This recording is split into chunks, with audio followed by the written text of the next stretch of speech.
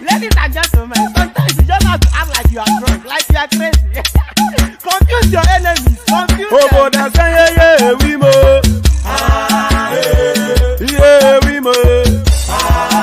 Oh, that's yeah, we mo. No basa he got want to mo. Yeah, they will get mad. Oh, we tarakara mi nguruma amiga kurumu boy, baby mo. Abe, Maria. Why feeling? Ayandaba.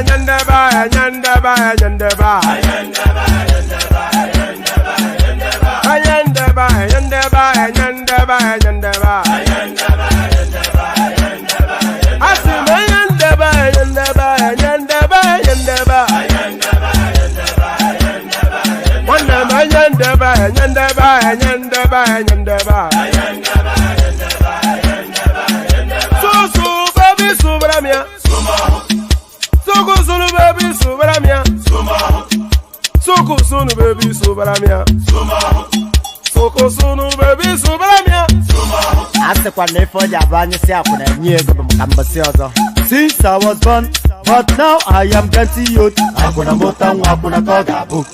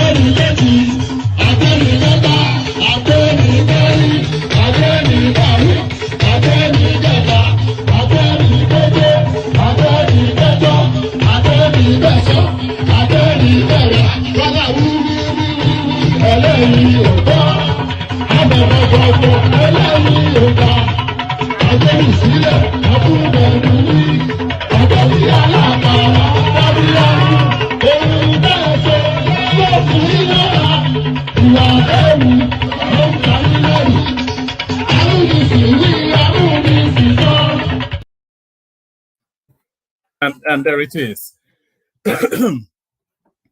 There it is. Here I am. There you are. And here we go. So there it is. There you are. Here I am. And here we go. Apologies, I couldn't come on yesterday. I did think to come up to stream, but then I had a second thought and I thought sleep. So I decided to go with that second option instead. So I just decided to go to sleep. So I did that instead. So apologies, but there it is.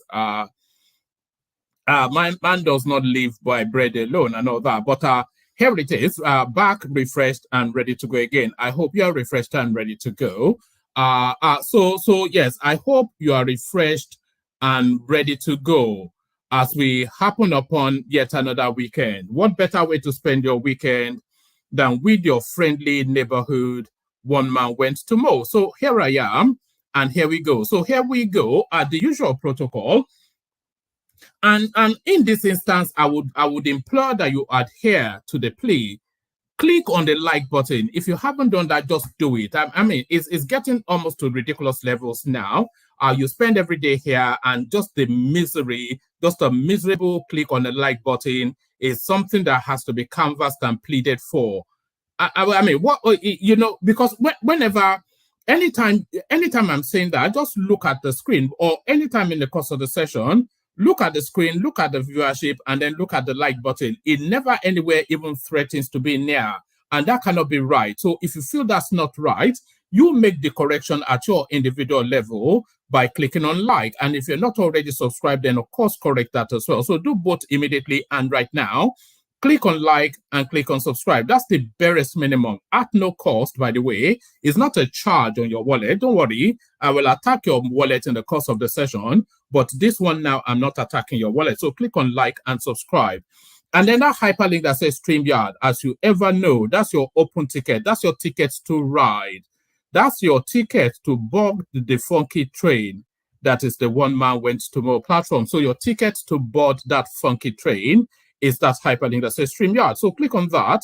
So do that. Click on like, click on subscribe, and especially click on the hyperlink that says StreamYard. So do all three immediately and right now. So do all three immediately and right now. But what are we contending with is the thing. So what are we contending with? We are contending with this. We've all thought it, but it's been given expression to now. But does the content of this mirror the headline? Does the content mirror? All right. Well, yes. Somebody's sending in headlines as we speak. So if you ever see me pause and look down, that's a stream of Instagram messages coming in. If you ever wonder where we get the storylines that we discuss on this platform from, we entirely get it from you.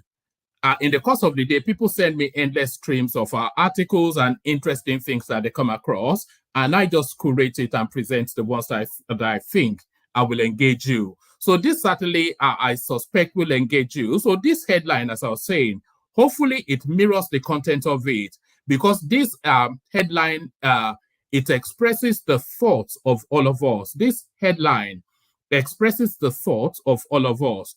Goodluck Jonathan regime was last to stabilize our economy. So this is Wale Edun speaking, the now newly appointed and approved by the Senate Minister of Finance. So the person now in charge of the finances of the nation have now invited us to cancel out the last 8 years that nothing happened. So he's hacking back to the administration that preceded the last one that just went.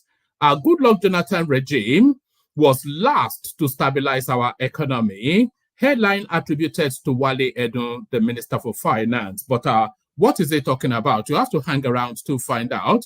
But where is that economy headed, and who is going to pilot the economy? So the economy of Nigeria usually has two co-pilots, but the senior pilot is usually the person that sits atop the money. We're talking about the CBN governor, but who is it going to be? If it was this name, would you reject it? Tony ELUMELU or ELUMELU. People know I struggle with names. Tony ELUMELU or ELUMELU speak on emerging CBN governor after crucial meeting with President Tinubu. So the rumors is the rumors rather has completely subsumed the Nigerian financial space, with a lot of speculation that the next CBN governor is going to be Tony ELUMELU or ELUMELU. I'll just call him ELUMELU. So if you want to correct me, then come on screen. It's going to be Tony. Let's call him Tony. So the rumors is just rife in the financial cycles that Tony ELUMELU is going to be the next CBN governor. So that still remains in the realms of speculation, but they are flagging it up as a possibility. So let's reflect on it. How would you react to Tony ELUMELU speaks on emerging CBN governor after crucial meeting with President Tinubu? So riddle me that and consider that. Let me know what your thoughts are on that. So consider that. Let me know what your thoughts are on that. But consider the audacity of this next headline. COUPS. Macron says without France, there will be no Niger, Mali, Burkina Faso. So now, this is a narrative of a feeding bottle. So that headline, it takes you to the narrative of a feeding bottle. But who is the feeder and who is being fed? This is really what it is. Macron says without France, there will be no Niger, Mali, Burkina Faso. So quite a controversial headline. But what underpins that comment or what underpins that headline? So you have to hang around to find out. You have to hang around to find out this as well. The last session we had, we touched on this space. So now let's now expand on it. Because we were not really able to get to it as a conversational piece, but I feel it is quite important. It is the echoes. It is echoes from the future. Just to have one into the present. Tinubu Yorubanizing Nigeria with appointment of only Lagosians in key area. So this is this commands attention. Only really because it's coming from the Arewa group. If it was coming from like an obedient Southeastern space, you would have just dismissed it as the expectations of that space. But then, of course, Tinubu, he rode into the Aso Rock seat on the straddles of these people, and now there are murmurings of disquiet in the northern quarters. Murmurings of disquiet in the northern quarters. Tinubu Yorubanizing Nigeria with appointment of only Lagosians in key positions, Arewa group. So what are they saying, and is it justified is the question. So what are they saying, and is it justified is the question. So what are they saying, and is it justified is the question. But this next headline, it would need a lot of unraveling, and it would need a lot of unpicking, and the person at the center of it will need to do a lot of explaining, unraveling, unpicking, and explaining. Petroleum consumption falls by 30%. NNPC, GMD, Mele, Kyari. So there it is. So now, what is responsible for this is the question. And because when you're talking, you remember under Buhari's administration, they were telling us that we were consuming 100 million liters per day, and it ratcheted up even to 150 million barrels per day. But how has that now fallen to the level now that we've suddenly lost 30% consumption within a period of less than 3 months? So that would need a lot of unraveling. That would need a lot of unpicking, and that certainly would need a lot of explaining. So unravel, unpick, and explain. Petroleum consumption falls by 30%. NNPC GMD, Mele, Kyari. So we find out exactly what's in play there. We find out exactly what is in play there. But for crime, you suspect that there should be punishment. But often instances in Nigeria, there's always crime without punishment. And that's, of course, that narrative of impunity. So that is why Nigerians speak a lot about impunity, because often instances, and almost certainly always, for crime, there is never punishment within the Nigerian space. So impunity, but is that about to come to an end? Anxiety grips CBN directors as DSS arrests CBN Deputy Governor Obiora. So Obiora arrested. So now it is now that narrative of the endless lootings. It is now that narrative of the endless lootings that took place under the especially Emefiele space. So usually when things like that happen, there'll be a bit of rumblings and a bit of feather flapping, and very quickly it will die away because another headline will overcome it. And very quickly they'll say this guy is being treated shabbily, and it will do. How many instances? How many of them? Even Soludo, that is the governor of Anambra State now, countless billions he looted. The billions that Lamido Sanusi looted is enough to power the economy of 5 West African states put together. Just the amount of money that Lamido Sanusi looted. What happened to him? He was rewarded with an emirship. Soludo rewarded with a governorship. So you have the same expectation that for that crime of Emefiele, there will be no punishment. Or are we about to pivot into a law and order country? Are we about to pivot into a law and order country? Anxiety grips CBN governors as DSS arrests CBN deputy governor. Our anxiety rather grips CBN directors as DSS arrests CBN deputy governor Obiora. So there it is. Obiora presently cooling his heels with CBN. But what does this mean? So we speak to that. We speak to that only then to land on this now final headline. So now this now final headline speaks to contemporaneous issues sweeping across the West African sub-region. We're talking about coup plottings, of course, and anxieties in every state house. You've already heard the shaking up of security structures in Rwanda and in Cameroon, but then, of course, the anxiety is not limited to the Francophone spaces.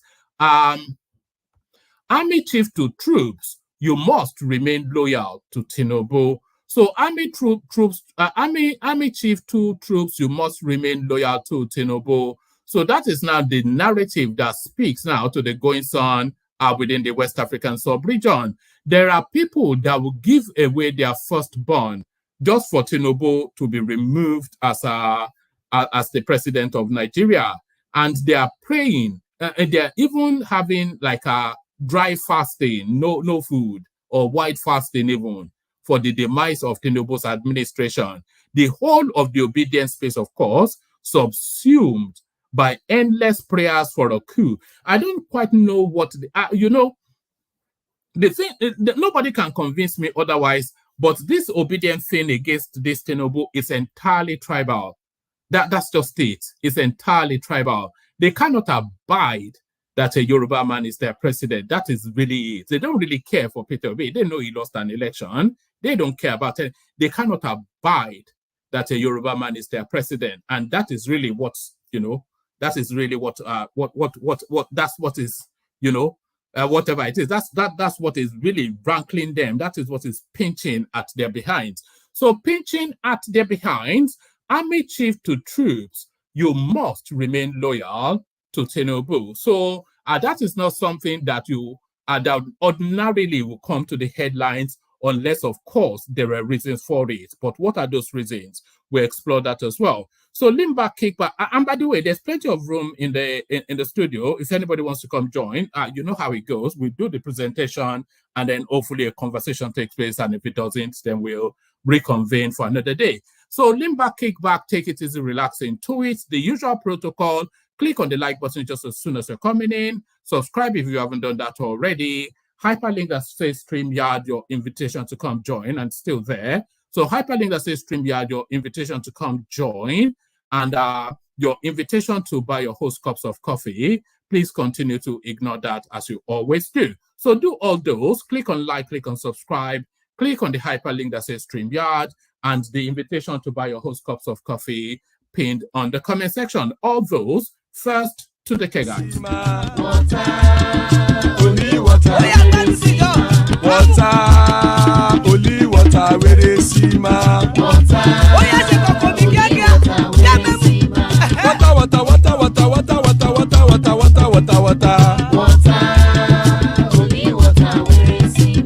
Hapa o naido.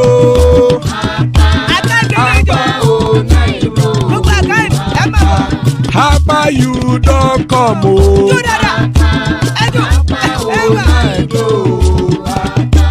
Hapa o naido.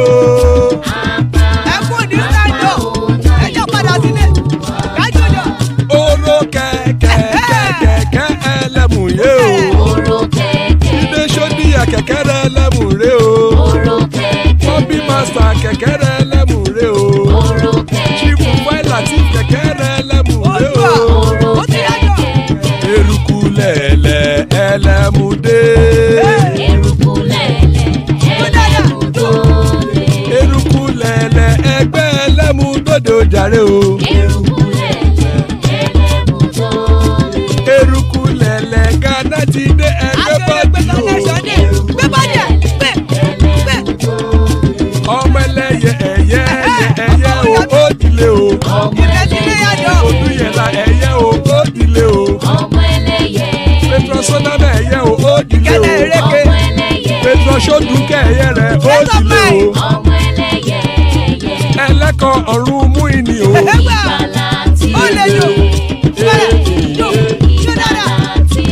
Àkùkọ ọ̀run mẹ́kọ̀.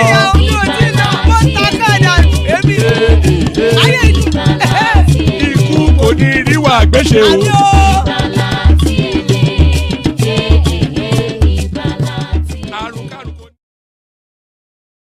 And there it is right there. May death have nothing to do with us. So amen to that on behalf of myself and you, my friend. So amen to that on behalf of myself and you, my friends. So we go to the readout, but first to acknowledge Ayo super chat. So thank you, Ayo. So it's quite a spectacle that only really Ayo seems to super chat to this platform. And it really struck me when I was watching Kaizo stream earlier on. He only has about a couple of thousand subscribers, and the whole of his stream was lit up like a Christmas tree. So I'm not quite sure. But maybe my followers are poverty-stricken, but you do have that. But certainly, you're not poverty-stricken. So thank you, Ayo, for that. You've carried the can for the rest of the impoverished followership. So let's go on to the readouts immediately. Army chief to troops, you must remain loyal to Tinubu. So now, here it is. Mohammed Usman, the general officer commanding GOC of the Nigerian Army's 81st Division Lagos, has urged troops to remain loyal to President Bola Tinubu. Usman spoke on Friday during his maiden visit to the headquarters of the 37th Artillery Brigade in Alamala Barracks, Abeokuta, Ogun State. The Army chief also urged troopers to always uphold the rule of law. Let's take that again. Mohammed Usman, the general officer commanding GOC of the Nigerian Army's 81st Division Lagos, has urged troops to remain loyal to President Tinubu Usman spoke on Friday during his maiden visit to the headquarters of the 37th Artillery Brigade in Alamala Barracks, Abeokuta, Ogun State. The army chief also urged troopers to always uphold the rule of law as a show of professionalism in the discharge of their constitutional duties. The DOG's admonition is coming after Wednesday's military takeover in Gabon, which is the 8th in Africa since 2020. During the visit, Usman was received by Mohammed Aminu. So it's quite striking, actually, because the whole of the Nigerian state seems still, at least the whole of the Nigerian security structures still seems to be in the vice grip of the North. So this guy now, Mohammed Usman, he goes to a formation in Abeokuta, only then to be received by the commander of that formation, Mohammed Aminu. So where is the Okechukwu in the Nigerian army? Where is the Gbadebo in the Nigerian army? So if the coup is going to take place, it's certainly going to be the Abokis, of course. Mohammed Usman, the general officer commanding GOC of the Nigerian 81st Army Division, Lagos, has urged troops to remain loyal to President Bola Tinubu. Usman spoke on Friday during his maiden visit to the headquarters of the 35th Artillery Brigade in Alamala Barracks, Abeokuta, Ogun State. The army chief also urged troopers to always uphold the rule of law as a show of professionalism in the discharge of their constitutional duties. The GOC's admonition is coming after Wednesday's military takeover in Gabon, which is the 8th in Africa since 2020. During the visit, Usman was received by Mohammed Aminu, the commander of the 31st Artillery Brigade, who briefed him on the administrative and operational activities of the brigade. The GOC commissioned a newly constructed quarter guard and also inspected ongoing projects in the barracks. Usman also visited Dapo Abiodun, governor of Ogun State, and Michael Aremu Gbadebo, the Alake of Egbaland in Abeokuta.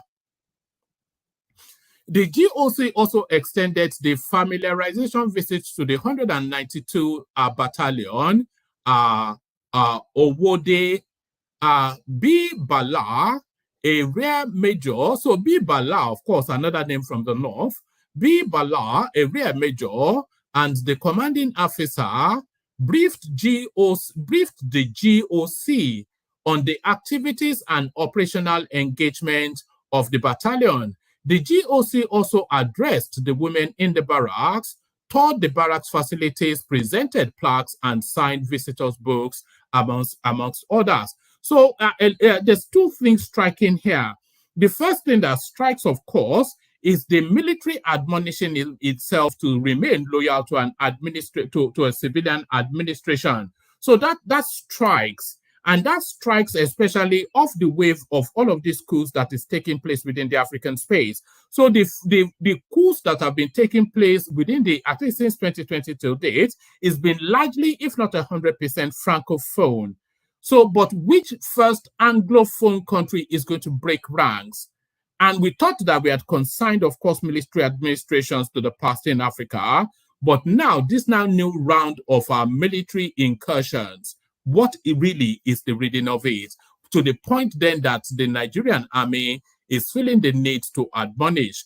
The Nigerian army admonishes, but the French flap their wings. The Nigerian army admonishes, but the French flap their wings. Coups. Macron says without France, there will be no Niger, Mali, Burkina Faso. So now let's find out exactly what underpins this. Without France's military operations in the Sahel, there would probably no longer be a Mali, Burkina Faso, and I am not sure there will still be a Niger. French President Emmanuel Macron told French publication La Ponte. Mr. Macron was referring to the former colonial masters' interventions in the mid-2000s Operation Savelle and Bakin. French troops were moved from Mali to Niger after Malian military leaders cut ties with the former colonial power. Mr. Macron said the intervention were done at the request of the African states and were successful, as his policy faces scrutiny in the face of losing allyship of the last remaining ally Niger and increasing negative sentiments from Africans. He went on to explain that whilst those operations, and by the way, I'm not quite sure if Niger, Mali, and Burkina Faso necessarily remaining a country is any rescue, because they were never a country till they were told that they were in Berlin. So if they want to break up and form a new formation, then that's entirely. So I'm not quite sure what favor he's claiming has been done yet. Excuse me. He went on to explain that whilst these operations reflect France's honor and responsibility, France could no longer remain involved when there is a coup d'etat, and the priority of the new regimes is not to fight terrorism, even though this is tragic for the states concerned. In the interview, Mr. Macron defended his administration's policy in the Sahel as the partnership rather than focusing on security. France has refused to acknowledge coup leader General Cheney's announcement that all military deals between Niger and France were terminated, and more than 1,000 French troops have remained stationed at the military base there.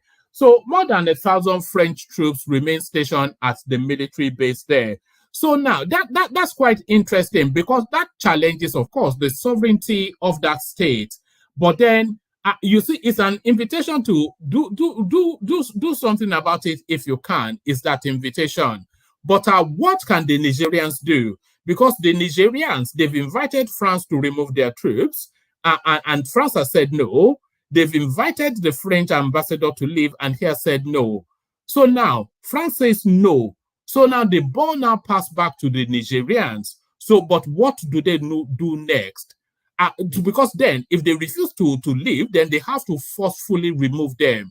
But how can the Nigerian government forcefully remove France? That's the next protocol. And if they attempt to forcefully remove France, and they end up killing at least one Frenchman, and that's the end of them. So that's the game of high brinksmanship that is being played by the French and those rascally Tuaregs. The French and the rascally Tuaregs to the wayward goings on within the Nigerian state. Goodluck Jonathan regime was last to stabilize our economy. The Minister of Finance, Wale Edun.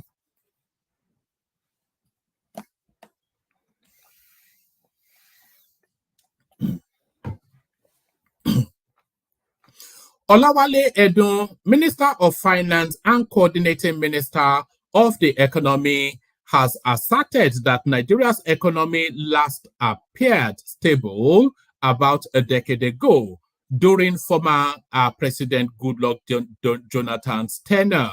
At his first press conference as the finance minister on Friday in Abuja, Mr. Edun stated that the foreign exchange FX rate was constant, as were rates between 2013 and 2014. According to him, the country had enough foreign exchange at the time, so when people came in to invest and needed to import raw materials or machineries, the government could supply the funds. If we think back to the last time when the economy was stable, when it was growing, when inflation was low and the interest rate was affordable, that period was about a decade ago. Our growth was about 6% in 2013 and 2014, Mr. Edun said. He also stated that at the time, Nigeria earned over $8 billion per annum in its coffers, compared to the figure now of around $25 billion. Nigeria earned and the government earned in Nigeria earned and the government earned into its coffers about $8 billion per annum, compared to the figure now of around $25 billion. So you can see the difference.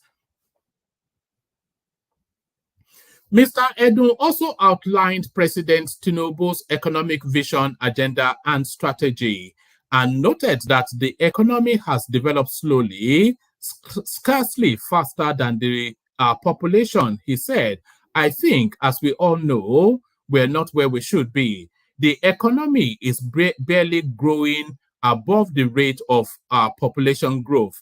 You don't have to be an economist to already see the embedded danger in that. If you're let's nuclearize this. Let's narrow it down. If your income is lower than how much you can how much is needed to sustain your family. Let's say, for instance, you have a family of 5 and your income only supports a family of 3.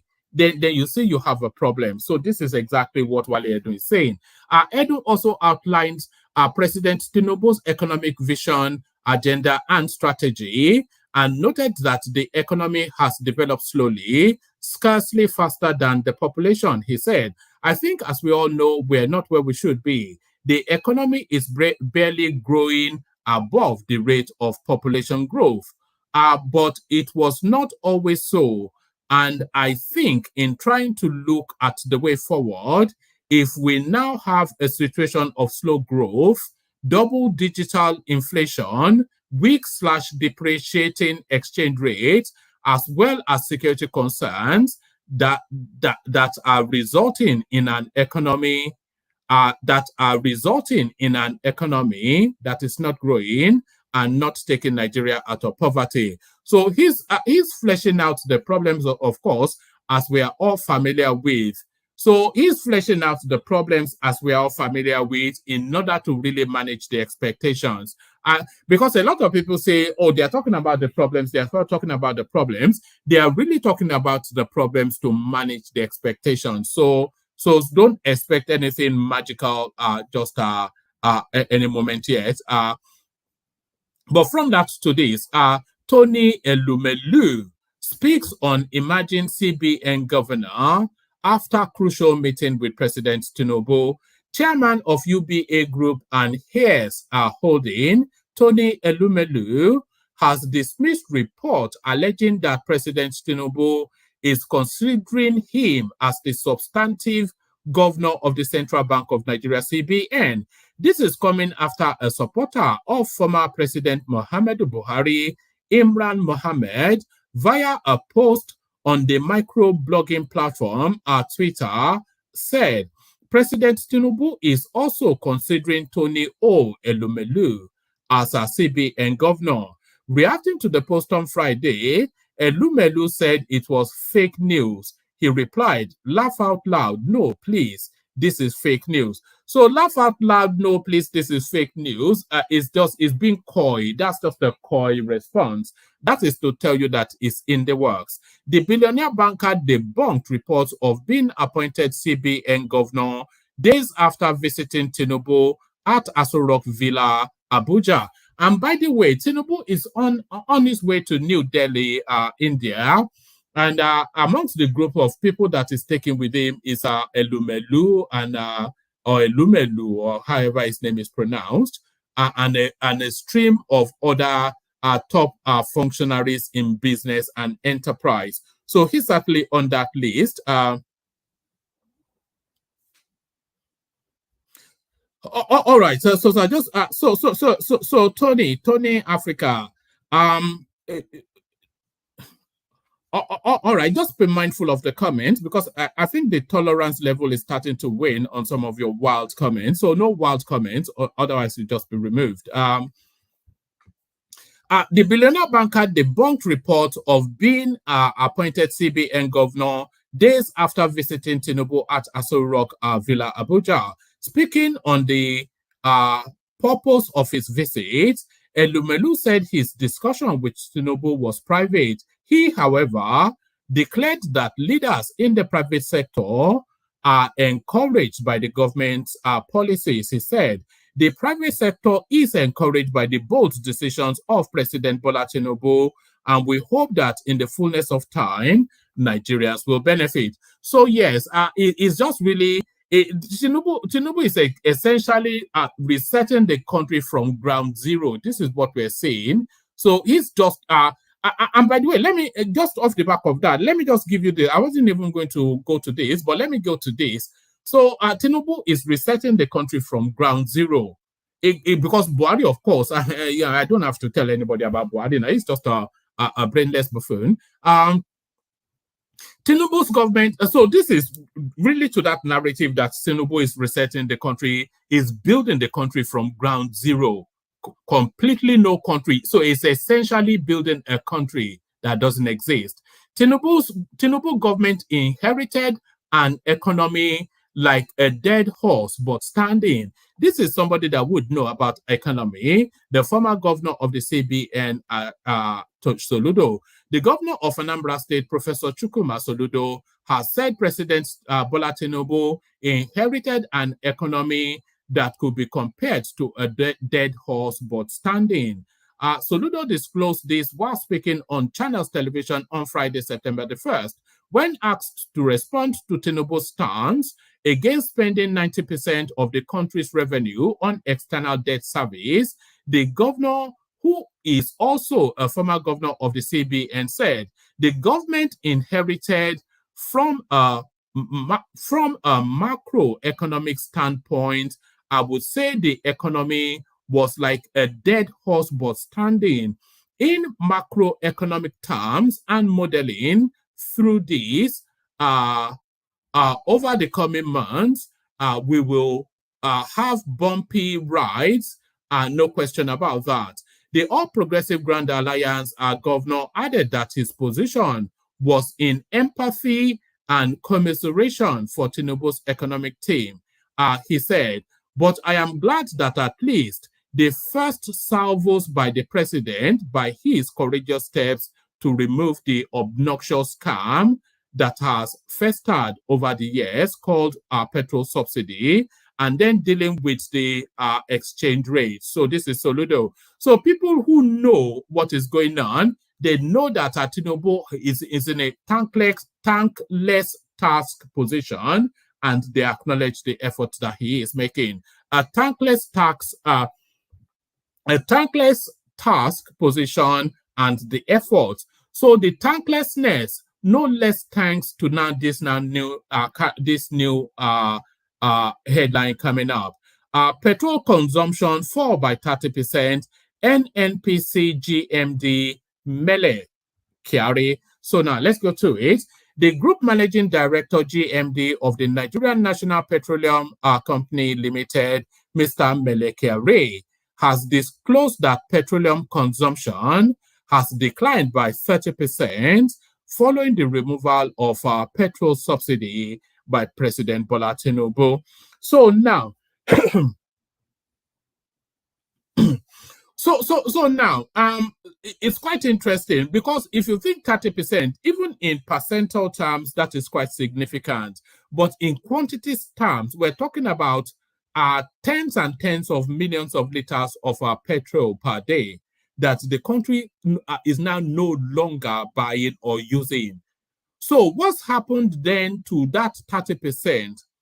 Has the consumption changed to the point that that 30% is no longer needed for use? Or you know, there's a lot of questions to be asked there. So as the buying habits change, the buying habits would have changed, but is it to this 30% percentile? So all of what underpins this 30% has to be explained by Mele Kiari. The Group Managing Director of the Nigerian National Petroleum Company Limited, Mr. Mele Kiari, has disclosed that petrol consumption has declined by 30% following the removal of petrol subsidy by President Bola Tinubu. Speaking at a media briefing by the Minister of Finance and Coordinating Minister of the Economy, Mr. Wale Edun, in Abuja this afternoon, Kyari said the reduction in fuel demand from the 66.7 million liters daily before the removal of the subsidy to 46 million currently also meant a 30% reduction in NNPCL's demand for foreign exchange to import fuel. He also revealed that oil production ramped up to 1.6 million barrels by Wednesday, August the 30th, from a very poor position of less than a million some months ago. So, rather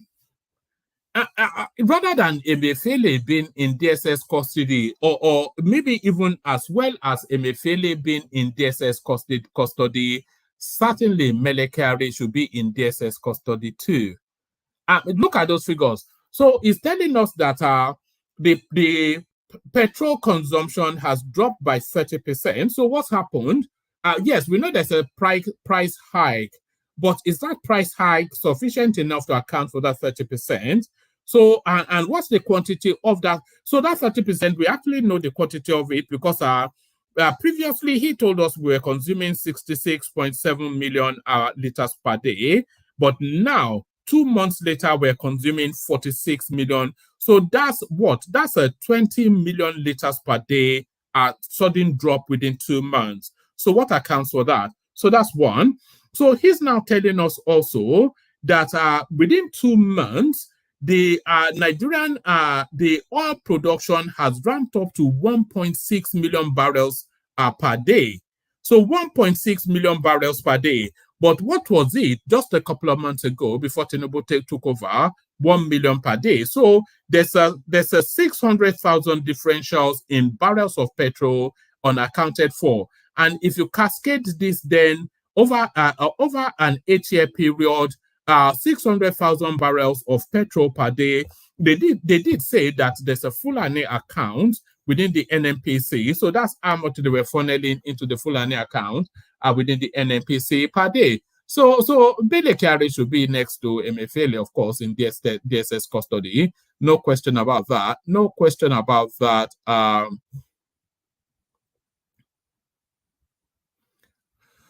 All right, let me give you one more readout and then we'll see who is in the room. So still matters corruption. Let me bring you this. Anxiety grips CBN directors as DSS arrests CBN Deputy Governor Obiora. Directors and top management of the Central Bank of Nigeria, CBN, are currently under palpable fear following the arrest and detention on Friday of the Deputy Governor of the Economic Policy Directorate of the bank, Dr. Kingsley Obiora, by officials of the Department of State Services, DSS. A source who confirmed the arrest also states that Obiora was not the only top management with the DSS. Correspondents gathered that Jim Obazi-led special investigation panel set up by President Bola Tinubu to investigate the tenure of the suspended governor of the CBN, Mr. Godwin Emefiele, is allegedly mounting pressure on Obiora to stand as witness against Emefiele. Whilst authorities have been questioning other senior officials of the bank, Obiora is not accused of fraud or theft. However, sources suggest that the panel is insisting he knows more than he's sharing regarding Emefiele's tenure, though he has apparently been highly cooperative despite their frustrating efforts.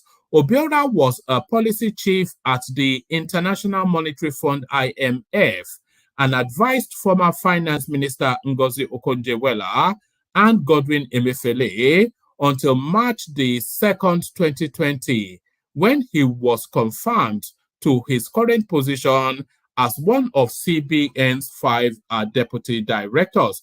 So there it is now.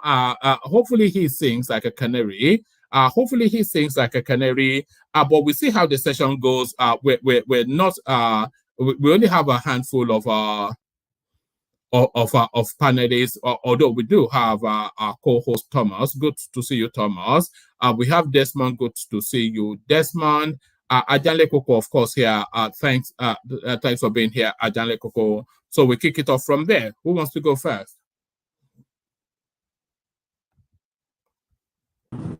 Can I go first? All right, you come in first, then Ajanle Koko, and then let's kick it off. Let's kick it off from this headline. Macron says without France, there will be no Niger, Mali, Burkina Faso. So he's speaking to the efforts that France has made to hold these countries together as an entity. So what are you then making of the headline from the French president?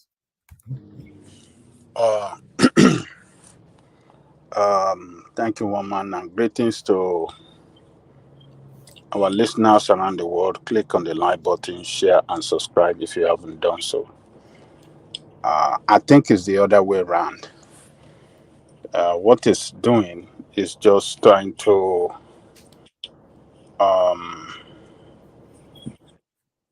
make a good public image of France against what people have been saying, that France has been making these people for a long time. France have been taking their resources for almost for free. So the statement is to push back and package the image of France that they are the one that even helping those nations. You see, Africans must stand up against the shenanigans of this Western world, particularly some of them that are very, very greedy. France is a very greedy country. British are very smart. They didn't run their Anglophone country the way France was involved. Was almost like France is holding their back, tying their back. Their hand back, and laying their head down and putting his foot on their neck and getting everything from those countries almost for free. So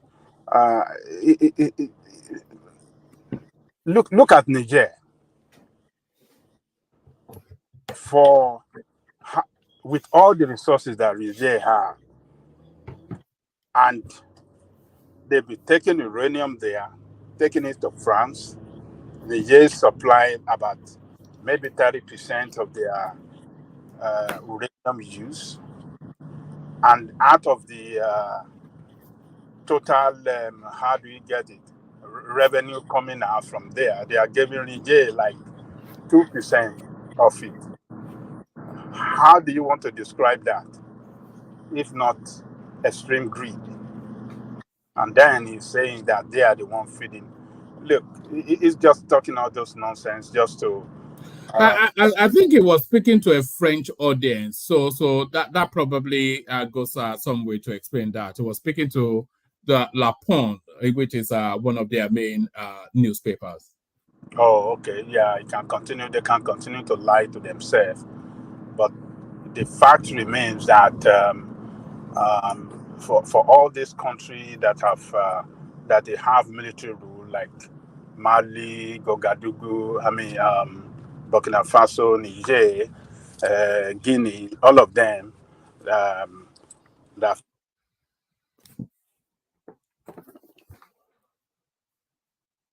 All right, I think we've lost Ajane Koko. But Ajane Koko, can anyone still hear me?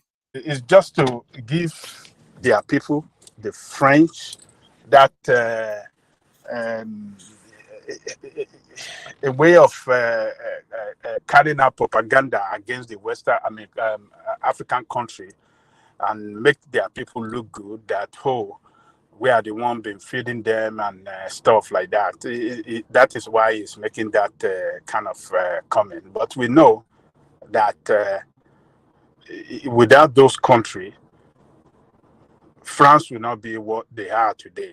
If France really want to do it, they should surrender all the financial reserve of those countries to them, and let's see if they can stand on their own or not. So surrender the financial reserve that you kept in the French central bank. Let it surrender it to those countries and let them go. You control their economy. You control everything in their country. The defense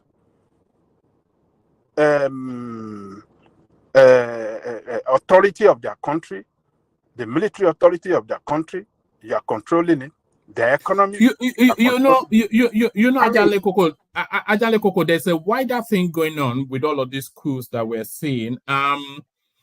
Traditionally, the rest of the world, I have to say, the rest of the world, they relied on Africa being in the state that it is, in order that they can continue to harvest our resources at little to nothing, so that they can sustain a lifestyle.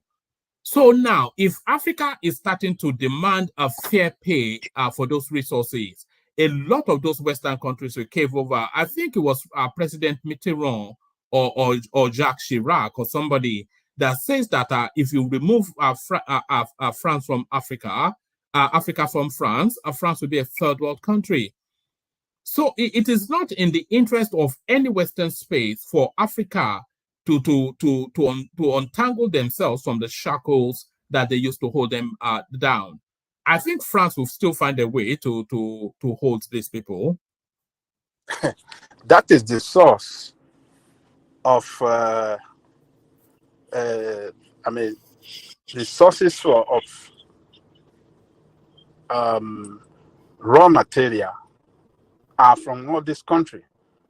If they don't get all the the mineral resources that they convert into, productive use that give them a lot of wealth and money, what would they have? What would they have turned to? They would have been nothing. They would have been like third world country. So imagine the uranium in Niger, they are taking it, they are looting it. The gold in Mali and the diamond there, they are looting it, and the same thing in the gold and copper in what do you call it, in Burkina Faso, they are looting those ones, and the oil in Gabon, they are taking it for almost for free. Everywhere they have all their colonies, they are looting all the resources for their own to better their own economy and better the life of their people.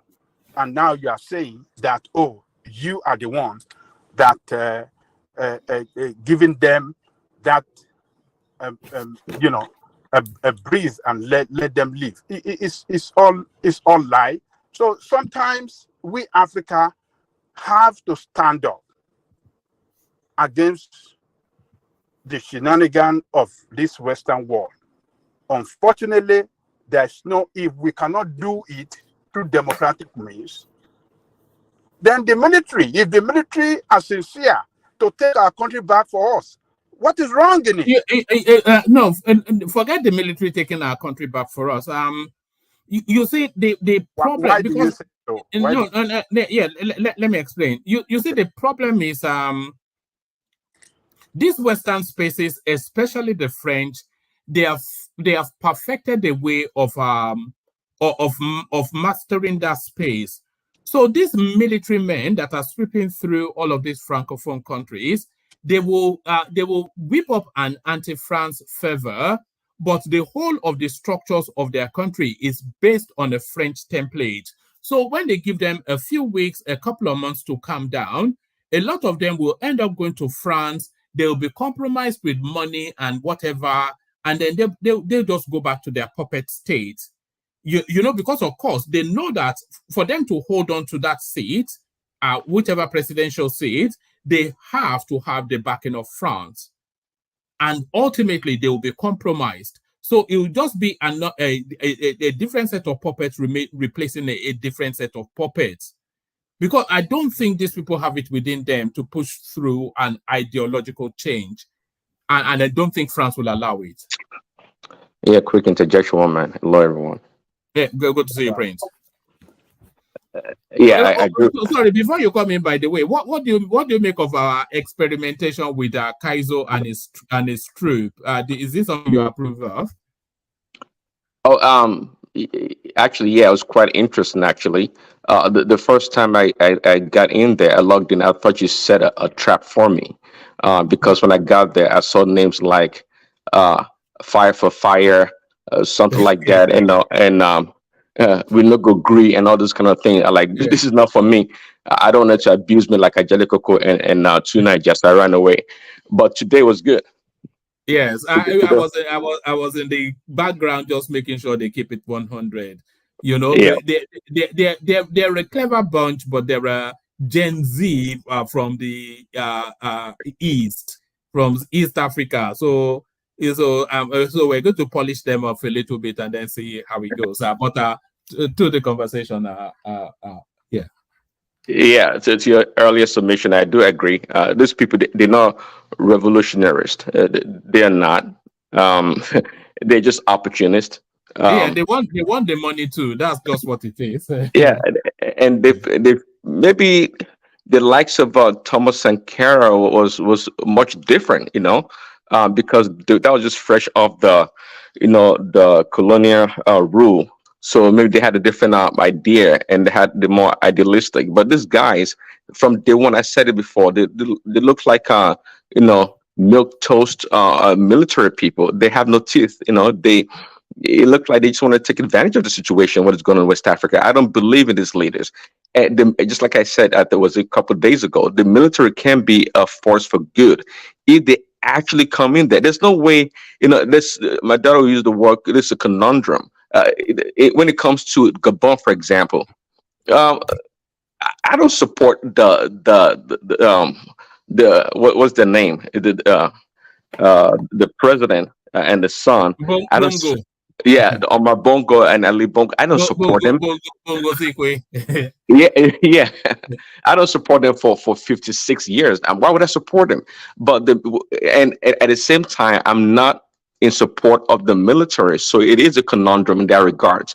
But if the military came in and get rid of them and actually, in an expedited manner, introduce a civilian rule in a couple of years, I'm down for that. Okay. But to mention, I think from your reading earlier, if I didn't hear you wrongly, that the Nigerians told the French ambassador and the military to vacate Niger, and they said no.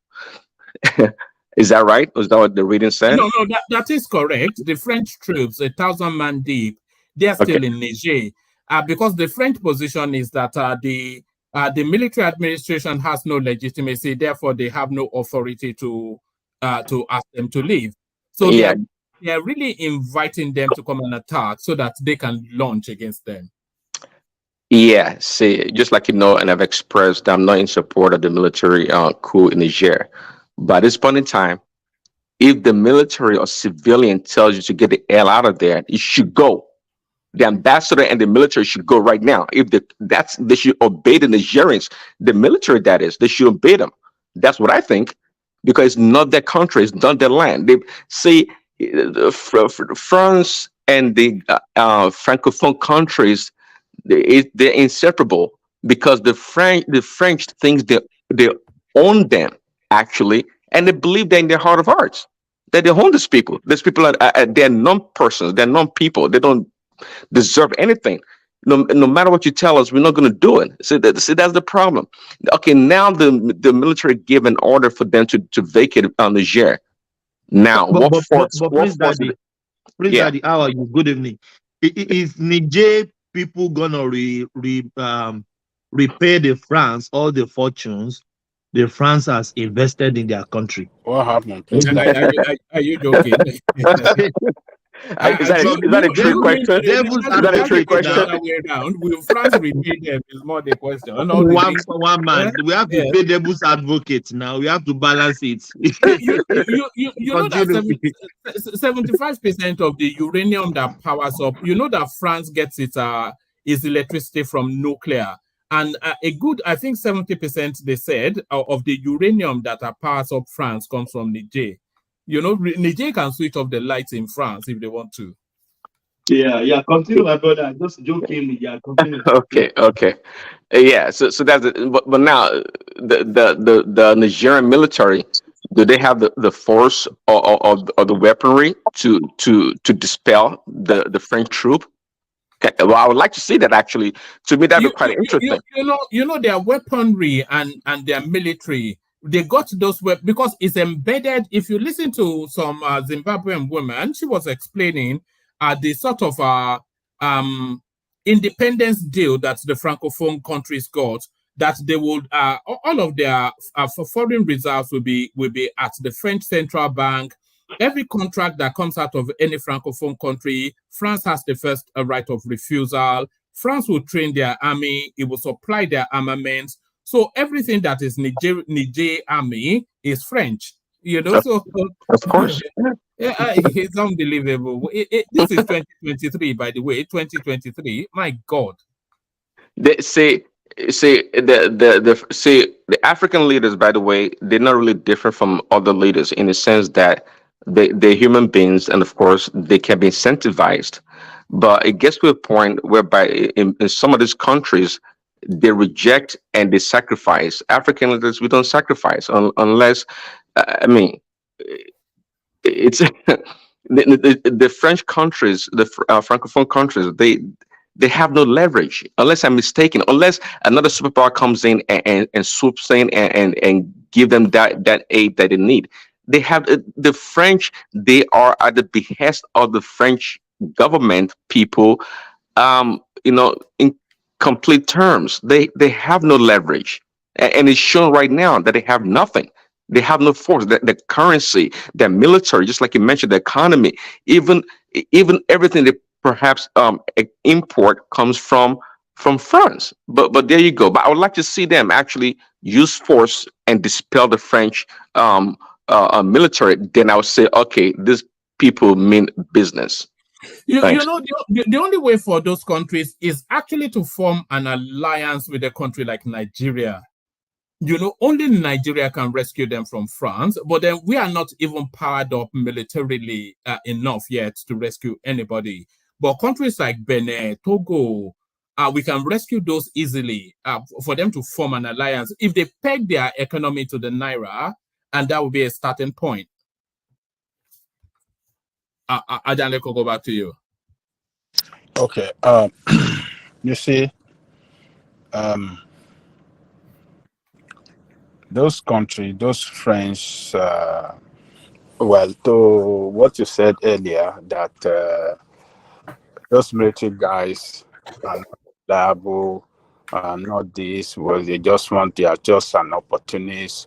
After some times, after some months, they will go back to France and go and double it to France and get back to normal business as usual with France. Look, Thomas Sankara did not do that. And what happened to Sankara? They kill him. The But French they say, Okay, so what I'm saying, they kill him because he's a Pan-Africanist. He was a Pan-Africanist. He was really committed to the sovereignty of their country. He wasn't ready to surrender his country to France manipulation. He changed his country from what he used to know Asopa Volta to Burkina Faso today. He uplifted the position of women in the society. Yeah, but it was removed. Is the ultimate thing, isn't it? It's so not, what I'm saying, and it was only there for a moment.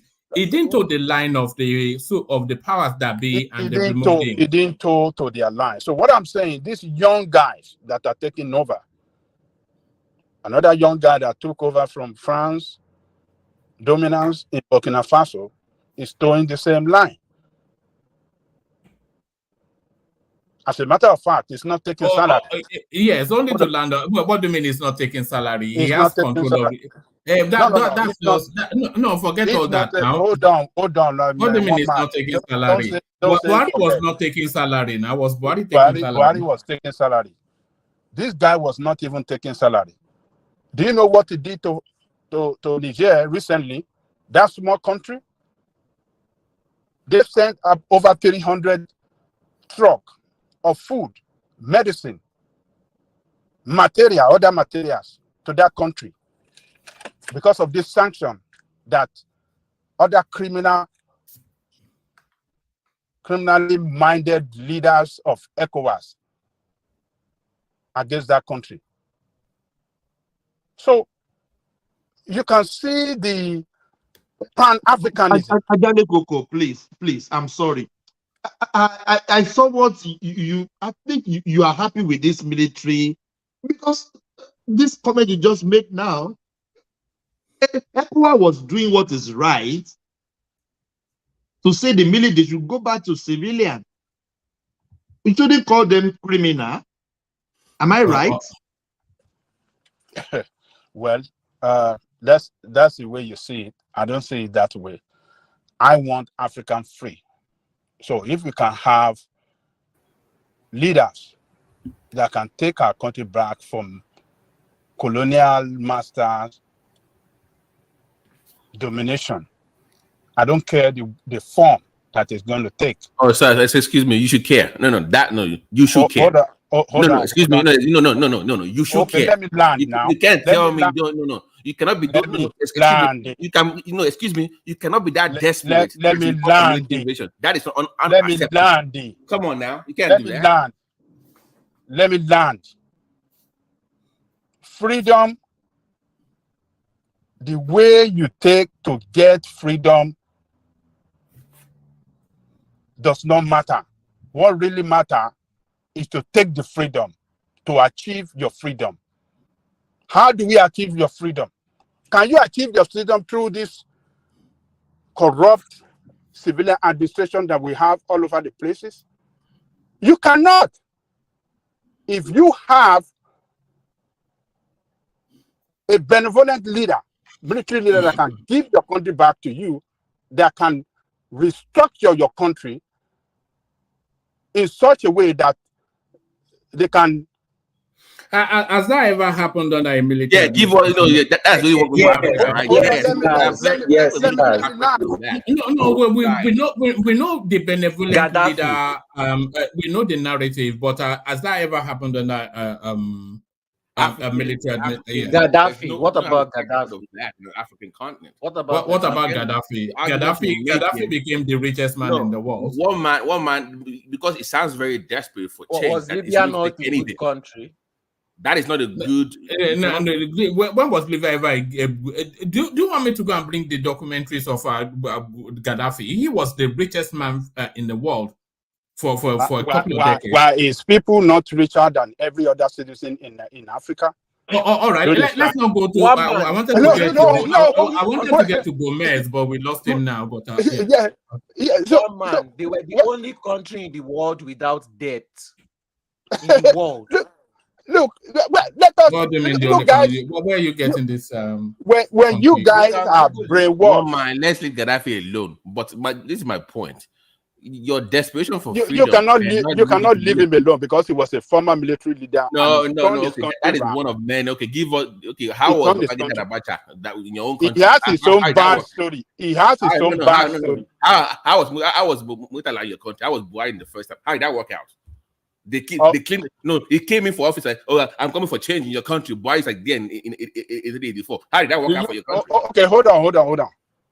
Do you want to tell me that we are better off under this civilian administration than when we were governed by the military? Just say you want. Hold on. Just say you want military. Hold on.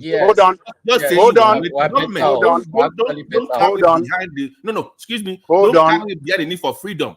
Just say you Hold want on. military Hold government, on. period. Just say that. Hold on. I'm gonna mention. Are we better off under the civilian administration now today than when we were under the military, going by the economy of the country, the security of the country, the quality of life, and in other aspects of life that you want to mention it? Are we better off today than when we were under them? You know, until about 5-6 years ago, Sani Abacha he held for a very long time the person that has most corruptly enriched himself on the planet, only to be replaced by Bernard Madoff. Is it Bernie Madoff or something? Just a few years ago. So No. One man, listen. Madoff. No. Yes. I get you, but this is what I'm saying. So Oman needs to please hold on, please. Oman, no. If he's saying that you need the military to come in to change things around, so what he's saying is that just leave them permanently, just leave them there, then just forget democracy entirely. Then, if the military is what is going to change your country and give you the so confidence you're looking for, then just who could go for military and let's forget democracy entirely. But if you really want democracy, you cannot go the route of military invasion, all because you want freedom. That is not sustainable. You know how it gets with these guys. When within 10 or 15 years, they will turn on the people. They will become what? They will abandon the principle of democracy. They will even be worse than what you abandoned. We've seen that before so many times on the African continent. So you cannot justify the need for democracy because you're desperate for that, then be calling for military invasion of country. That is unacceptable. And you're wrong for that. You know, let's go to this Gaddafi that they keep on mentioning. You know, Gaddafi's wealth was estimated as between $70 to $200 billion. $70 to $200 billion. Can you estimate how much has been looted out of Nigeria since we started democracy 24 years ago? No. Hold on. No. Okay. Can we tackle it one topic? Looting is looting. I don't think $200 billion has been stolen from Nigeria, but you say you don't think what? One man. You say you don't think what? 300. All right. You say what? 370 billion. Let's just get it back on track. Hold on. 300. All right. 2015, 300 something billion have been stolen away from Nigeria. I don't know where you are getting those figures from. But when your prime minister, can you hold on? Let me at least make one point. You cited Gaddafi as an example, and I can bring you figures now that is, in fact, reported universally that between 70 to 200 billion was his estimated fortune. So that is to tell you then that he wasn't this benevolent dictator. So that's just the point. I'm not saying they didn't steal from Nigeria. Okay. Angelica, allow me real quick if you don't mind. I was going to say. All right. Thank you. I agree with Angelica when it comes to Gaddafi. So it didn't matter how much Gaddafi stole. In fact, quite frankly, I'm not really too concerned about how long somebody serves or be a leader in the country, rule the country. But I did do right by the people. Gaddafi did right by his people. Before Barack Obama and Hillary Clinton ruined Libya, Gaddafi had the highest per capita for its citizens in Africa. Its citizenship wealth rivaled that of some European countries, especially the East European country. So Gaddafi was good for Libya and was very good for Africa. So Prince, you saying that in some cases democracy is not needed in these countries? Well, one can make an argument. Just say that. Just say it. No. Gaddafi transition. See. Right. Transition to what? Himself. Yeah. Right. No, they transitioned eventually. From that military mindset to that of a civilian rule. It did actually. So Prince Daddy, in your own mind, when he left the khaki down to put on Agbada, it was not militaristic. You think that it was actually democracy that was practicing in Libya, according to you? No. I didn't say. I'm not even talking about that form of government. I'm not talking about that. I'm just saying. So I'm asking you. No. I'm asking you. So you think that military government in Africa, based on what Eric was saying earlier, for stability and for freedom from the West, is better for Africa than democracy? Is that what you're saying? No, maybe that's Angelico. That's not me. We're just specifically talking about Gaddafi. Why are you bringing up Gaddafi for? Because you're justifying the very need for him. No, because one man was talking about just the numbers. No, one man was just mentioning the numbers, but missing the narrative behind it. It's just beyond the numbers. I didn't care they had that much money. But was Libya as a country better off? And the answer is yes. It's well documented by Western nations and Africans. But relative to what though is the question, Prince? Because Libya was better off less the 200 billion that they could have been even more. You know how much money Libya had? Yes, one man. What are you talking? Listen, this is the funny part of it. During the war in Libya, actually, when this Western liberal nation with their propaganda, they were showing Libya. When they showed African countries, they showed the rough and the bad part of it. They were showing Libya, and guess what? I couldn't see any shanty town or bad places in Libya. Let me ask you, if you remember, what do you think Abata was planning to do in 1998 before he died? He wanted to hold an election so that it can be a democratically elected government. I hope you remember that. In that country. I hope you remember. Yes, but let me ask you. Do you believe in exception to things like American exceptionalism? My point is that I agree with you on that one. Okay. Like I said, Libya is just an exception to the rule. I agree with you. I 100% agree with you. I wouldn't even concede that Libya is an exception to the rule. You cannot use Libya as an example of this so-called military. Babati, I agree with you 100%. I agree with you again. Libya is an exception to the rule. Different, exactly, but that's not a good example to use to justify. Oh no, I'm not using an example, but we're just stating facts. We're just stating facts about Libya. Not an example. I don't support the military rule. I didn't support Gaddafi, but in terms of the real numbers, we have to talk about it, and it is the fact. Regardless, that he was a military person.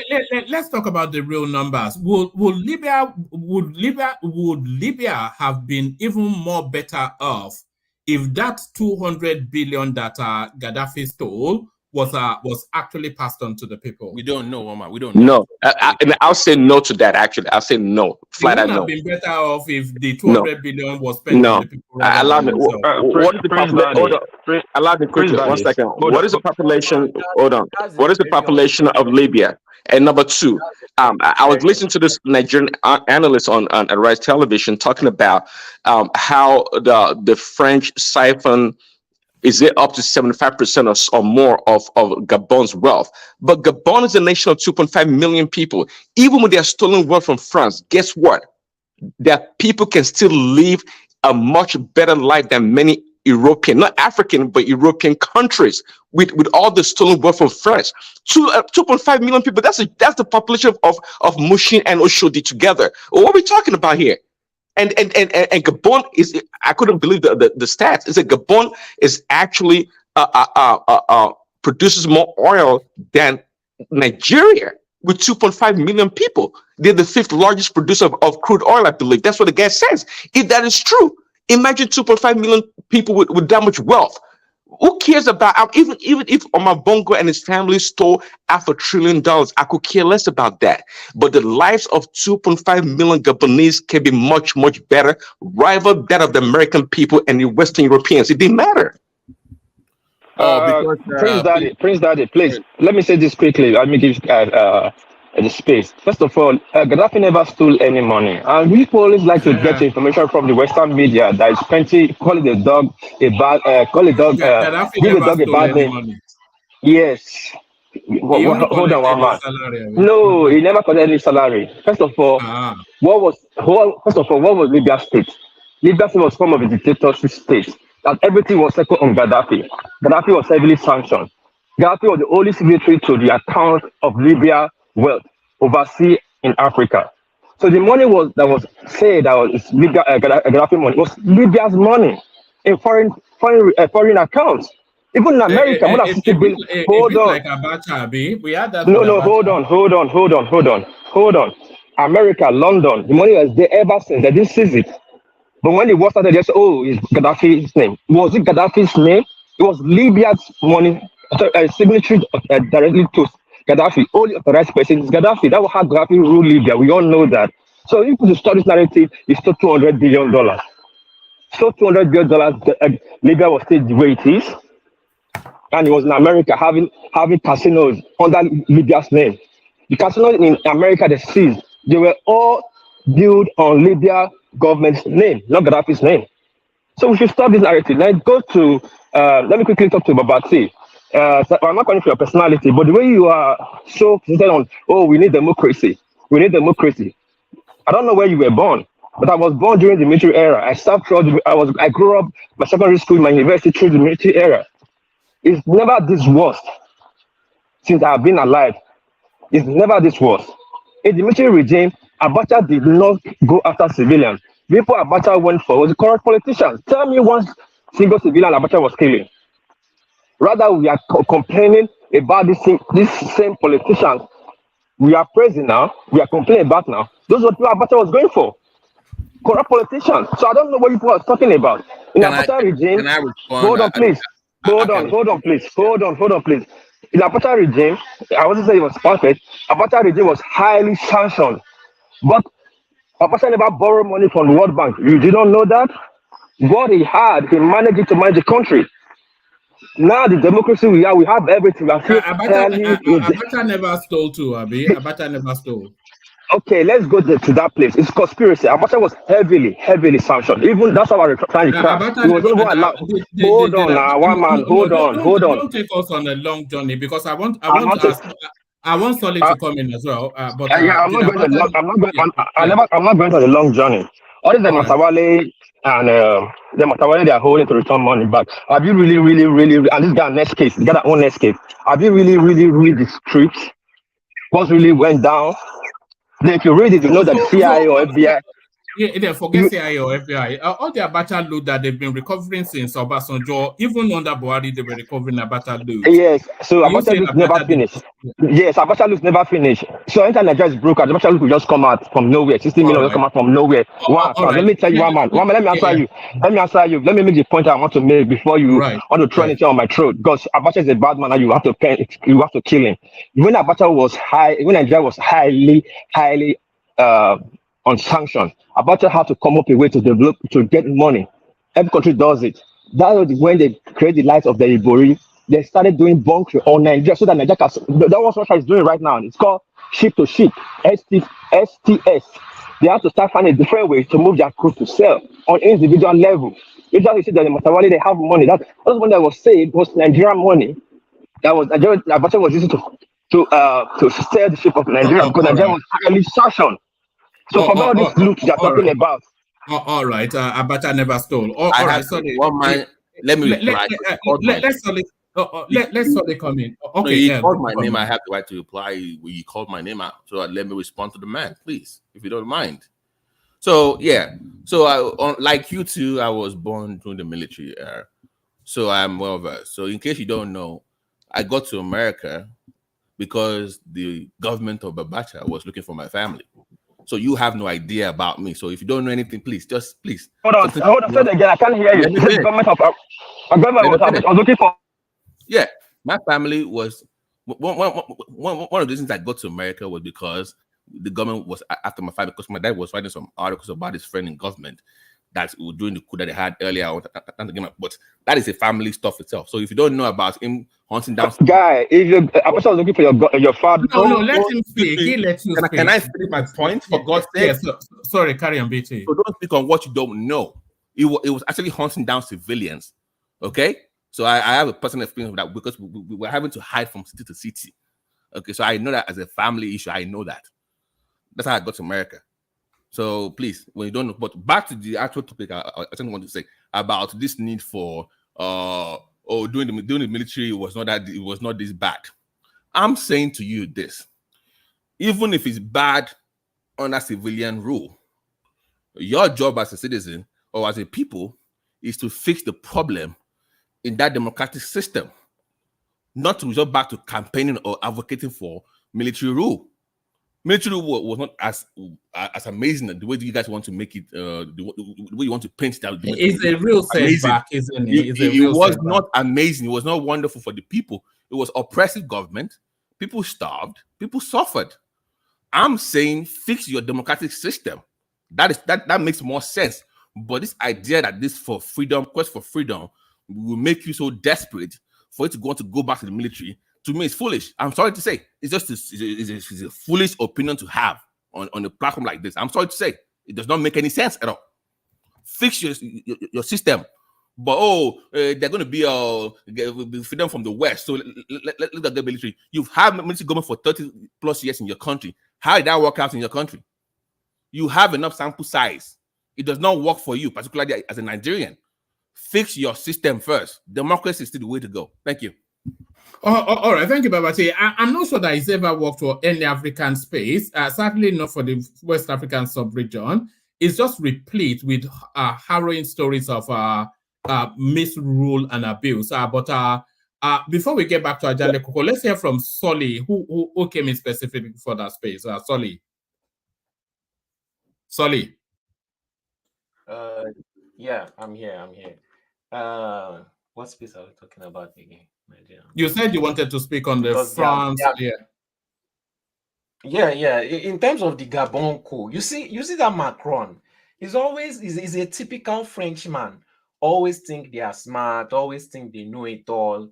You know, that guy doesn't know anything. That coup in Gabon seems so fake.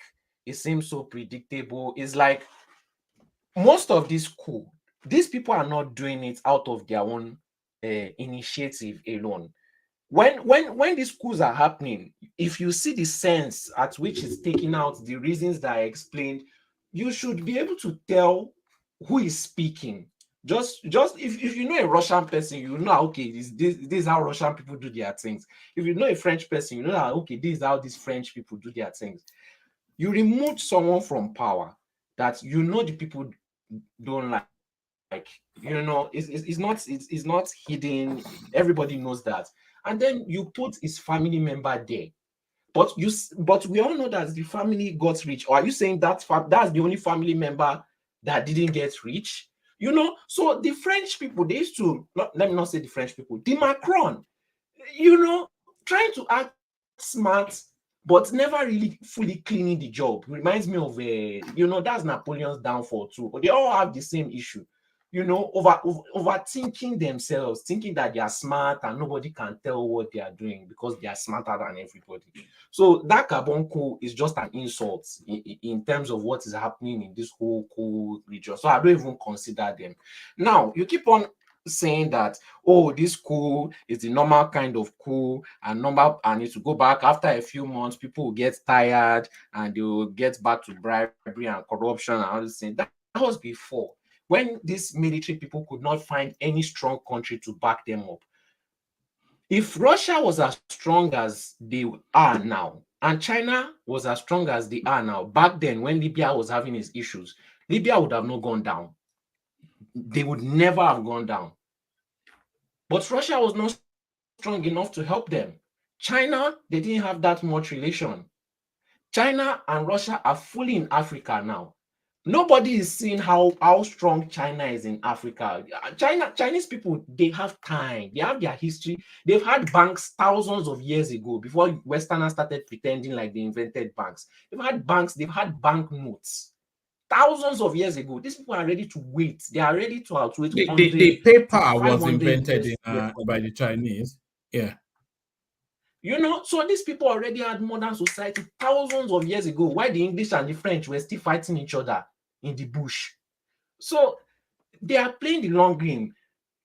China has interest in Rwanda I don't know about Gabon, but this Burkina Faso, this Mali, this Niger is Russian. They wanted to act like it's Wagner, but we all know it's Russian backed.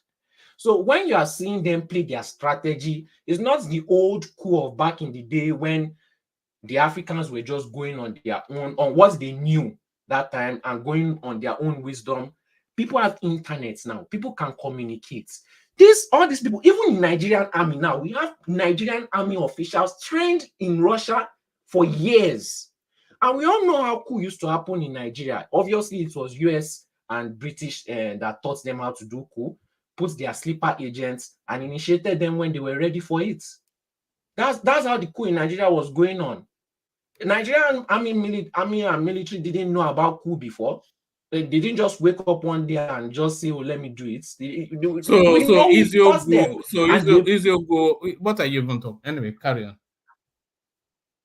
So what I'm saying is that when you're expecting a move from these African countries that just did their recent coup, don't expect it to be the normal one that you experienced in your lifetime. These people are discussing. You see, that guy went to Russia with his military uniform. They are discussing. They are having discussions. Okay, what should I do in this situation? What should I do? Putin knows these people very well. There's nobody that knows how to play these Westerners more than Putin, from what I've seen.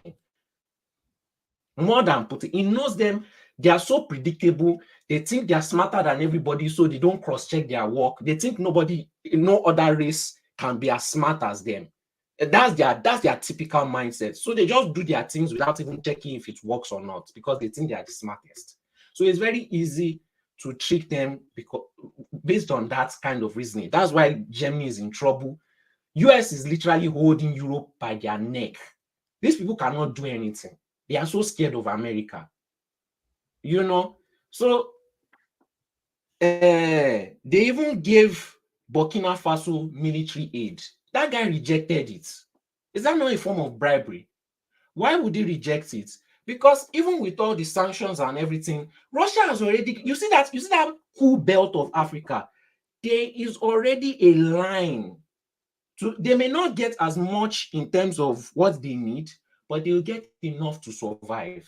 They will get enough to stand off. They will get enough to be able to be there for a long time. And if you remember what these Niger people said, they didn't say they want to stay there for years. They didn't say they want to become a dictator.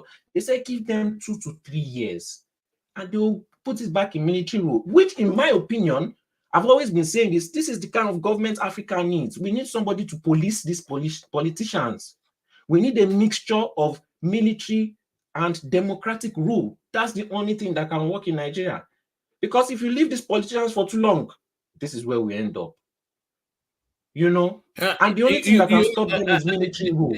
The coup in Gabon, I think everybody sort of they're of the thought that that's just a soft coup by the French, just a preemptive strike. Yeah. People will not clamor for it. No, it's not that even people will. No, it's not that people will not clamor for it.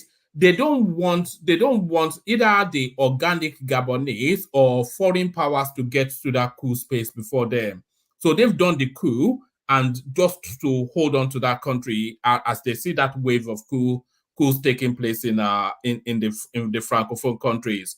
But that Niger coup, that one is a self-interest coup more than anything else. It's not checkmating anything because Niger just transited from one president to another, which is to tell you that democracy was taking hold in some form in that country. So there was no real window for that coup except self-interest or puppet masters. So that's not checkmating the politicians. That's just self-interest.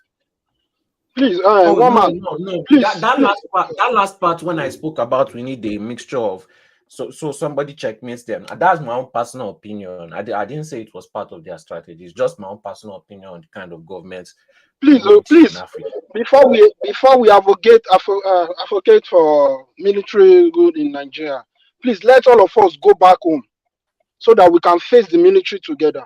See, we Nigeria, we are just service and greedy.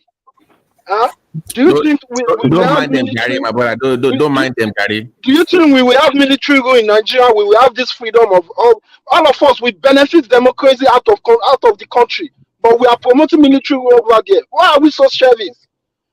We have family I over there didn't now. promote military rule. I said a mixture. We need This is a somebody to greediness. coordinate. All of us, we benefit from this democracy we are condemning.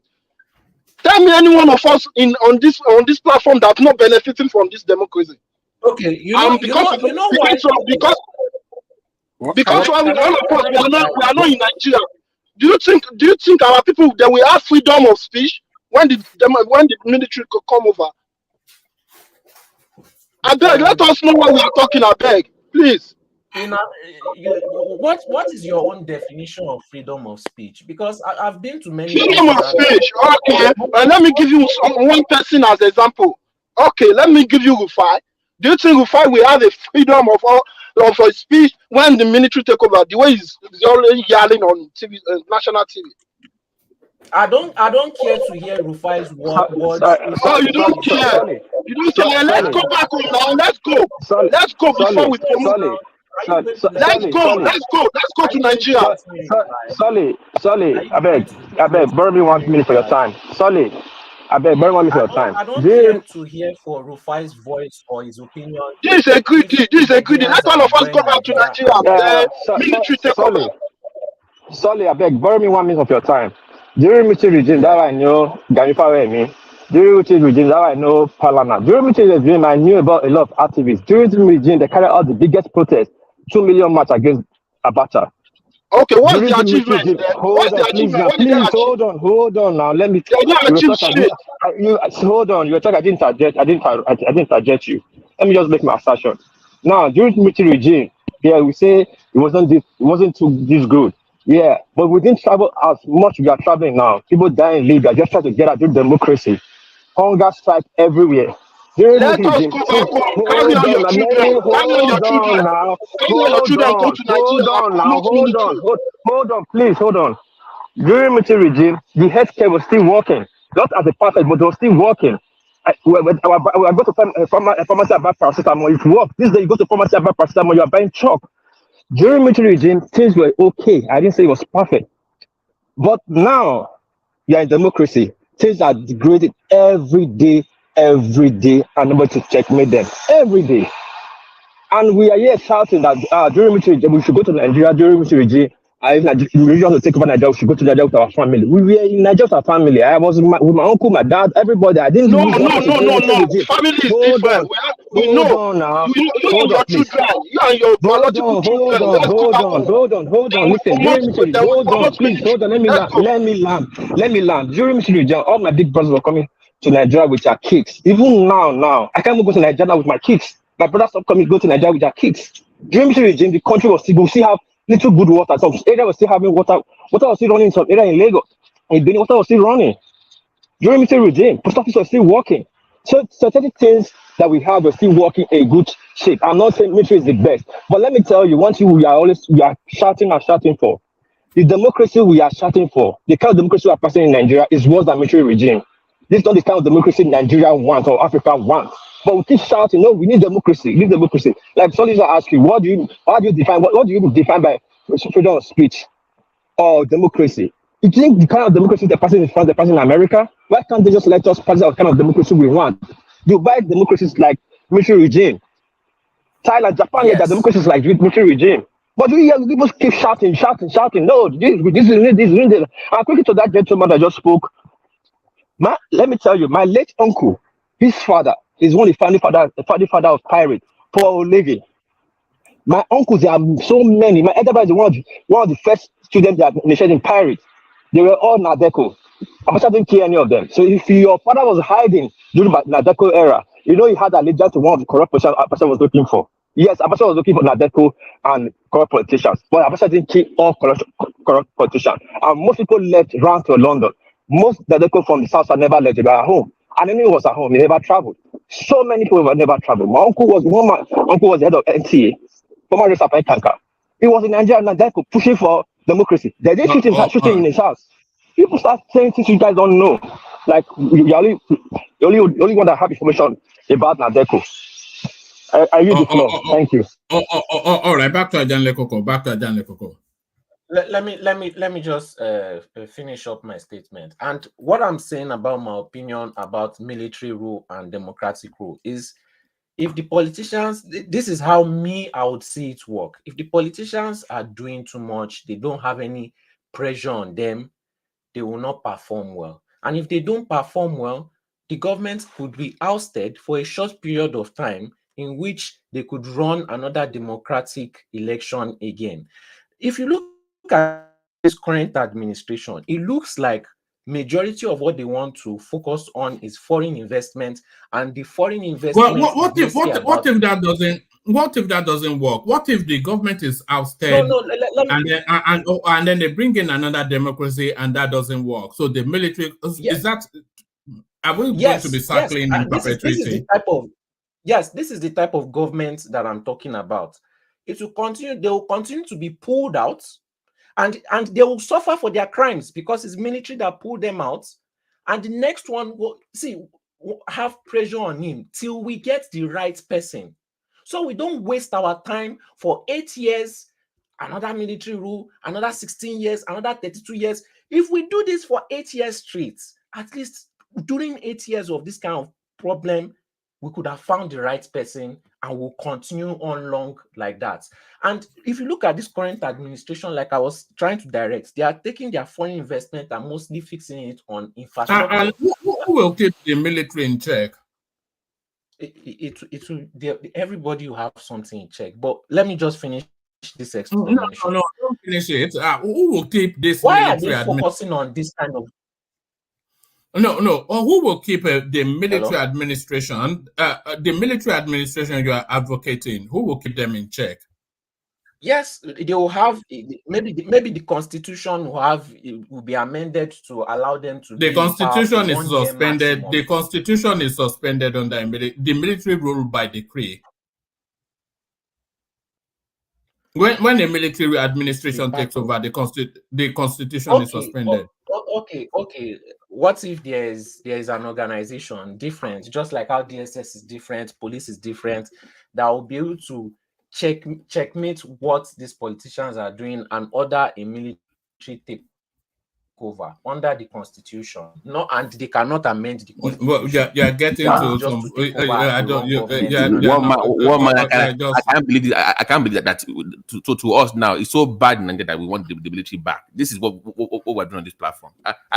Am I? Let me finish. No, sorry. Are we okay? No, sorry. Are we okay on this platform?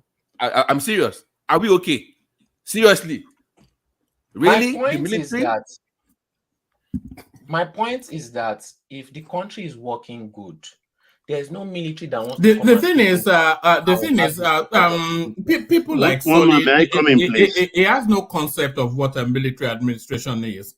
He's saying the constitution will keep the military in check. So that tells you all you need to know. Let's hear from you, Baba. Thank you, one man. I salute you all, brothers. Please like, share, and subscribe to this platform as soon as you can. But by all means, please like. I think people don't realize what a military regime is like, even those who witness it. It is the most evil regime anybody can wish on a nation, on himself.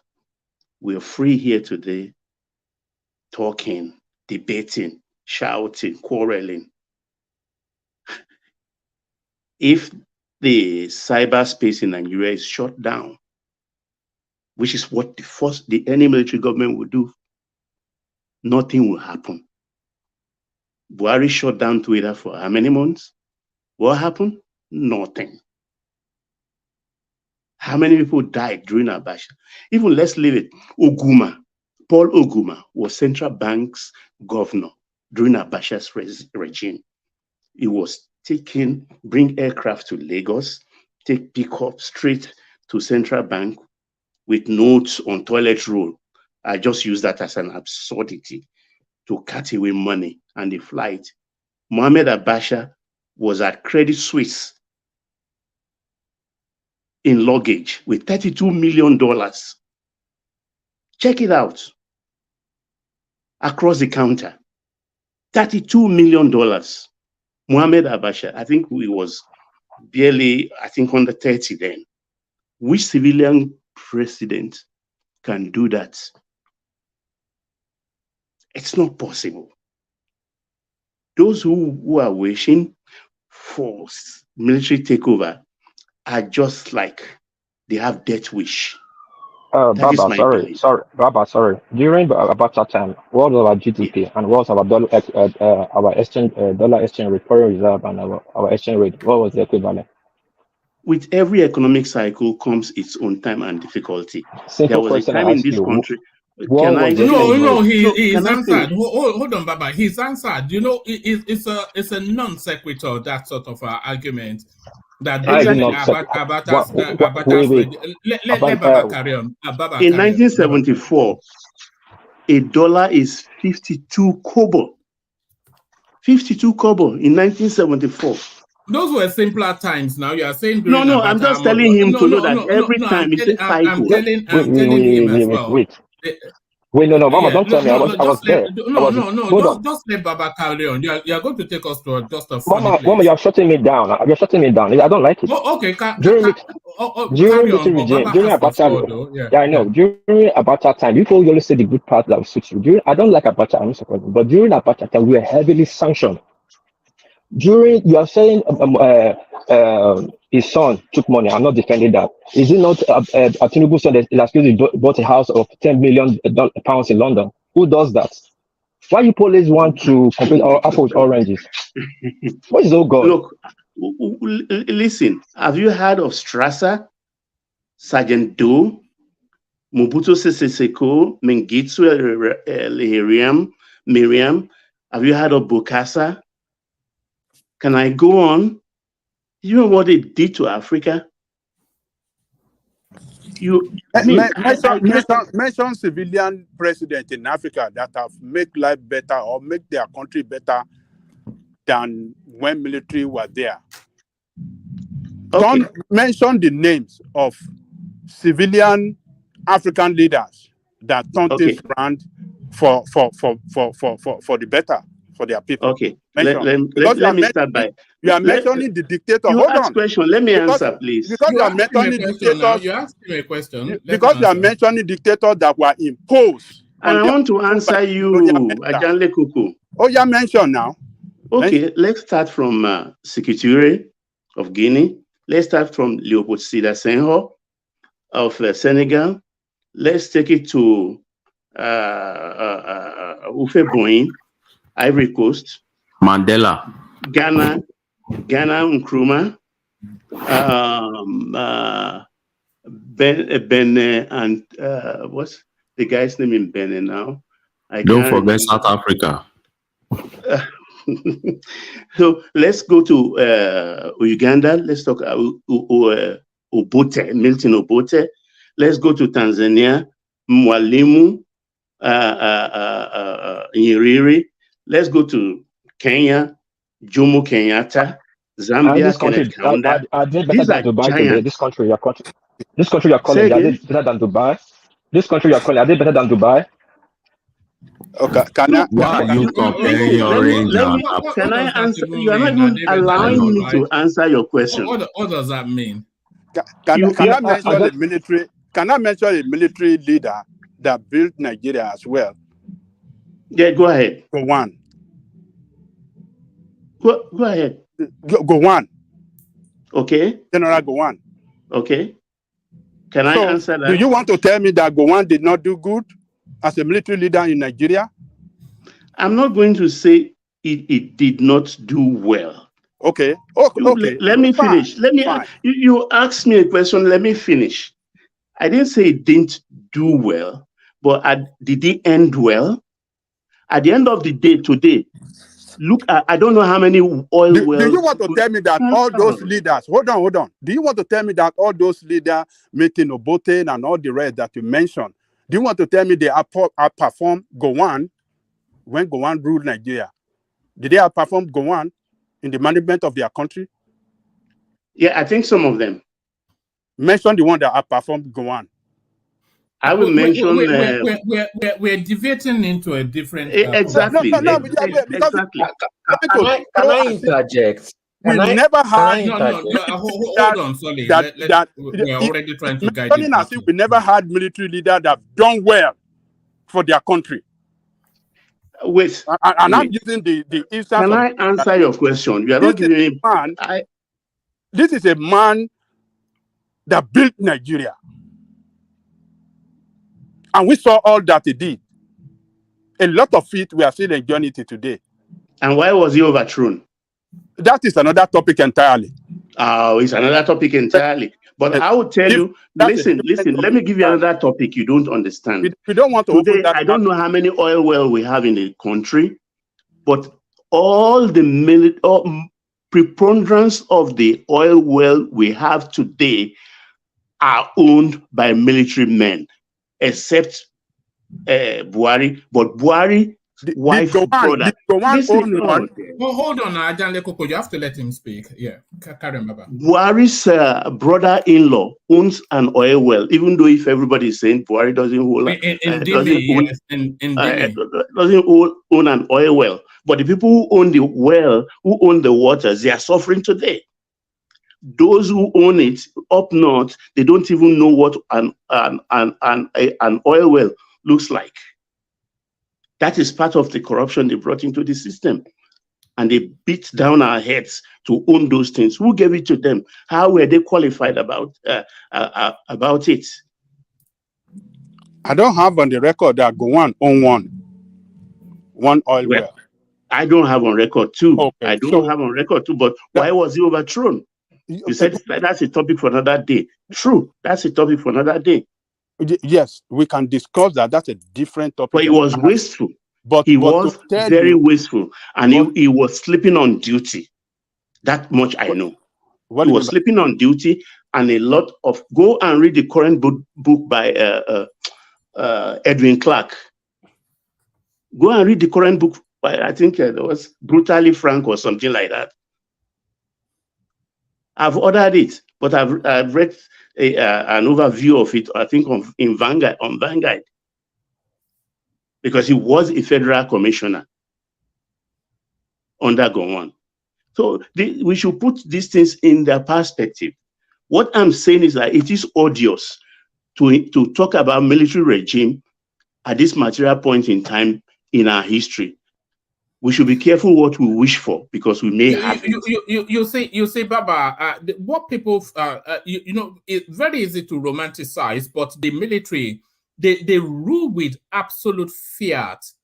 And you have no more than a handful of about 5 to 7 people making decisions for a revolutionary whole council. Yes, making decisions for a whole nation state.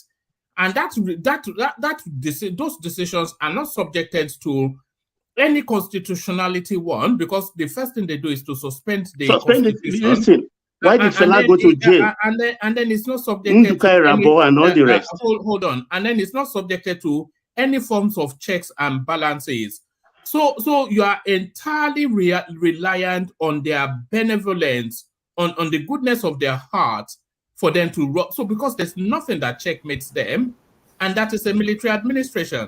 One man, please, to be honest with you, are you not shocked by the response that this pro-military in your platform? Are you not shocked by this response from people? It's short memories, isn't it? Nobody is pro-military. Yes, you are. You are. Don't say it. Nobody is pro-military. But what we are saying is that freedom, you cannot. Just say it. Just say it. Okay, hold on. Let him talk now. Don't he can't have his own opinion. Okay, you want to put your look. Except you want to continue to deceive yourself, you cannot have good governance in that country called Nigeria. And the reason is that everything is based on fraud. The political party is a fraudulent political party. Your constitution to run your democracy is based on fraud. So when you don't have the foundation to good governance is political party. And you don't have political party that is disciplined in terms of management, in terms of what's the the alternative? operation of the What's the alternative? What's the alternative? What's the alternative? Yes. All right. Since they fit for no purpose, since they have destroyed the country, so what's the alternative do we have? To take them out of power by electionary means is not possible. Who told you that? 2027. Hold on, Baba. Tell me. I will tell you. Yeah. I So will what's tell the you why alternative? it's not possible. No. Don't tell us where it's not. What's the alternative? Answer that question. Hold on. I will go there. Yeah. I will go there. Let me tell you why it's not possible. Because you have the agency of government that control the election, that conduct the election, rather, is unpicked by the president, and they'll be loyal to the president. You understand what I'm saying? So, and everything is manipulated. Politicians will never. You see the way Baba was saying that, oh, during the military, they killed a lot of people. Yes. Were people not killed under the civilian administration? So what's the alternative? For fighting, for fighting. Let me land one man. Yeah. Let me land. I think you guys cannot say all this and you don't want people to push back. You're avoiding the question. Oh, I will get there. But let me respond to all this talk that you guys have been saying, particularly about, they killed so many people under the military. Were people not killed under the civilian administration? Oh, hold on. During the election time, were people not killed? Can I ask one question? Hold on. You are mixing things up here, John Lekoko. I'm not missing talking of people. Were people not killed? Killing of people is killing of people. Oma, please, can I ask him one question? Just one. Under this civilian administration, people were killed. John Lekoko, pause for a moment. Take Ogbene's interjection. I'll take Ogbene's interjection, but my question is still hanging. You've not addressed it. What's the alternative? But take Ogbene's interjection and then carry on. Baba Jale Koko, you just mentioned now that there is no way they can change government democratically because the INEC or whoever is the head of the electoral body would always answer to the tune of the government of the day. Now the question I want to ask you is, Omar, let me come down for K to come up, okay? I'm coming. I want to ask a question. Okay. I'm asking Baba Jale Koko a question. Flowing from that assertion that Baba Jale Koko just made, the question I have is this: Professor Atahiru Jega was appointed by Jonathan. Did that man answer Jonathan's tune? Was there any major change of government in Nigeria in 2015?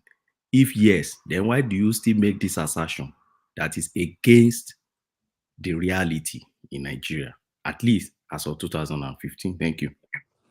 Okay. All right. Because Jonathan failed to act.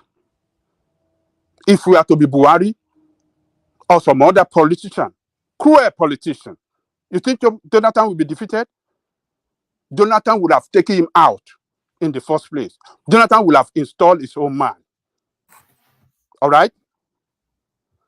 What did Buhari do to the... what is the name of this Supreme Court judge? What did they do to him? With that flimsy and crooked lie against that man, they took him out because of the reason that this man, when election matter get to him, they might fail. So let us quickly get this man out of the way and put our own man there. And we saw what their own man did. Look, you don't have democracy because you have people that totally disrespect the law. You have people that totally disrespect the law in charge of power.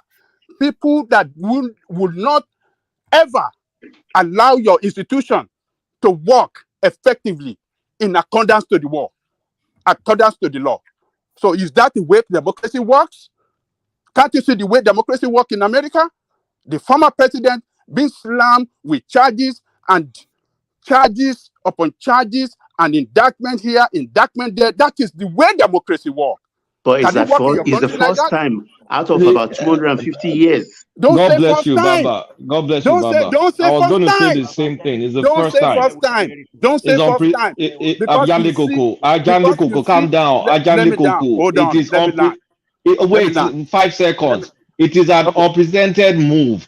And if you follow what's happening in the same United States, when you see what the Supreme Court judges are doing, in the hands of billionaires, then you know our democracy, Nigerian democracy, we highly underrated. For U.S. democracy that's over 200 years old, for the very first time, they're taking one You guys president to just love account. all this We're giving you excuses. facts. All these excuses. Oh, 200 years old. Oh, 200 is this. Don't you have law in place? Are you telling me that Trump has not done anything in contravention of the law? What do you mean I by don't know. 200 years old? The law What is is 200 years old? working on What it. is the 200 years old got to do with the supremacy of the law? It took over 200 years old to finally take a single president to account. I don't want to make this about Not a America. single. And let's not make it about Look, America. Let's make it Exactly. about factual stuff. So The Nigerian democracy is in its nascent stage, and we've gotten so far. We've gotten here so far, and so you've been romanticizing your military democracy, you since. have democracy that already bankrupt your nation. Your nation is bankrupt. Democracy did not bankrupt the nation. The nation has gone through many economic cycles before, especially when commodity. Keep on defending. Ajale, you keep saying this thing and it is wrong. You keep on defending indefensible. When commodities price go down, our economy goes down. Our economy is very simple. Anytime oil crashes, our economy crashes. It's not democracy. Can you stop this shenanigan? Who told you? It's not shenanigans. It's facts. Is oil the only thing we have in that country? Are you telling me that the economy? Are you telling me that the economy is well managed? Are you telling me that your economy is well managed? Was it well managed under the military? Better. They manage it better than the way they manage it now. When did we get our biggest economic expansion outside of the Civil War period? Wasn't it under a democratic Obasanjo? It was Obasanjo. Okay. So what are you talking about? Hold on. What do you have today? I mean, the fact what we have today is Okay. Let me explain what we have. If you let me land. Hold on. Are you going to let me land? What do you have today? This present moment now. This present moment. I think it's about to address that. Yeah. This present moment, we have an economy that is trying to rid itself on the reliance of oil, and that's exactly what we're going through. That's why oil is now 6% of our GDP, and non-oil is over, and we're trying to figure out how we're going to generate more exports. That is not oil. That's what we have today. What we have now is it military that is doing hold on. Let Kulata land. We have to have one. He has landed. When you interjected, I just kept quiet so it doesn't get rowdy. Yeah, go on. So I mean, we are going through a period of growth. I mean, when I say growth, not expansion on anything, but trying to reinvent ourselves, because military or civilian, we've relied on a single product. It was under the same military that you've been glamorizing for weeks now, because I've not been able to join, that they destroyed the refinery and destroyed everything, that they made people billionaires overnight just on I mean, with no checks, no balances, no zero. At least under a civilian government, there's some semblance of checks and balances. It's not perfect, it's not close to perfect, but like I said, it's a nascent democracy. So let's stop bad-mouthing what we have. We need to be a bit more appreciative rather than just be damning every single thing every time. I like the point you made. Under the military, they destroyed the refinery. Who built the refinery? Military. And then you came in because it was a convenient time. We just found oil. It was in the 60s. So that was just natural. Hold on. under the hold on, Ajale Koko. Let me just say this. Are you saying that if a civilian administration was in situation when oil was discovered, they would not have built the refinery? Is that what you're suggesting? They wouldn't have built it.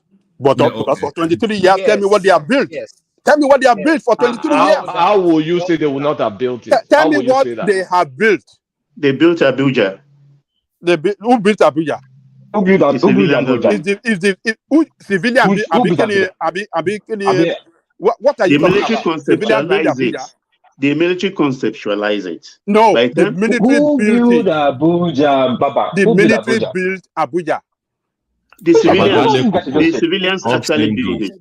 The military conceptualize it. Look, Babangida that built Abuja. Babangida did not finish it. Hold on.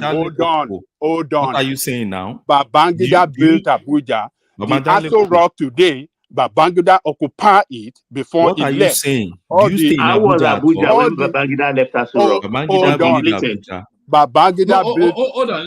Let's have one voice at a time.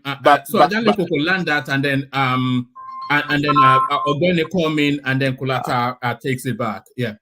Babangida occupied Aso Rock before he left. The National Assembly, Babangida put it in place. Hold on now. Sorry, let's do it in the order that I said, because if you keep cascading voices, then it'll turn rowdy. Ajale Koko, carry on. Babangida built this Aso Rock, the National Assembly, because we had SDP and NRC there. They function, the National Assembly function in Abuja, in that National Assembly.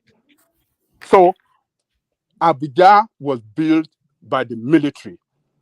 Everything you want to point your hand to as a nation in terms of economic activity or many things that you want to point your hand to in terms of road construction, majorly and everything were built by the military. So you cannot tell me that. You cannot tell me that. For 23 years. All right. You made the point. All right, let Ogbeni come in.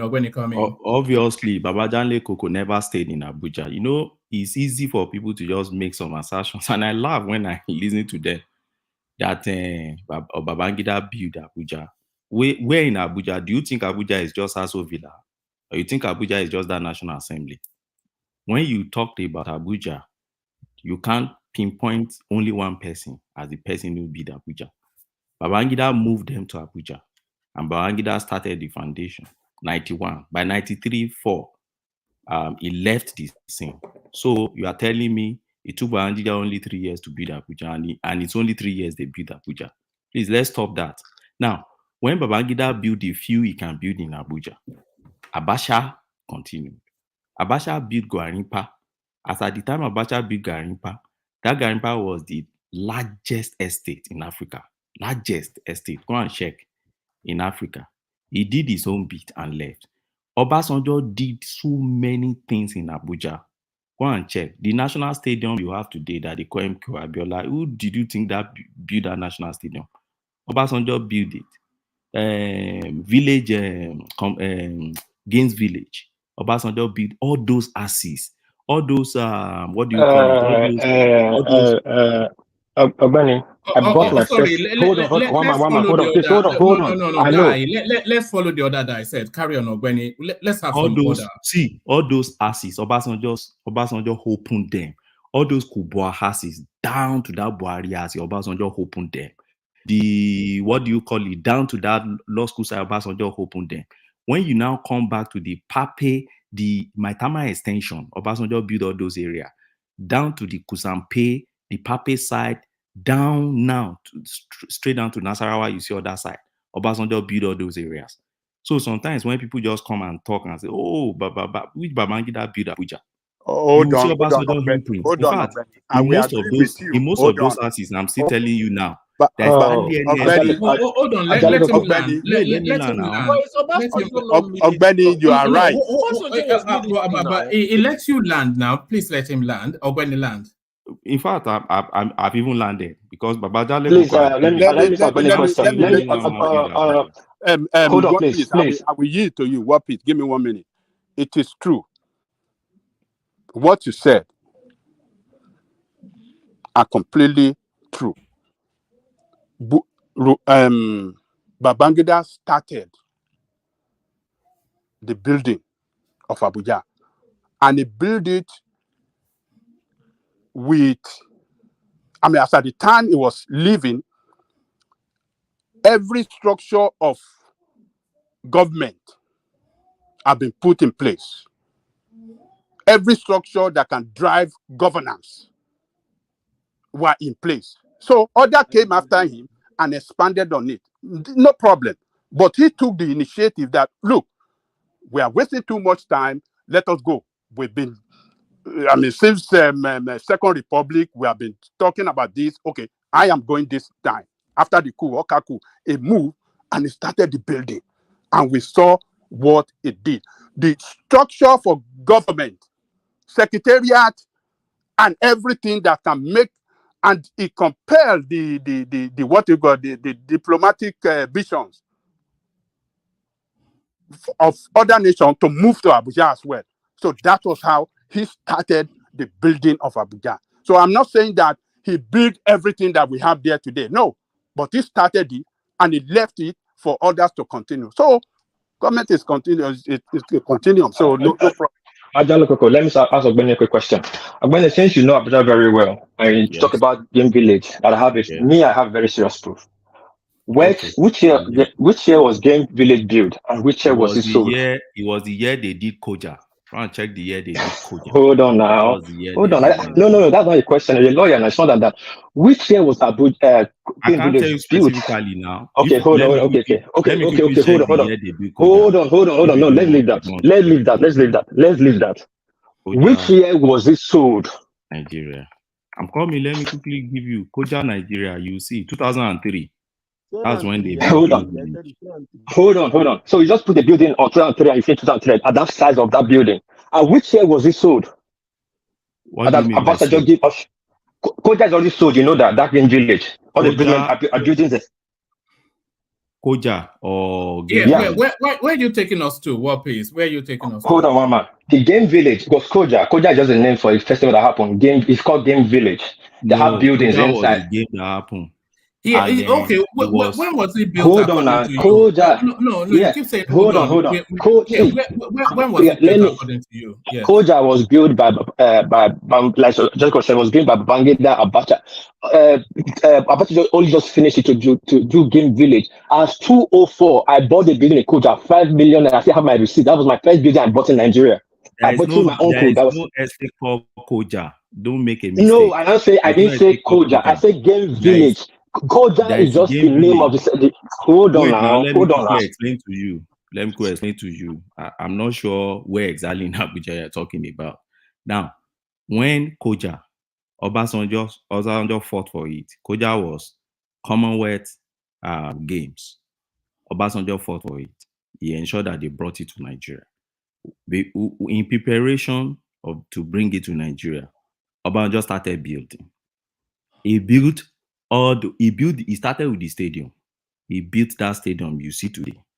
After that, they built that, apart from the stadium, there is this part they do all those, their game, apart from soccer, all those games, he built it. Then after that, beside it, you have your computer village, your games village.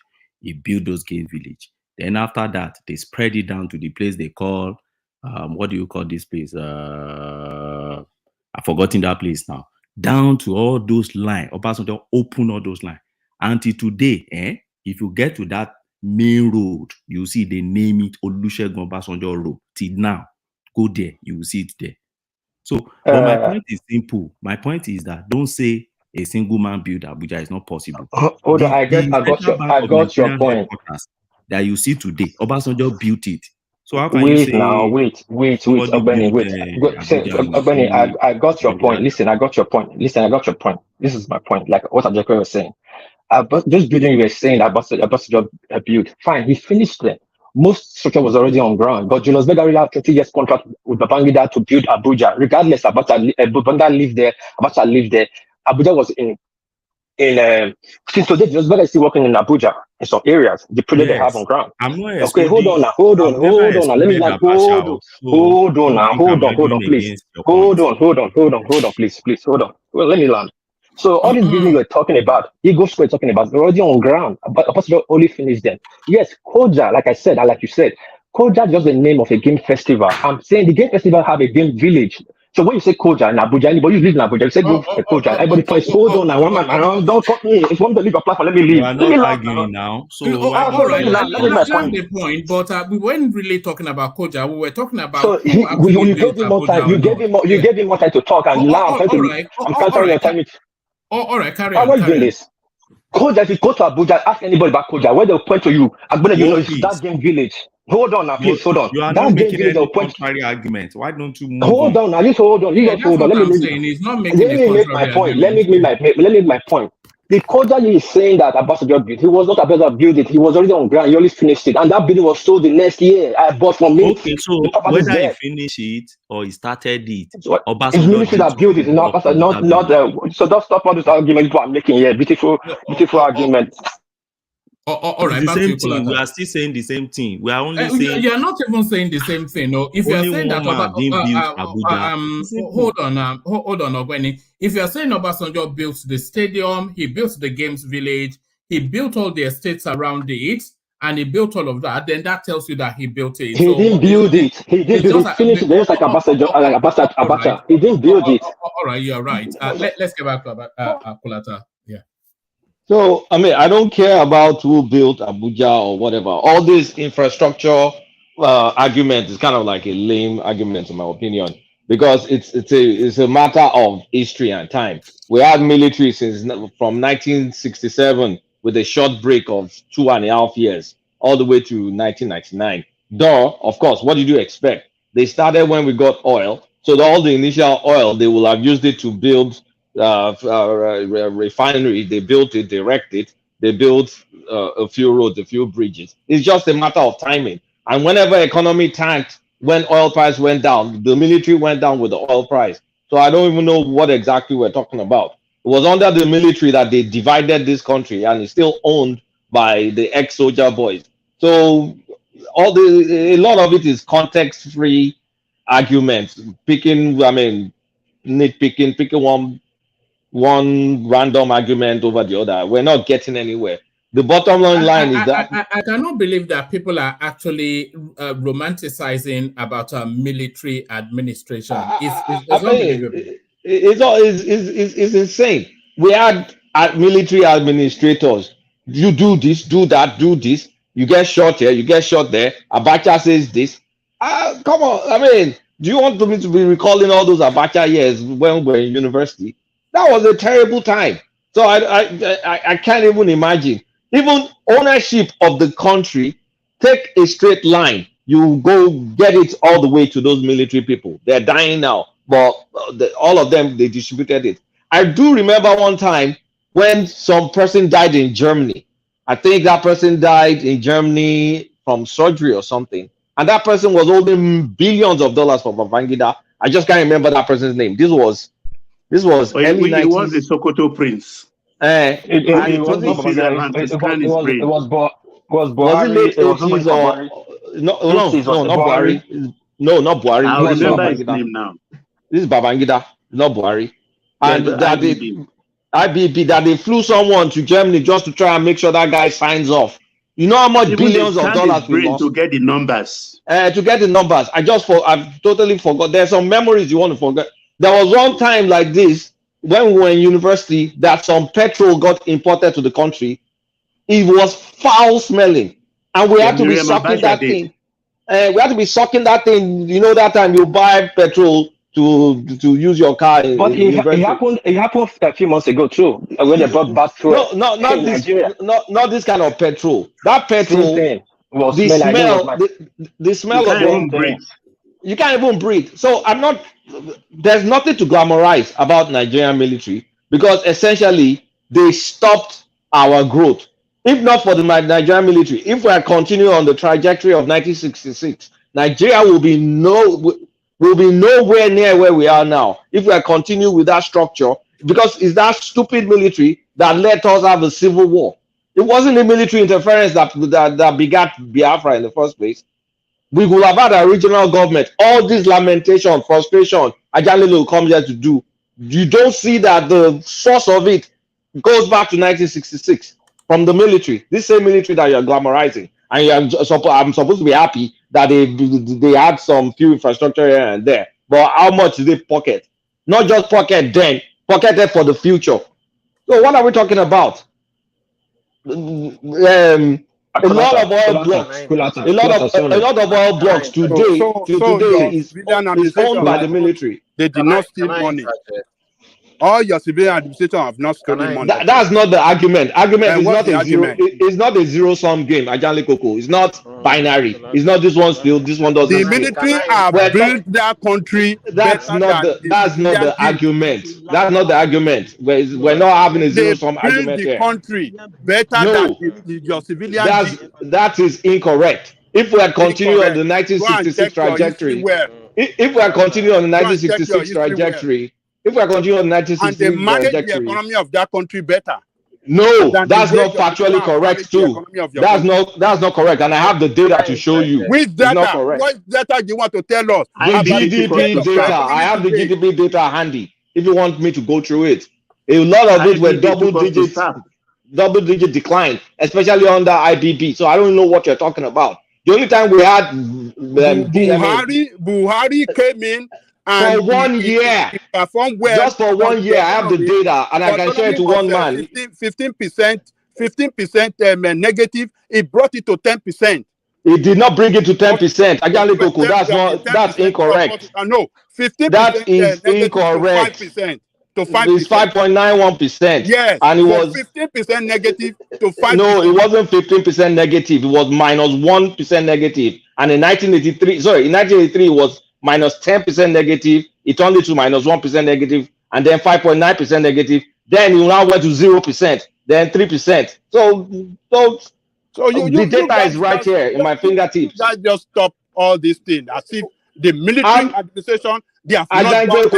I'm using facts to I'm we using know facts. that on human rights they are bad, they are worse, but to say that you don't want to acknowledge what they built, how they built, you guys are not sincere. You are not going to filibuster me here. Ajanle Koko, yes, don't filibuster. It's presenting you facts. So if you have you're just glamorizing the only thing to glamorize. Forget about this. I'm not going to hold on if I've not landed a point. I'll land my point first. You cannot completely. I will land my point, Ajanle Koko. How they built. I don't think Ajanle Koko will allow you to land that point. I will land it. Anyway, I'm going to land my point. The only time Nigerian economy bubbled well under military was 1969 to 1971. And guess what? Oil, crude oil. And then shortly we had the energy crash of the late 70s. That was the Yom Kippur War time. Yes, we had the energy crash of the late 70s and our economy tanked. When initially, early 70s, we were bubbling. What did Gowon do with the money? He squandered it, did nothing. And then they built refinery, they ruined the refinery again. It's the same military that built refinery in Kaduna that's supposed to process heavy oil. Does Nigeria even generate heavy oil? We have sweet crude. They went to build stupid Kaduna refinery to process heavy oil. How is that ever supposed to work? Isn't it under?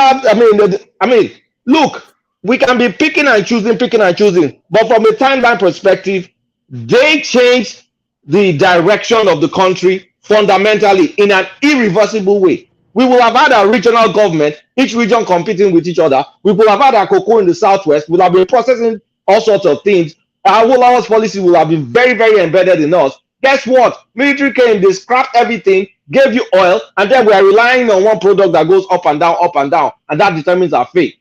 And what else did they do? They pocketed the country. Danjuma till today. It's the same stupid Danjuma that took Nigeria to court with this shady, stupid contract, the PID deal or whatever. Isn't that Danjuma? Isn't that one of the access that he's got in his legacy access? Is it true, Babangida, that funded this guy? What's the name of this guy? That Ondo guy that squandered all the property, and even Adenuga too. A lot of it is Babangida's money. What are we talking about? One with glorifying military because they stayed for 29 years. It's not rocket science. It's common sense that if you spend longer, you can attribute this road, that road, this road, that road. Even the entire country, even for the entire country, count those roads. So the state of the economy today. Ajale Koko, I am going to land my point. If you want to go to economy, I can go on economy. Are you better off today listen, Ajale Koko. Listen. Since 1999 that we switched back to civilian government, the worst GDP growth we had was 2020, and that was under COVID, and it was minus 1.79. Apart from that, it's been positive. Under the military, we constantly had minus 13 in 90. I mean, we had minus 2, minus 1, minus 5, minus 5. Compared to civilian minus 1, and especially since 1999, it's going to take us a long time to get back to where we were headed in 1966. And I will never, I don't know about you, I will never ever forgive the military for giving us Biafra war and for taking us out of the military of the what's it called, regional government. Isn't that all of us here? What do we clamor for? Isn't that what we clamor for? And we come here and now start nitpicking. Oh, they build this way, they build that bridge. They build it. Therefore, no builder. Even after 29 years, therefore, no builder. Even this dispensation that we are running since 1999, the man who's redeemed, under who's redeemed, manage the economy, manage everything, resources of their country well, is Obasanjo, and he's a military man. It was in the civilian government. He's a military man. It was in the civilian government. When your civilian came, it was in the civilian government. It was in the civilian government. That's just civilian government with military. Was it a military government? With a military mentality. Was it a military mentality to govern? Was it a civilian government? Were we ruled by decree? Military mentality. Were we ruled by decree? See, this is what picking and choosing what favors your argument. Sorry, you can't. That's not the way to argue. Kulata, you'll be making your hold on, please. Kulata, you'll be making your point since that's not the point of the argument. What we are saying here, listen to what. Just listen carefully now. What we are saying, we've never had this bad. It's so bad. We don't have any of the for 23 years. None of the assembly we can compare growth with. Rather, we have to go to military regime to compare growth. I don't know how old you are. I don't know how old you are, but for you to say we've never had it this bad, that's not true. Hold on. Listen carefully. Since 1999, we have 10 assembly now. There's none of the assembly we used to compare the other.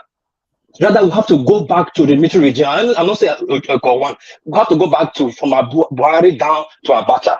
Let's see if we can compare. This is how bad it is.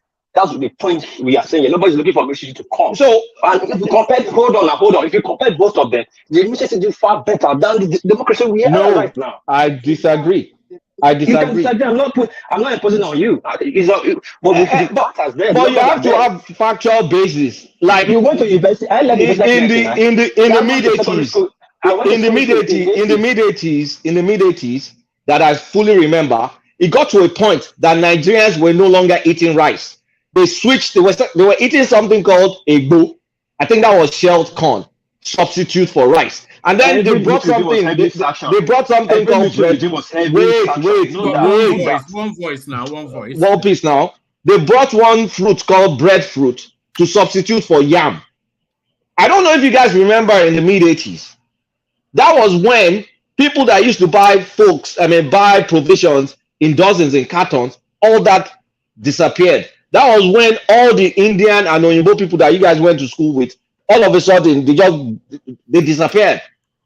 So don't tell us that we've had it. This is the worst time we had it. We've had cycles of bad times, and this is not the worst of those cycles. We've had it in the past. Abacha stove. People are using sawdust. I mean, come on, man. All right. Even the president acknowledged. Hold on. Let Even the Ogbeni come in. president acknowledges that. Let me make this point and we hit over. Even the president, I don't know the defense that you people are saying. Even the president acknowledges in the recent statement, and even the vice president. And you heard what Soludo said as well today. The president said that everything is empty, nothing. That was what he said 3 days ago. It was empty in 99 too. Hold on, This is not the hold first on. time it is empty. Stop Hold making all on. these arguments. Hold It was on. empty in 99 when Obasanjo took over. Do you think we Yes. don't remember? Yes, Ajanle Koko. 1999. Ajanle Koko. What Abdul does Salam spent 1 year. hold on. Let me make this point. I want when Ajanle Koko lands, let Ogbeni come in. Yeah. Why is it every time that the civilian govern the country that they have to run the country down? The same thing happened in 83, from 1979 to 83. They run the country down. And the same thing this time around. Oil prices crashed. Oil prices crashed. It's not that they ran the country down. It's very simple. Go and check. Early 80s, go and check the energy crisis of the 70s. Look at how it affected the world economy. Let's not stop all these context-free discussions. You don't need to defend the defensive. There's no defense. Oil price crashed. People that know. Don't defend what you don't have to defend. You don't chop OG no owó pẹ̀lú wọn tá a bá sọ pé òwò náà jí owó bọ̀yàn mi pé kí n máa acknowledge reality. Ìyàn mi kí n máa acknowledge reality. We are not sure about that. No,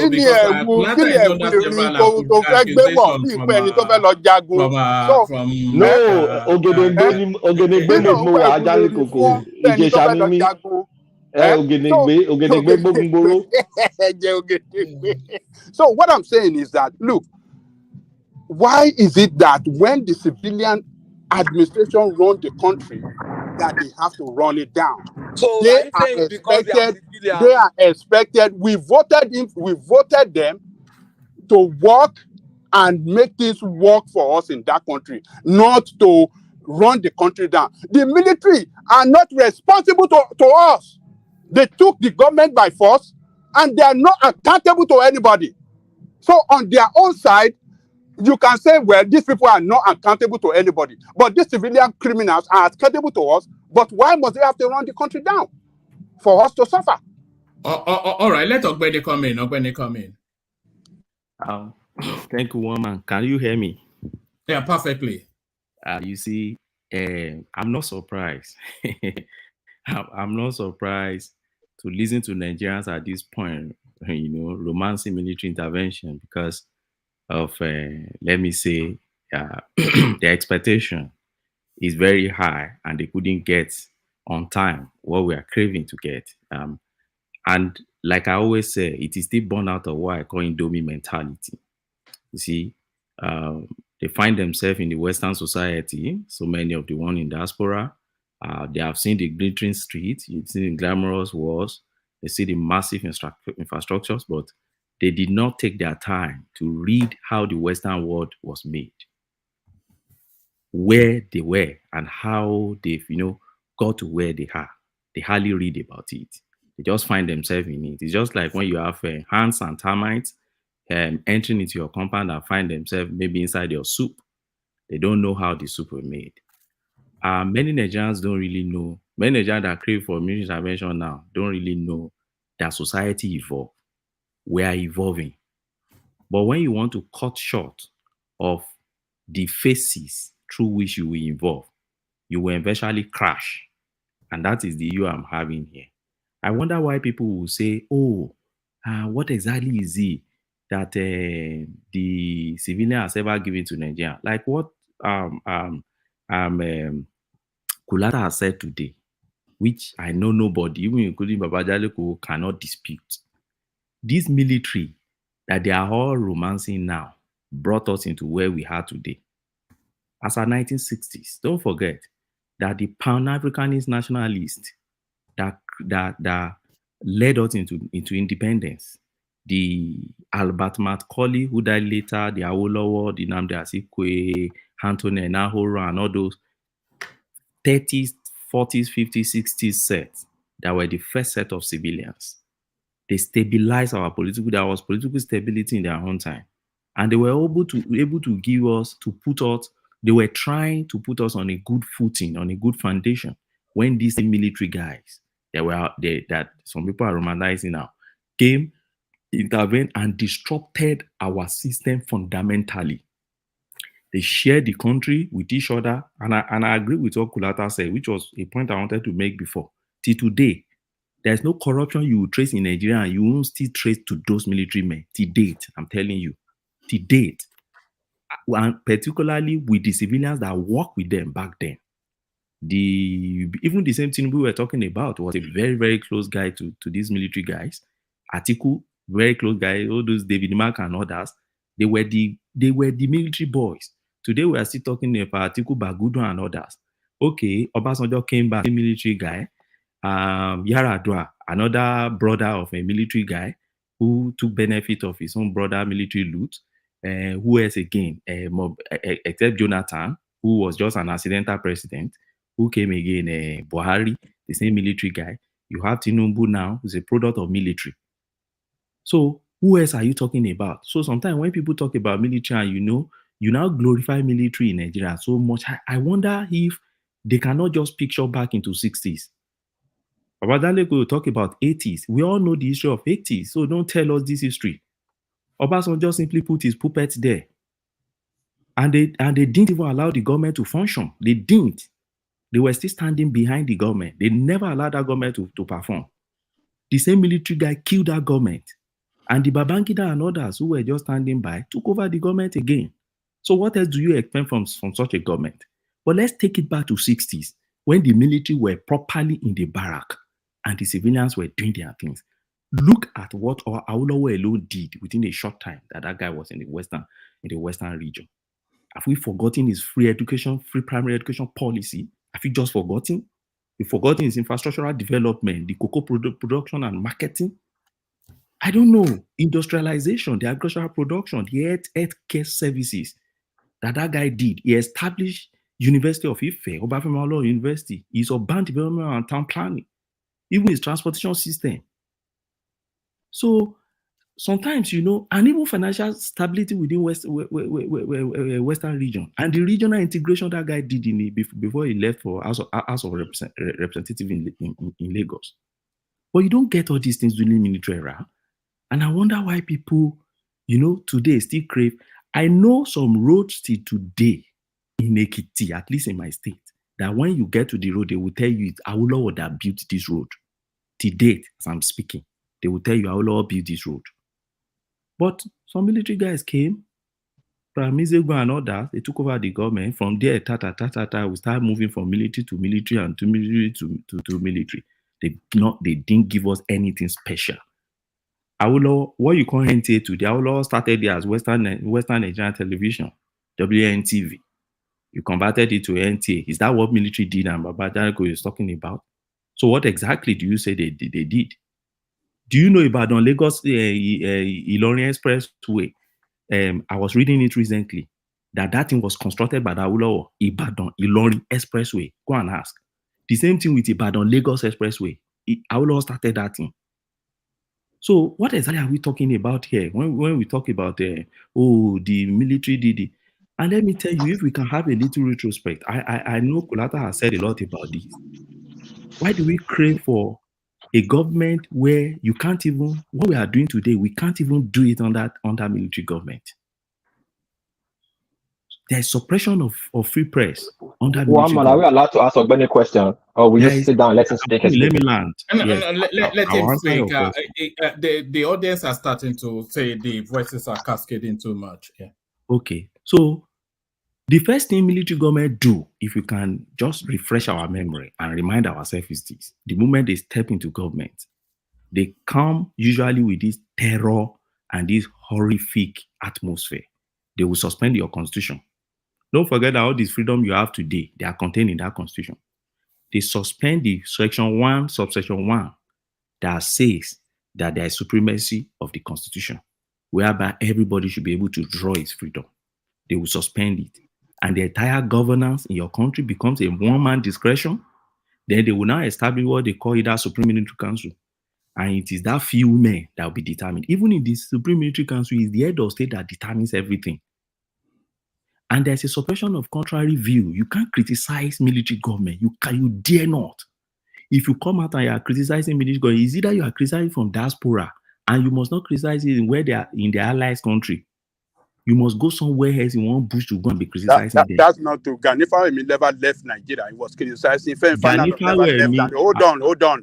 Emefiele never left Nigeria. Hold on.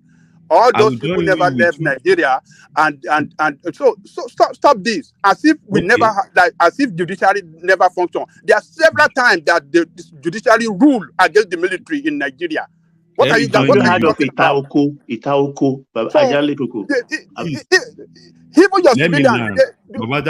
Let me land. I have little land. time. I just want to counter you a little bit. Let me land. It not happen under the military. Okay, let me land. Now, under military, when you criticize military government, they pick you.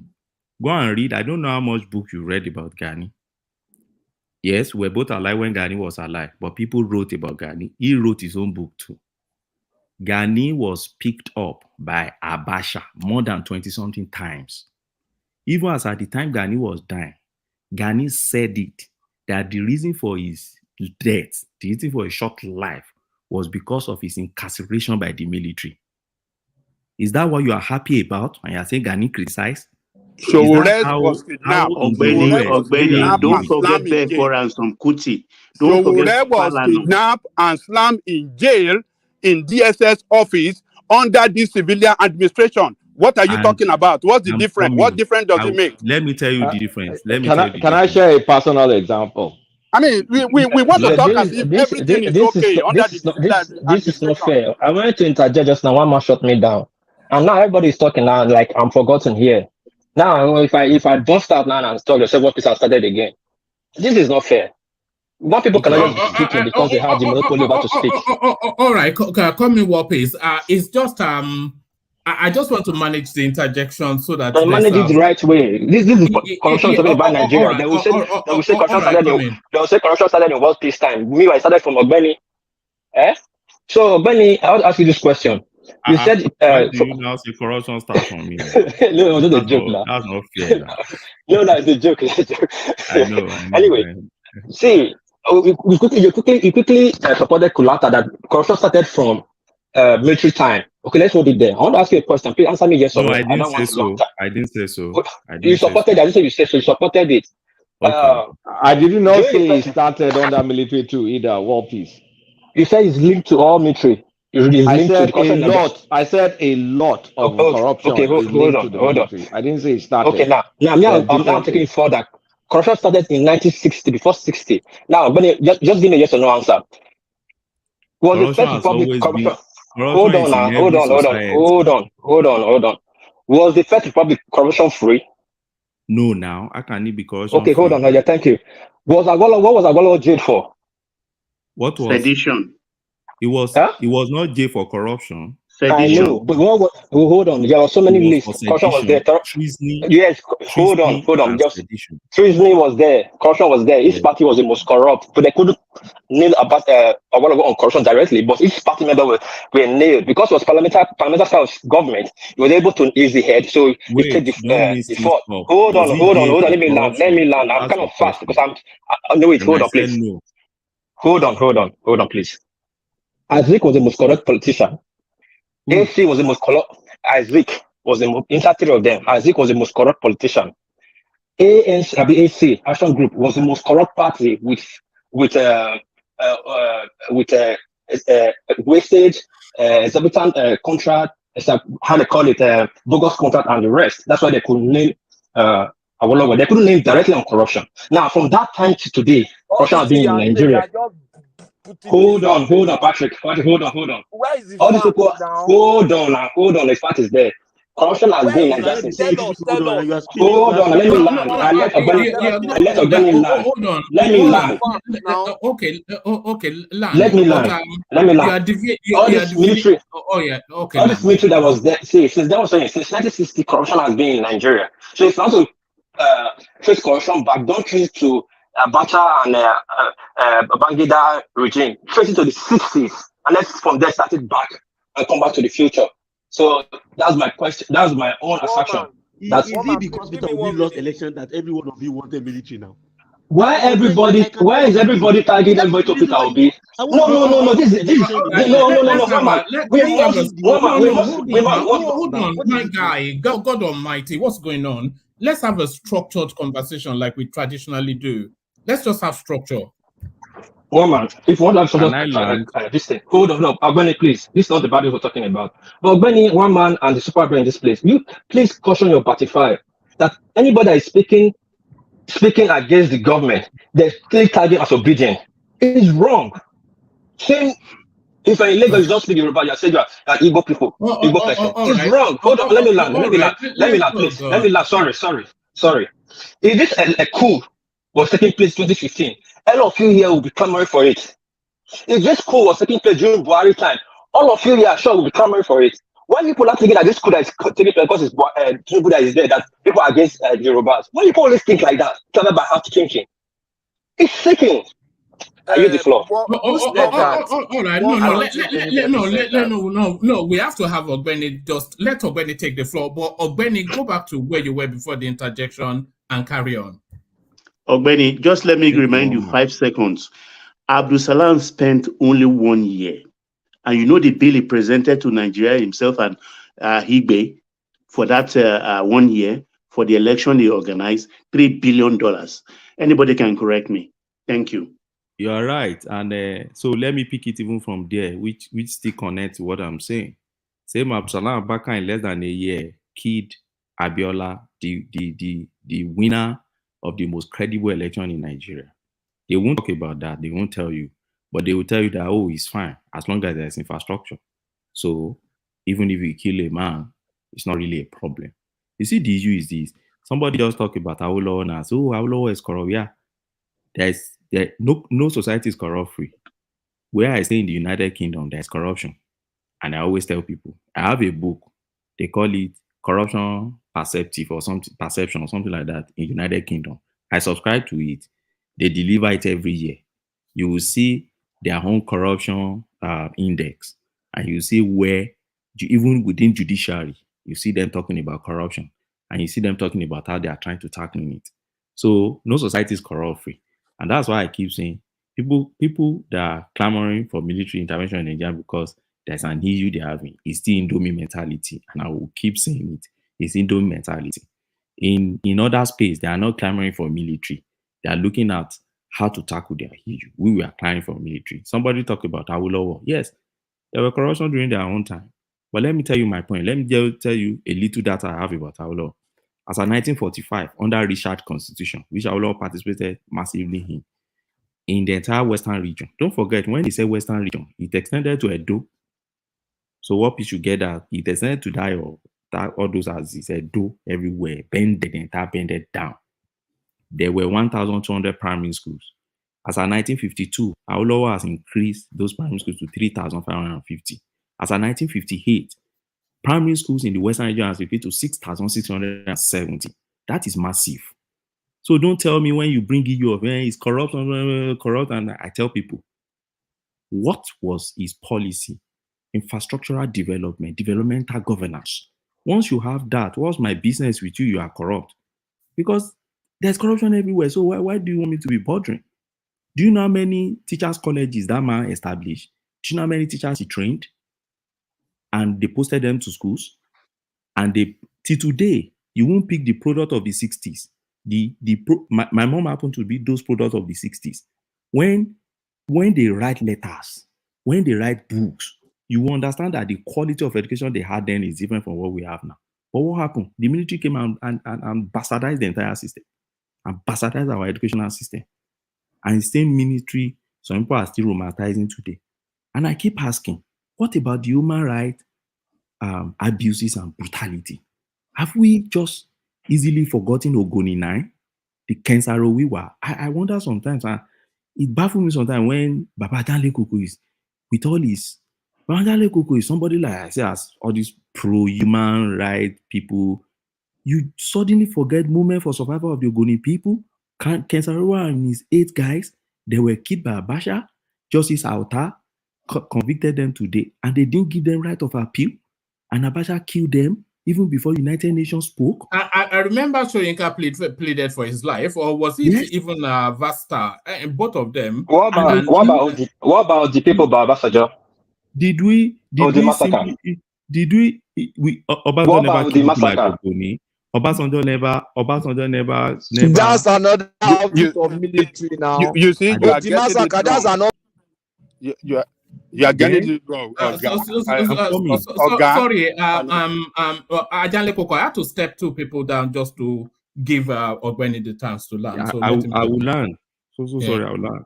We've certainly forgotten Kudirat Abiola, killed under military, mostly in Kokorifa, Alfred Uweni, that prominent pro-democratic activist.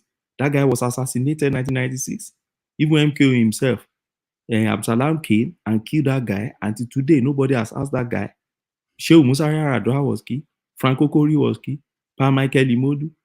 And so why do people, even Pa Anthony Enahoro, which everybody supposed in Nigeria to be hailing and be the way we should be treating that guy, like the way they treated Mandela till he died. See what Abacha did to that guy, arrested him and detained Pa Anthony Enahoro. And how many names if I keep mentioning? And it's the same system we are clamoring for. Why? Because we believe that our society is not evolving.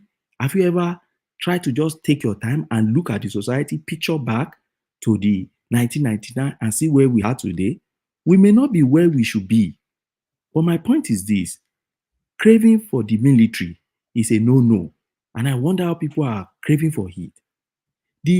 When you have military government, apart from the fact that they will suspend constitution, another thing I noticed about them is they will concentrate development to one place.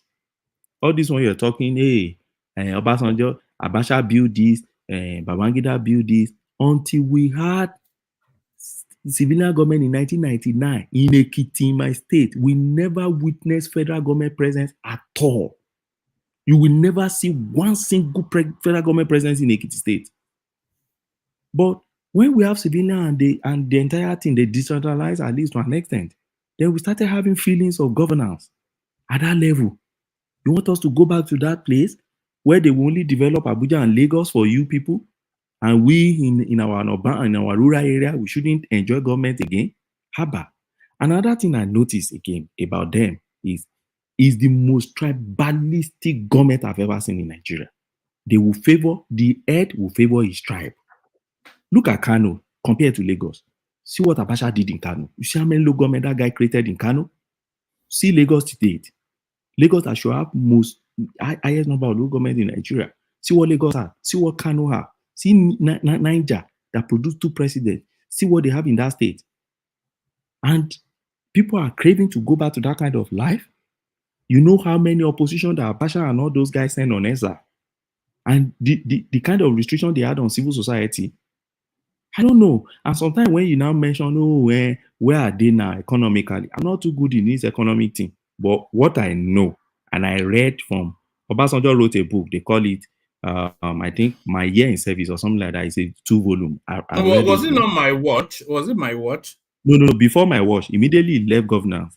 He chronicled. There is My Watch, 3 volumes. No, not My Watch. Before My Watch, immediately he left government. He chronicled all his achievements. It was I think it was My Command or something. No, that was My Command. My Command was work. This one, I'll look for it. He chronicled all his achievements. The one he wrote during the Jonathan administration, right? When Jonathan was there. No, My Watch. This one. Yeah, not My Watch. Yeah, I can't remember. I can't remember the type. Volume 1 and 2. I read those 2 books, and I remember vividly now that Obasanjo told us that he met $28 billion debt, which military put Nigeria into, and Obasanjo negotiated his way out of that thing, and that he reduced. I can't remember that one. I think that one was like 3.55 trillion or something from 1999 to 2 point something from all those datas. He brought it out. Nobody has disclaimed those datas to tell us that military actually make a serious dent on our economic development as at the time he got there. And he was able to do the one he could do. Yes, along the way, we had a lot of indices, some people came, like Jonathan came, and a lot of rubbish. Buhari came and bastardized the whole thing. But does that mean that the civilian government is still not the best for us? Then finally, which should be my final point, is this. Look, when you keep saying that, oh, it is very hard, the only way we could have a change in government is military. I've made a point here tonight, which I made it through the question I asked Babajale Koko. In 2015, people voted. Professor Atahiru Jega stood his ground. We changed the government in Nigeria. We changed a sitting president in Nigeria. It happened during the civilian era, not military era. So if everybody believe that, if we all believe that, we've been able to maintain our political stability, at least with that singular heart, we've been able to maintain our political stability to an extent in Nigeria. There is no reason at all for us to be craving for military government, except if we don't think deep about what military will bring to us. And I'll rest my case at that point. Hello, sir. Benny, please, can I interject for a brief second, please? Please. Go ahead. I've landed. Go ahead, madam. Hello, everyone. Greetings to you. Happy weekend. Yeah.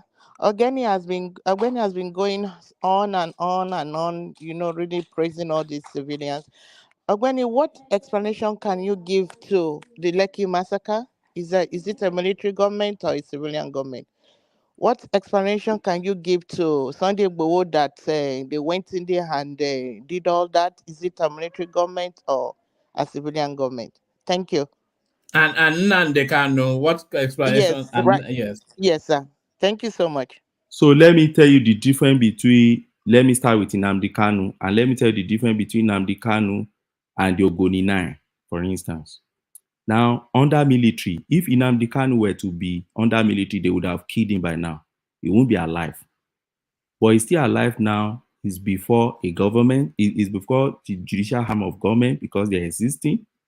And also, they've kept him in a correctional center, right? Where his case is pending trial. That's the difference between him. Let me tell you again about the Ogoni 9. If you Please, sir, before you go away from Nnamdi Kanu, what happened to Nnamdi Kanu's family before he was taken into custody? Nnamdi Kanu family is in the United Kingdom. No, when they went to get him, when they get him at first, were people not killed in that during that period? When? No, that's according to the accounts of the obedience. We don't know Okay, so we when don't they know picked him that. That's up not before he documented. escaped. Okay, so Nnamdi Kanu don't bail. See, you see, some people have this narrative of the fact that he escaped. No, I mean the government, before he escaped. Yes, I thought the they said they went to his house to jack The him up. government never reported any deaths, but the Ipobians did, so we don't have it factually. They have case in respect of that at the court. 28 people were killed in his house. Babajale Koko, you see, it's factual. If I have to, and then Sunday Igboho too. And then Sunday. No, let me land. We've not landed this point. I like to make my conversation tidy. We've not landed this. Now, I've told you the major difference between Nnamdi Kanu and this. If Nnamdi Kanu were to be under Abacha, it would have been gone by now. Because what Nnamdi Kanu did was not, when you compare to what Sarowiwa did, right? Sarowiwa called for a peaceful protest. Sarowiwa didn't call for a violent protest. But Abacha felt it was disturbing the foreign investment into Nigeria, and he picked him. And Honorable Justice Alta tried him, and they sentenced them. And before you say Jack Robinson, the federal government killed them, even within the time they have to appeal. They have their time to appeal, but the federal government didn't wait for the time to appeal to lapse, and they killed them. Now, flip it into Nnamdi Kanu. Nnamdi Kanu, they took him to court, right? And Nnamdi Kanu has been going on and on. And Nnamdi Kanu exercised his right. Please, sir, remember Nnamdi Kanu is a British citizen. So you think they can kill him easily like that? So why not? Why not? Let me tell you. Kudirat Abiola has dual citizenship. I hope you know. But she was killed in Nigeria. You see, sometimes we think British under military era, you think they really cared that much. Who really cared? MK Abiola was a MK Abiola was like Dangote. Ogwene, let me ask you a question. Did the military report any deaths when they went to effect the arrest of Nnamdi Kanu in 2017? Because all the deaths that we're hearing from is from the Ipobian space. But I'm not aware that the military reported any deaths. So I'm not sure. Is it a made-up story even? No, there are two versions to it. You know, the general thing in Nigeria and anywhere else too. The Ipobian have their own version and the government have their own version. What happened was this. Nnamdi Kanu was on bail, right? It was to have his bail condition restricted him to a particular space. The federal government said he wanted to jump bail. In fact, they said they had jumped bail because don't forget, one of his conditions is that he should not gather people. So over time, they realized that he has been gathering people. He has been addressing gatherings of people. So they said they went to his house because he has breached the condition of his bail. And at the end of the day, they said he jumped bail. Now, their story was that some of his guys and engage them, okay, with arms and others. And they had to engage them. But they never recorded that anybody died. That is on their own part. And they said he escaped and he jumped bail. They started looking for him until they got him from Kenya and brought him back. Now, on the side of the Ipobians, they said he was just in his house peacefully doing his own thing. And they came. And because they've alerted him on time, that they came to kill him. But that because they alerted him on time, then he had to escape. But that they kill his father, they kill his people, they kill people and all sorts of. So you have two stories. And in order to validate that, they went to court. In order to prove that, they went to court. And they are still in court to prove that, to enforce fundamental right to life of those ones that they said the soldiers killed. But you know, who do you want to believe?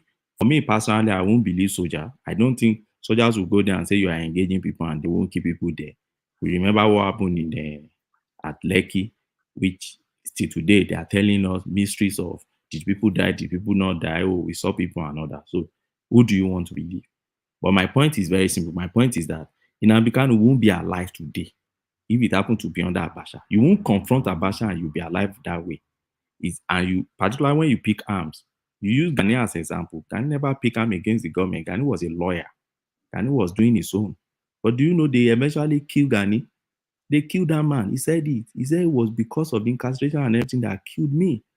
They killed the guy. So that is the difference from the question she asked me. Now let me move to Lekki.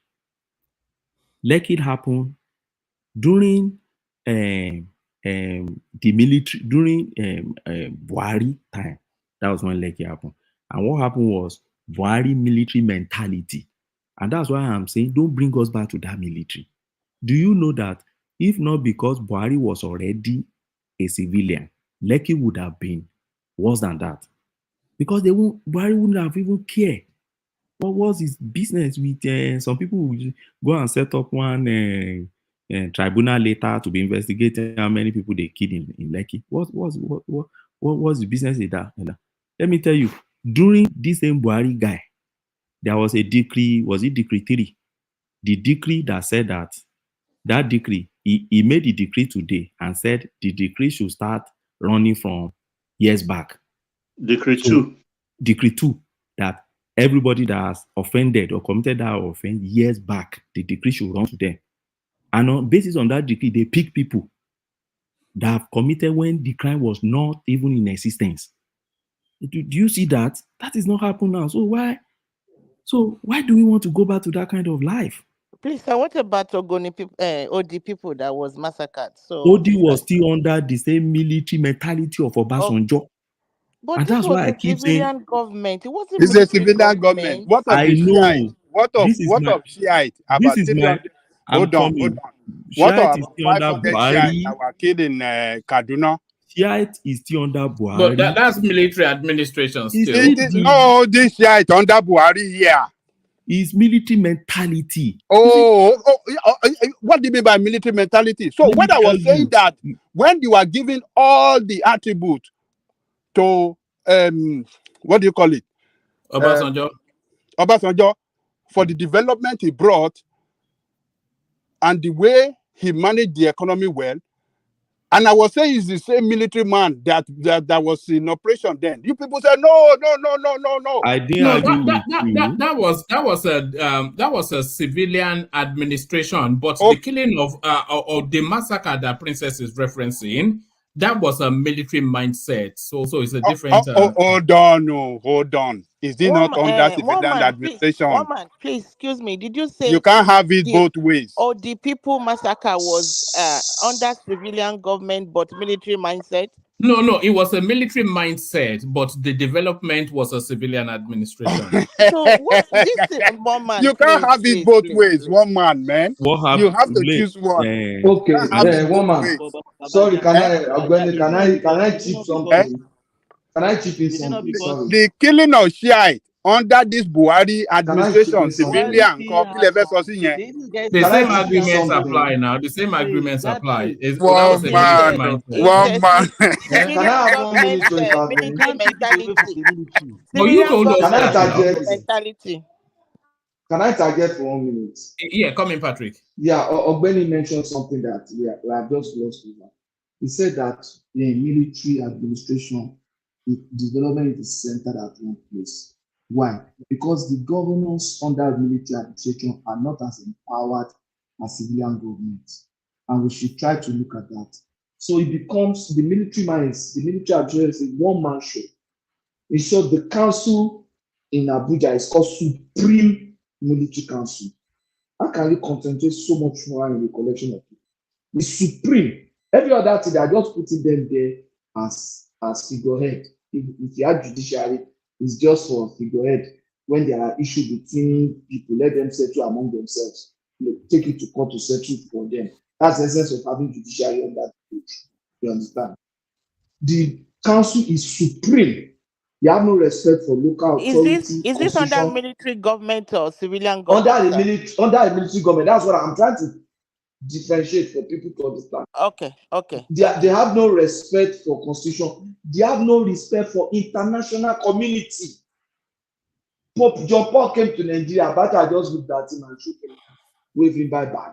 No respect for highest level of diplomacy. The Pope was here, Arafat was here, people, big men, representation of international community were here.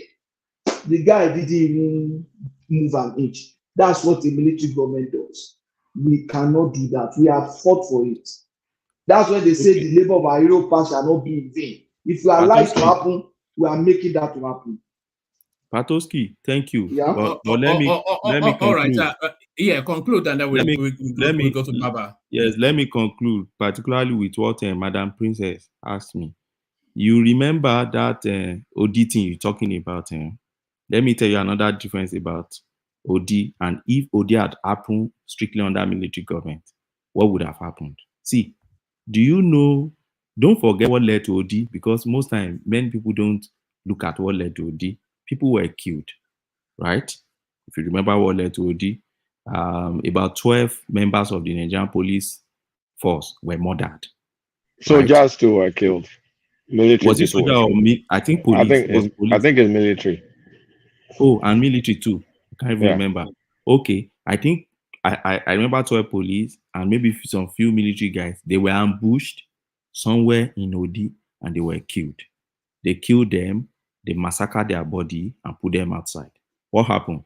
Obasanjo, as the CNC, the commander-in-chief, right, came out and said, you that killed the military and the paramilitary guys, the community must produce those people that killed them. They refused. He gave them ultimatum. They refused. And he told them he would level that place. Everybody should vacate that place. Yeah, which is the military mentality. I agree with you.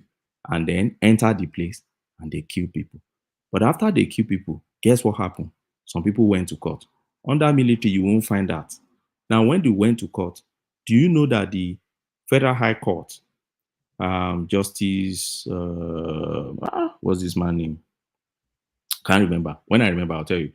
Federal High Court granted 37 or is it 40 billion compensation to the people of Odi community, right?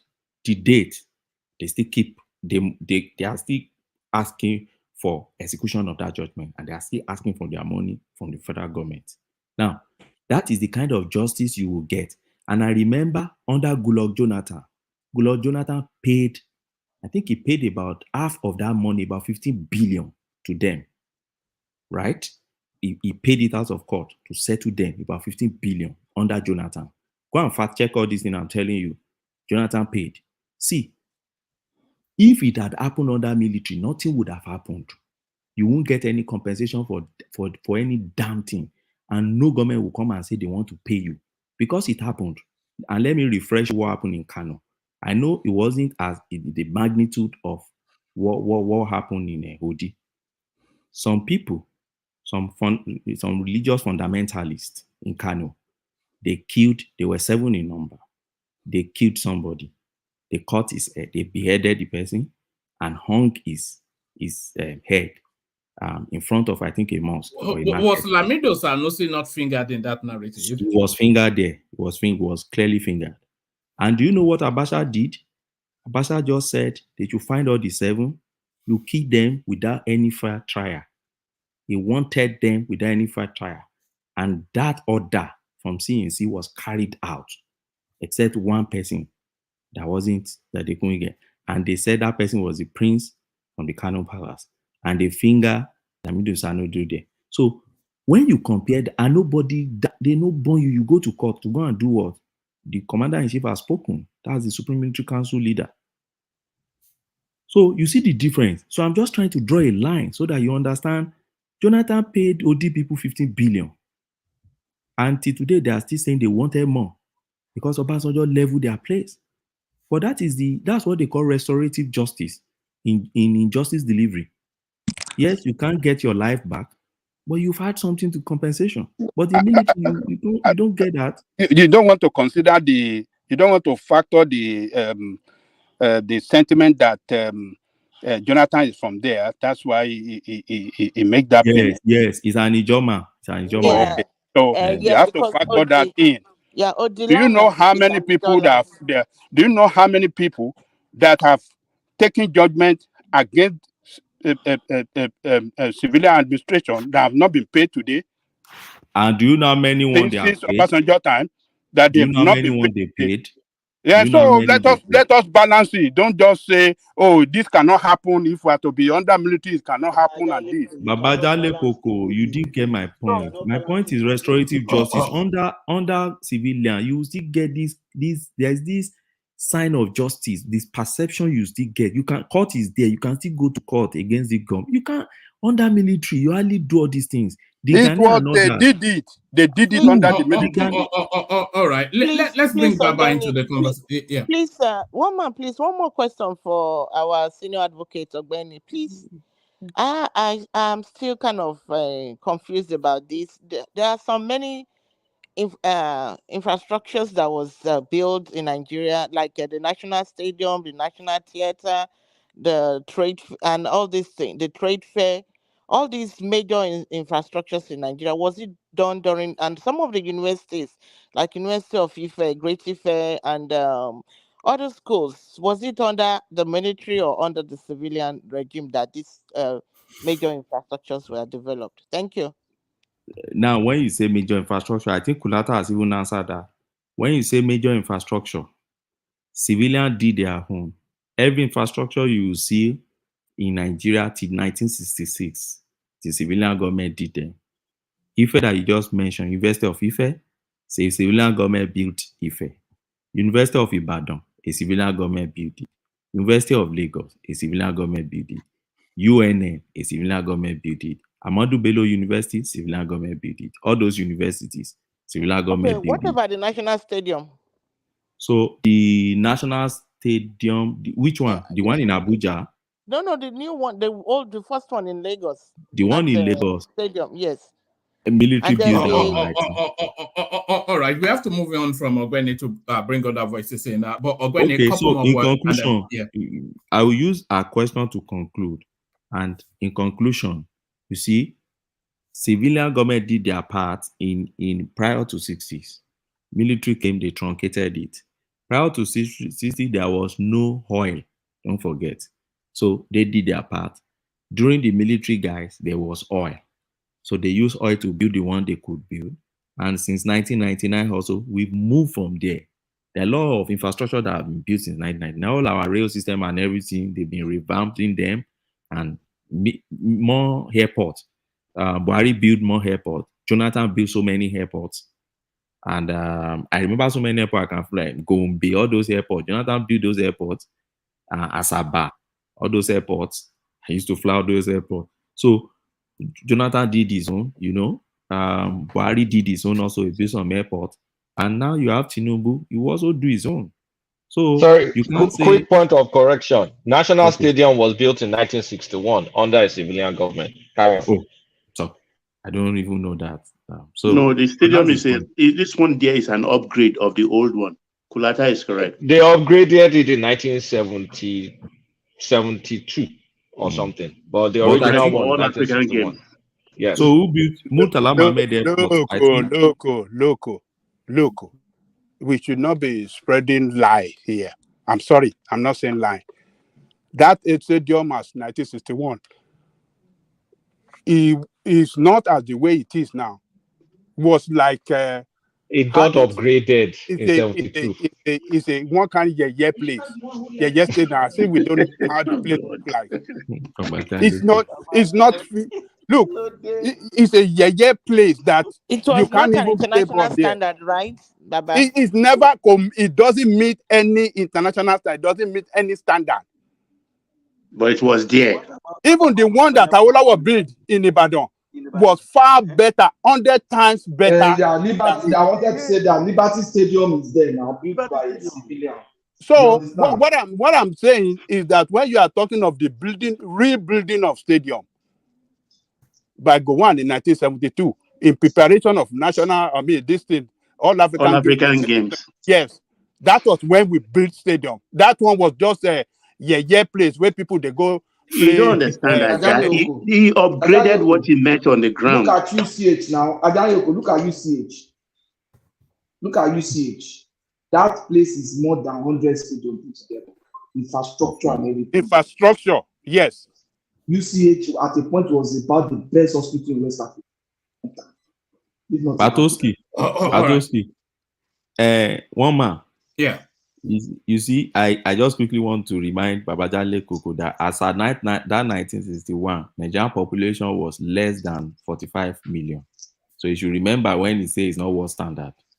You know, it's an important point that you make there, because when people harken back to the past, it's just you don't want to take on the conversation, but it was a different economic space, a simpler time. Not even a quarter of the population then that you had to cater for. All of the contentions that you have to contend with now, they were not even something that were anywhere near the horizon. So when you rose-tinted glasses look into the past, that was better then. It was simpler times, manageable, but round it off and then we'll have Baba come on. No, I'm okay. I've made my point. All right, brilliant. Excellent delivery. You can tell that it's a trained mind. When you listen to Ogbeni, you probably just want to listen to him for the whole of the session. So that is the excellent Ogbeni, a man of one man. We just kept quiet for him to talk. Not like everything was saying about you. He has monopoly over it. We all have the information, but we just allow him to talk. For the fact we allow him to talk doesn't mean we accept what he's saying.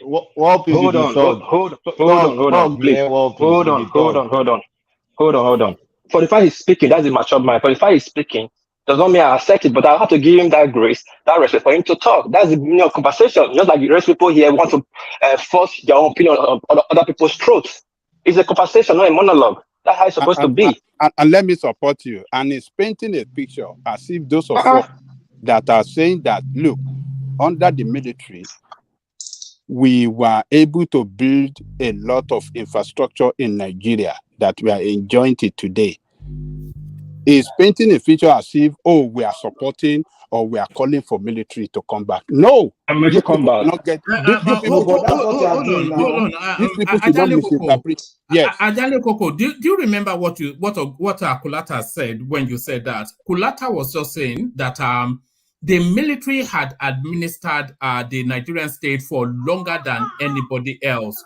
So the likelihood of most infrastructures being built under that space is more likely than anything else. That's not even true. That's not even true. The civilian has governed. All right, but I want to get quickly to Baba, but I'll make that point, then we'll get to Baba. Yeah. So what we are saying here is that when we are talking about the history of our country, you cannot wish away the role that military play in the development of the country as well. As you are looking at what your civilian administration have done good, you should also acknowledge what the military have done good. And if you are mentioning what the military has done bad for the country, you should mention what your civilian people have done bad as well. Don't rubbish the military in totality as if they have not done anything good for that country. Most of the leaders you have today, the military educated them. Military give them everything to succeed, to be human being. What are they giving to your country today? For the past, do you know how many children that are out there that are not educated, out of school children in this modern world? In this modern world, you have over 20 million children in Nigeria that are out of school under the civilian administration. But you people will say, oh, yes, we are developing, we are doing this thing. Do you know how many people under the civilian administration that are live internally displaced people? It never happened under the military. Ajale Koko, I don't know if we captured the data under the military. It's not like it never happened. No, we did not capture the data. When we are talking, not that it did not happen.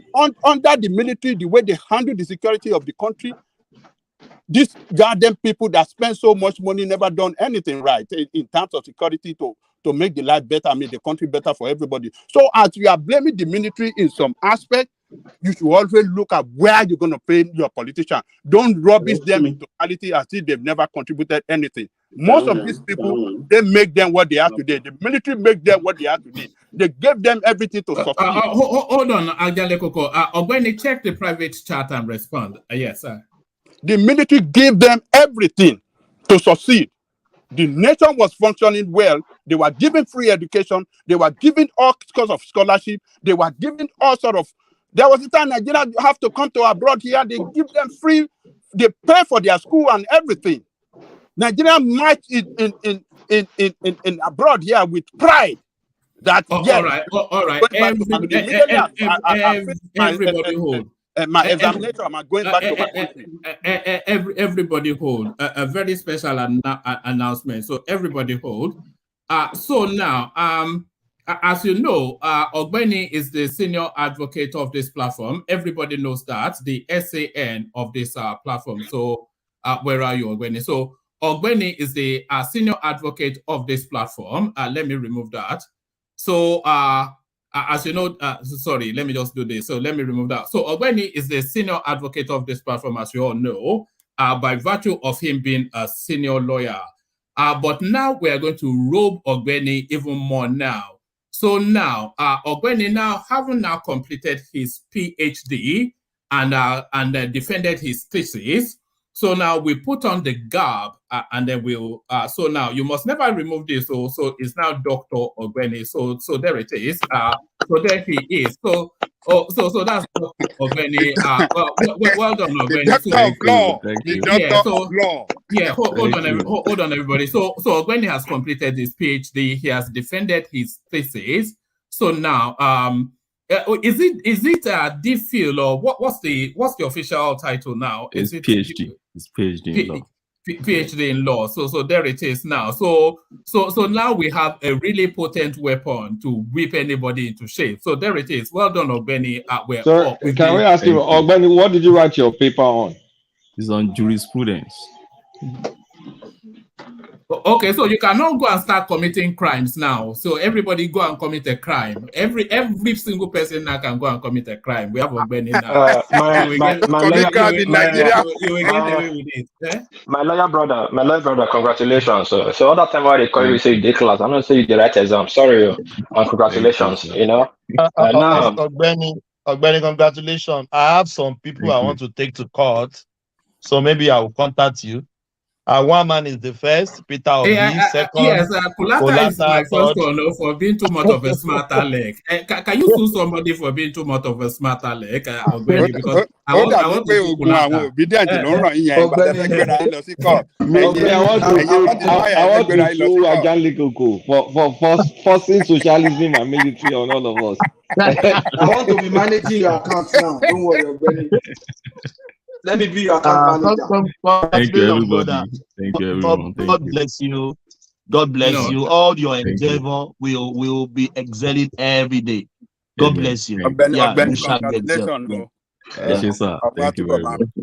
Thank you. All right, excellent. Well done, Ogbeni. I'll phone you tomorrow, and then we'll have a long chat. So that's Ogbeni. So well done, Ogbeni. Really chuffed. You know, really chuffed. So now to you, Baba. I wanted to pick it up from this space. It was only really the question that Princess was putting to Ogbeni, and then she was citing Nnamdi Kanu as an example. But then there were no reports of any killings in that space. The only report of killings in that space at 2017 at Abia Python Dance. The only report of killings in that space was reports by the IPOB space. So are we on the strength of IPOB to conclude that anybody actually got killed when the authorities went to effect the arrest of Nnamdi Kanu? So you can come in from there or whichever entry point you'd like. Baba, let's hear from you. Thank you, one man. Ogbeni, well, Okurire no. Èyí tó ṣe yìí àsùn ìṣòwò àsùn ìṣọlá àsùn ìṣọmọ agbára Jésù. Yeah, one man. The Nnamdi Kanu escape. Let me put it that way. Escape. The military has a different mindset. They are beastly, and when they send them on a task, they want to accomplish it. And we all will remember very well the confrontational attitude of Nnamdi Kanu during that period. The ESN was operational fully. Same thing, the IPOB as a government. Let me put it in inverted comma. And we all knew what would happen, definitely. But so far, so good. Is there a government report? I can't remember reading one or seeing one. All we have as on record is a report of the IPOB and the general space in the East. Are they lying? I don't know. Are they saying the truth? I don't know. So I will leave it at that, woman. All right. And to this military administration now that surprisingly, even Ajanle Koko is romanticizing about, is this where we are now? Is this testament to the state of the nation that people now so desperate are starting to lust after military administration? So that seems to have taken over the conversation. Your thoughts? Yeah, what is happening right now is seditious. And I think they are lucky because we have the cases in courts. There is no denying the fact that we all know the space where that call is coming from. Definitely. And my take is, why are you doing this? Because you lost? The beauty of democracy is the ability for the citizenry to change their government at appointed time. you all have your voter's card. You said you are rigged away. Well, no perfect election anywhere. With every cycle, you improve. The election before this one, we're not talking of IREV. We're not talking of what's this thing now, the electronic machine. We didn't talk about that. It was introduced for one reason or the other. For a certain election, it didn't work, or they shut it down. Definitely in 2027, we all know what to demand. The authorities know how to improve on it. So that will be an improvement on and on and on until we get it right, at least up to 90%, because it cannot be 100%. Because those that have been at it, the countries that have been at it, even UK, the Brexit, even till today, people are still suspicious that it was somehow rigged. But these people are so vast that they won't call it rigged. It's only Africa we use that kind of heavy language. But we all know what happened. Now we talk about the 2020 election in US and other places. So any system that is operated by human, any institution that is operated by a human being, have its own shortcomings. So we have to live with that. We have to accommodate it. We have to make adjustment for it. That is life generally. So this cool thing they are talking about, I like it that some people are very heavy on human rights on this platform. And that is the first thing the military will take away once they take over. So you can let them breathe.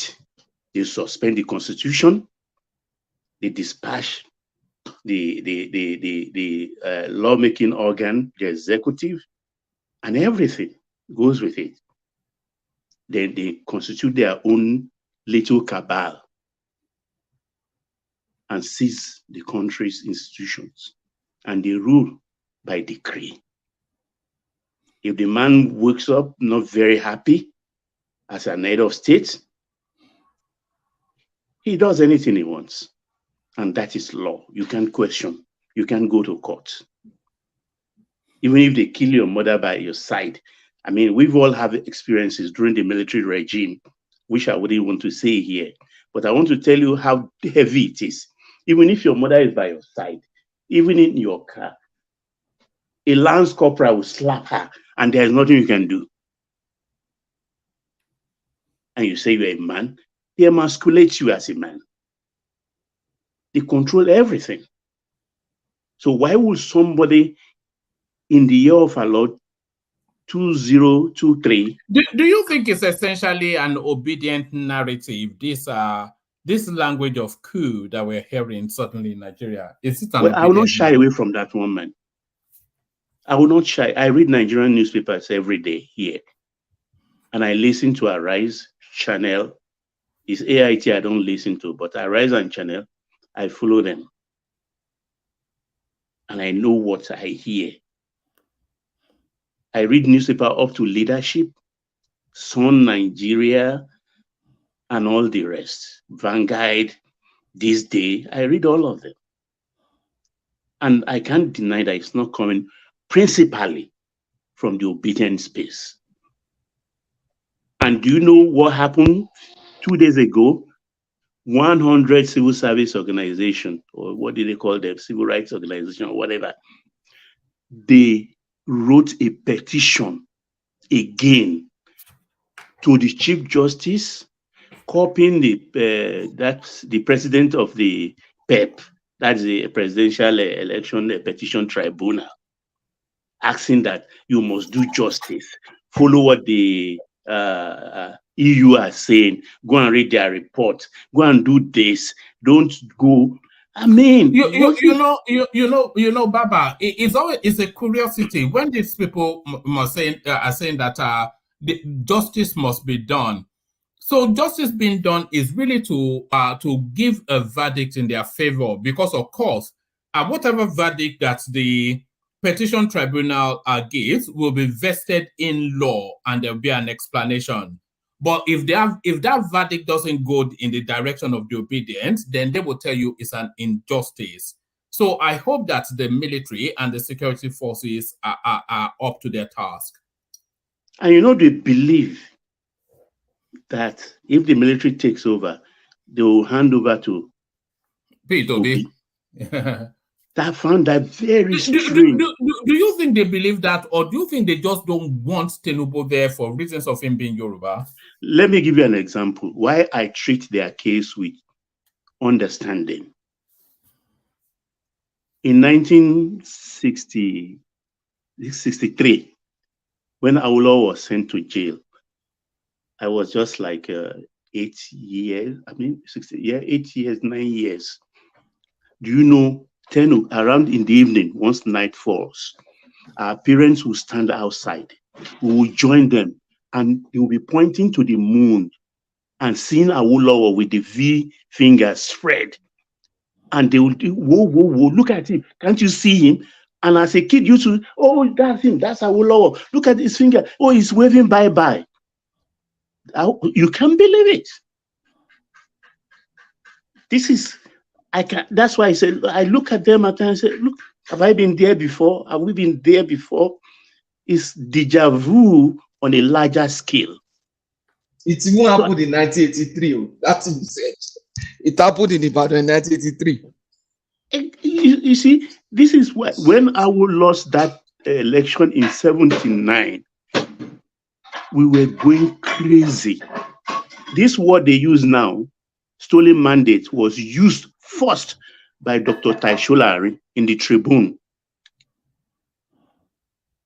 In the Tribune, Taisholari used that word first. We harangued Shagari and NPN then like no man's business. It was relentless. It was vicious. To the extent that I think it was Shagari's end of his first term. He wanted to give Chief Awolowo, is it that GFR or CFR? I can't remember. And we all think Awolowo shouldn't go. No internet then, no cyberspace. But somehow, the radio were really awash with information and the newspaper. But Awo went to take that award. You know what Awo did? He bandaged his right hand fully so that he will not shake Shagari. That's how bad it was. So he got the thing around his neck, but he didn't extend his hand because you can't shake a man whose hand is bandaged. But surprisingly, as I grew older, with benefit of hindsight, I look back, I look at the electoral map of that period. Awo really lost. Awo lost. And I felt embarrassed looking back at how we behaved at the political space of that period. I was really embarrassed. Oh, sorry, Baba, a quick interjection. I just accepted that he lost roughly like 3 years ago because I looked at it and I'm like, he did not win this election. Let's not lie. Exactly. Benefit of hindsight. I realized, and I felt embarrassed that what was wrong with us then? So with that, going back into it, I can understand how they feel. But then they are going into extreme. They want Nigeria to burn. It's relentless. I don't know. I feel guilty one way or the other because I know what happened in our own time. But they should please slow down. They should please slow down because the more they realize that they cannot win, the more they come heavy. But then the beauty of democracy, like I say, in our own, is just 4 years. 1 year is gone, almost gone now. Tinubu has done, I think it's 100 days. That's about 3 months gone. If you don't start preparing now, when are you going to prepare again? You either prepare, if you prepare to win, you will win. If you prepare to fail, you will fail. So this is my advice to them. We should stop all of this. And Nigeria has gone past military rule. No way. It's not going to come back. Everybody knows that. That won't happen. That will not happen. And I'm not without friends in the Eastern space. And we discuss every time. Why won't it happen? Tell us why you think it can never happen. The military? Yes. Why do you think it can never happen in Nigeria? Okay.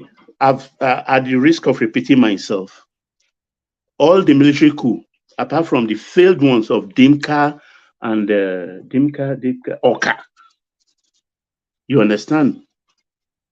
They were those that were not, and the 1966 coup, that were not organized by the Hausa Fulanis.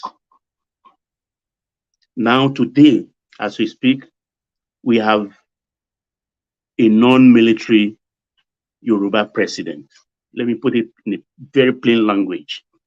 Imagine an Hausa Fulani comes to overthrow the government. What will you feel? What will be your conclusion? Oh, is it because it is not an Hausa man? Is it because it's not a Fulani person? They have the audacity. Naturally, the Yorubas will protest. We have something on the side which they call a Yoruba nation. In the eastern side, we have the Biafra. So what we don't want to happen will easily happen. It's like somebody. Sorry, take for instance, what if they install a Yoruba head of state? Nobody wants to. What if they overtake and install, just like they do with Shonekon and did with Obasanjo? They installed the Yoruba man. Don't you think we won't have that argument again? There is timeline. Those circumstances are different. For instance, when Babangida stepped aside and he cunningly brought in Shonekon, he was warned by his cabal, the Abacha and Co, and the junior of middle rank officer Lawan Gwadabe, Abubakar, the other guy with tribal mark, all those young talks, those middle level, they don't want him. So Babangida stepped aside, put him there. He was a sitting duck. And when it pleases them, they went and removed the flag on the car and tell Oga, please go back home to Abeokuta. And of course, he left. Obasanjo's own is because they killed MKO. And the only way of... Sorry, Baba. Do you think Shonekon had a misstep that as soon as they swore him in, it did not use that window of that moment to retire Abacha and all of them? He has no power. He has no such power. Himself, he knew he was a sitting duck from day one, as soon as IBB stepped aside. It was just convenient so IBB can go. He knows. He didn't have that power now. You know, it was just chairman of transition council. It wasn't commander-in-chief. It wasn't commander-in-chief. It was chairman of transition council. Exactly. So the military was not under him. So he knew. So he left quietly back with his tail between his legs. For Obasanjo's own, it was just compensation. Okay, this is... sorry, Baba, still, are we counting Shonekon as one of the past head of state presidents of Nigeria? Is he on the Hall of Fame? He is there, but that is dubious. He is counted as a head of state, and that is very, very dubious. Head of government now, so yeah, but that's dubious, because that period of our history, I think shouldn't be there. We just like a page where you just flip through. You don't want to read at all. But somehow, is there as a past head of state, and I find it very dubious. So, Baba, let me because the answer you gave is not satisfactory, and I'm glad. I'm glad that Patisco came in and gave an and said that if we are to be, if the military overthrow today and then put Yoruba as the head of the government, what are we going to do? I'm glad for that question. Yeah, I answered him. Let me say this. It's not going to be acceptable. Let me ask you this question. You know, the central factor that attract military takeover is bad governance. So you think that if Nigerians slide down further into the worst, I'm talking about the bad governance, worst governance. So you think if they come in, you think there won't be any justification for that? You think people will not celebrate? But there is no justification now, because Tinubu has not been in situation enough to determine if his government is good or bad. So if they are going to have a military coup now, it will be as a result of a carryover of the Buhari administration. So if the Buhari administration was that bad, why didn't they have the coup under him? So you cannot say that Tinubu has been in situation for 2 months. But one man, no. I'm saying going down the line, if we slide further into worst governance. Yes, maybe in 2 years' time, if they do maybe not now. Yes, that's what Adaleoko, let me even mention something. You see, all the ingredients that are required that have to be present on the civilian side for a military coup to take place are present now. The corruption that Buhari came to fight under Shagari cannot be compared to the corruption that is taking place now. So in that case, it is present. The insecurity that they had then cannot be compared to what we have now. You understand? The dissatisfaction with government that they had then that prompted the 83 coup cannot even be compared to what we have now. So every ingredient, I cannot continue to mention them. They are all present. And let me tell you another thing that is present, which if does not result in a military coup, can result in aggression and misbehavior and a revolution, is the disparity between the political class and the governed is too much. One man today, your classmate that is just maybe a teacher in maybe Maryland, if he becomes a House of Rep today, the gap between him and you that you are living in UK is going to be as far as heaven to earth. The governors, the governors, the leaders, they are not like the people they are governing. But if you go to normal climb, the leaders should be like the people that they are governing. So they will have nobody to push back for them. You know, during that military, during our time, we fought for civilian. We say no, nobody will fight now. Me, I will put my neck on the line because Tinubu was overthrown. For what? Not because Tinubu was overthrown. That's a challenge. No, because but that democracy is being truncated. No, not that what is here. I am not an advocate defense of democracy, not in defense of one man. I'm not an advocate of military rule. You cannot say what you are saying. You are not living in Nigeria, so you cannot say that. Exactly. I'm not an advocate of military rule. Because by the time they show you shake it that Buruba and shake it back, you will fight. It's not today they've been showing civilians in Nigeria.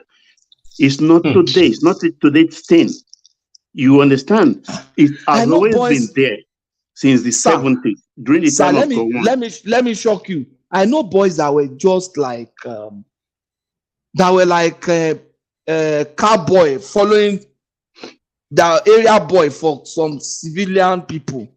If you see them now, they are multimillionaire, hundreds of millions. Just boys for It's MC Olu, not a billionaire. You cannot run a country like that. Wait, but look at Omar Bongo saying that people should make noise. Nobody will make noise. if Look, they do life that is a cycle. rubbish. Can I say Yeah, something? yeah. Life is a Sorry. cycle. In a way, talking about MC Oluomo, in the 60s, you understand, we had somebody they call Omo Pupa. Later, I think during Shagari's time, we had Adebayo Success. Loshodi. Oh, then later we have Adedibu. So life is a cycle. These things will come. But those ones are away. not rich. Those ones were not rich as who told you Bayo Success was not rich? Hold on. Let's leave MC Olomo for a moment. Let's stay with what Patrick was saying. Yeah, let me. I will answer him. Yeah, hold on, Baba. Just hold on 1 second. A coup cannot take place now, only because whatever reasons that they are attributing for that coup, they cannot attribute it to the present administration. So if a coup needed to take place, then it should have taken place under the previous administration. The present administration is not has not been in situation for long enough to take culpability for whatever it is that justifies a coup. That's just it. But Baba, yeah, carry on. Yeah, our democratic credentials is gone past any military adventure risk coming to take over government. Woman, we are can I ask you a question? Yes. Woman. Yeah, carry on, princess. Yeah. My question is this. Isn't that a continuation of Buhari's government? It's the same party. Yeah, but it's a different administration. But it's the same APC and the same recycled ministers coming on board. No, it's not. There is no minister recycled, I don't think. It's a totally different government. Can I carry on? Yes, Baba. Okay, thank you. Okay. What I'm saying is that which military government can be worse than Abacha's time? He was fought to a standstill. People die. People died during Abacha's reign. Those we know, those we don't know. And military people were carrying out this thing because they were we were mentioning names and we forgot Alex Ibru, who lost his eye. He was almost being killed at I think Falomo area. He was shot in the head. And a host of the Riwani and all the rest. So which government can be worse than that? Government that have a certain cell in the middle of Ekpe Peninsula, they call Itaoko, which graduated people like Gani Fahemi, Beko Ramson Kuti, Falana, and so on and so forth. Even Wole Soyinka was at Itaoko. He mentioned it and the man died. The beauty is nobody can challenge them, Ken Sarubuiwa. But in a civilian regime, you can remedy your case by going to court. Get your judgment debt. If this particular one didn't pay you, another civilian regime can pay you. You just relentlessly pursue your case through the court of law. But with a military regime, you don't stand a chance. You want to go and stand in front of Aso Rock and hold a placard? Who is afraid of the military? Not Nigeria. We've gone past that.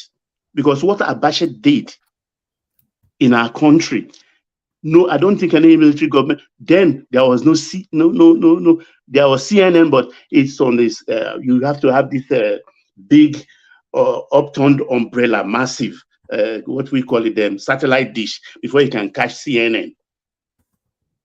But yet we fought Abacha to a standstill. Himself, I think he didn't believe what happened. So our democratic credential is gone past that. And the military boys, they know. They know.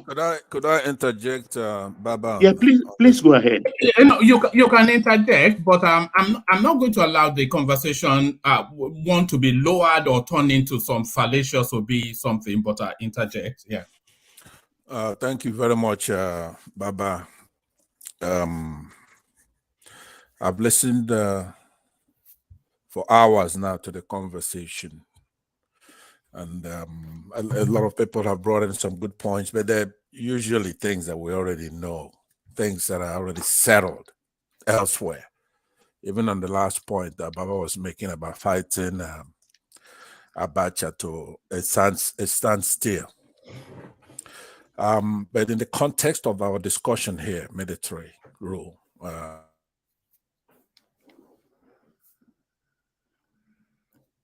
Are you there, or am I off? Can anyone hear me? I can hear you, woman. Right. Which came from Babangida, who initially promised to return the country to a civilian rule by 1990. But he pushed it that deadline back to 1992 after a little coup attempt, right? And then he annulled the presidential elections of 1993. So the Babangida transition ended up in a coup led by Abacha. So let's not pass it out, because we're going to be here the whole day talking about minor little things that happen out of happenstance, circumstance. They're not really planned. They're doing a lot of those things out of the seat of their pants. But we have to look at the military regimes, how they ended up in Nigeria. It's a very rich area to study. Some of them collapsed, just like, for example, in Greece in 74, Argentina in 83. Others managed to negotiate their way out of it. But if you then go to Ajan Lekoko, I'm disappointed, obviously, because Ajan Lekoko is usually a sound mind here. But he has a lot of nostalgia. I believe that's just a way to sum up Ajan Lekoko's look at Nigeria. It's trying to nostalgic, looking at the way. I mean, I can't believe that a lot of our people were here discussing a military regime building a building here and there, a road here and there. We see examples of serious countries such as China, when they decided to develop their country, they built skyscrapers in the thousands. They moved a lot of poor people, brought them up to middle class, and did a lot of things. Sent people to schools in the United States and Europe and all kinds of things. But no, the military. Let me indulge you to. I know I was interjecting. Let me go ahead and extend my remarks. Is that okay, Baba? Oh, please do. Go ahead. All right. Thank you very much. So militaries are hierarchical organizations that specialize in the deployment of violence. Everything is by force. It's a complicated thing. So don't look at a shiny road or building the place somewhere. Right? It's unconstitutional. Are you satisfied with the civilian administration we have for 23 years in Nigeria? Yeah, but that's the point I was going to land on. We don't have any civilian government in Nigeria. I was making that point yesterday when I talked to one man. What the military, I mean, they're playing little stupid games with us because of this kind of conversation that we have. Are you saying that the civilian administration have done better than the military in terms of the governance of the state? Is that what you are saying? Let us know your position. My position is that we have not had any civilian government in Nigeria. What they did is what was prevalent in the 70s to take off their garb. They removed their uniforms, but they're still the military. Obasanjo is a military man, a military dictator. Now, he happens to be a little better than the other ones, but all of them. Buhari is a military dictator, a coupist, a thug. All these guys are playing with us because we haven't gotten serious. those things you call military governments in Nigeria, those are not military government. I mean, civilian governments. They're not civilian governments. They're military governments. They took off their guard and they allow a certain autonomy, yes, civil liberties, but many military governments outside of Nigeria do the same thing. They liberalize. But in our case, I don't know why we don't sit back and say, oh, wait a minute. Obasanjo is a military dictator. You can't cross him. Whether he's in uniform or not, you can't cross Obasanjo. He's a military dictator. You can't cross Buhari, whether he's in uniform or not. Okay, Pansan, separate this thing now. We have civilians, even though you can describe them as, a puppet of the military behind the scene. But now that we have the military administration, civilian administration for the past 23 years, compared to the time when we have the military rule, which one have done better? We between the two, who have done I just best finished job for Nigerian people? Hold on. Yeah, I got you. Yes. I just don't finished, lump them together. You're not listening to me. That's why you asked that question. I just said to you, there is no choice there because they're a military government. That's what we've had since the 60s. No. Separate them. Hold on. I can't. Let me just hear me out. Now. Ostensibly, the end goal is democracy. No doubt about that, right? Even when the military is there, we're waiting for our democracy. What we have now is nothing like the young lady. I forgot her name. Just posed a question to one man. I says this Tinubu. It's the same party as APC. Why don't you look at it that way as one and the same? Of course, they're one and the same. Tinubu will not be sitting there today without the graces of Buhari, who put him there in a childish way. He's got no reason to be sitting there. If those who are complaining are not obedient, let's try to have some class. The ostensible goal is for us to have a democracy. Now, remove Nigeria from the picture and compare, because that's a lot of the things we do when we come on this platform is to compare. Try to compare and contrast. There's not the debate, John Lokukura, you want me to indulge in, which is to say a military government and a civilian government, which one is better? Which one brings Nigeria soccer and development? Well, that's been settled. You should not, in 2023, be engaging a debate about democracy and authoritarian military rule. That's silly. Giving you other positions on other things where you're coherent and you're reasonable. When you have a military government, first of all, your civil liberties are gone. You're a slave, in other words. That is true. That is not debatable. The Constitution is gone. So a first process will lead to a second process. If you don't have civil liberties, what do you have? You don't have anything. So the debate actually ends right there. It's authoritarian. Let me ask you this question. Under who? I was going to land on that point. Hold on. Let me ask you this question. Let me ask you. Yeah. The primary responsibility of the government is to secure life and property and welfare of the people, right? Yes. So, who has done better for Nigerian people under the military? I think we did about 2 hours on that already. No, I'm asking him a question. I just want him to because he's not answering. Yeah. We don't even know what his position is because he lumped them together.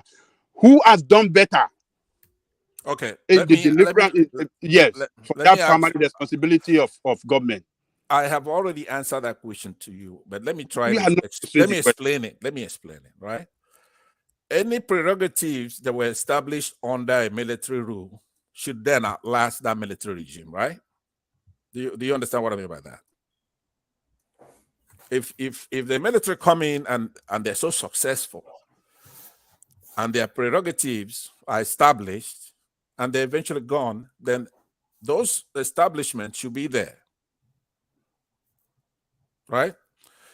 You can't go measuring how many routes were tarred under a military regime and use it to advance anything with me. We have to look at things that matter. What do they bequeath us with? What's the transition, as a matter of fact? When you have a military government and then they transit into another government, if you measure all those things, the fixed allotments of our national budget that goes to the military, their salaries compared to others, things that really matter, control of the economy. Because a lot of the things they did are actually what we're suffering now. But in Nigeria, it's a very special case where they're still in the 70s mentality. What we have are military regimes up till now, today. What we have is a military regime today.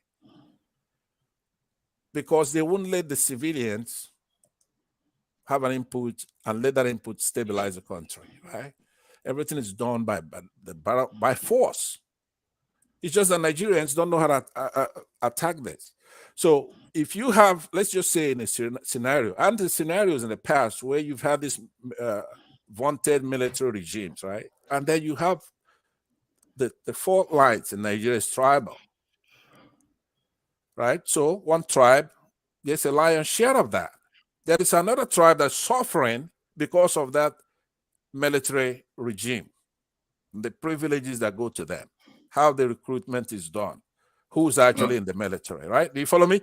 There are you may be, from your perspective, you're looking at it, and so my tribe is benefiting from a military regime. If another tribe is holding that military veto power, are you going to be able to, say the things you're saying? That's another thing. We who are in the West, right?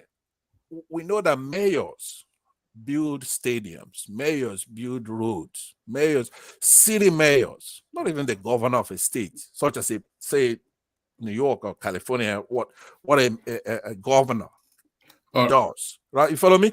So don't compare, also contrast. You should not vaunt let me even answer him. Let me answer him. All right. I answer him and then bring it home, and then we go on to Patrick. Somebody sent in a clip that they want Kolata to respond to. So, and excellently put by Pansat. So, I'm pinching myself, Pansat. I'm pinching myself.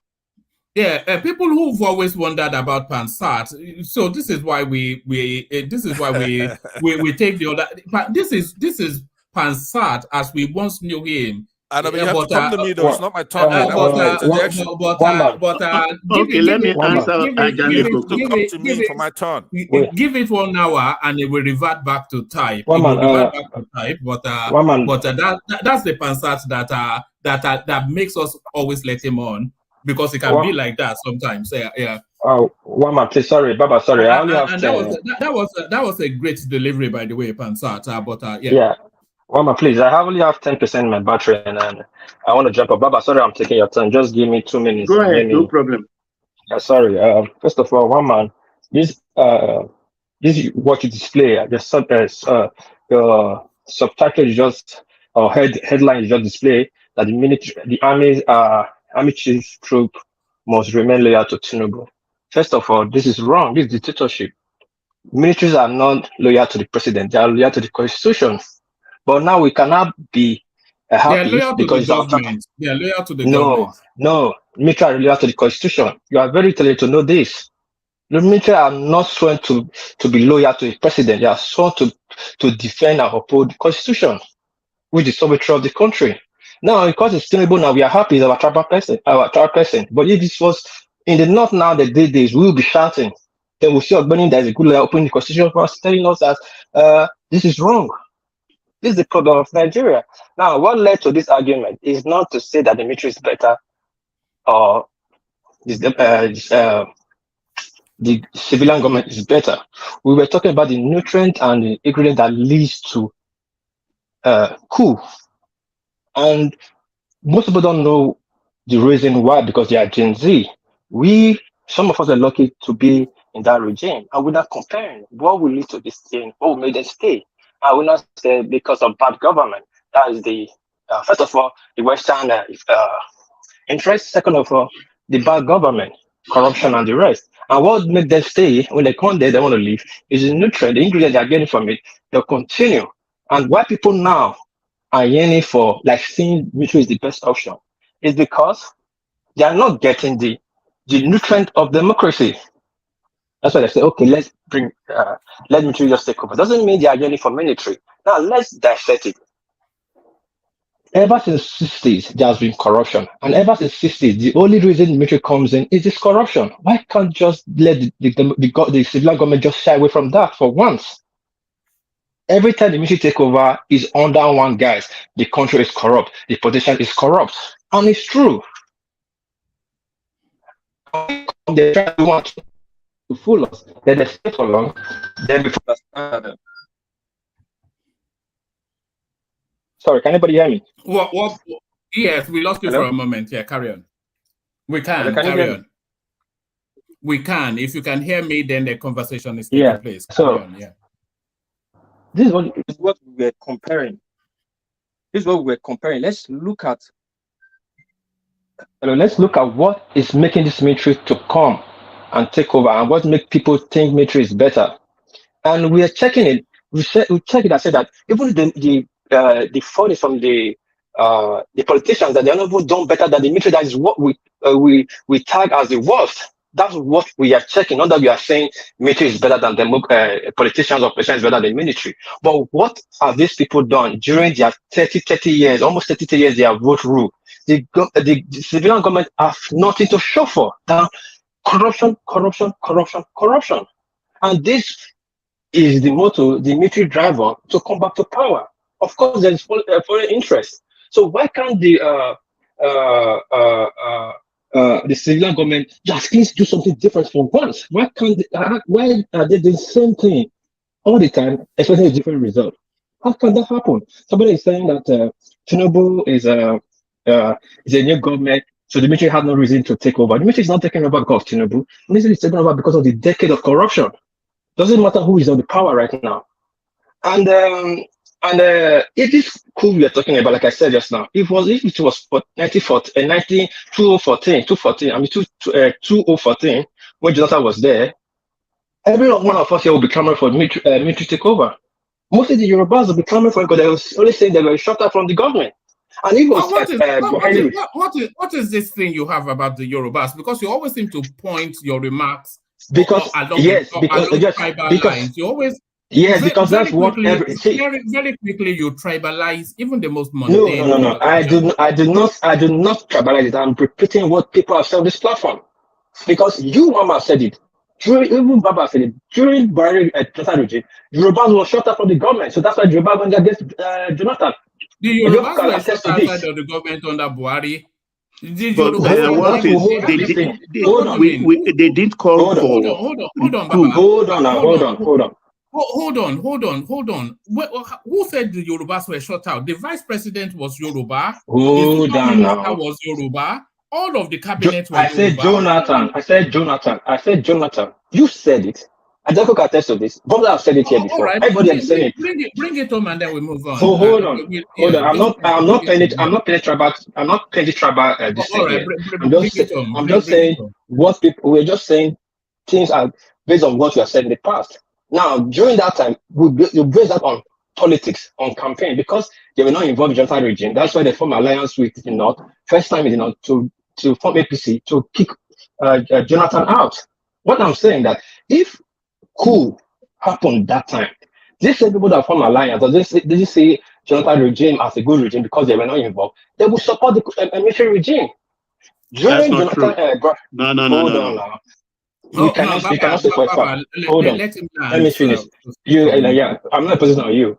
Now, during Buhari regime, as bad as it was, at one time they were hearing coup.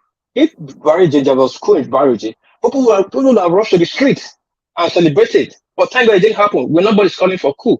Now, if coup happened in Nigeria, like what Adeko keeps saying, right now, millions will run on the street and celebrate, not because of Tinubu or APC, because of the bad hardship with Nigeria been facing for the decades since 1999.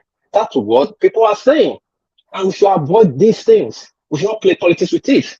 And it can be avoided simply by trying to do something different. I think less people have hope that they're going to be different, not always playing politics about all these things. That's what people are saying. And again, the Batifier and the Obedient, they are toxic. They are not helping the space.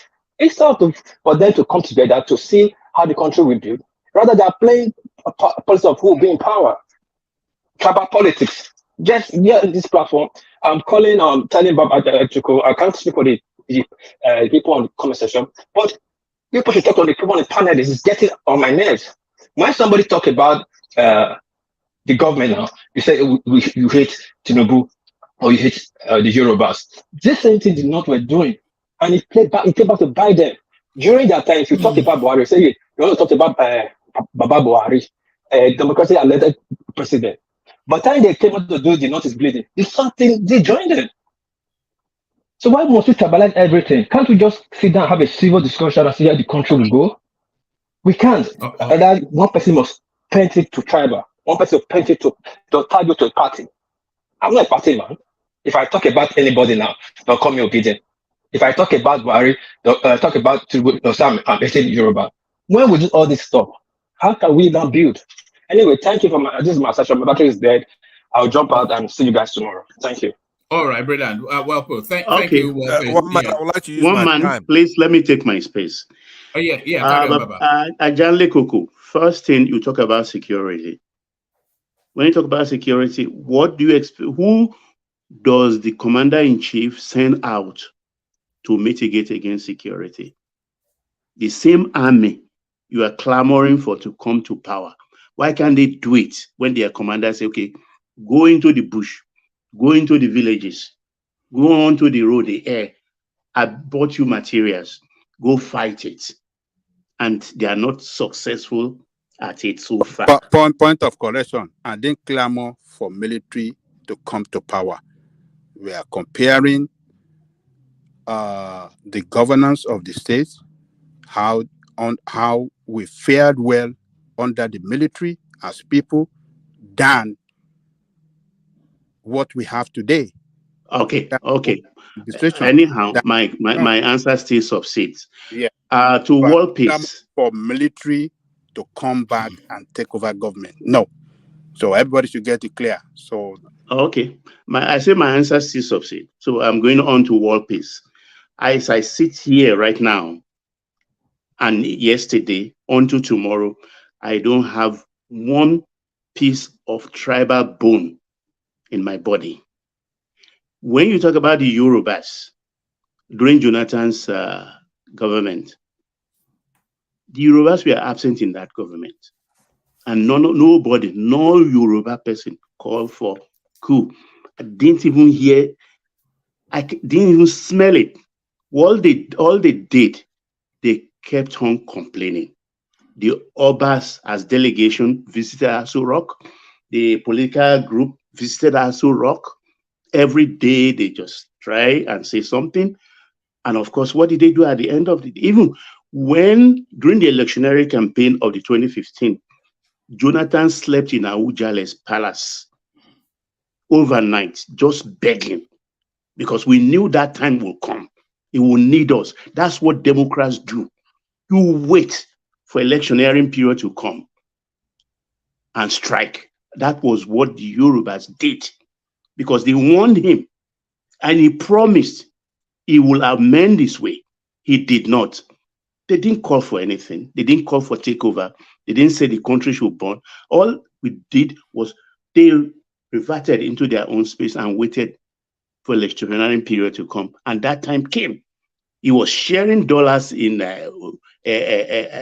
Ogun State. They took the dollars quite all right.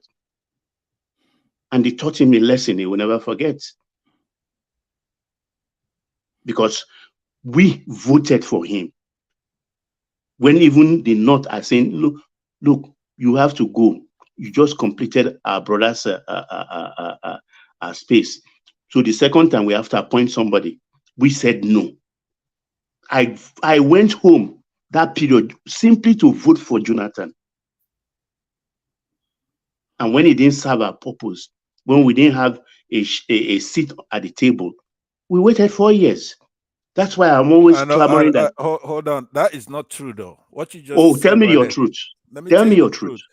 Jonathan's cabinet. Hold on, right. one man, please. Hold on. No, hold on. Just hold on. Let me acknowledge. Let me acknowledge Ike Ogiament's super chat. So if you've ever wondered what a super chat should look like, there it is right there. Excellently done by the man in the bow tie. So thank you, Ike, for the super chat. Yeah, carry on. All right, thank you. Baba, let me tell you that during Jonathan's administration, the first cabinet, first of all, 2010-ish, something like that, defense was Chief Adetokunbo Kayode.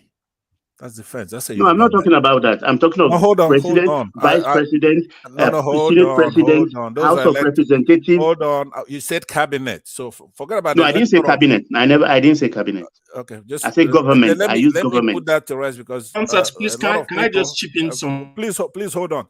A lot of people keep repeating that like a mantra, right? You have Adetokunbo for defense. You have Olusegun Olutoyin Aganga for finance. That's a Yoruba man. You have for foreign affairs Odeyin Ajumogobia. I consider him a Yoruba, even if no, Ajumogobia is River State. But those are constitutional mandated picks now. Aganga is not. Aganga is not a Yoruba man. No. Okay. Aganga is not a Yoruba man. Okay. Anybody that has Olu in there is Edo. No, it's an Edo guy. Aganga is an Ondo now. Is an Ondo man. Is an Edo. Okay, fine. Okay, so you got that one. Wait. Let me consider that point and remove him. But you go all the way down to Akinlabi Olasukami for youth development, right? You have a lot of Yorubas in Jonathan's administration. He did the constitutional thing. He had Nigerians in his cabinet. That's the way it's supposed to be. We're not talking of cabinet now. We are talking of House of Representatives, Senate presidency, vice presidency. Electoral. That's up to you to elect those people from your state. So the only thing you could complain about a president to say, hey, look, we're being marginalized. Okay, it's like what Buhari did. That's marginalization in essence. Yeah, that's what we said. That's what we were complaining about then. He's not guilty of that. Jonathan, to me, is a horrible ex-president, but he was the right president for Nigeria at the time. He was a but it was a Billy when it suits you. He was a good president, but a horrible ex-president. So, but don't repeat that because it's just not true. He's not guilty of that. The Southwest used that excuse to remove him from office, and then we got what we got. Rightfully that's so. What we're paying for. Rightfully so. Let me wait for my turn because I want to talk about that. Edo prior. All right. Let Baba land, and then we come to Patrick, and then after Patrick, I think we'll probably just change the Okay, thank you, one man. All I just have to say that be careful what you wish for. You may have it. Thank you, one man. All right, excellently put by Baba. I think if there's one thing, especially Princess, she loves the sound of your voice. She does. So an equally majestic voice, Patrick from Canada. Patrick, you are up next. Okay, one man. Thank you. Yeah. Thank you very much. Can you hear me now? Yes, perfectly. Carry on. Yes, I am not advocating for a military regime because it is like self-destructive. I mean, I cannot begin to wish for what I fought against. You understand? It's not good. It's not right. And a lot of people died for this democracy. It's like pissing on their grave by calling for a military government to come back. But let's look at things. The questions that were posed is the first question should be, is it ripe now? Can it happen in Nigeria? I did have the opportunity to address that when we are addressing the Angola issue. Currently, there are two sides to it. Some factors need to be present in the civilian side for it to have happened. And then there are some other factors that are supposed to be present within the military for this to also have happened. Then maybe some things that are likely to be present outside the country. So when these three structure comes together, there might be a military administration or a military coup that is very likely to be successful and likely to rule. First and foremost, on the civilian government side, these things are present. These things are very present. The corruption is too much. The disrespect, you see, I don't mean that they don't respect also. When you steal and you cheat the people and you show it to them, that is nonsense. You steal the country dry, you live in affluence and show it to the people. It cannot continue like that. One man, I was watching this Burkina guy, this guy that took over in Burkina Faso, and I think he lost one of his soldiers to the fight against the terrorists. So he went to visit the family of the soldiers. This guy looks very ordinary. The guy looks like the people he's going to visit. And that really struck me. The guy looks like the people he's going to visit. He was so ordinary, talking to them, engaging them. And you could see that there's not so much of affluence around him relative to these other people. That is what a leader should be. A leader should be such that you cannot differentiate him from his disciples in the physical sense. People will say, I go spiritual. But that was why you needed somebody to betray Jesus. Because just like was like any other of the disciples. You needed somebody to point him out and say, this is the man, Jesus. If he had been like somebody in a car, there are so many of them are guarding. There are so many, like these are our pastors now. Or like all these are politicians. You don't need a Judas to betray him and say, look at him now. But he said, whoever I kiss. Now what we will need you to kiss that person for us to not to mistakenly catch Peter or catch Paul. Because the leader is supposed to be like the people. That is not happening. Not even an ordinary counselor in the local government is like the teachers in secondary school. That factor is one thing that can trigger a coup. Corruption is one of them. And not just corruption and still showing it and still feeling on top of the world and still oppressing the people with your wealth and spreading it in your family. So that even when you behave and people now think your family owns Lagos, you should not bring them to the point where they are thinking like that. I'm not saying you own Lagos. No, it's not right. You don't. But if you do things that suggest that make people to even think like that, then you should watch yourself. I will go spiritual again. Paul said, do not let your good be evil spoken of. Don't do things such a way that it will even make them think that you are bad. So if you get to that point where they see that you are so, your children, everybody is oppressing us, then you must begin to watch. Something is wrong with you. That is the truth. And that is present in what we have now. We are saying that about Tinubu and our leaders in the West, because we are in the West. If you go to the North, it's also very terrible. One man is so rich, every other person is saying Rakadede. So we can shout like Tinubu here, but they don't shout around their people like that. They are as corrupt, as rotten as the people here that we are shouting now. So it's everywhere. And that the military are seeing that. The civilians are supposed to stand up to the military. They are seeing that. So the military is seeing that.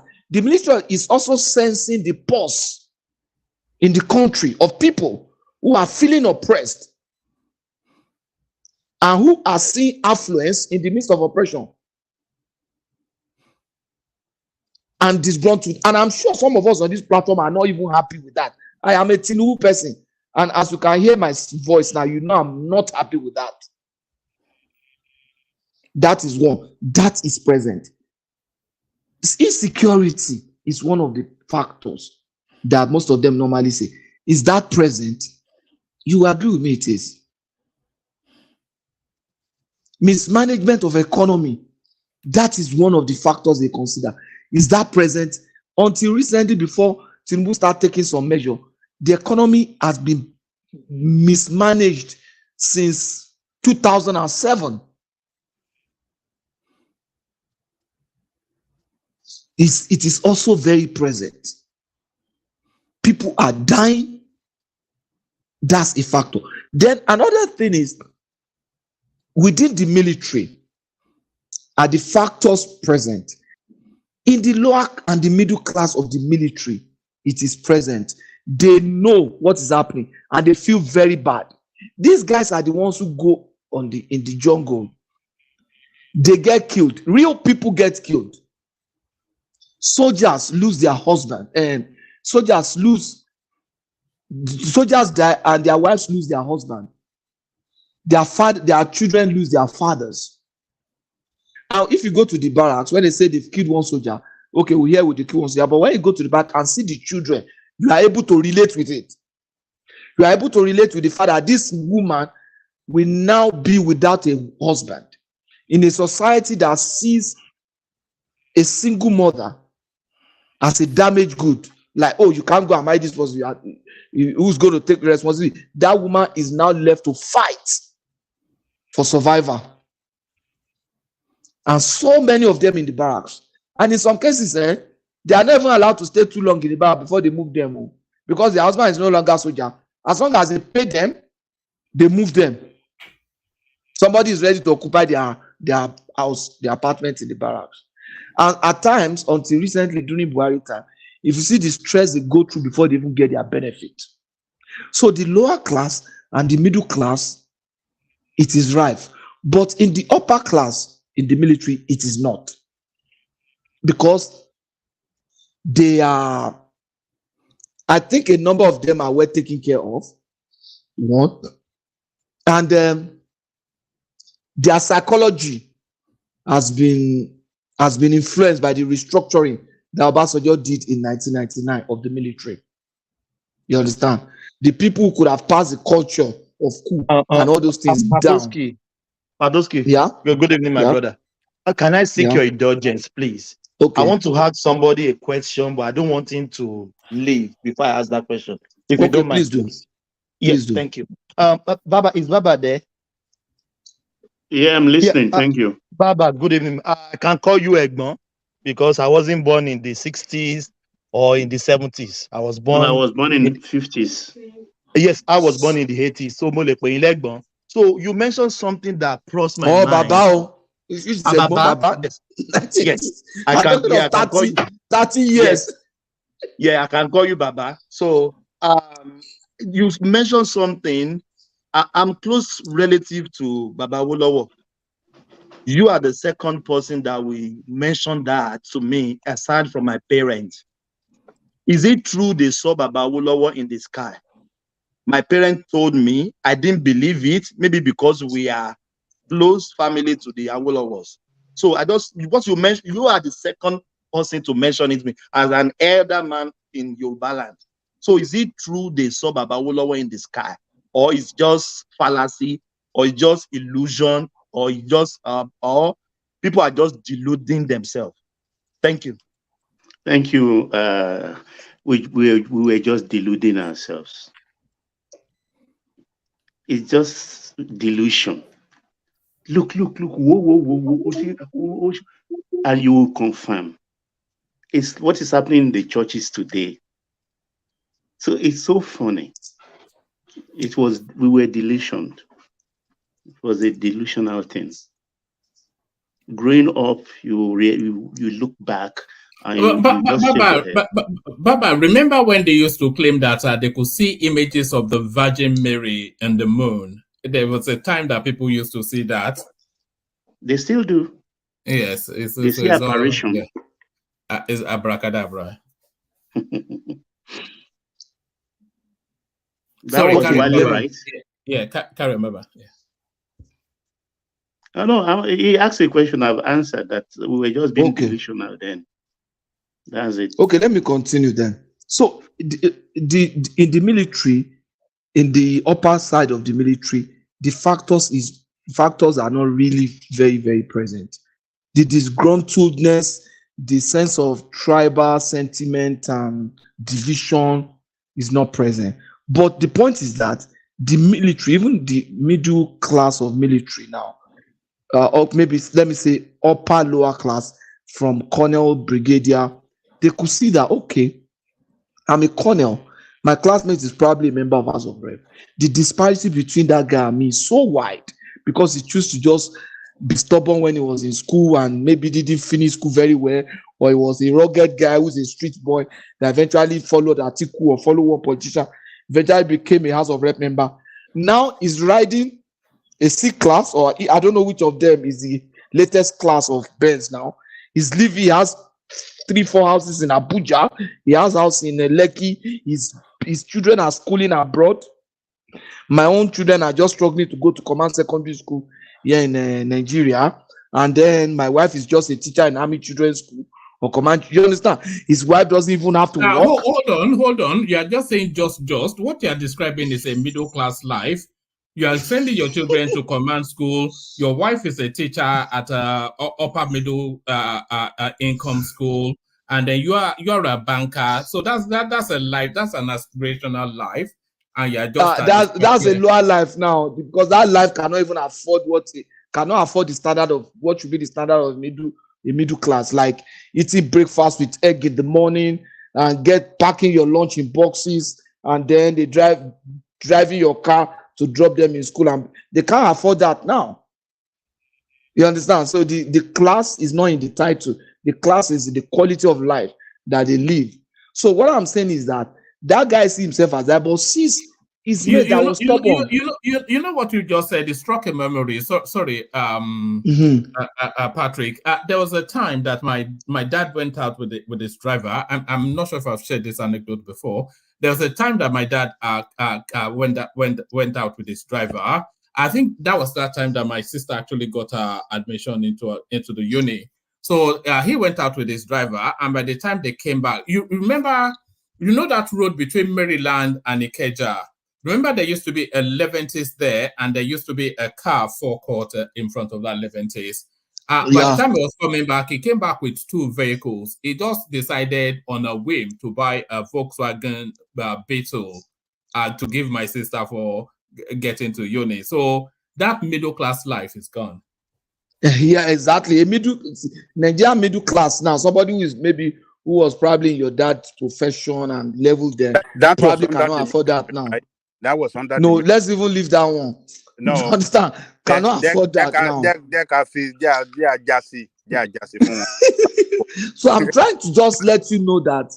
I'm not sure that was maybe that would have been other Shagari. I'm not sure, but let's carry on. Yeah. So now, if you look at the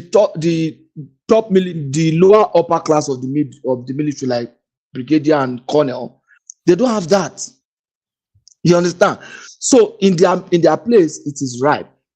But the point is that we will not say I am happy that this thing is happening in Angola and all this place.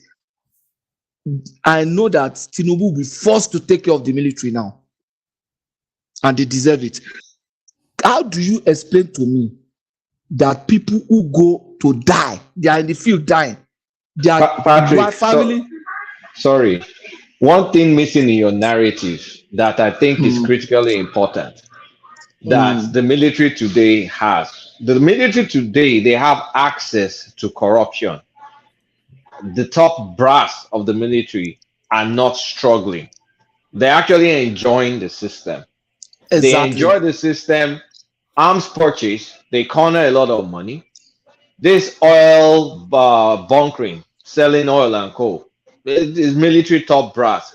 So the military today are not desperate. The status quo is also favorable to them. Exactly. So it's only if they want my Yoruba extra, if they want extra or conjure, exactly. If they want a conjure, so that's a different. military of the 60s, even power, military of the Mhm. late 70s. I mean, so there's a difference. I think that's a difference. Yeah. So, but All right, bring it on, Patrick, and then we have a little introduction of himself by Ed, and then we go on to Kulata. Bring it home. Yeah. then you see the lower middle class, the upper and lower class of the military don't have all these things that Kulata mentioned, right? So that's another factor that we need to look at.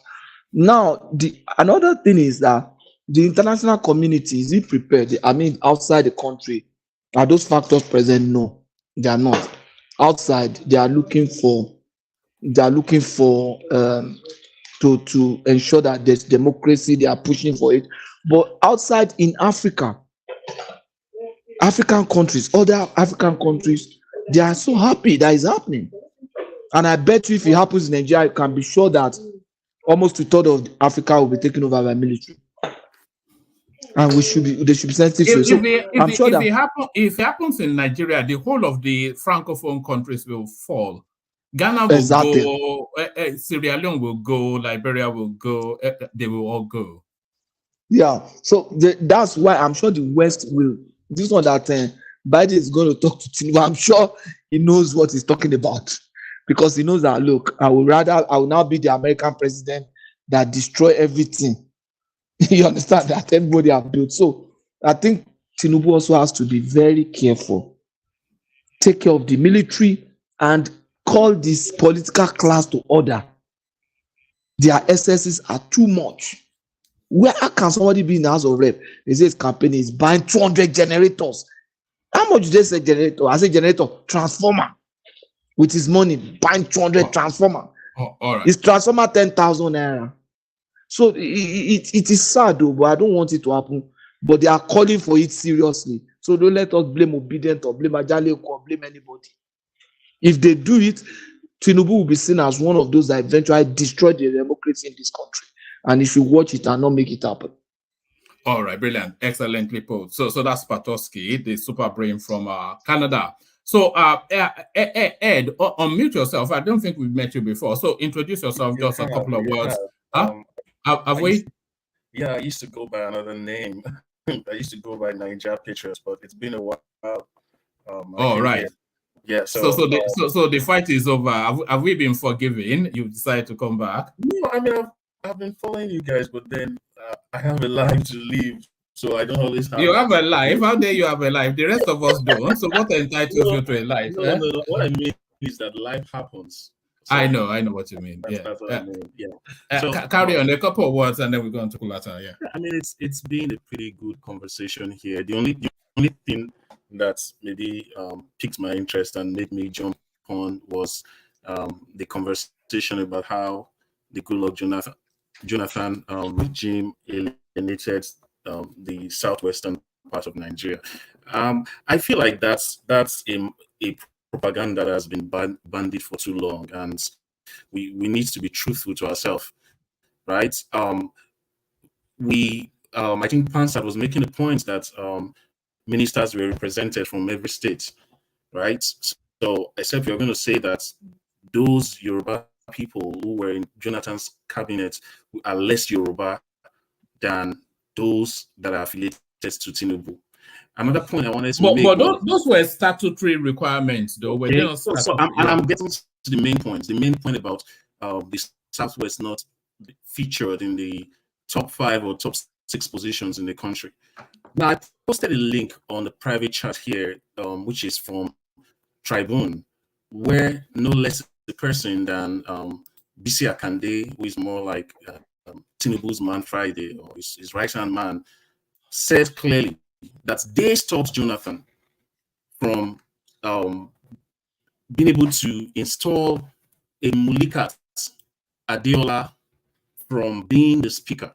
And it was in the midst of that conundrum that Tambuwa was not actually Jonathan's candidate. And I knew that because I was following Nigerian politics then. I knew it was this woman that was supposed to be elected. But then because of the politics of Tinubu and people like Bisi Akande, the Yorubas lost on that slot, right? So why is Jonathan still being blamed for that when even the culprits have been, as in they've been very sincere to say what they did to stop it at that time? Why? Is it that Mulikat is less Yoruba than those who have affiliations with Tinubu? Is that what we're trying to say? You know, it just a case of it was not liked. That's just the truth. And Tinubu saw a path to presidency by affiliating with Buhari. So that's just what really happened. It was just politics. It was nothing that Goodluck did wrong. You know, he catered. Okay, if we're even going to go by that, right? The last dismissal. Jonathan, he marginalized the Southwest and pandered to the north, and of course the Southeast were already his own people anyway. There was just an abundance of Southeasterners. So what about the point I just made? That's an outlier now. That's an outlier. No, you cannot use some random. That was a cry. That was a cry that there was no Yoruba person in the top echelon of the country's hierarchy.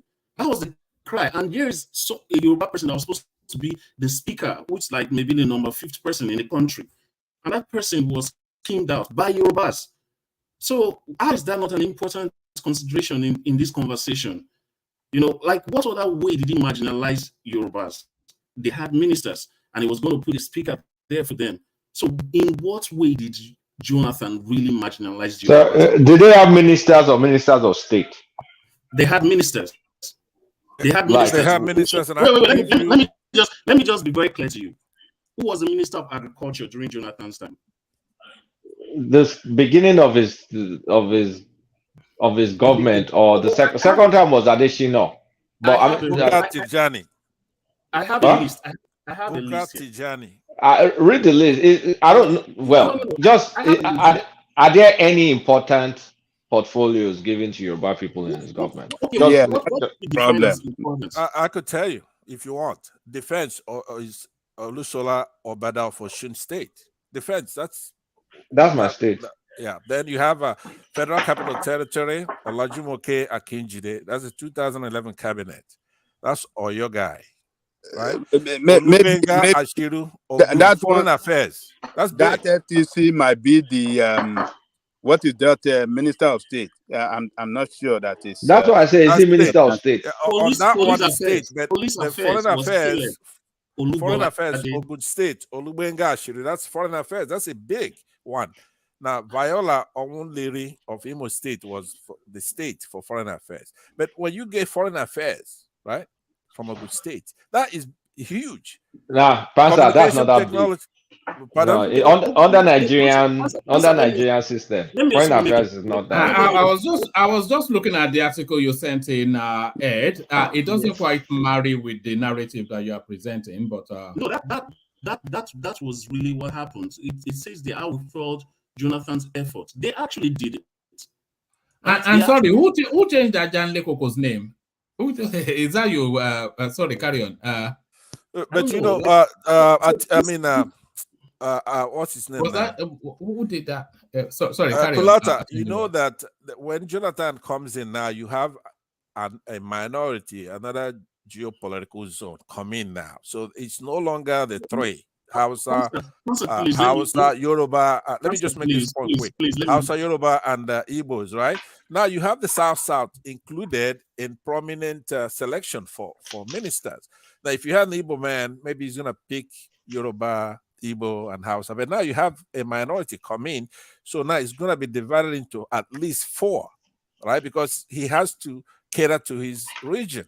Yeah, but the Igbos were overrepresented in his government. In what way? Name one. Why are we even going back to it? Are we not practicing by turn democracy? Is it not by turn democracy that we are practicing in Nigeria? Why are we going back during Jonathan? It's not by turn, but they're denying that Jonathan did not marginalize Yoruba people. Don't mind them now. Let them be lying to themselves. Who told them that Jonathan did how he did that? By the way, the point I made. Look at the list. Look at the list. Look at the list of ministers from A to Z. Look at hold on. Look at the list. Now break it down into the juicy ministries So what are versus the ministries? yeah, you know, don't worry, that's the language. No, I mean, The most let's important thing discuss right is, here. hold on now. The language is clear. Okay, The, say the one that you Yoruba got the, under Buhari that the- you didn't get under Jonathan. You'll be making sense. What do you have under Buhari? How no, did Buhari? don't forget about the Buhari. I mean, Yoruba. You cannot forget cannot that. hold on. We Or had under Obasanjo, we had vice or president, Buhari. had some other this thing. Don't worry. After No, but all, Ajahn Lekoko, that's a very important point. Yoruba had a stake in address that point. How is Yoruba- Jonathan different from Buhari, his successor, or Obasanjo, one of his predecessors? So try to make it to where it's kind of different, that he went a different way by marginalizing the Yorubas. If you had it so good under Pansa, the fact that we had vice president, finance, interior, I mean, just name the top ministry. Well, the list is right there. Take a look at it and show me how that's a marginalization. What did you want that you didn't get? For example, what is a big one? What's a juicy one? Hold on. Look, this issue is this. Yoruba work and deliver all Yoruba's state for Jonathan. Apart from Osho. Expectation. Hold on. In expectation that he will carry us along. But okay, first of all, hold on right there because hold on, Ajahn Lekoko, just don't keep piling on. Just hold on right there. Yeah. You delivered for Jonathan. Or Jonathan, right? Yes. What percentage does the Southeast deliver for Jonathan compared to this percentage from your side? Because your point is on that. Yoruba won the state for him. You are saying percentage. What is percentage going to No, hold on. Ajahn Lekoko is usually very your objective. Point doesn't make any sense. If you compare and contrast, it doesn't make any sense because when you win the state, you won the state. Southeast state by 90%. But Ajahn Lekoko, what are you people saying to the Yoruba clique that stopped you from getting the speakership? What are you people saying to those people? No. You are right. You are right by It's not actually right. If you read the article, it's not actually right. Yeah. He's right. Yeah. He's right. Hold on. Wait, one man. Let us be fair now. What he said, was actually right. They wanted that woman within the PDP to be the speaker. Right. But even within the PDP, you had some people that went behind the scene to conspire with the APC to knock that woman down. Is it not Tambua that became the who was it? How do you? No. Let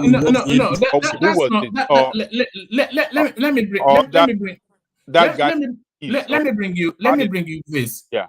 Let me bring you this, and then after it, just round up in a couple more words, Ed, and then we're going to Kulata.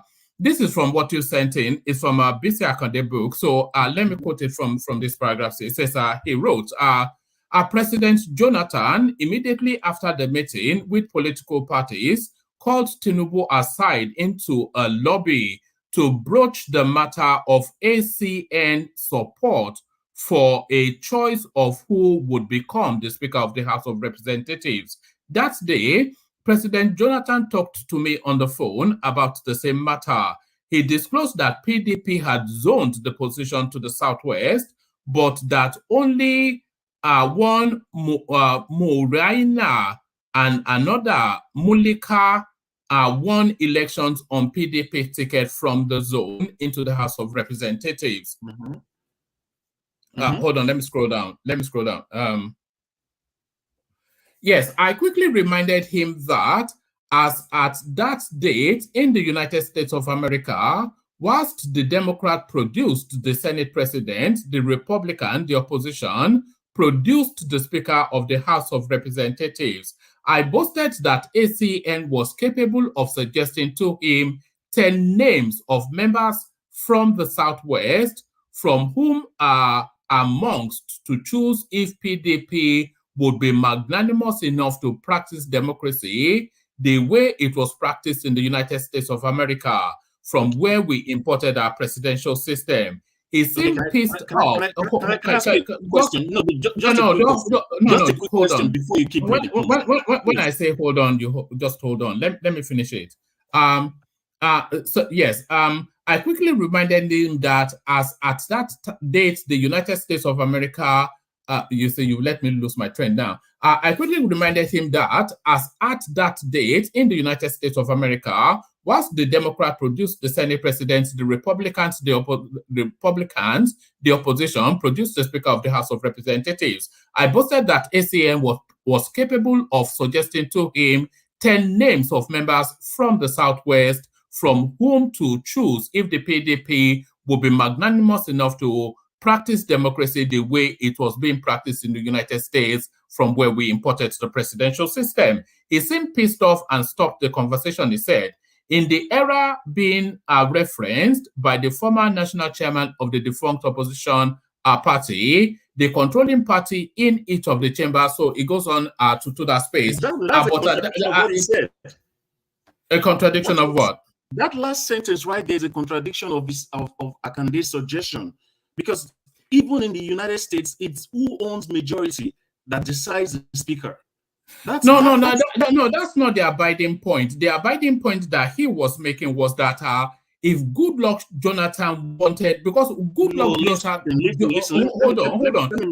Jonathan was negotiating for support of the ACN, and he was offering the speakership of the House as the Kushner for that space, but he was offering the speaker as a PDP candidate, and they only had 2 people there. But so what was more important? What was more important? Hold on. What do you mean? What the ACN was saying? What do you mean? Continue your point. Continue, and I'll land. No. You have to understand that this is politics in play. What the ACN was saying was that that if you wanted their support, then they would get that slot for themselves, not for the PDP. So it wasn't necessarily an ethnic thing. It was a party. It was a party narrative. That was not on the table. The agreement that Goodluck had with Tinubu was to. He didn't have an agreement. Now, did you not hear what I just read?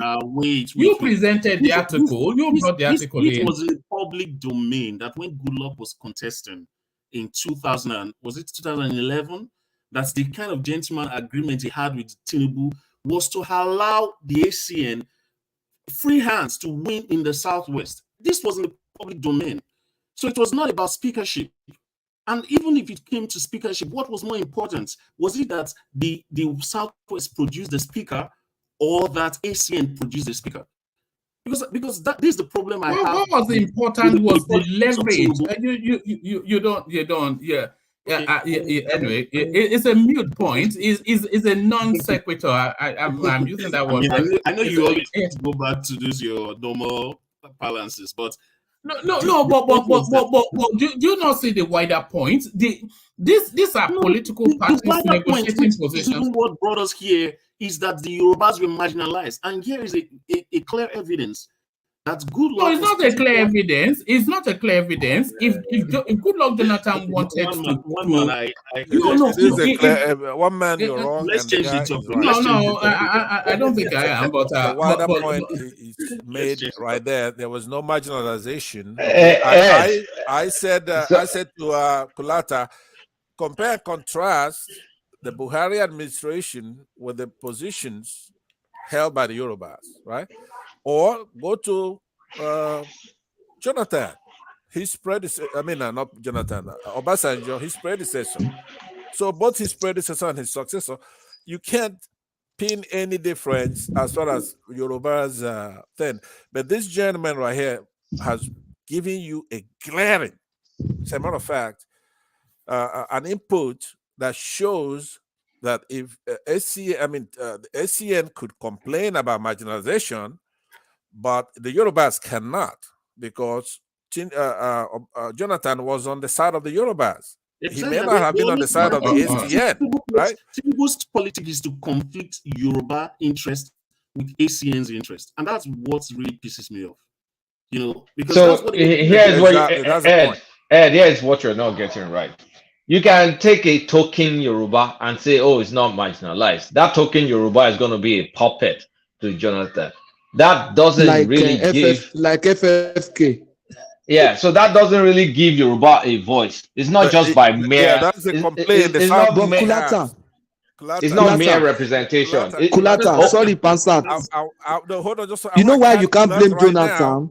Kulata, you just made the point that the Southeast make all the time when Exactly. they say, if you yeah, pick, it's a valid point by the right, Southeast too. right. It's a valid point. No, It's not you a see, valid point Kulata, by the Kulata. Southeast because the Southeast point is ethnic based. Yeah.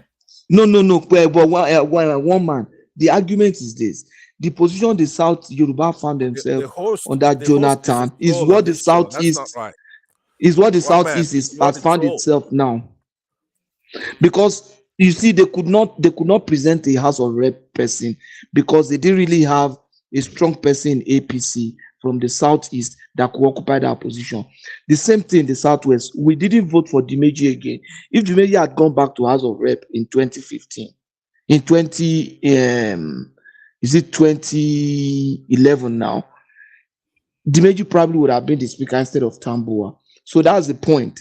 The Yoruba people also shot themselves in the leg with that, and that's what is happening in the Southeast. But the Southeasterner, hold on, But they shot themselves not on the leg alone, on the leg and on the heart. Hold on, Yoruba people hold on. shot themselves, not just the leg, but on the heart as well. Let me say this. You see, this our Southeasterner this time vehemently oppose themselves. Even people on this platform like Pansat and the others, the man that that stand the chance of winning the presidency. Most Southeasterners that come here said they rather give it to someone else from another part of the country than to give it to that man. And who is that man I'm referring to? It's what's the former governor of Abia State?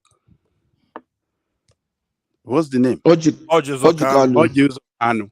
Yes, of course. If all the leaders, if all of them are stood behind that guy, maybe he will have been the Senate president today.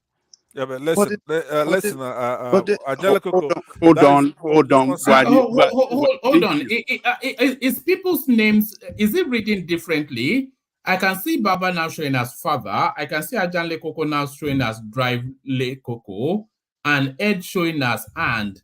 Is this you? Is this you, Thomas? What's going on? What about me? How am I showing? Monkey or goat? No, it's showing Ajanle Koko on my side. Yeah, I'm seeing it. One man. One man. Abi one man is drinking wine. No, one man is drinking wine. Are you drinking wine, one man?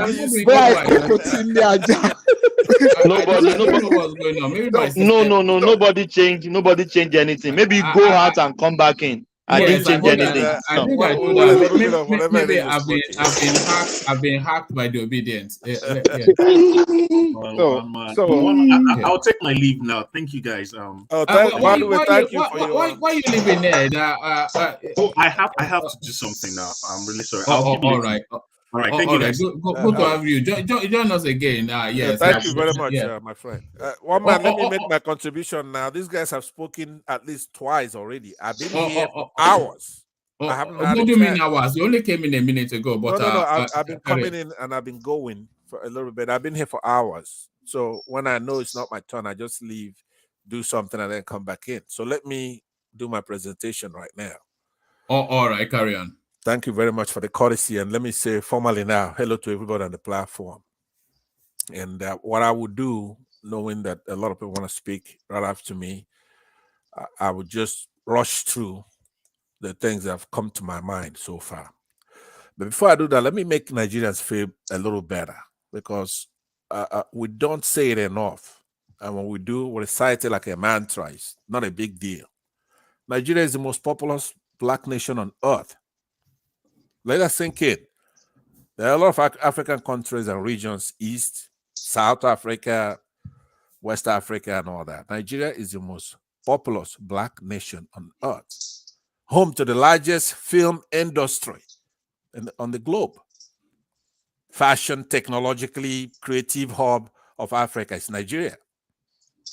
Nigeria, we're known for our vibrancy, friendly, energetic engagement, and diversity, right?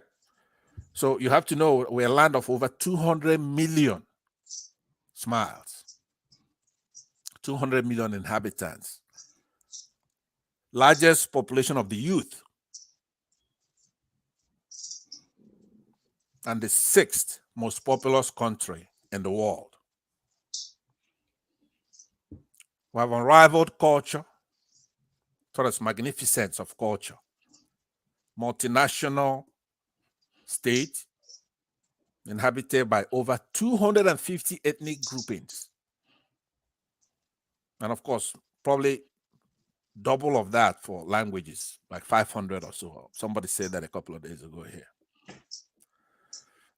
You go all the way from the north, coming down, largest dye pit in Kano, that's still operational from 1498. We have a Nobel laureate, the first one from Africa, the Konji himself, 1986. Diversity of butterflies, Nigeria has got the biggest, probably in the world, 1,000 documented so far in species and counting. So I want you to know that Nigeria, it's an awesome country.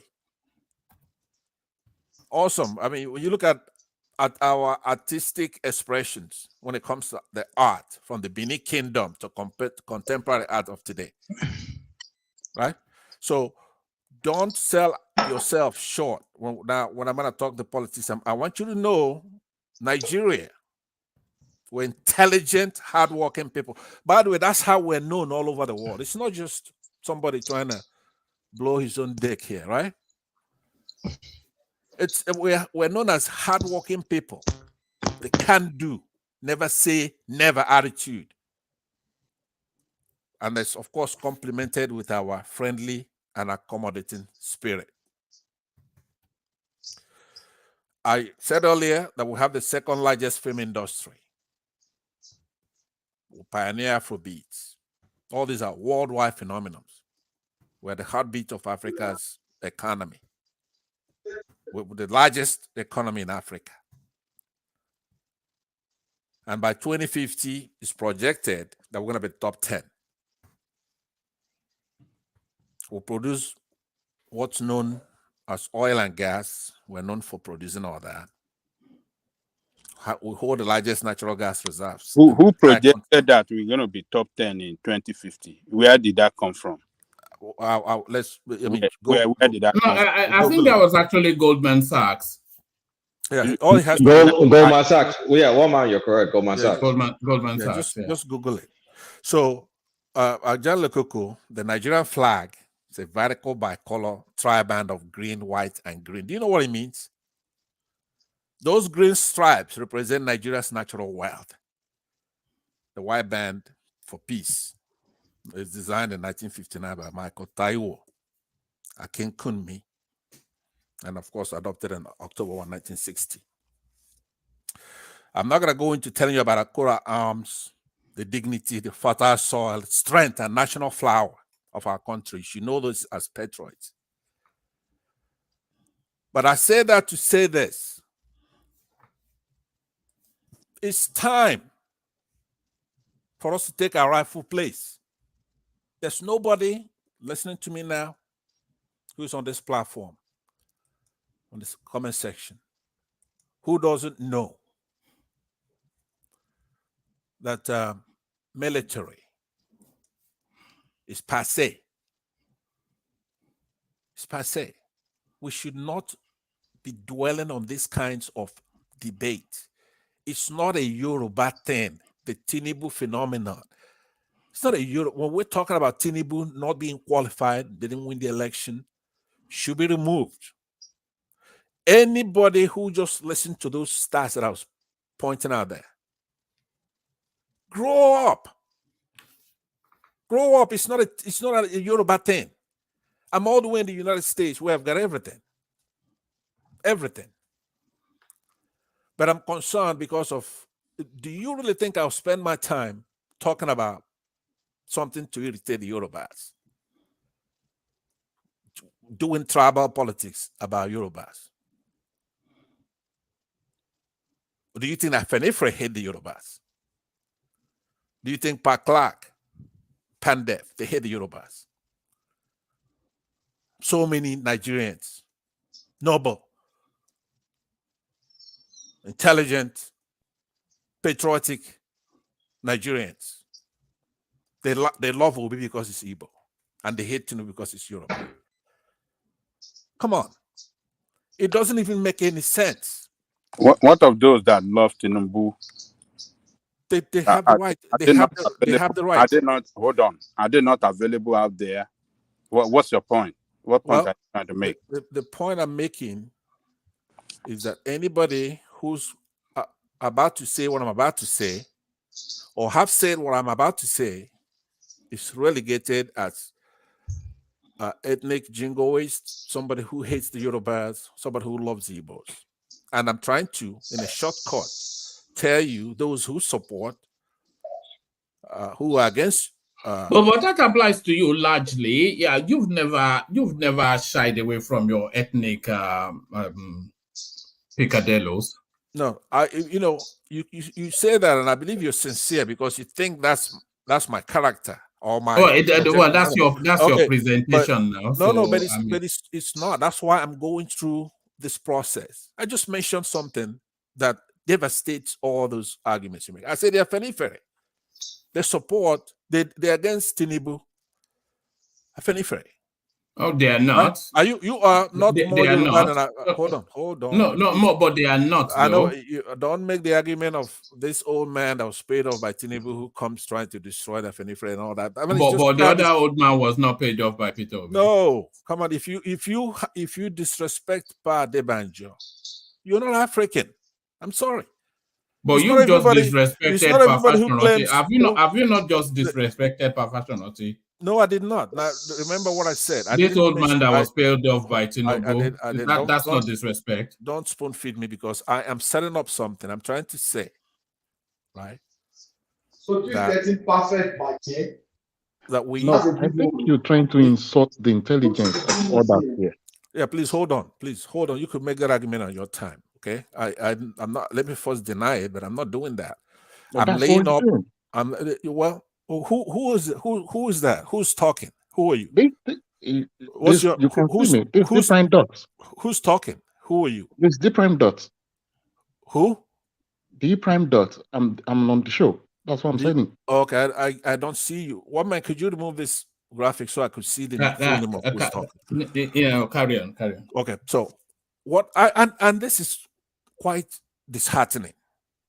I've come here with respect and decorum, obeying the platform rules, and I'm trying to lay out my case to ask people to grow up.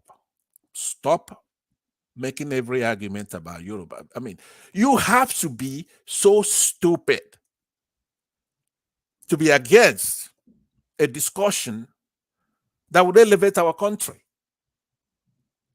I mean, I'm in the United States. Fansat, can you promise us what?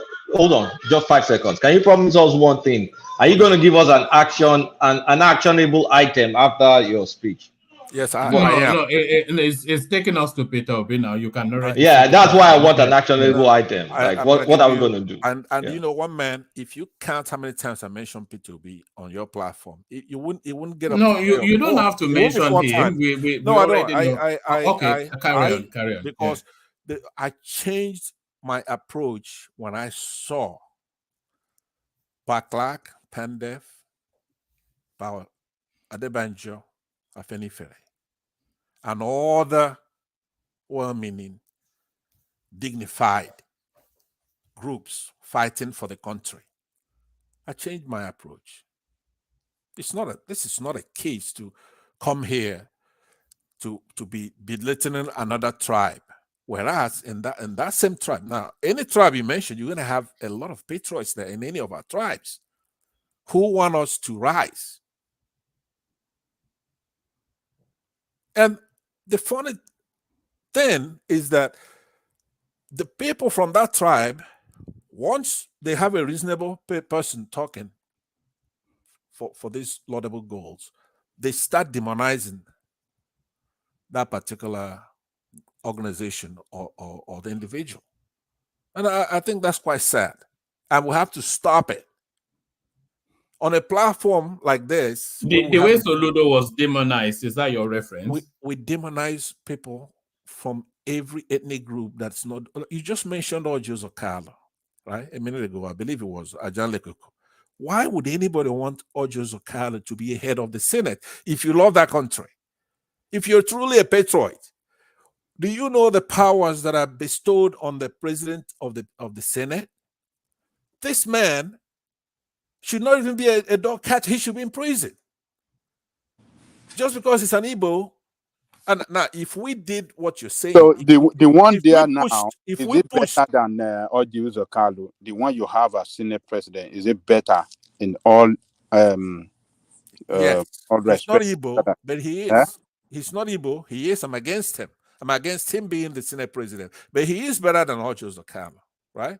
Oh, okay. Any human being is better than Ojo Okalo out there, generally speaking.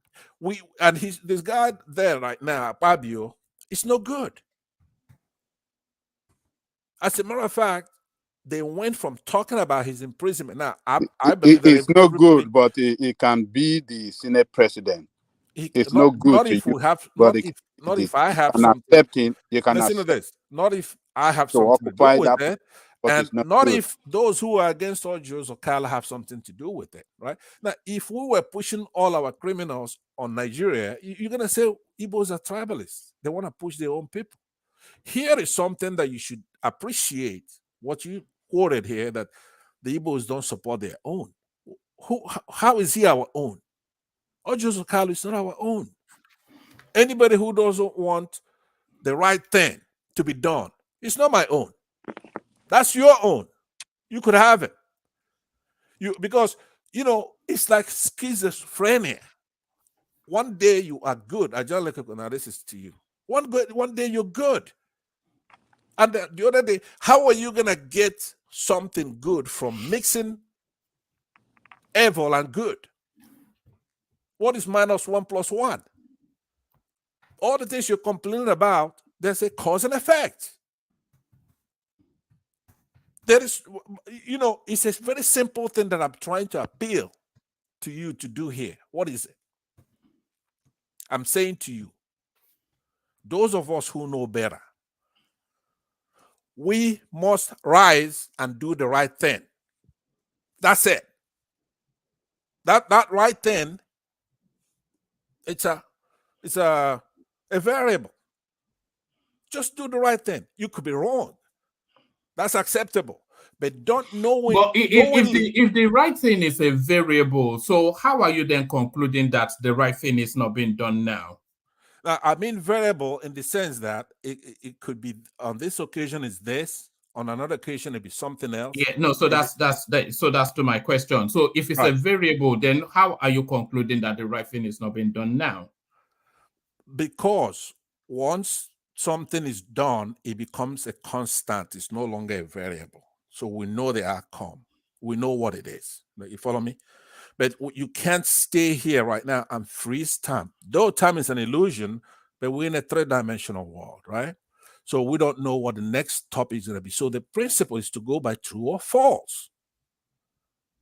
Do the right thing. Now, if you don't know the right thing,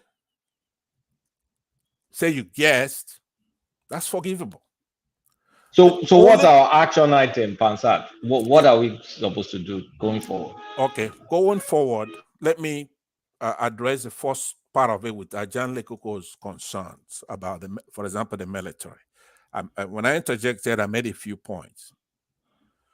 the frustration of the military government. There's no place for rule of law.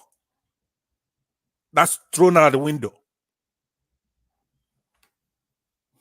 Right? You could say, okay, then I should stop there. That's enough. If you're going to throw the rule of law, why even go further? But there's no existence of fundamental rights in the military government. No periodic elections. You have a dictatorship. All military rule are dictatorships. Abolishment of separation of powers. That's very important. However, in what we call democracy in Nigeria right now, we don't have that, because that's one of the biggest problems that we have. A president, they say, oh, he's there for 4 years, you have to vote him. But if there's separation of powers, the president doesn't have to be there for 4 years. Even if this tribunal comes back and makes and goes in favor of Tinubu, I don't think that's going to happen. But let's just say, in the unlikely event that the tribunal comes and keeps status quo, right? That what National Assembly. Your bet with Baba, by the way, I came here and you conspired with him guy. and you didn't show up. I looked all over the internet. I said, no matter where you guys are hiding, I'm gonna find you. But you went here. Just carry on. Yeah. All right. So you've done it a couple of times now. I was gonna do a cookout. You didn't show up. I was gonna have a bet, and you conspired with Baba. I don't know where you guys held the show for yesterday. I couldn't find you anywhere. But let me say that there'll be dictatorship, right? John Luke, I hope you're listening to me. They will not allow citizen input on anything of any kind.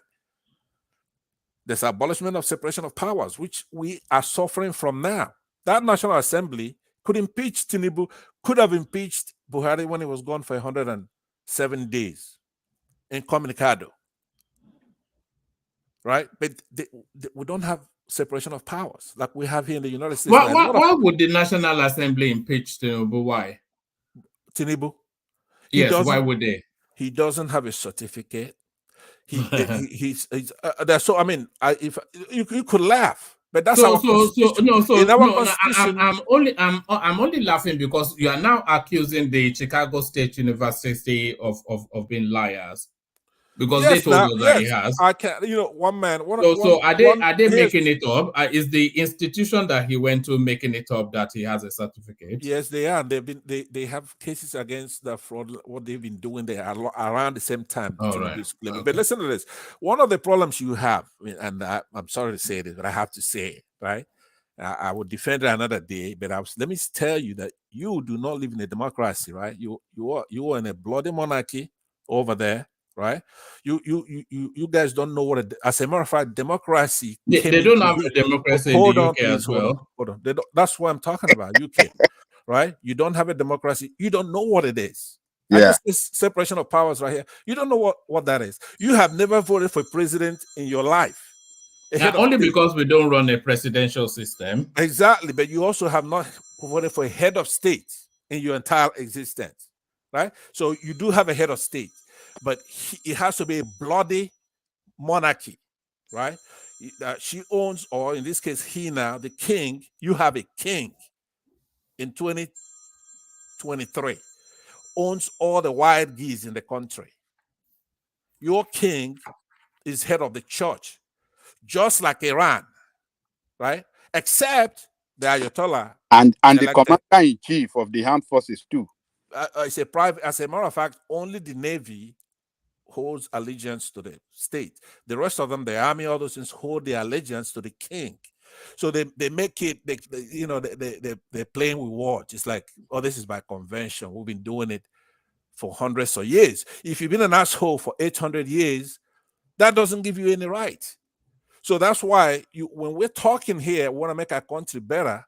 British citizens, such as yourself, one man, you don't even know what we're talking about. You don't know what separation of powers supposed to mean. It's a very big component for a democracy. If you don't have democracy. So when the Magna Carta separated, Ogbeni has left. He's just completed his PhD. This is where it would have been useful to give you a real beating. But anyway, just carry on. Yeah. So going back to Ajahn Okay. Lekoko, like I said, you got those no periodic elections, you got dictatorships, you have abolishment of separation of powers, you have poor education and culture, especially in Nigeria during the whole time of a military dictatorship. Right, the nation's cultures get suppressed, and a system of education that rival the world's best institution gets eradicated. You have ruined the economy. The whole economy gets ruined. Say we have There's poor no scope of education. growth and development for the nation, and also the citizens. All right, bring it right? on, Pansas. That then you have we're corruption. lost. The corruption practices, looting, injustice become commonplace when the military assumes complete control of a nation's government. Right? It's institutionalized when you have a military government. The corruption is you know, for example, what Buhari, the kinds of money this man stole from that country is in the trillions, probably. He took a lot of money out of that country. You can't go back and say, bring him here to answer for it. It's an unruly government system. So when you, and I believe it's just nostalgia. You do your thing purely on nostalgia, and I can't knock you for that because it's not evil. You're not an evil guy. I believe you're progressive. But you have a lot of people who look up to you here, and you look at our past glory when things were simpler, life was fun, you could you know, go fishing and all that kind of stuff without Boko Haram cutting off your head and all that. And that is okay. So, but I am telling you that the ramification of those things you insert in these debates does a lot of damage to us. So, actionable points that I want to give to you here, Kulata. I want you from today to adopt that rule of true and false. I want you to be progressive. In the coming month, within this September, Tinubu will be removed from office. And when that happens, I want you to be on the people's side. I want you to be on the good side. What if it's not removed? What do I do? Okay, then there's a plan B. This removal, it's latched on to this tribunal, but if the tribunal doesn't do it, then we the people will do it. What's the plan B? We the people, plan B is we, the ultimate, the sovereign, impeachment. We the people. No, it's take to the streets. It's take to the streets. Yes. If you let me conclude by saying, if you recall the Tiananmen Square incident, for those of you who are too young to have witnessed that miracle on television, right? You had a Chinese man or woman stand in front of a tank and stop that tank cold. Mama, will you please ask him if he's gonna be in Nigeria to lead the? No, it's other people's children. Is Kulata that's going to be the man in the Tiananmen Square? What's Nigeria's Tiananmen Square again? Finally, Tafawa Balewa Square. Tafawa Balewa Square. When the military is in office, women don't get anywhere. We have a lot of smart women. They're going to be completely relegated. They will not play any role. Right now, it's insufficient what they're doing. Even in our quote-unquote democracy. We don't have a democracy. We have a military. But please, let me ask him a question. No, don't ask him a question. I want him to land so we move on. So okay, no, let me yield to let him ask me a question. Go ahead. I will yield. Let me ask you a question real quick. In the course of your conversation, you did actually say that you people don't push rogues, so to say, quote unquote, now just paraphrasing, into government, because when Ajahn Lekoko was trying to basically somewhat make Ojizo Kalu's case. Right. But are you aware of the fact that a certain man who is a sitting senator now from Anambra State, Tony Nwoye, right? A lot of the people from Anambra State swore never to ever even give the guy even a position of a dog catcher again in the history of Anambra's politics. But he's back now in the Senate simply because he ran under the platform, on the platform of Labour Party. If what's his name, Ojizo Kalu had done the same thing, would you have been speaking the way you are speaking now? Or we can call it basically, you know, a fallacy of your hypocrisy, basically. Okay, well, first of all all, right, be very, very brief with that because we must now move on. Yeah, I understand, and thank you, by the way, for the courtesy of letting me to go a little bit long there. And thank you for the question. What's his name? Enigmatic. One man, please, before Passat go, can I play 145 seconds video for Passat? The partnering video for him, please. Yes, but let him learn. It must be by capacity and commitment. This is a job that requires physical and mental energy. And we must get it right. And that is what we're asking. The church must be at the forefront. Our children cannot continue like this. There's no offense. They're committed by being Nigerians. Nigerians are the best you can get in the world. And we have the energy to change this world. All we lack is that we have criminals who have hijacked this country, stealing everything away, and we are keeping quiet. Please, the church, wake up. Take back your country. God bless you. Yeah, that is my parting word for Pansat. Yeah. Okay, so I'm sure I will be given time to respond to that as well. No, you don't need to. No, we don't need that. Hold on. This is my tenor now. I know, but you can't play something without me responding to it. Yeah, one man, take back the floor. One man is here. Yeah. One man. Let me. Yeah. I'm gonna respond to Enigmatic, then I'm gonna respond to that video because it's also important. No, don't just you have just 2 more minutes. Pansat, you've been. We want to get to other voices. To whom much is given, much is expected. It's giving me a lot to chew on here. But let me thank Enigmatic, like I was doing, and to say I like the fact that he's decided to stay, ask a question. It's something I want to encourage. Therefore, I'm gonna go easy on it. Besides, he took a massive whooping from Ekene last night. So yes, Ekene gave him a thorough whooping. You know, I had to put them in the boxing ring and then make Ajale Koko the referee. You know, that's what I did. Yeah, but his grammar and emulation of Patrick Obeyaham was impressive. So we can also give him credit for that. So no, Ekene is not here to defend himself. I would have spoken on, but of course, I believe you are too old to be engaging such, childish conversation. Because the older ones on the platform and the more matured ones, they've already spoken about it. And they've said, let Jojo be Jojo. Okay. So if you want to be childish, regardless of your age, and if you want to go back to it, we can hope. No, I was just being. No, I think it was just joshing. It was joshing. Yeah, I know. I was just being facetious, as they would say. Education is not scam, though. So you understand that. So for the fact that we don't speak as people, I believe that both of you stipulated there was a stipulation to that. Education, it's not scam, but. There was a caveat that's even more important, which is to say you have to have a reflective conscience with that education. Of course, reflective conscience is subjective. All right. I'm going to go on to Kulata now. I know, but that will be punishing. One man, let's move to somebody else. He's not ready to Yes. Okay. Land Pansat, so that other voices can come in as well. So to raise such a silly issue about somebody speaks from an ethnic group and they support him because he moved to another party. Do you really think in your head that the Southeast are walking on eggshells?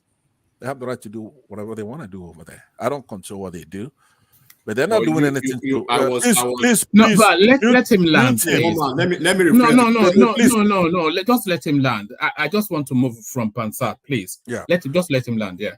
Yeah, thank you. So, because that's such a silly thing, I will look forward to the next time he asks a question, because I do encourage that he's here so we could talk and be more mature. But more importantly, practice the stuff I said. We'll go by true and false. Let's sorry, enigmatic, but if you ask him a question, Pansat will take another half an hour. No, I'll go ahead and give him the courage. Let him go ahead and ask, and I'll try to cut it short. Let him ask. No, Go no, ahead. no. Just land, Okay. Okay, so on the video that was played by Thomas, right? I mean, do you know the gentleman that he's playing the video on? All Nigerians know him now as the former governor. The gentleman, we saw Peter Obi there, so I mean, very, very funny, right? But anyway, they know Peter Obi as the former governor of Anambra State, who, for number one, brought his state from 26, 27 in education to number one. He takes no money from his state since he left. They haven't bought him a bottle of water. He claims that, and nobody's shown that he's doing otherwise. This is somebody who is probably maybe he was buying the water from the money looted, perhaps. Just perhaps, you know, yeah. If you show that, then you will have a point. But all we need is someone to show the contrary. And trust me, that's very important, because we don't know anybody. He could be making all these claims, and it's no good. But it's up to you to show. But if you don't show it, what you have there, my friend, is what we need. Is the real McCoy. It doesn't matter where he come from. Sorry, can I interject? It's just like no, don't. I want Pastor to land so I can move on. Yeah. So why would anybody see such a public servant, a public figure, right? And you don't want that. Why?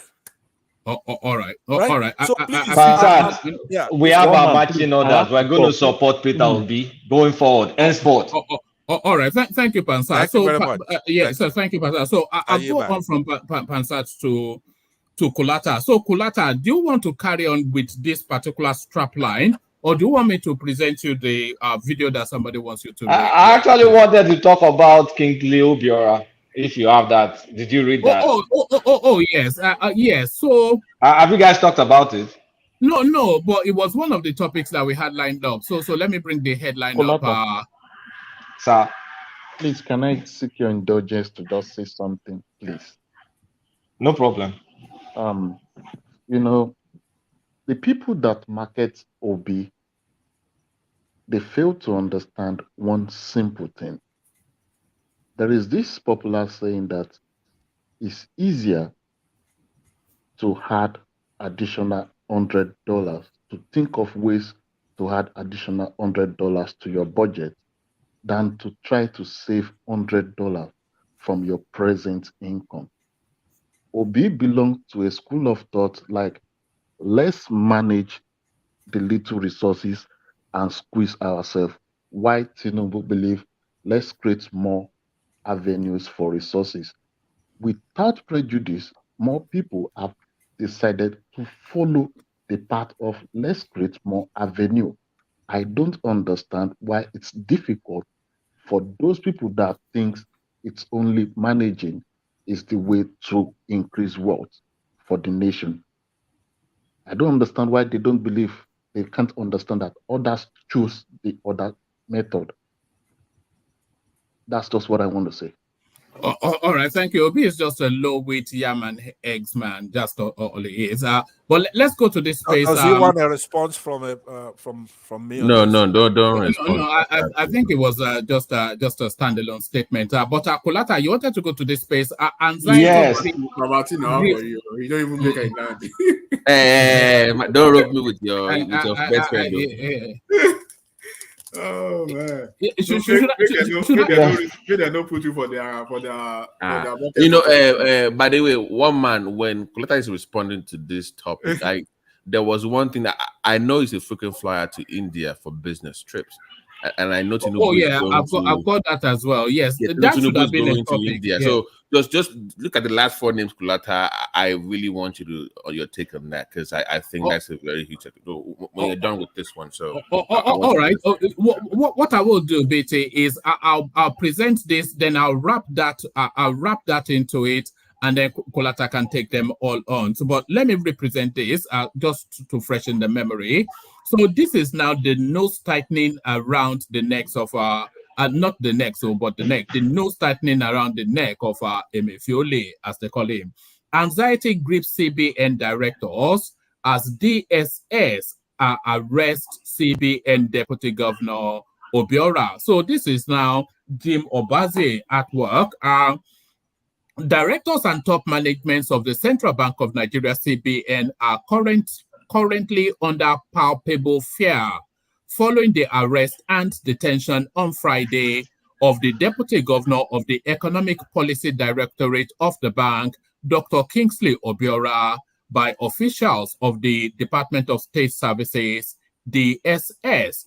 A source who confirmed the arrest also states that Obiora was not the only top management with the DSS. Correspondents gathered that the Jim Abazie-led special investigation panel set up by President Bola Tinubu to investigate the tenure of the suspended governor of the Central Bank of Nigeria, Mr. Godwin Emefiele, is allegedly mounting pressure on Obiora to stand as a witness against Emefiele.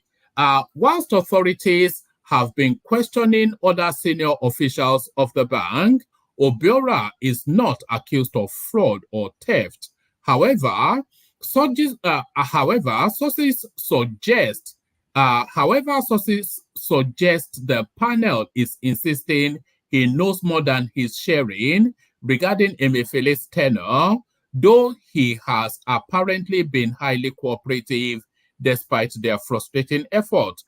So that's the Obiora backdrop essentially. But let me wrap this into it, Kulata, and then you can take it up.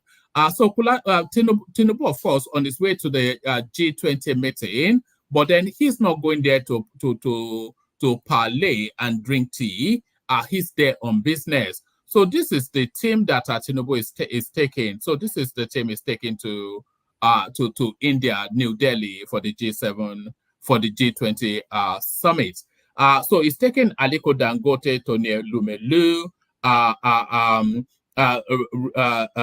Abdul Samar Rabiu, Femi Otedola, Kola Karim, Hajia Shagaya, Folorunsho Alakija, Alhaji Mohammed Indimi, that's the Buhari in-law, Sir Emeka Ofo, Chief Rasak Okoya, Prince Arthur Eze, Allen Oyema, Cosmos Maduka, Dr. Bashir, Mr. Jim Ovie, Dr. Otubu, Mr. Adewale Tinubu, who of course a relative of his, Mr. Goyega Agbola, CEO, Flutterwave, so that's a fintech company, Olumide Aina, another fintech guy, Michael Elegbe, another fintech guy, and then some others, Saliu, another fintech guy.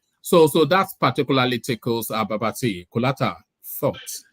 So let's first address this G20. Those right there, those are the movers and shakers of the industry. I kind of recognize almost every name. Almost every name there, I kind of recognize this one way or the other. And it means we're going there to seek business. So there are going to be a lot of meetings. Nigeria is going to go and seek, not get, who knows if we're going to get it. We're going to go there to go and seek FDI, foreign direct investment. Some may try and get portfolio investors into their operations. Like, I mean, you can see activities of portfolio investors already. Foreign ones, a lot. I mean, that's why we're getting record numbers in Nigerian stock market right now. It's starting to attract people. But portfolio people, they come in, they go out. I mean, they need to make their money quickly.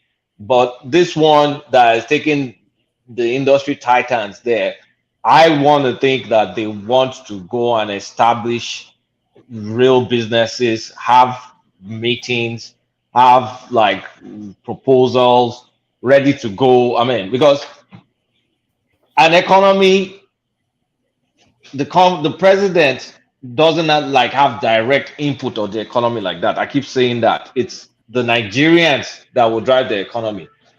So if these guys have convincing business cases that can bring proper investors, committed investors into Nigeria that want to build stuff. I mean, coming the way the likes of MTN and the likes of what's the name of the other one that came from the Middle East that can come and commit in Nigeria, then it's going to be good news for us if we get them to come.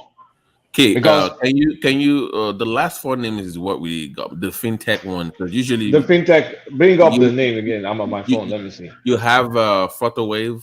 You have that Flutter. I know yeah. of Flutter. I know of Flutterwave. I know of you have because I'm not too worried about the traditional banking, and that's not, we've done that for years. But this is a new sector for us. This is a new. I don't really see that much of banking here. Where India has a particular specialism. Right. Yeah. So I'm like, wait, we have our top 4 or 5. We have Agbola, you have Aino, you have Elegbede, you have Salim. They're like the biggest in that field. So our tech, I mean, tech is well represented here. But when you look at, I mean, what can we get from India? What can we get from India? Because Indian companies used to be in Nigeria. I think they may still be in Nigeria. The likes of well, not the Kelwarams, the Tata, the Tata, what's the name of this other one? Infosys, the Tata, the Infosys, all these tech IT companies that compete with the Big Four. We used to have them in Nigeria. They're not being in Nigeria now. Wipro is part of them. Wilpro, thank you, Wilpro, and all those things. So, talking to those kind of Wilpro guys, those guys are penny pinchers.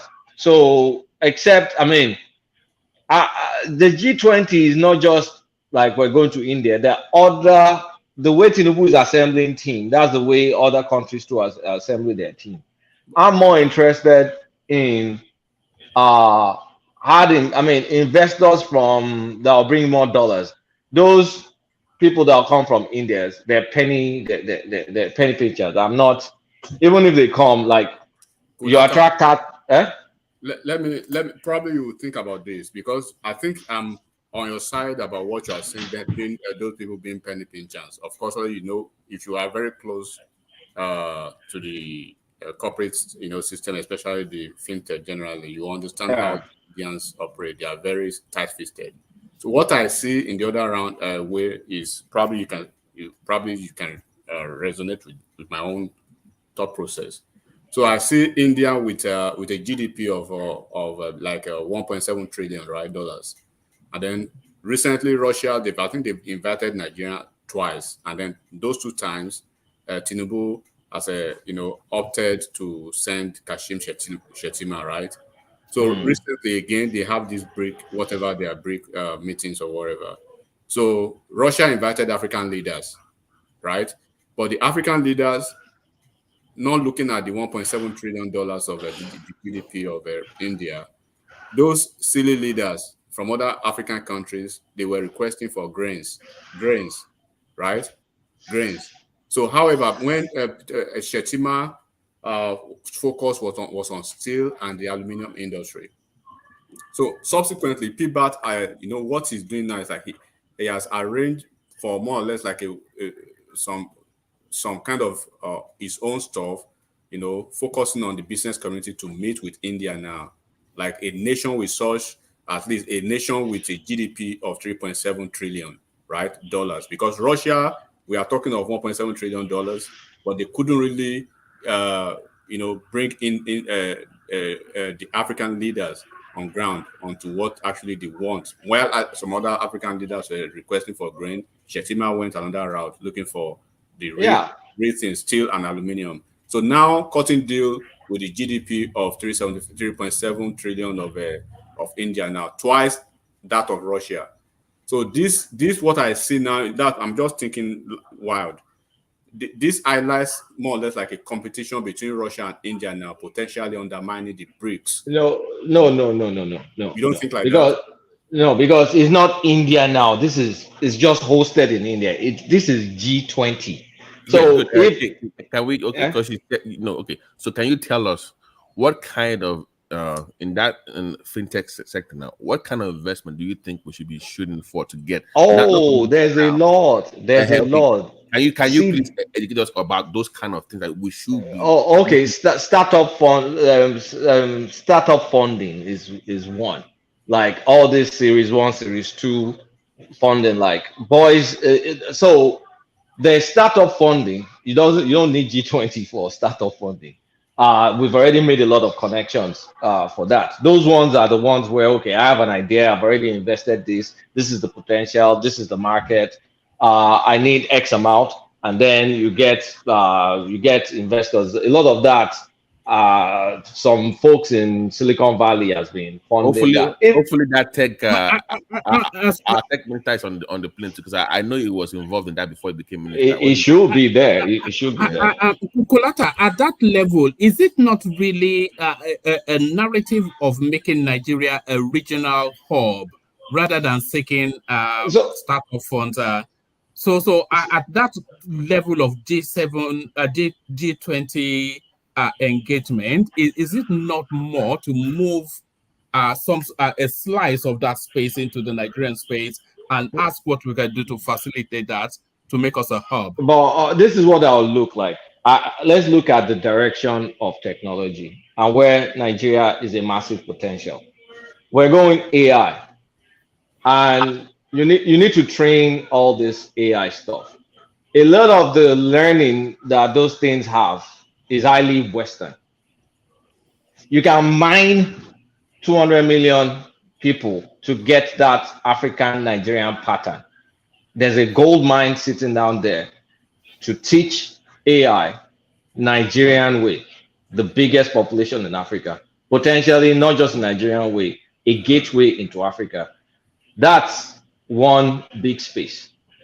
Another space that we can look at while we're still getting labor, Nigerian developers are proving themselves to be kind of original thinkers, and they're able to outsource a lot of development. That's what Flutterwave is all about, by the way, to all these Nigerians. So you can there's still capacity to build more. The likes of Footmina, the likes of OAU, the likes of Futo in Imo State, the likes of UI, the areas where you can still pull a lot of those guys, either to do contract work for you or to also facilitate the ideas they have, seed money. OAU is pretty great in that. Critical, by the way. It's pretty great in that. So there's a lot of potential that can come from that. Things that already exist, those exist, but there's a capacity to grow it. I hope people are thinking this way. The AI learning, I think there's a massive potential there that I hope that minister guy is thinking about, because there's a lot of money that can be made. Because when you think about the future is all robotics, artificial intelligence. And these things are learning and learning, but you notice that there's a gap on what those AIs, what they understand or know, because they've not been properly trained on Africa and Nigeria. And I think with a lot of sharp minds in Nigeria, we can bring in that knowledge base into that space. So investment is there. Investment is also in bodies. Like, I want to run the way we use India. Let me not say something that will put me in trouble. The way we use India as resources in all these American corporations to run back office IT, to run implementations, to run support, to run this. The cost is rising. So Nigeria will be the one taking the calls and all the stuff from Nigeria. It's not calls. It's even more high value. It's more high value than that. More high value. I'm not talking about calls. I'm talking about IT work, actual back service. office. Actual service. Those calls, those are in Philippines. They've shifted to Philippines now. They'll shift again. And I don't know, our accent may get in our way. So I don't really trust us for those calls. But for the back office stuff, I think we can do it. If they can gain some trust in us, I think we can do it. All this back office stuff. There are all sorts of box package solutions that need people, or people are not really embracing that. in a lot of cases. In a lot of cases, they're just a bunch of client facing. But in the back end, build this stuff, build that stuff, do all that, we can do it. So that is also a target. And I mean, that's just in the IT space. And when you look at the other people going, there's agriculture. Now, agriculture is where India can come in. India built a lot of tractors, and they build it for cheap. We can get transfer of technology. We can bring in one of these Tata to come open shop. If Tata is not in Nigeria, I'm sure Tata will have a presence in Nigeria to come open shop and build tractors in Nigeria. There's something we can do there. So don't look at it like a. Huh? Can you also talk about, because remember we had that disaster of Nigeria Airlines, and you have Onyema going, I believe, Air Peace, and we already had this so-called deal. How can we get any investment in that sector? I mean, in terms of as big as the tech, I mean, airlines now. The airlines, I'm not going to lie, airlines will be tough because right now I don't know either. I'm kind of confused. Like I don't. Airline will be a bit. I mean, is it that we suck it up and we get one of these foreign? I mean, if it's the airline, are they canceling that deal of? Are we done with that, or are we still? We're not done. They said I don't think you can cancel a deal like that because if it's a contract, then you may pay penalties. I think it's suspended, not canceled. So they might as well revive it. But so let's just see how that goes. But there are no planes. We just have a logo. That's pretty much it. We don't have. Yeah, but that's the problem with Nigerian government. They sign bad deals. Because who knows the terms and conditions of if you've signed the contract, if you've entered the contract, I don't know if they signed the contract, you just can't exit the contract like that. There are clauses. So did we sign a contract? Because that's a question. Actually, it depends on what Sirica has put us into. What did they put us in? But that fool, you can't trust that he did something that was good for the country. If you can fly a plane in with the logo just to show the country, that should tell me the kind of deal you were signing behind the scenes. So we know that he didn't do something good for the country, but what we don't know is how bad he has done. You know exactly. How bad is the deal? It's not until you start looking at the fine print and you see that he's put on is a lot of trouble. No, and to have to that. Okay, listen. I listened to Onyema. Go and listen to his interview on Arise, and he actually talked about the deal that our country signed. Based on what he said the deal that the minister signed with Ethiopia Airlines will make more money than Nigeria. Like literally, they will make more money than us in that. Yeah, but he had issues with it. Like, but honestly speaking, is that really bad? No, like way more money, like a lot of money. That has to be bad just on the surface of it. So why should Ethiopia be making more money? Well, to that what's point, the opportunity cost? If they are putting more money than us now, so no. So sorry, let Prince come in. Yeah, I was going to say, any bad deal that's signed by Nigerians or with other partners is done deliberately. In fact, the Nigerians who structured the deal to fleece their own country. So don't think they made a mistake. They cannot be duped into signing the bad deal if they don't want it. Okay. What is the opportunity cost to not having an airline? What about, collecting fees, getting a better airport system and having more carriers come to your country and collect fees. That'd be an alternative. I can make a deal whereby we lose. What is the benefit of that? Are we creating real jobs? Do you know our problem in the aviation industry now? Airlines have money in Nigeria that is stuck. So we can't attract new airlines because our economy is effed and there's no dollars and they need to repatriate dollars. Before we digress, so how does him going to India help that sector? That's what I want to know. Well, Onyema, let's just assume, because all this is based on assumption. Let's just assume there's a window of opportunity to actually cancel this deal. So potentially, Onyema could go partner with an airline. Not an airline, sorry. Maybe Boeing or Airbus or something, because it's G20. That's why I say it's not just India, it's G20. Can go partner and to try and get a favorable leasing deals. You know, they don't buy off these planes, they lease them.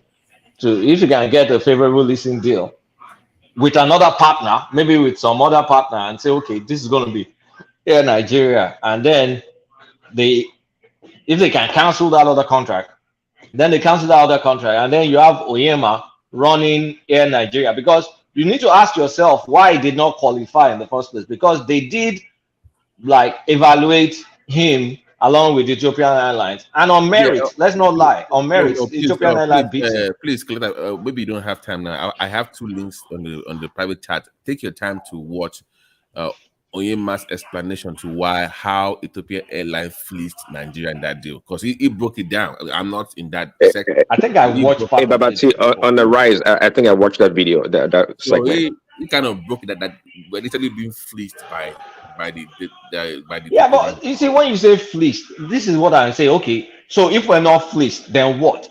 Because my own then what is meaning status quo. Then we have nothing. So it's either okay, you get fleeced, you still make money. Maybe they make more than you. That's not the alternative. The alternative is a better deal, isn't it? Yeah, it's not. Yes. That's why we're not able to think about that better deal. Please listen. Tinubu has been making some little mistakes of late, but please remind me, America is having some problems with Oyema.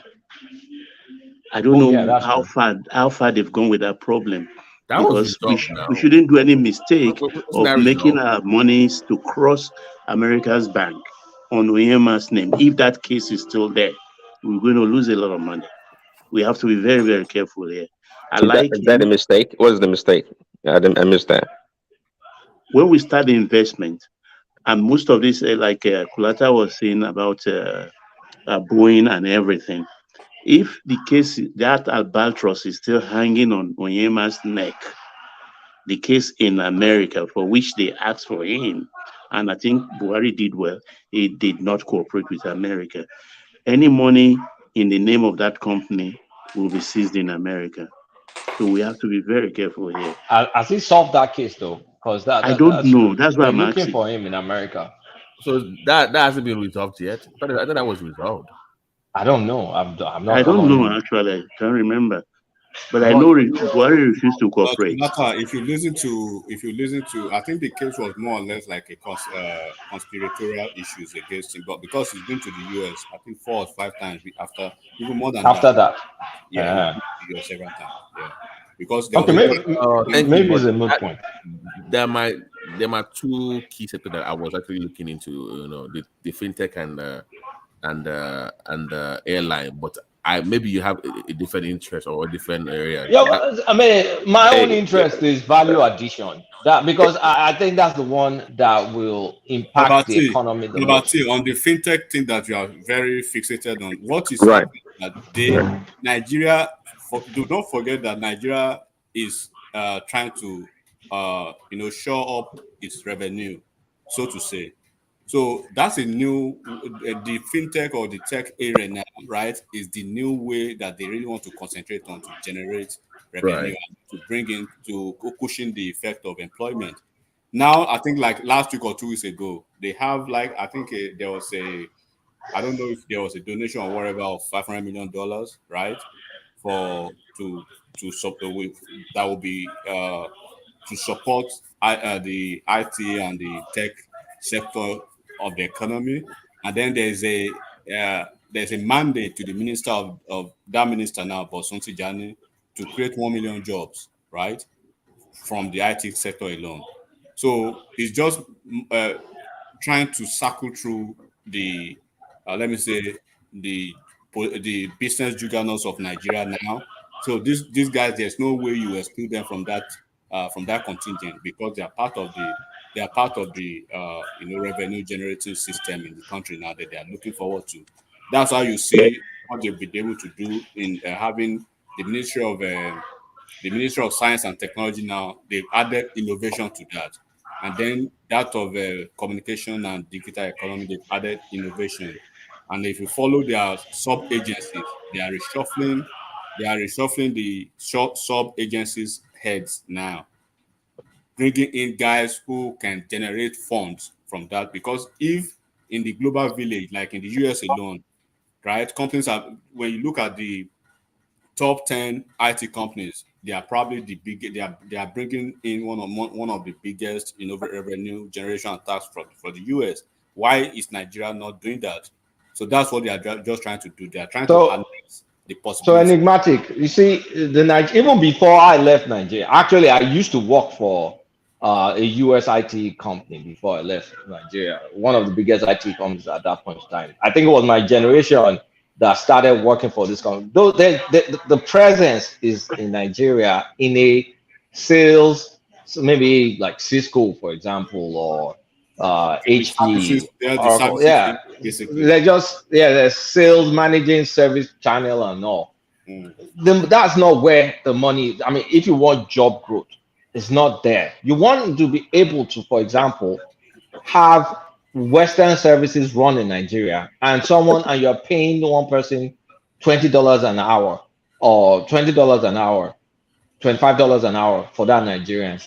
But the value of the service, the equivalent value of the service in the United States is going to be like $200 an hour. But Nigeria, okay. How do you think? This is the things we want them to do. But how do you think they will do, like that? We can do it now. No. We can, but I'm asking you, this contingent that go to India. Oh, this contingent. Yeah. Okay. All right. Oh, okay. Based on the reality. Okay. Some of the reality of, so this is, we're talking foreign direct investment now. So for foreign direct investment to happen, governments will have to give some guarantees. I would think if I was them, I would want to give some tax guarantees, because the Nigeria they're entering is risky. The exchange is not stable. Things are not that. The interest rate is not high enough for a foreign investor for the risk that you're going to face. The interest rate needs to be higher because your inflation is crazy. So there needs to be some tax guarantees. Maybe they have to jack up interest rate again, even though it's not good for the economy. I mean, it's just going to make cost of borrowing it more expensive. But I mean, what's your priority? What do you prioritize? If you prioritize people that should bring their own money into your economy, then you have to give them a little bit of security. And with inflation running at 20-something% and interest rates needs to be able to more than cover for it. And if they can give you some tax incentive, that will like enable you. But some investors may overlook that. Like if the potential is just too juicy, if you dollarize it and look like, oh, okay, this developer is going to cost me $15, and I know his output, and $15 an hour, alone in Naira, no. Maybe that's enough to keep someone happy in Nigeria. I'm sure it is. Enough. Yeah, it's more than enough. Sir? I think one of the reasons for this list is sorry, the Prime. Before you put that question, apologies, but let me use the window of the pause just to bail out, and then you put your question to One man, you're not allowed to go. He's not released you yet. Why are you going? Okay, let me acknowledge the super chats first. So Ayo introduces that space with a purple one. So well done, Ayo. Prince Daddy, who traditionally does it does still. So thank you, Prince. Alexander Gomez, of course, you know he will get a mention. There he is. And then Shegun Ono rattles off, just conversing with the platform via super chat. So that's all of this. There are just several insertions by Shegun Ono. So that's Shegun still carrying on. And then a piece comes in, only related to applaud Kulata, as if Kulata needs even more applauding. It says, Kulata, thanks for always bringing us facts here. This is what makes one man unique. Because of people like you, will always be a fan. You see things as a whole. Appreciate you. So that's Shegun Honor. I know that's peace rather. Fanboying. Yeah, fanboying Kulata. So and Ike Ogiame, he comes in just to match Ayo. So thank you, Ike. So that space still open. Let me bring Thomas in. Shuffle myself out. as the conversation carries on at the prime. Yeah, back to hello, collateral. Yeah. I think one of the biggest problems with foreign investment in Nigeria is when people want to come in, they want someone on ground that is reputable to work with. A lot of people, a lot of investors are falling in the hands of these Yahoo boys. So I think this list, like, it creates that opportunity and more. There's this kind of confidence in the network. So I think it's a very good idea. Like, maybe an European IT company can partner with someone that they meet in that kind of forum, and it's easier because the confidence is more there. Like, okay, we met at G20 through the president, those kind of proper way, because most times they are scared of coming to Nigeria. That's the major problem. It's about trust. So I think it's a very good idea. Like, okay, I take all my best. Let's see if we can create more networks. And so I was joking in the comment section, and I hope they don't go in one plane. They won't go in one plane. All of those guys are. You know, it occurred to me. It occurred to me saying they should go in. I was fucking scared when I saw the list. I'm like, please don't go. You want to kill Nigerian economy? So basically, Kulata, you are very skeptical about this. You're not all in. I'm not skeptical. I'm not skeptical. I'm just being pragmatic. I'm not skeptical. I think, look, the economy now is a competition. Like, what does Nigeria have to offer to these people? Because I'm not investing for charity. It's not an altruistic vector. I want to make money. So Nigeria needs to be a low-cost provider of services when it comes to IT.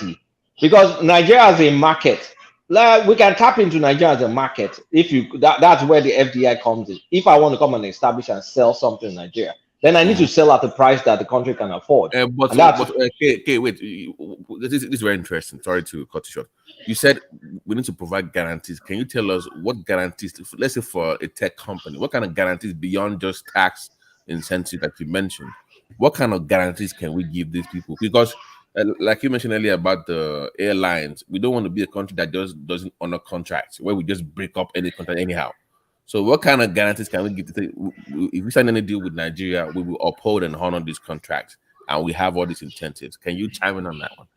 Well, one thing, like, I don't want government intervening in these kind of things, because you need to get government out of the way. That's why I always butted with Ajani Koko when it's going on government.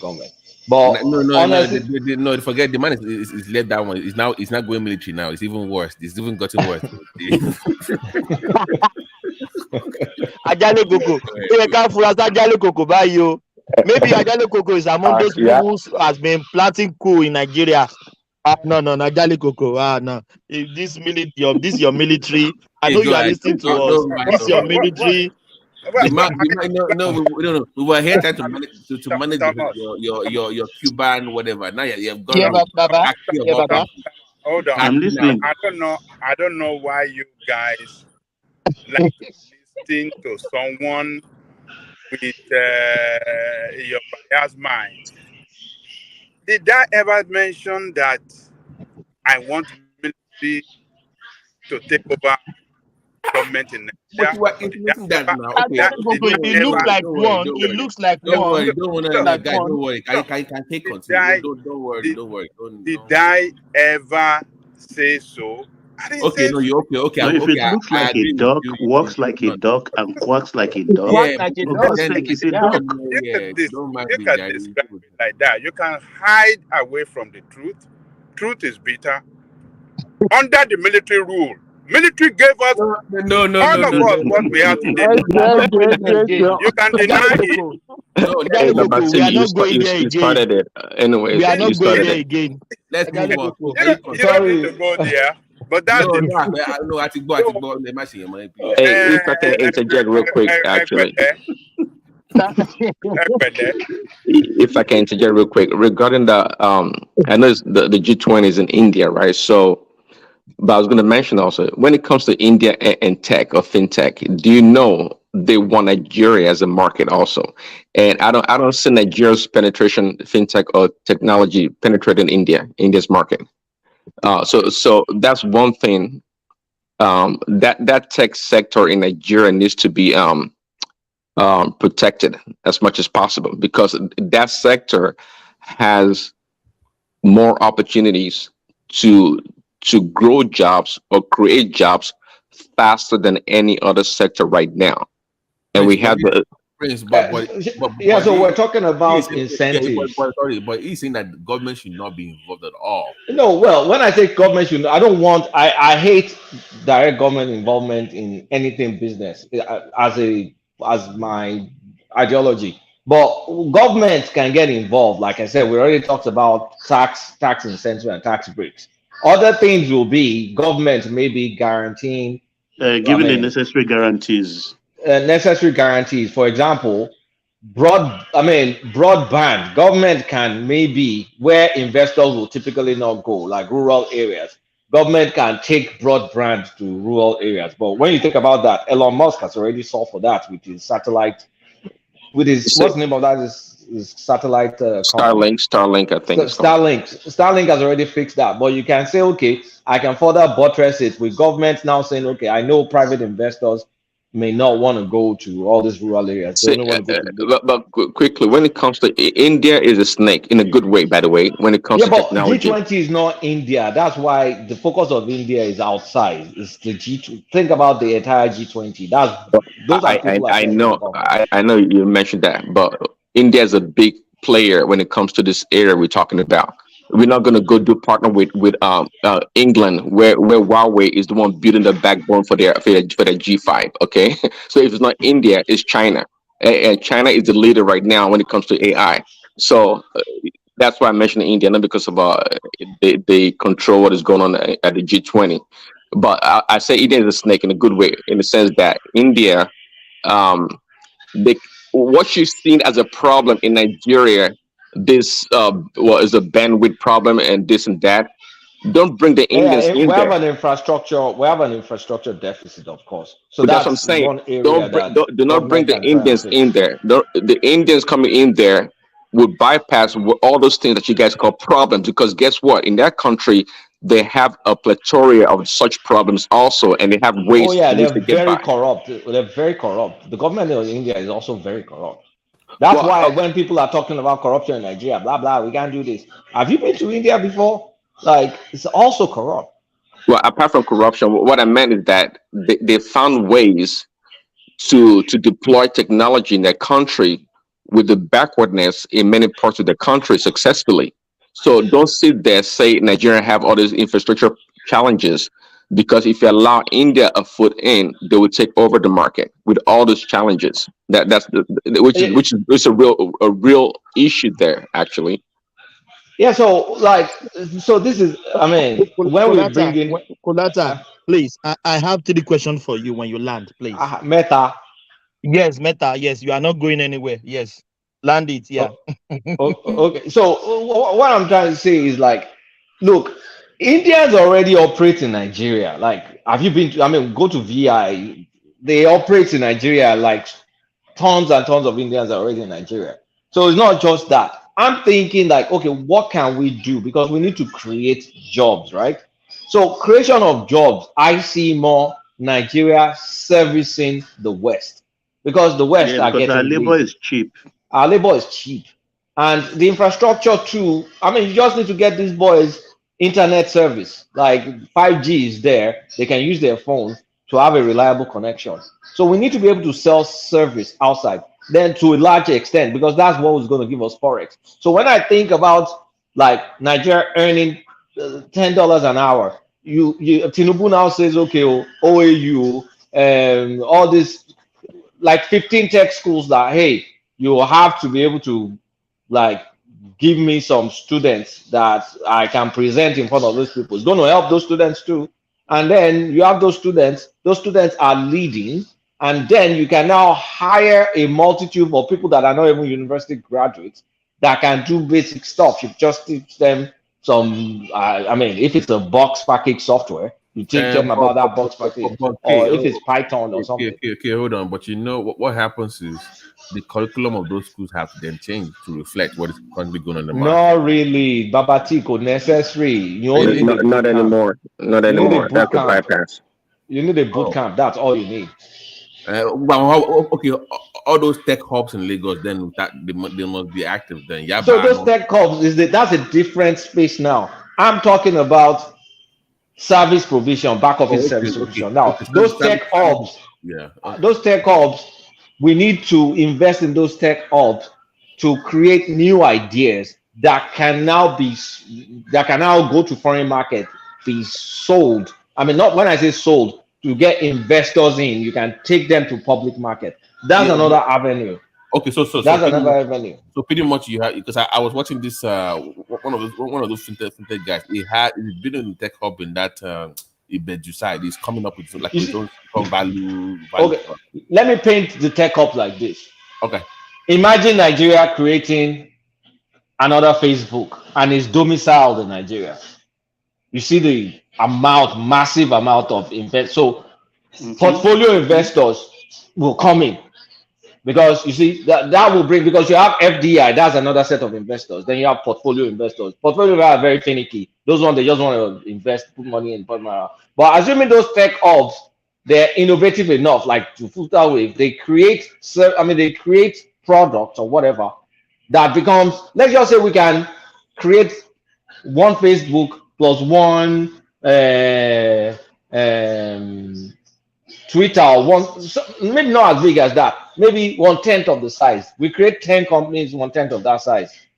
You see how our economy will drastically change. So those boys in Yaba and Co, those people, those first-class brains, you have to keep them innovating by themselves, creating new things, thinking in their indigenous ways, software solutions that can address. Those ones have their space. Those ones need to attract all these Silicon Valley's investors. Then I'm also seeing Nigeria as a service center where we're doing all this work that Oyinbo people don't want to do, and we can charge $10 an hour, $15 an hour, $20 an hour. Quickly to that point you mentioned earlier, I had a conversation with somebody.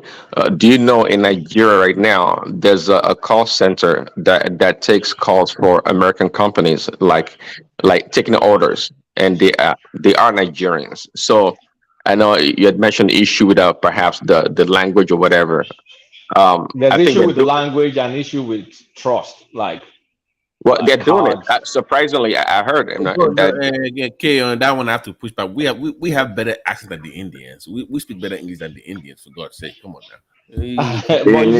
I disagree. I disagree, but actually, allow me to say this. Look, it's not because of they actually train these people. Do you know in India and these other places like the Philippines, they actually have a school whereby they train this. We can go to that school too. We can do that. Of course, we can. We can do it. We can do it, but handling personal information. That's where all this obedience. And that's the issue. That's why all this obedience killing the image of the country. Is not good. Boys with your laptop interfering in this. They're kind of scary. That's the problem. Government. So that one, there's a problem there. I'm not gonna lie. Like there's a problem there. Otherwise, there's a problem there. Actually, and I think Flutterwave is a unicorn, isn't it? It's a unicorn. It's a unicorn. Flutterwave is a unicorn. I googled the tech hubs in Lagos, in Nigeria. Lagos has about 45 on its own. I think Nigeria has about the biggest in Africa now, maybe second to South Africa. Yeah, about the biggest. And Google is here early already. If you remember, a couple of weeks back, they've been here twice already. Kolata, where do you think should be our market expansion? In tech or just in tech, fintech, not just tech. In fintech, honestly speaking, AI, there's a lot. We can be training AI in Nigeria and Africa. I keep repeating that. Like there's a lot we can get in AI. There's a lot we can get in AI, and there is a lot we can still milk in just service provision just being the back office of the world. We have the brains to be the back office of the world. It's not that's what made India. That being the back office of the world literally made India's economy. There's still some space there. That brings me my question. You rightly go there. How come India finally surpasses us in everything? That is my first question. My second question, yes. Yes, because this is my answer. This is my short answer to that. Yeah, I don't think we were ever on the level of India because India already had advanced societies before they got exposed to Oimbo people, so it was easy for them to bounce back. And the proof in the pudding is they got their independence in 1945 or 1947. They were already launching a test missile in 1963 when they were still poor. So it means India uses their brains. That's part I of their think culture. we underrate them. If I can continue on that question real quickly. Cyberspace to Germany, because Germany came into ICT last in Europe, in Central Europe. Check it out. The Indians went in there to train them.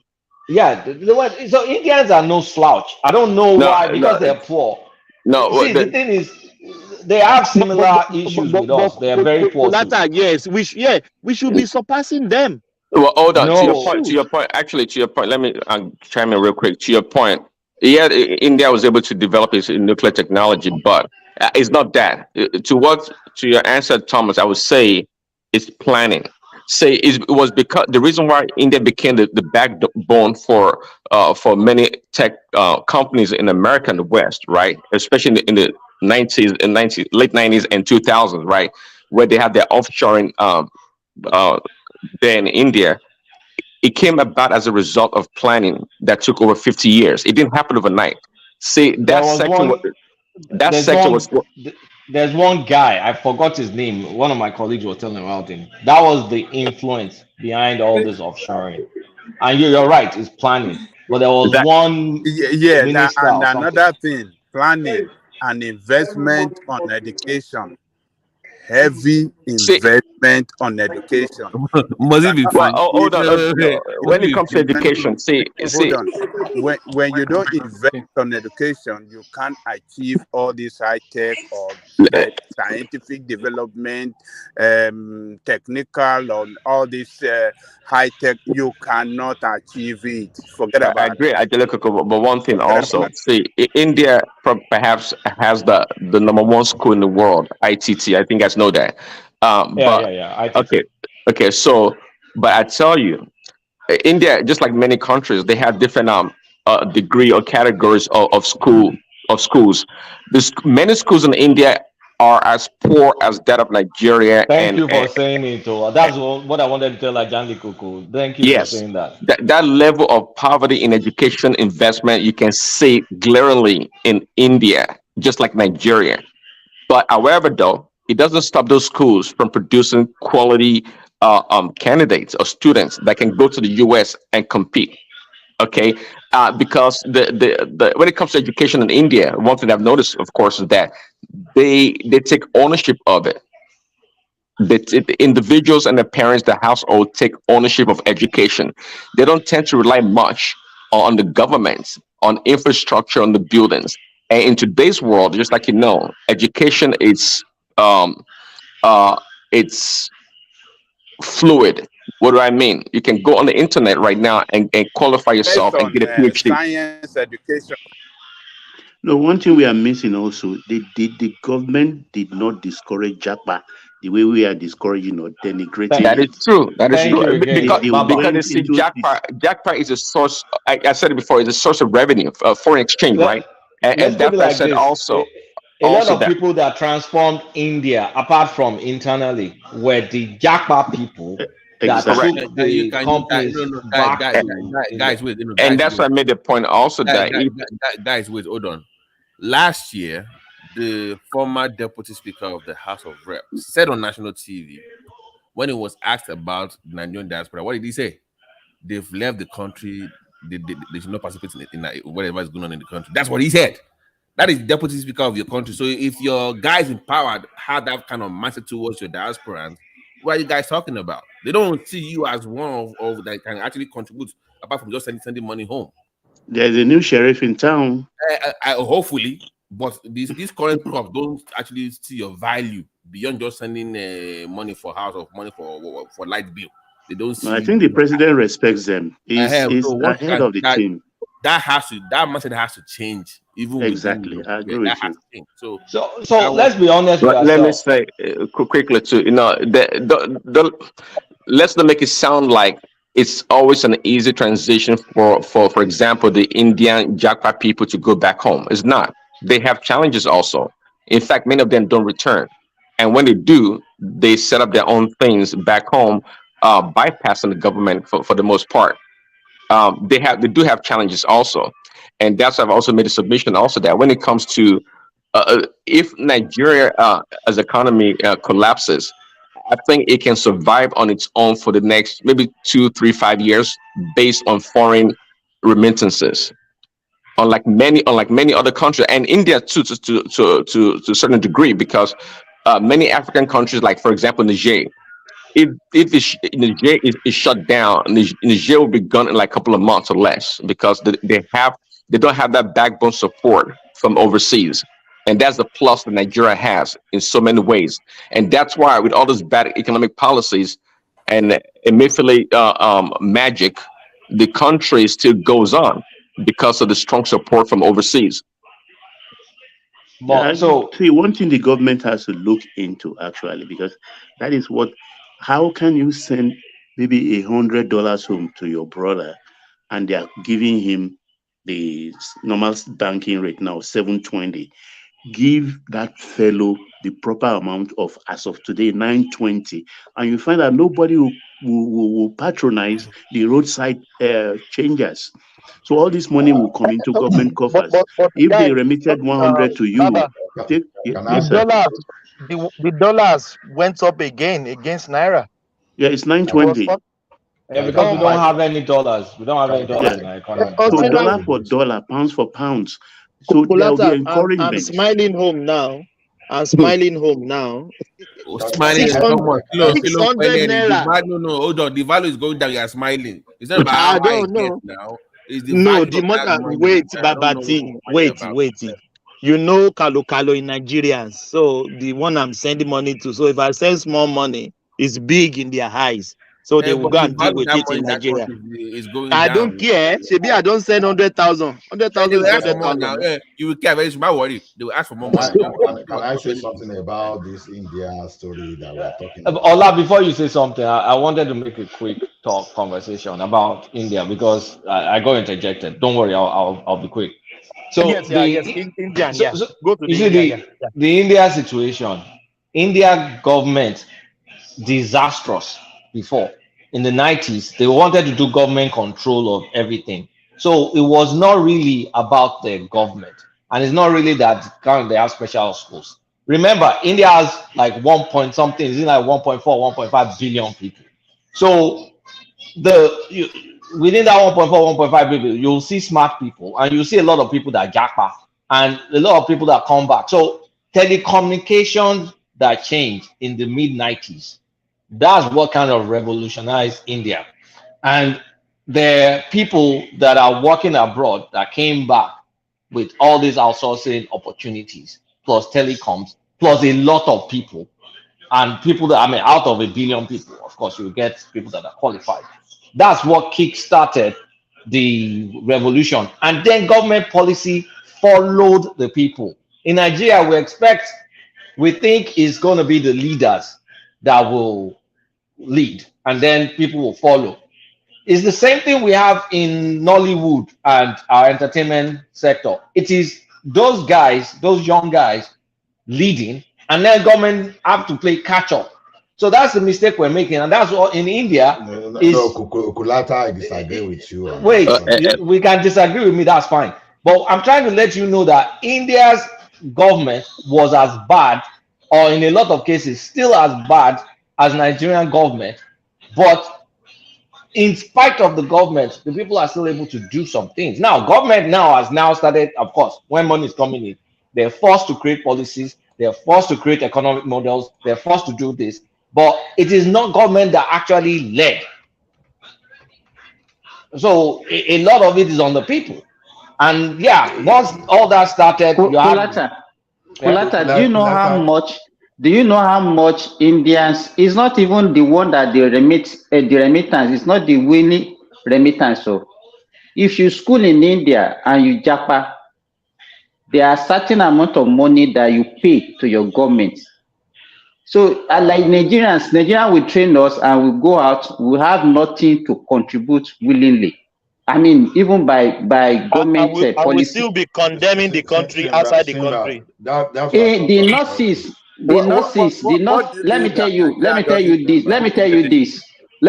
this. The Indians, I have a lot of Indians working with me here, and they pay the Indian government from their salary. They pay every month. They remit. It's not about money you send to your people. They pay their government money. Even Cuba. So what is that money called? What is it called? What is it called? Even Cuba. What is that money they pay? What is it called? Cuba does it with their doctors too, where they will train you. They will now sign a deal with those countries. Egyptians also, they do the same. That is different. When you are being loaned, it's not a loan. It's not a loan. It's not a loan. No. It means the people. It means the people are being loaned. If people have been loaned to go and work for their country, Simba, hold on, Babati. Simba, were they sponsored by the government? Why do I say that? Listen to me first. I met a guy here, a Chinese. He said he's going back to their country because their government pay for his school fees, everything in Australia. And if he didn't go back, they will catch up with him in Australia. So the way they do it, let me explain to you. It's not about they don't pay for their school fees. Hold on. The guy told me if he didn't go back, they will catch up with him. So he finished his study here 2 years now. He's going back to China, to the government, because it's being sponsored by the government. Maybe those ones were sponsored by government, Indian government. Let me correct what Simba says. Simba, see, what you said is just a misconception. This is the way it is. If you have Tata in India, and you now have Tata in Canada, and you now second someone from Tata in India to Canada, because he's deriving his income directly from the mother company in Canada, in India, he's going to pay global tax. That's the point. But if an Indian now japa completely, has nothing to do with business at all, purely working in America, and his business has no root in Canada and in India, he's not going to pay any tax back. So that's the point. Because we are missing the part that so many Indian consulting companies, they find themselves in America. I can mention a few of them. And the way they do things here, you find all those guys, I don't want to call them crooks, but they do some crookery with the way they do their things. So to me, let me shed light on what I'm talking about. What you are saying is very totally different.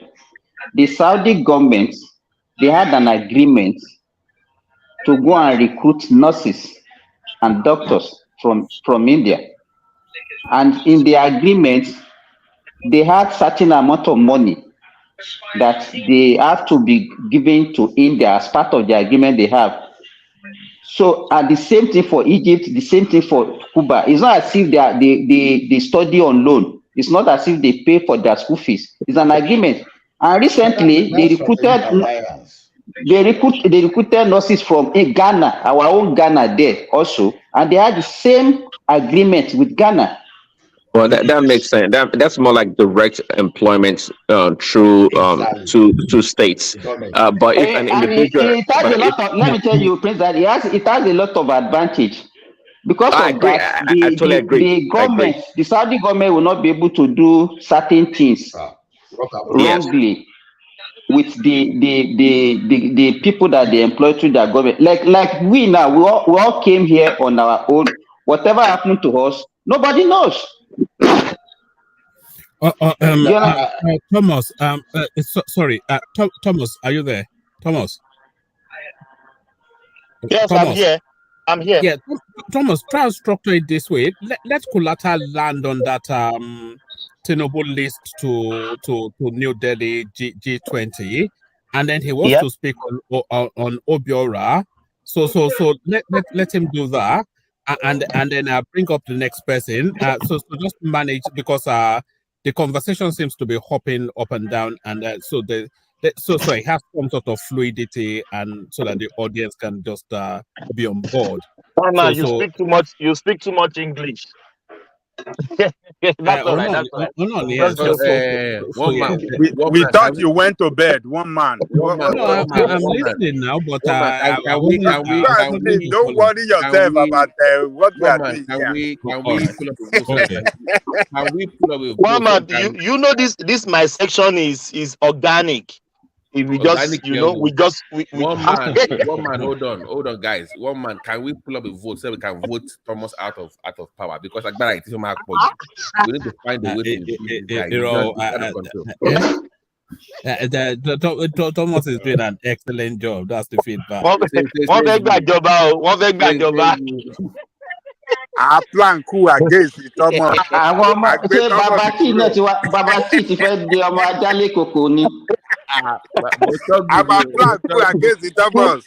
Coup plotter. Yeah, that's all right. Yeah, Kolata.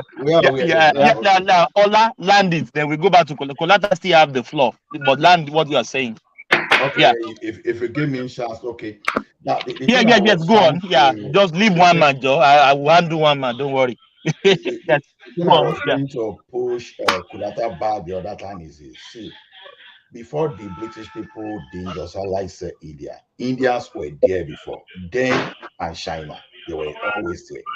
But what happened is... I didn't hear what you said. Before the British said what? I didn't hear what you said. I think before the British deindustrialized India, they were there. Especially the textile industry and some kind of industry those guys run.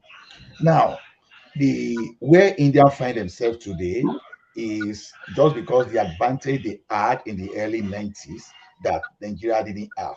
Even as a matter of fact, up to the mid 80s, Nigeria was still ahead of China and India in manufacturing. It sound ridiculous, right? It's as that ridiculous up to mid 80s. Now, what now happened is this: when these people now did some liberalization, the same thing will be asking for the Nigerian government to do things that they fail to do in the name of trying to centralize. You know that the liberalization helped India to just grow their megawatt up to over 400 megawatt hours. And Nigeria, with our population, we cannot even generate 20,000 kilowatts. But we are talking of a country with over 400,000 megawatts installed capacity. Then, in the area of telecommunication, we had everything. So, what India had in the early 90s and the liberalization fit into the agenda of globalization. So, all these Western entrepreneurs that would like to make money, they fund those places just for them to invest and hide their money again from corporate taxation too, taxes from America. So that's how India started developing. It's not as if they were special human beings. No. You have to think. It's not like what you said is wrong. I mean, they liberalized in the 90s, especially mid 90s, and also telecoms, all that stuff. But you need to look at it further. When I have to go back to colonial times, I'm sorry, but what they met in India was an advanced society in its own merit. So after the British conquered them and left, you could see that India did not fully assimilate the British way of life. They rejected the religion, they rejected a lot of things. India could bounce back in spite of a terrible economic model. They could do advanced things. That's why I said that barely, not up to 20 years after they got their independence, on their own, they could build a rocket. For a people that can build a rocket on their own, less than 20 years, if they get things right, they can do amazing things. And they were doing amazing things even before those guys met them. So all this economic and all that stuff, it still speaks of you have a people that are high functioning, and are able to get stuff done. That's just the bottom line. Whether it's one model or another model, they're and not. and they are more patriotic. They're very, very patriotic. Now, one thing about in India, especially because I hang out with a lot of them. If they say today, oh, my parent is sick, the next day they're flying to India to go. Guys, Yes, and it's even that here, they compete with even here Pakistan that break away. yeah. Kulata, They let's are very forget about family oriented. They're very, very family oriented. Very, very. Let's forget about patriotism. You see one thing is that whether you are patriotic or not, if you have the environment will encourage you to thrive. That's why that you will see that anytime I talk, I don't stop talking about telecommunication and broadcasting. Asake that you are seeing now going to, is it whatever arena, O2 arena, O2. That arena? You understand? It's just the consequence of that deregulation of telecommunication. You will be still listening to Alesi to all those Saniade if they didn't deregulate broadcasting in Nigeria today.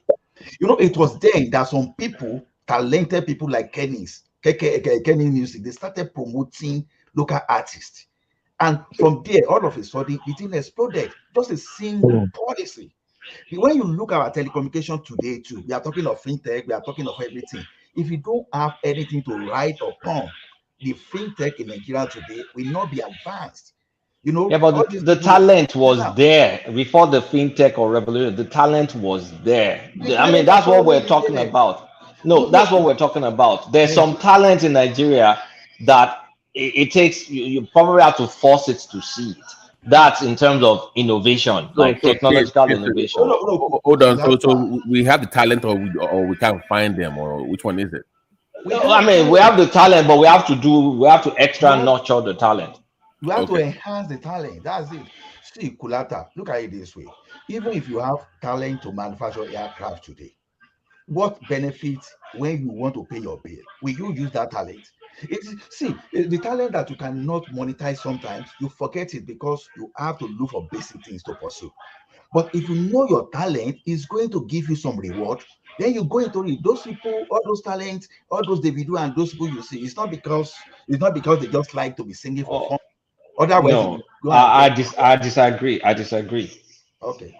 Mankind wants to better themselves. I was watching just a no-cost video today, pottery. I was looking at someone doing pottery. You know, if you guys watch that movie called Ghost, you see how they do pot where there's something spinning and use your hand. That's how people create pots nowadays. So I'm like thinking like Nigeria, we've been using mud now. We've been using mud pots since. How come we did not think of a better way to create our pots like these guys are doing? That's supposed to make your life better, right? So how come we did not think about that? Kulata, the information flow helps creativity and innovation. We have information. Up till today, Ola, if I go to Ekiti today, there's internet in Ekiti, there's internet in Elisha, my own town. There's internet everywhere. The internet everywhere.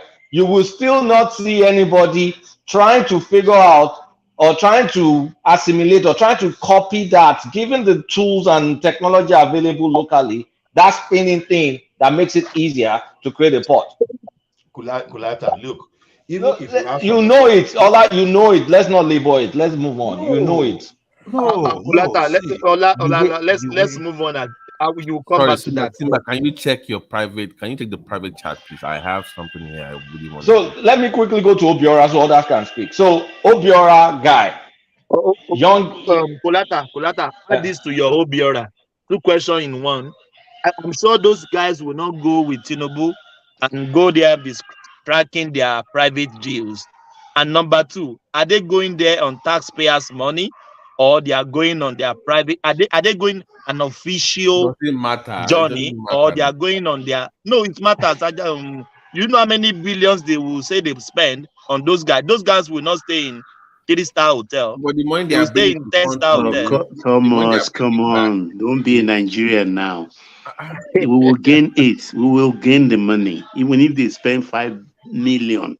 We will gain it in the long run. Please. Up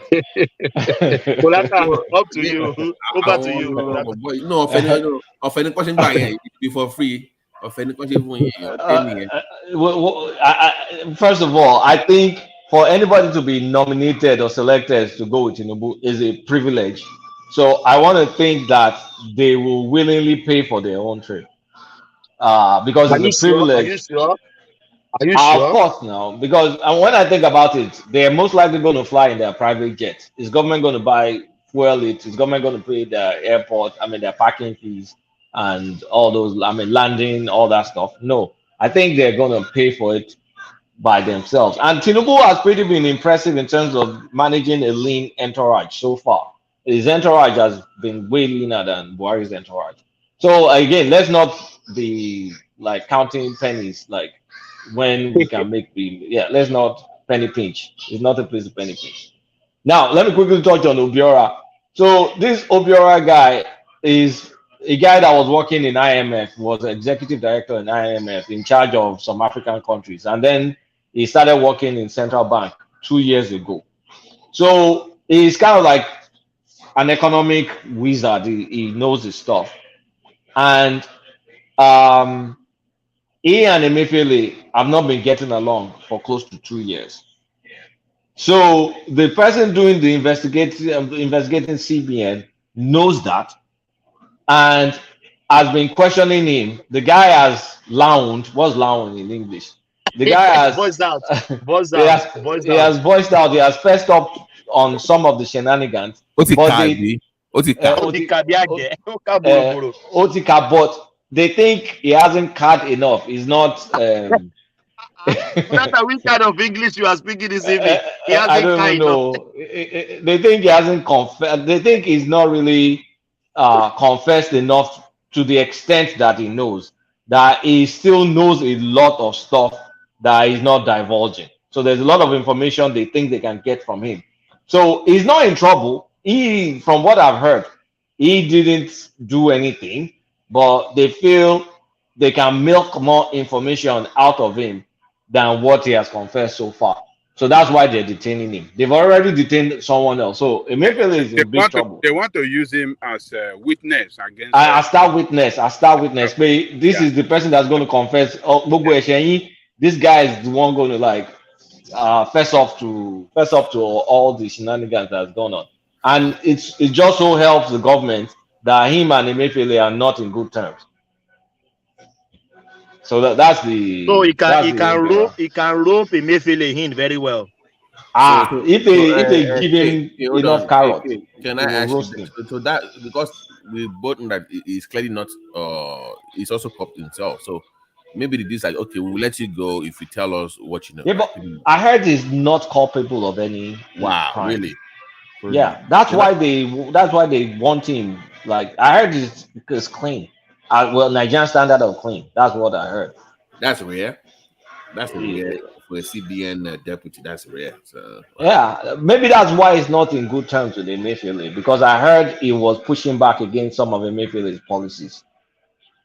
Like he disagreed vehemently. But he's in charge of policy. That is his portfolio, right? That's the deputy's policy. But if I recommend, say, okay, if I say Babati, go and buy navy colored suit.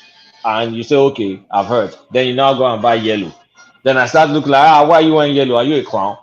And you just ignore me. I'll be beefing you because I recommended navy color suit to you, but you decided to so go more like just to recommend stuff to the chairman, not necessarily. You cannot necessarily just authorize. He can't force. It's going to be Emefiele's call at the end of the day. Right. Okay, I get you. Yeah, and Emefiele was involved in a lot of shady things that I'm sure that guy wasn't down with. So I'm just shocked Emefiele did not fire him.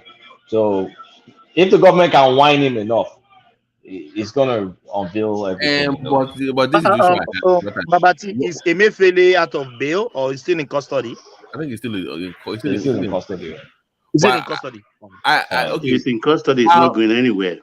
How deep down the rabbit hole do you think the Tinubu is willing to go? Because at some point, when you start mentioning some names that that are deep in the APC, how do you think he's willing to go all the way through with this, or he's just going to stop at some point? I think politically it's a landmine for Tinubu if he starts touching too many APC. they'll quiet it. I mean, they can't make it public. They'll quiet it down. Maybe they'll shop, like Baba says, maybe they'll be able to shop for deals. Like not prosecute, just shop. I mean, push for deals. Like, okay, I won't prosecute you if you give me half of what you stole or something. I don't know. I'm very skeptical that will work, but it can't go too far, because then are you going to be calling all of Buhari's people? You can't now. If he wants to win next election, he cannot. But Kolata, with how Tinubu is going now, I think it's indicating to us that indirectly it's telling Buhari you are a failure. Of course.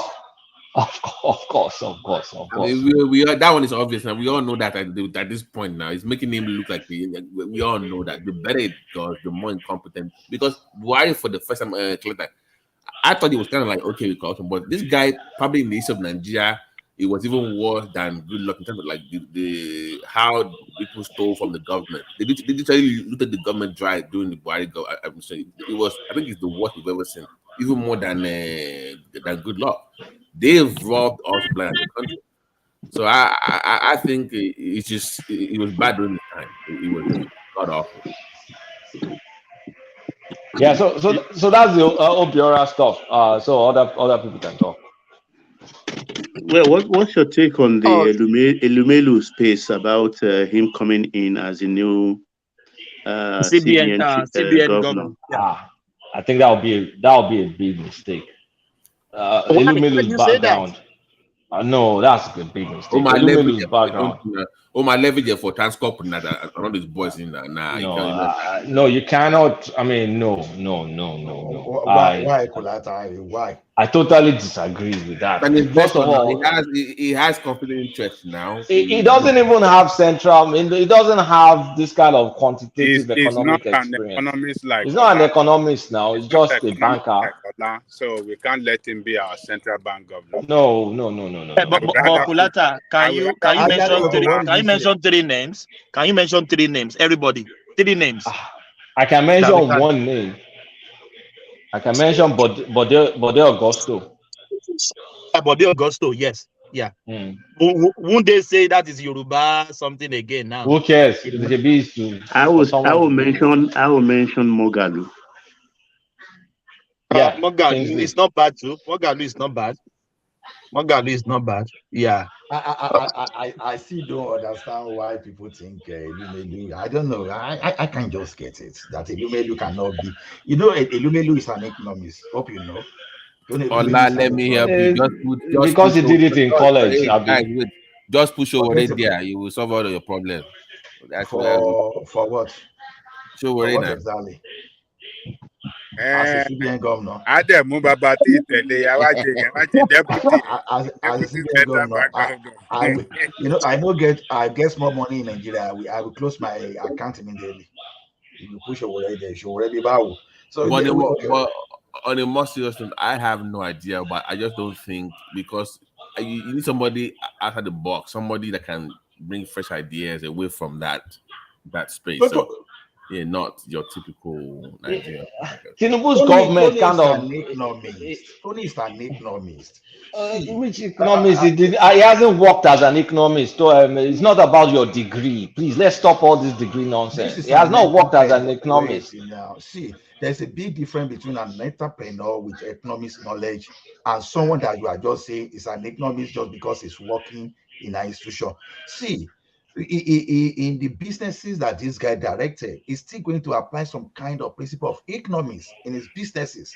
Because can he bring back Sanusi? What do you think about CBN space is different. No. Sanusi is too volatile for CBN role. That's what there's conflict of interest there. I mean, you can't put ELUMELU. Too much conflict of interest. Is it gonna divest out of every single thing is involved in? Of interest, he has Transcorp, he has this, he can engineer interest rate to favor him, he can engineer forex. Let's not even talk about it. It's just irritating. No, there's so many people, not him. See, you can pick someone that you think is neutral.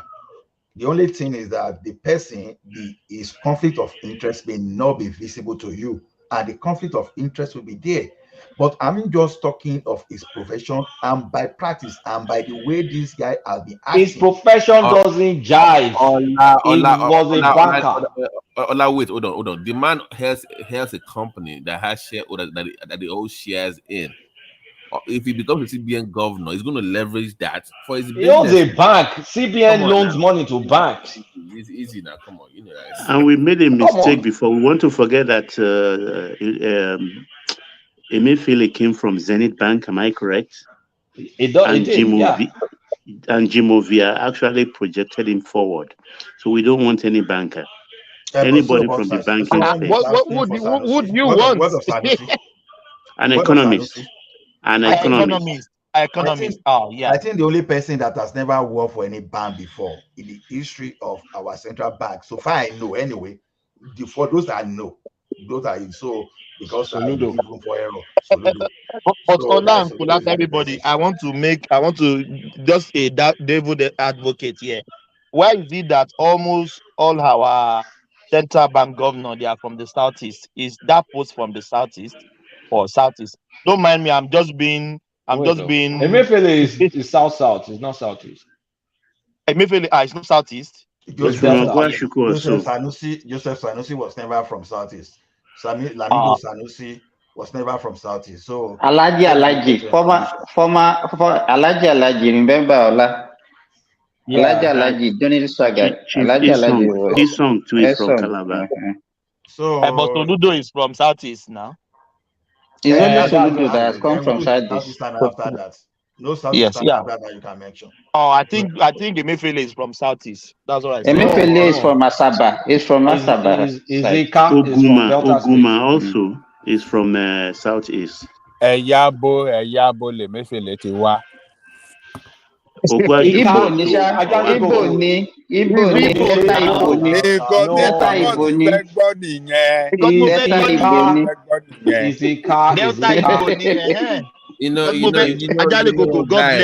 God bless you. You Nigerians, you guys you need help. It should not matter where somebody is from when it comes to being a CBN governor, for God's sake. I don't know what the obsession with this. It's competence. That's the point. All this is from. I don't give a damn where you're from. Can you get the job done? Emefiele is not an Igbo. I don't get all this. Is Ikase is not Igbo. They will not consider themselves. Not all of them consider themselves Igbo. It's from Agbo. They're almost like. They're kind of like between Benin and Igbo. Exactly. That's what I want to say. Oh, that's fine. Don't mind me. That's my own. my own choking stuff for tonight. God bless you, Joe. Yeah. So I'm looking at all our CBN people. Some of them are promoted from within CBN. We get that, but a lot of them, like the Joseph Oladele Sanusi, was CEO of First Bank. I don't know if it was an influential CBN governor. Soludo came from National Planning Commission. That's an economist. That's a pure thoroughbred economist. Correct. Yeah. Then Sanusi Lamido was CEO of First Bank. Then some Sarah Alade lady was acting. That was promotion from within. And then you have Emefiele coming from CEO of the Zenith Bank. So it's really, really the only real economist we had, and you can tell that it was a difference maker, is Soludo. Yeah, Soludo was exception. Let me throw a little thing here. You see, we'll be talking about investors, development, direct investors. These are just English words to deceive ourselves.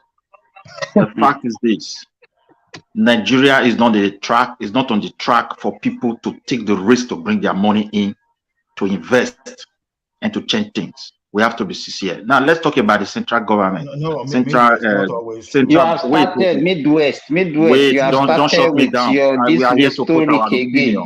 Please, put our opinion together. Wait. Let me land. Wait, you hold on. You cannot be discouraging people every time. You cannot be discouraging people every time. Hold on. Midwest. I've said it thousands of times. If I said hold on, nobody is shutting you down. If I'm shutting you down, I will not let you in. You know this platform, we don't shut people down. Even if you want to speak Bula Balu, we let you speak. So if I said, hold on, please, I'll bring you back. Midwest, we hear this is it's conversational. If somebody push you back, wait, you still have the floor. We are here to dialogue, it's not monologue. So let's go on, my brother. So nobody will shut you down. No, it's not where I am. I just want to quickly do that. Yeah. You see, the real problem we have is this. The people that can change Nigeria are the diaspora. The government have to work hard to attract its peoples back. Expecting outsiders to come and do it. People who are capitalist and profit-oriented, they don't care how they made their profit.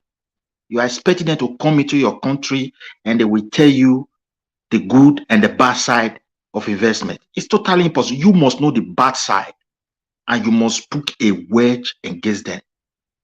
If you don't do that, there is no way.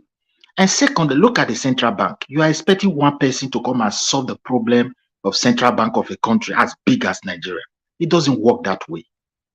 You see, central bank are governed by laws. And to make that law, you must borrow people, economists, bankers, professors. They will debate how they want the federal government, the central bank to function, the scope, how you will change law. Because that is the key to the country. These people will now enable the government to know exactly how it should function. But if you just throw one person there, oh, I trust this man, is knowledgeable, sometimes the man will be strongly with advices. You know, he doesn't know how people who to trust.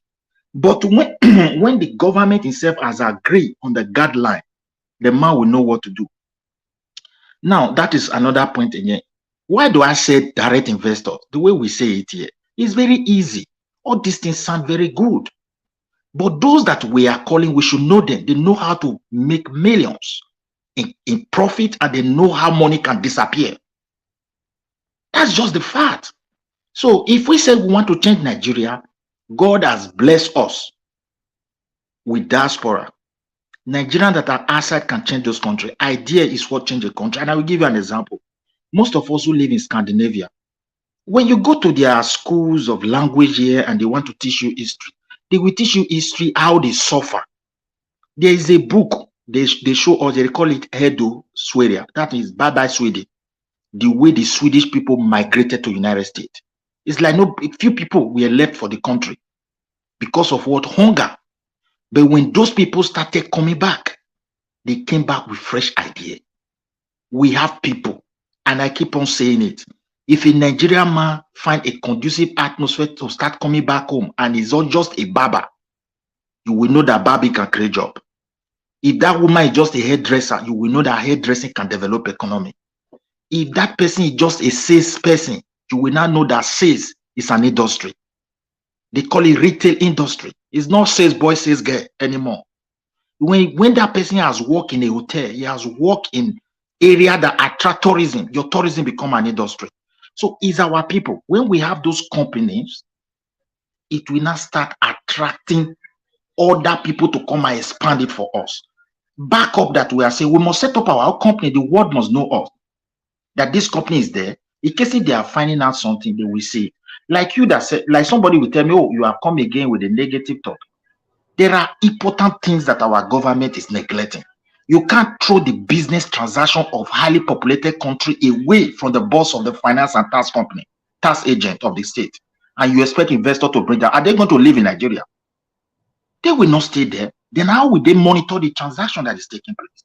It becomes a challenge, except those who are connected to the area that have to do with software, telecommunication, this and this. Easy for them to stay in anywhere and see what's going, because they are already tied to a very hard software that enable them to see things for themselves. But in manufacturing, area of manufacturing, they must have access to the expenditure, the sales, everything. So Buhari administration is supposed to help us, because the man was good, but he did not implement those things. If, for example, the way he focused on infrastructure, he achieved at least 60% of it. Road, those railway, electricity. I think Tinubu would have at least a landing ground. For me, if I look at Tinubu, I don't know where Tinubu is landing. I'm so scared. Because the man, I'm not saying he's a bad person. Even if you bring any other person there, is he going to have this challenge because they mess up so many things? But I hope it goes to Idian. And because those guys you are going to meet there, they have embassies in Nigeria. They have military attaché. They have commerce attaché. They have police attaché. Everything going on, how we run our business, they are aware. And they know the profound challenges and risk that is involved. So they are not like, there's nothing you're going to tell them that they will be novice of. But however, if there is space in our natural resources, they can come. Thank you. That's what I believe. A quick question real quick for this guy. Is it work? The things that I've been asking to push him, please, if you don't mind.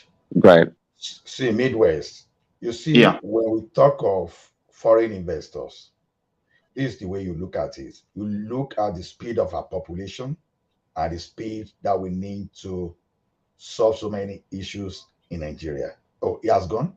So the point is this. Look at it this way. Nobody says the local investors cannot compete with foreign investors. But you must know that we need capital. The capital to turn the version of that country around today, we may be talking of something worth over $200 billion to start with. Where are you going to get that one locally? That is when you need a foreign investor. Look at MTN, for example. MTN is in Nigeria when even Glo is competing fairly. Look at foreign airlines.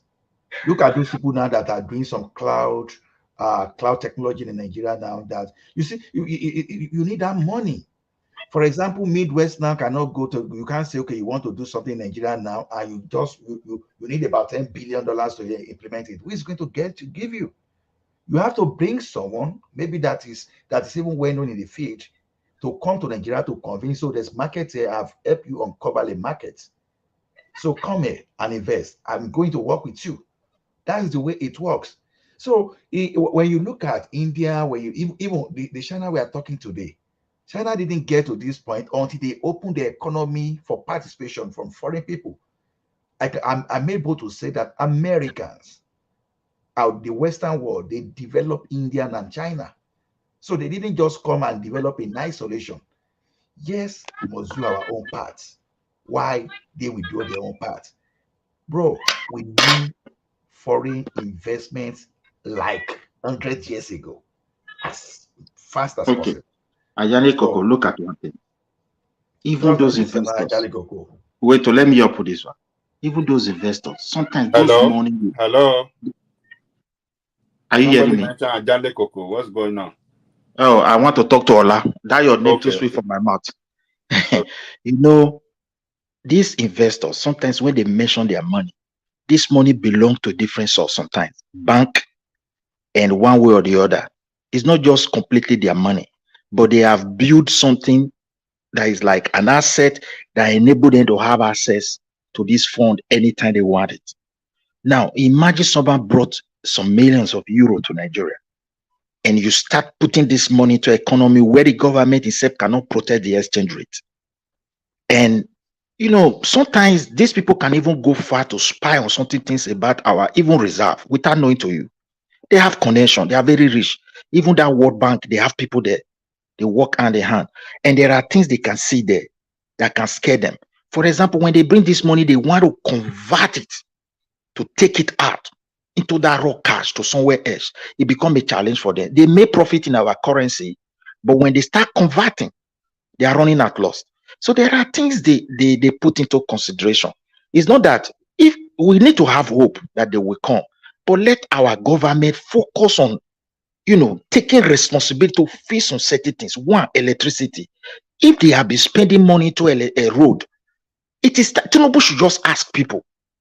But imagine the amount of money Obasa just spent there. Jonathan spent. This same man that is just leaving. Okay, look at it for infrastructure. All the state governors, they borrowed money, and it is our reserve, either directly or indirectly, that those things are still falling upon, because he gave them open hand to have access to money so that state can at least have some good roads, some infrastructures that can really attract these people. And they just consume this money for nothing. Now we have a fresh president. I think he has idea, he has good people around him, he's willing. But the profound challenges is so big that I don't think what Tinubu need to do is to question these people. Let us tell ourselves the truth. Even though if people don't go to jail, my brother, you took this one, we need 60%. This one, we need 70%. If he doesn't do that, I don't think he will have money to build those infrastructure. And no investors that will just come into your country. All those, like what this guy was, the IT, this one, this online, those ones, it's possible. But if we want to go into manufacturing and production large scale, that will be companies will come, and you see him talking about maybe 2,000 people, 50,000 people. They need road. They will transport their goods. They need people that will work for them. They need this infrastructure. They need railway support. If occasionally they need airline. So let us be sincere, my brother. Before Tinubu came to power, a few months to enter, Nigeria was having airway already. They pump a lot of money there. Immediately when he came to power, the airway disappeared, Nigeria airway. You have to ask these people. I think we should encourage him to do the needful, because all these promises that is coming to turn Nigeria around, if we just said this thing to our people and peradventure, he did all his best and these things is not there, what is happening around us may just happen in our country. That's just the issue. Ask them. We should put pressure on my brother. Let me say this, please. Did you reckon something that has been spoiled for 8 years should be fixed in 3 months? Can that be possible? I don't expect even for 8 years again, Seth, to visit another 8 years. Okay, yeah. My brother. I'm happy you understand that. Yeah, Ola. Yeah. My brother, let me shock you. You see, I will still encourage you to on this foreign investment thing. Let me shock you. Do you know that in the United Kingdom, as big as the United Kingdom it is, 4 of the 6 power, those people in charge of electricity, do you know that the 4 of the 6 are foreign investors? It's just like when you are talking of MTN in Nigeria today. You understand? At Great Britain, they are supposed to be our colonial masters, but those people that are providing them electricity, 4 out of 6 of them are foreigners. You will find all these foreigners everywhere. Do you know that foreigners, even there was a time in the history that foreigners, they were building bridges in foreign countries as part of investment. So, my brother, is we don't have that money locally. That's the point. How much are we making? So now, those companies that are coming, you need the credibility, the creditworthiness. For example, now, you have a known experts in the area of power sector, and he said, okay, you want to invest in Nigeria. Even sometimes without collateral, the business itself, the startup, you know, some many startups, they don't have collateral. But people can look at your history and your creditworthiness and give you that loan to go and invest. Now, if someone in Nigeria, if an investor in Nigeria today, you have a dream to bring a project of, let's say, $5 billion.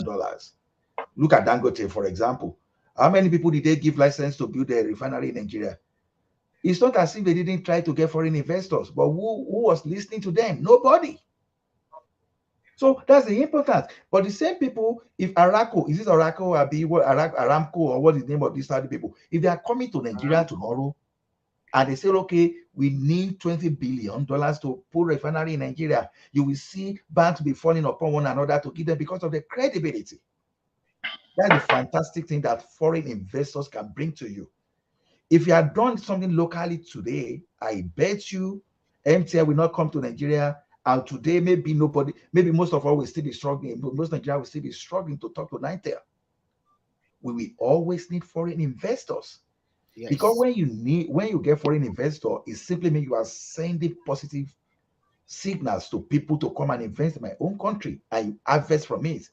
But when you close your door and you say you want to do it on your loan, you can only do within your capacity.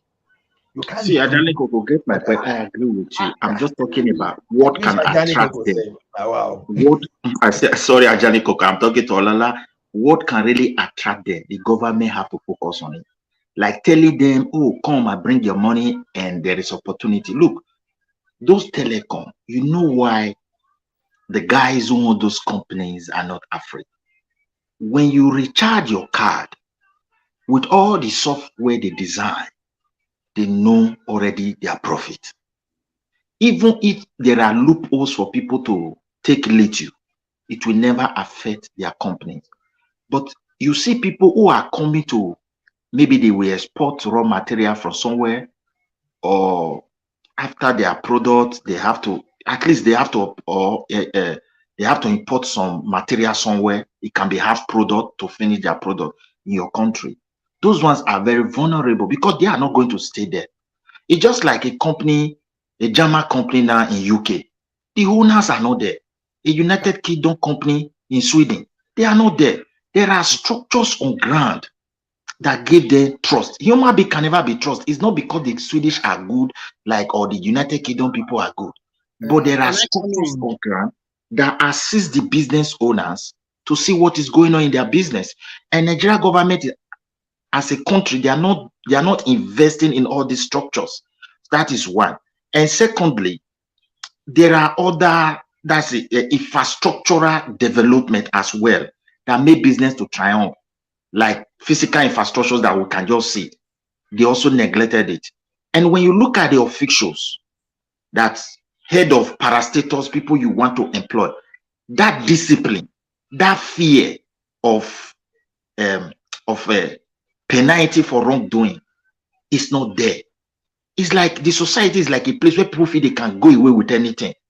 And at the end, people who you are calling, they know much about our country. I think now, as a president of the country, he should go there, but he should do homework more than just expecting outsiders to come and take charge of everything. This is what I believe.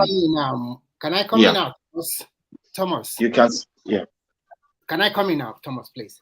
Okay. Good morning, everyone, and it's nice to be here once again. I think Midwest. No, you can't come in. You have to pay $10 before coming in. We are paying to talk now. Unfortunately, we don't use dollar here.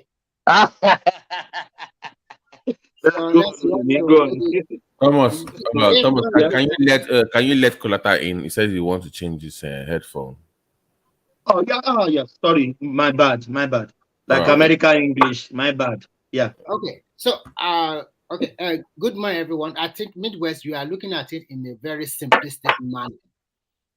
Every country needs foreign investment, whether in every discipline of human endeavor. Nigeria is a big market. Have both human resources and a lot of natural resources. Even with our infrastructures cannot be the same compared to Japan, China, and the rest.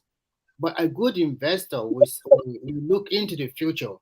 When MTN and Econet, when they came to Nigeria in year 2000, I guess 2001, Nigeria does not have this infrastructure that we have today.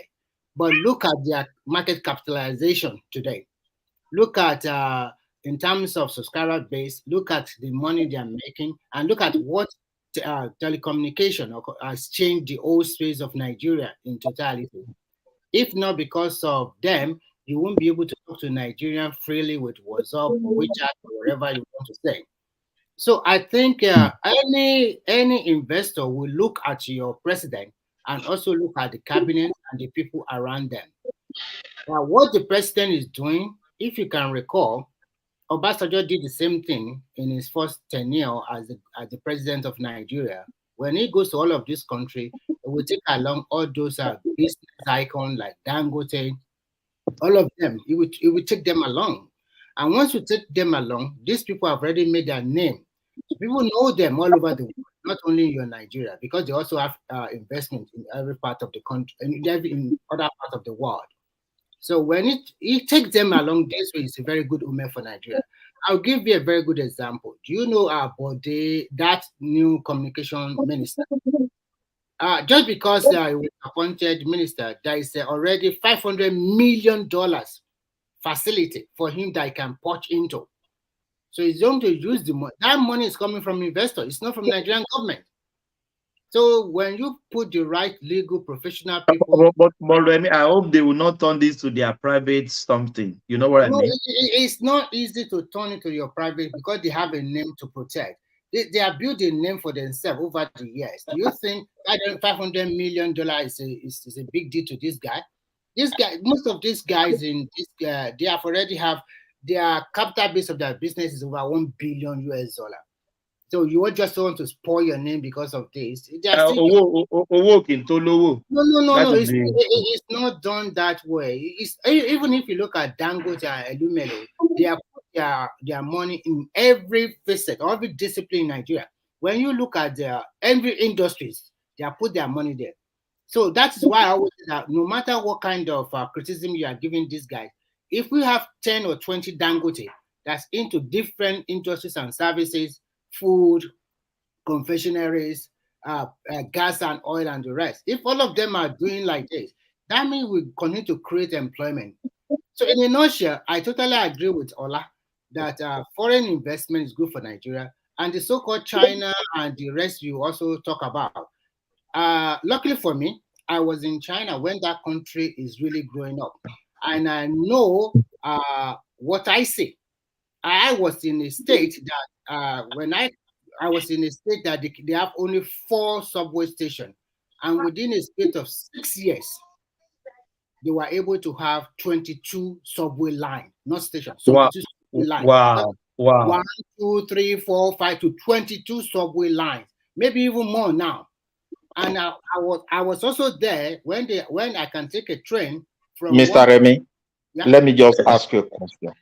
Yeah. Those who built those railway, were they foreigners or Chinese themselves? So the workers, the architect, the designer.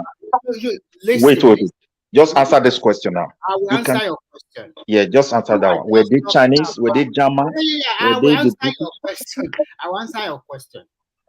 First, those ones that built the train, they were workers of Chinese workers. But what about the designer?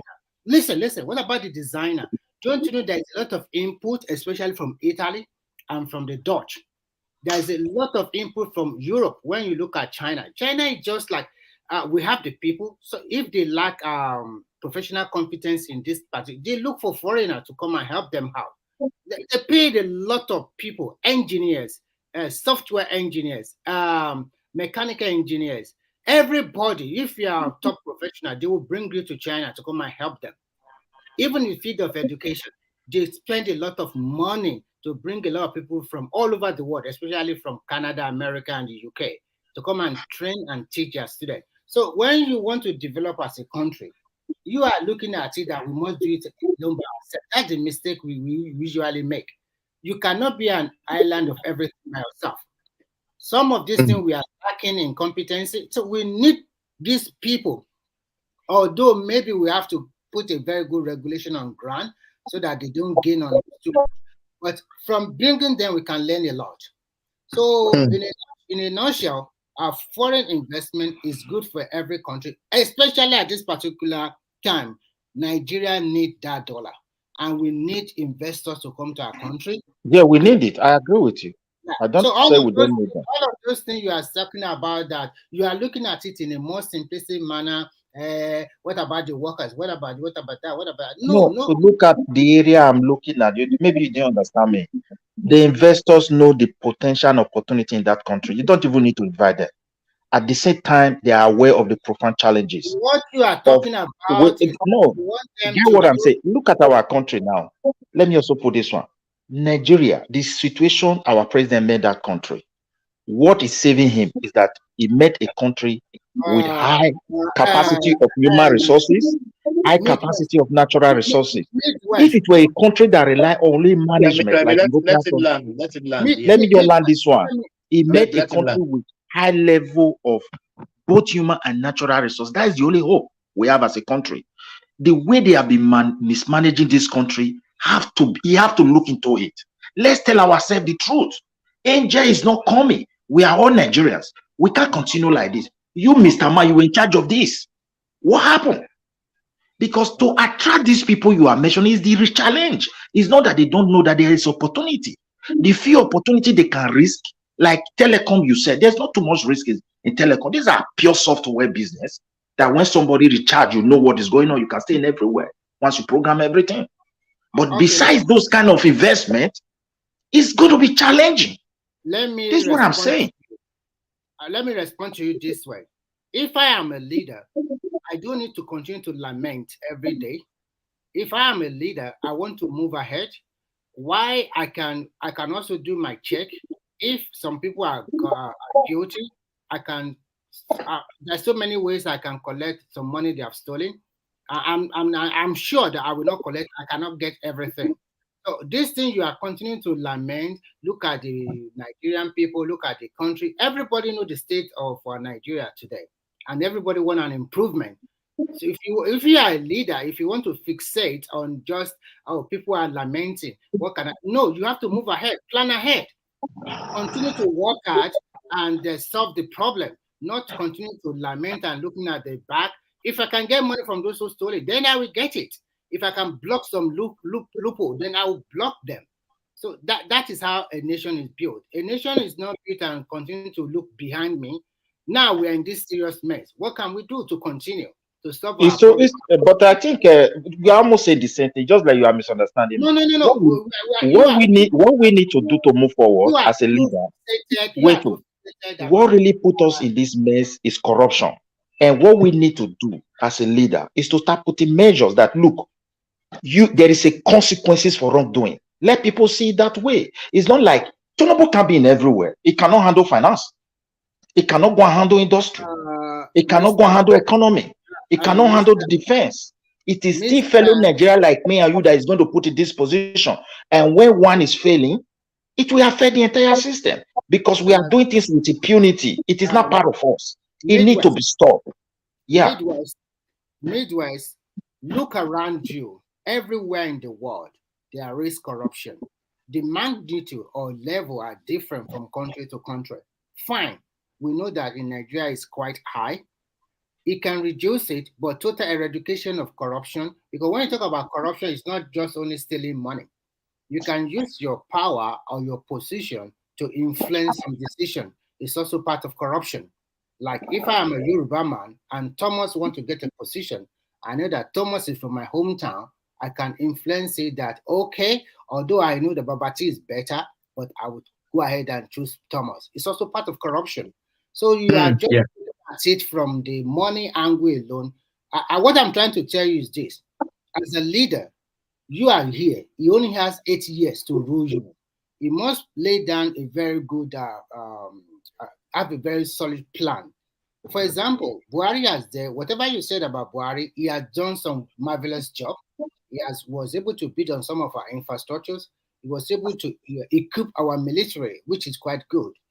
Maybe in some other aspect, it was not very fast. So Tinubu must also consolidate on those ones that he has done. I want a transition from my brother Remy.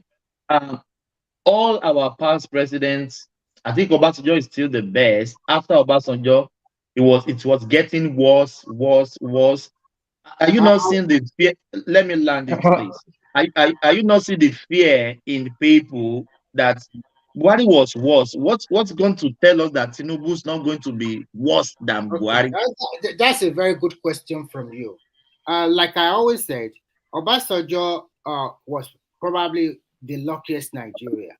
But unfortunately, because of his ego, if he has not given up somebody that is not interested in presidency, I'm talking about Yaradua. So that means Jonathan would not have been there. And probability, that means Buhari too would not have been your president too. I don't know whether God will bless you for that. That's this comment you just made now. So at the end of, not that Obasanjo was also a Superman. I quite knew very well that when I was in a university in the east of China, and I met some professors who were being sent to Nigeria to help us in agriculture, because Obasanjo was in China that period.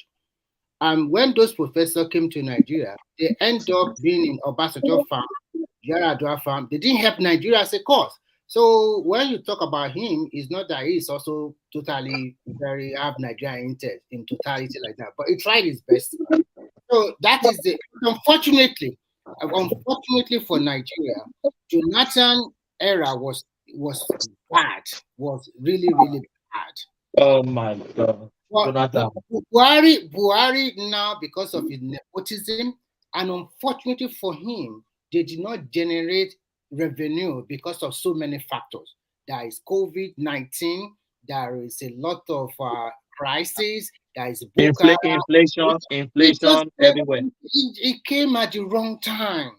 And it's also like his head, he also have his okay, sorry, Remy came at the wrong time, Buhari.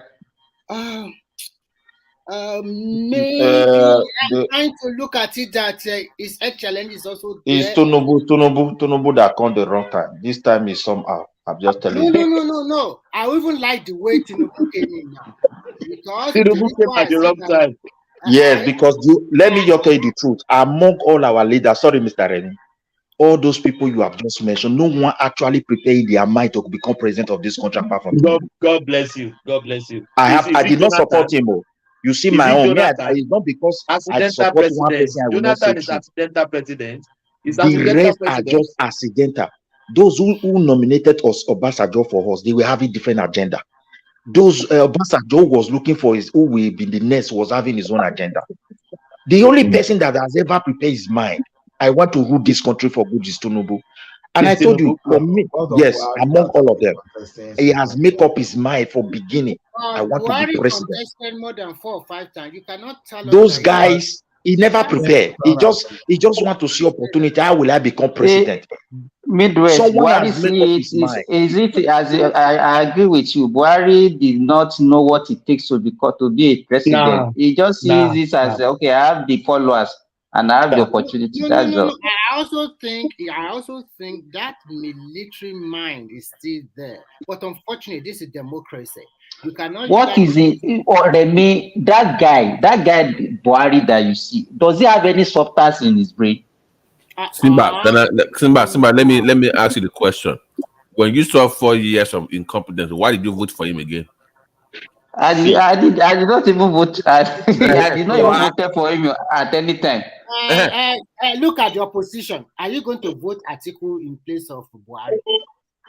The problem that we have, we don't even have better choice. We don't have so. Atiku is even worse. Okay, so you cannot pick Atiku ahead of Buhari. Ask an average Hausa man; they will tell you Atiku is a rogue. So as I was saying, so that culminated in bad governance for like 16 years or something like that.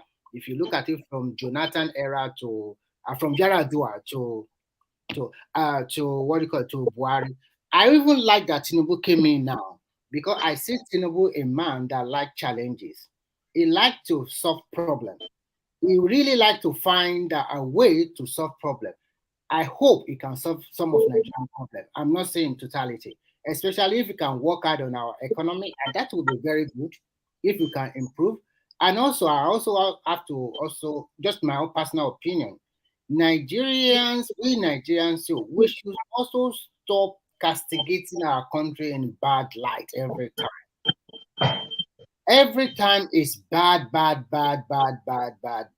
You cannot say Nigeria is the same way 20 years ago compared to today. There is pocket of development. Maybe not even, but things have changed totally in Nigeria also. It has changed and people are holding. That Jonathan space, don't you think it's just people just want Jonathan out? That's why Buhari become the president. No. People are just tired of Jonathan. No. Jonathan, unfortunately, because he did not prepare for the presidency, he does not know what to do. His era was also a lot of corruption. How can you talk about Diezani stealing a lot of money like that? How can you talk about our president getting drunk early in the morning? Remy, if you say Obasanjo is the luckiest among our president, what will you say about Jonathan?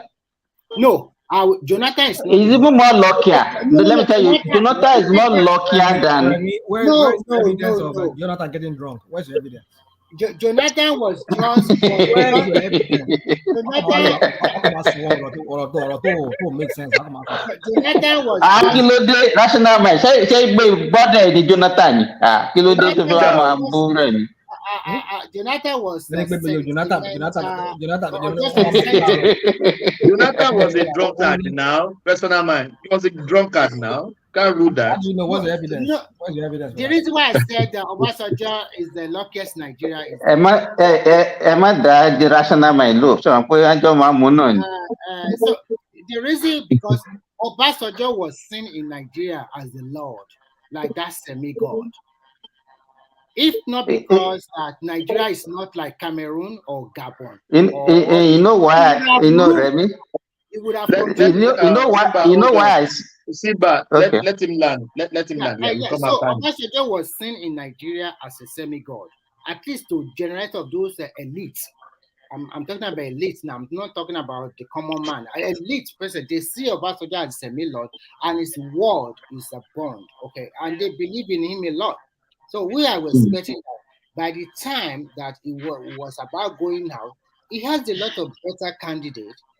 Even if he has given up people like El-Rufai from the north, even El-Rufai is crazy in the head, it will be much more better than this. But don't you think he wanted to control Yaradua? That's why they put Yaradua there. He want to rule by proxy. And so he want to rule by proxy. Because the third time agenda failed. He is a smart guy. He has checked that Yaradua is a reluctant president and he's quite sickly, and that means he will continue to ask for him. Remy, you don't know. You don't just ask for why did your Obasanjo choose Yaradua. Then someone can tell you. Okay. Yaradua among all the governors.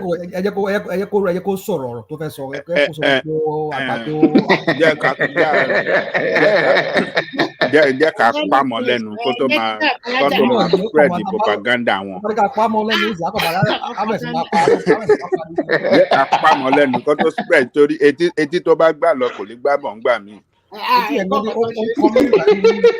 Kó tó spread ẹ̀ lọ àwọn batify propagandist. Ewu lọ fọ. Ká pamọ́ lẹ́nu.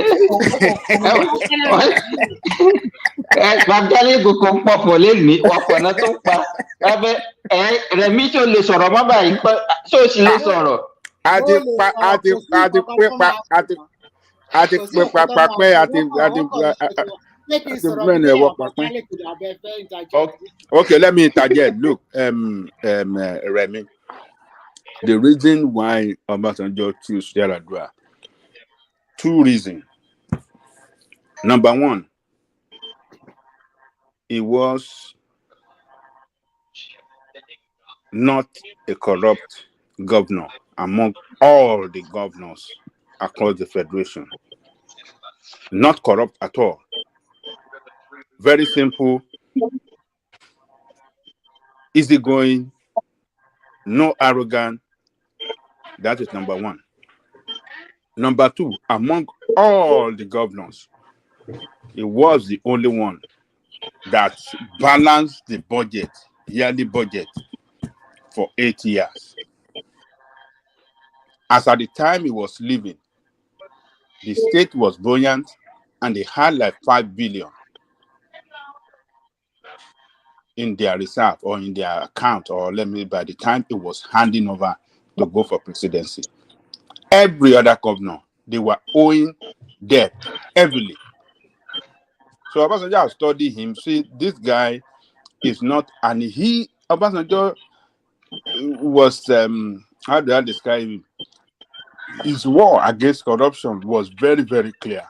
So if think somebody that can continue that war against corruption must be in the lead, must be the president. So, and Yaradua fit into that category of people that, to him, can do that, can continue the war against corruption in the country. So that's the reason why. Can I say something? Baba Janle Koko, I will ask you one question. Baba Janle Koko, Huh? The question is very Midwest. simple. You want to mute? You want to mute Midwest? Okay, can I continue? Ababajalico, do you know the corruption under Yaradua by the time he passed away? Do you know how much his wife cut away? Do you know how much his people that surrounding cut away? So a lot of millions of... Remy, please give me 1 second. Rafinamine, are you available? I'm here. Yes, please. Can you just take over for 30 minutes, please? All right. Thank you. Yeah. So there is a monumental corruption under Yaradua too. What I'm trying to tell you is very simple. Obasanjo know what he's doing. He knows that this man is a reluctant person. He does not want to become your president.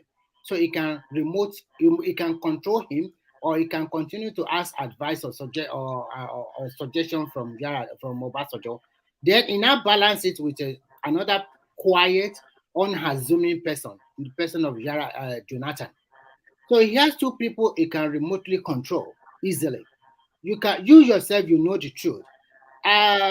You know that Obasanjo is a very, is a control freak. He likes to control people. And if you don't listen to him, he will fight with you. He doesn't forgive and he doesn't forget. Remy, can I also talk about what the Bajale could just talk about? Please go ahead, please go ahead. Babajale Kuku, I want to also, because what you say is what is not as if you know. It's just your own belief. Because actually what Obasanjo did was actually he used that Junior Yaradua to compensate his friend, the one that was his chief of staff when he was the president, the senior Yaradua. That is the one reason. But he knew quite right that this guy was sick and was not healthy to actually occupy that position.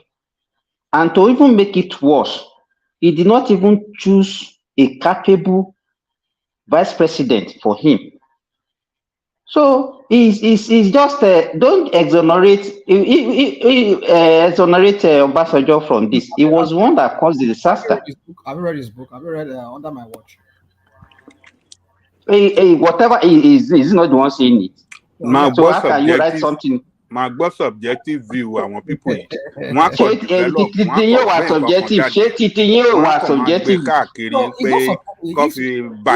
the reason why, Remy, I said I gave you two factual reasons.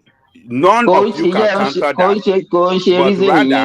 in contact with you don't debate. Láàrin ara yìí ní ẹ̀yìnkùlé àti ibi tẹ́ ti mọ̀ tí káàkiri.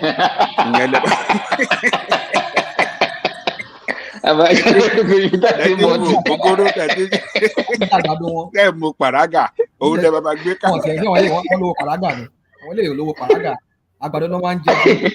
Àgbàdo náà máa ń jẹ àgbàdo tútù. Àgbàdo tútù. Àgbàdo máa jẹ àgbàdo lórí pàrágà. Wọ́n máa sọ oríṣiríṣi káàkiri. Wọ́n máa gbọ́ àtọ́rí wọ́n máa wẹ̀ tó bò pé. Okay, Remy, the reason why I said Goodluck was the luckiest, let me tell you, no, it came in shortly because I had only ruled for just maybe how many? Simba, I agree with you that Goodluck was the luckiest. I agree. Very lucky. He met a good economy and the oil price was very favorable. Yes. Exactly. He misplaced. In fact, that guy is just that time. If we make use of what we have, the governors they were just wasting resources. Everybody was just wasting resources, and the money was just I said during that we have $61 billion external reserve at that time. 61 solid, and we are selling at $120. Can I ask you a question? $20 per barrel oil. Oh my God. Coca, can I ask you a question?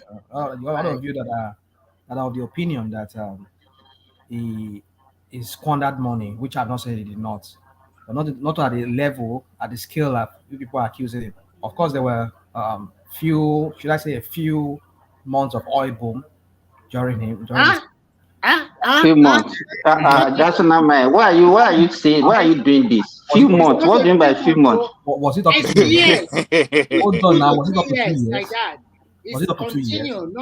Rational mind, stop that now. Now I'm asking you a question. Was it up to 2 years? For years, between from 2008 to like 2013. No. As far as I can remember, it wasn't up to like. In fact, 2012, that was when we have the highest revenue. Well, let's leave that. 2012. But we heard. Check it. Hold on. But we heard Okojo Iweala that when he was telling them to save up that money, what did the governor say? No, don't exonerate him now. So you want to now play the blame on the governors? Hold on. This is not dictatorship. He is the president of the nation. He cannot tell the governors. If the governors prevail over him, he just have to share the money. Okay, forget about the what. No. Okay, let's look at it like this. You cannot blame him for that. And if you rational mind, just hold on. Rational mind, you don't know. Sorry, Simba. Rational mind, you don't know about this thing very well. First, we have 61 billion whooping external reserve. Okay. And we are selling a barrel of oil over $100. And we are making money left and right. But how did the money go? That's what I'm asking you. Yeah, listen. I'm not going to listen. How did the money go? How did the money go? Okay, forget. No, Remy. You should forget about the one the governors are shared. What about the one accrued to the federal government himself? How did he spend it? Give me one. So what did he do? Every month. What did he do with it? Tell us one project that Jonathan executed during his regime. He left about 12. Is it about $24 billion? When this guy came in, 61 billion, and the rest straight away like that. Where were they? No, he left when he handed over to Buhari. I think he left about $24 billion in the external reserve. And Buhari built it. He built it up. He built it up to what?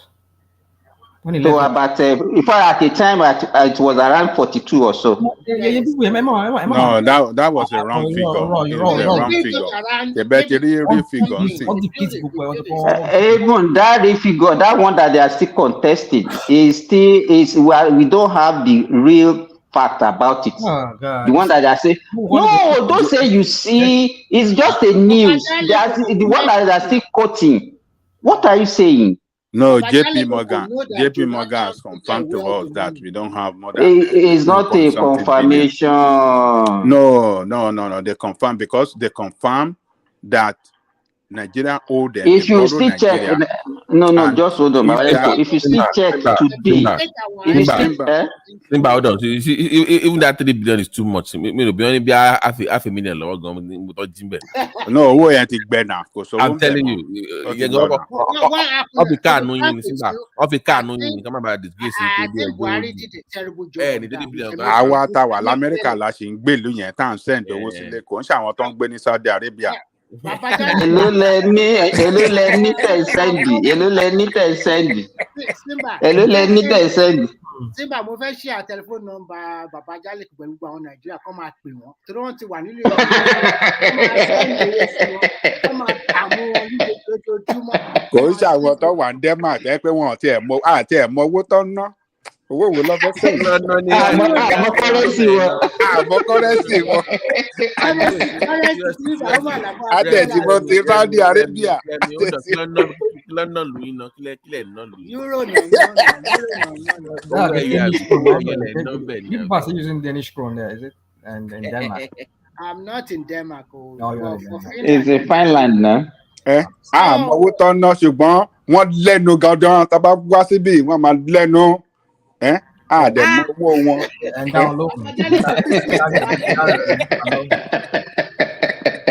Well, contribute to nothing to Nigerian economy. Nígbà send owó lé but èló lẹ̀ ń send láti ìlú yẹn ìlú tẹ́ pé owó yóò jẹ ọlọ́jà gbádùn. Hello, Mr. Ajale Koko. I want Komoto. Now, good night. Okay, bye. We hope for fresh investor. I'm expecting them. Midwest. Because of you, hold on. Let me. No, I can share. You say what? Hold on. So, Midwest. It was because of you I came on. Because when I could not stand the whole conversation between you and me back and forth and all of that, I quite understand your point of view. But you see, the Agbadorians, they have their own views. And those their views is geared towards anything that will criticize Tinubu. You don't want to hear it. They will twist it in any way. Now the thing is this: what I get from what you said was that you need to put your house in order. Yeah. Those people we've seen, those countries that we've seen where they've achieved this feat of transformation, like China, India, even Singapore, we've seen that even Germany too, or like those Swedish, those Scandinavian countries. Yeah. A lot of them is their diasporas that came back that built it. Yeah. Now the point is this: that we have some monumental issues facing us in Nigeria. Now let me give an example. Here in America, there's certain investment banks, a certain level of a position where the position that you will take up with some investment banks here. They will run very good credit background on you. I don't know if you guys have watched one of his film. There's one film like that. That guy has a very bad credit. He could not get a job. So the point I'm trying to say is this: that anybody who wants to invest will run background check on you. We'll do background check on your country just to see if you people you have what, like you gave an example, a very good example. Alex, I too. I was saying it was alluding to something like that. You bring in your money. Look at what happened in the aviation sector, like the Qatar and this Emirates and all of them. All of them, BA, all of them. They sold their tickets to Nigerians in Naira. Now it's time for now to repatriate their money back to their countries. They could not access FX.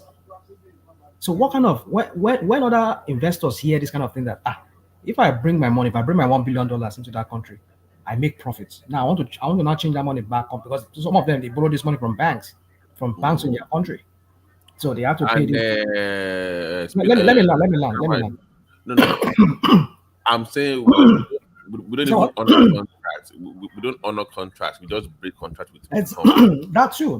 So there's a lot of issues. So you cannot just bring in investors. You see, all these their foreign trips that they always do every time, say they are going to. We don't even really see we don't really reflect on our economy. Because even the ones that are already investing there already, how are you even taking care of them? Making sure that their investment. But Rational, sorry if I may ask you, you mentioned some. One Okay, you mentioned some airlines, fine. But what about the others? How have they been doing it that they kept on operating in Nigeria, like Qatar Airways, Ethiopia, and all those things? All of them. They've been having issues. Like when Emefiele was there, a lot of them. You know what? There's something that we don't also know. The way, if you look at the cost of the airfare in Nigeria, is one of the highest in Africa. And what they used to do is that because of the double exchange market that we have, they will use the black market rate to charge Nigerians the conversion.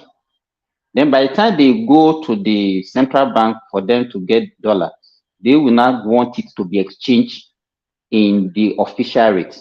That is one of the problems they're having with central bank. And they are using that one to actually extort Nigerians. Because if Ethiopia Airlines is one of the biggest airlines that operate in Nigeria. Qatar Airways, they're also operating. Egypt Airlines, they're also operating. And they are not having issues. So why is Emirates and the likes having issues? That is the question you're supposed to ask yourself.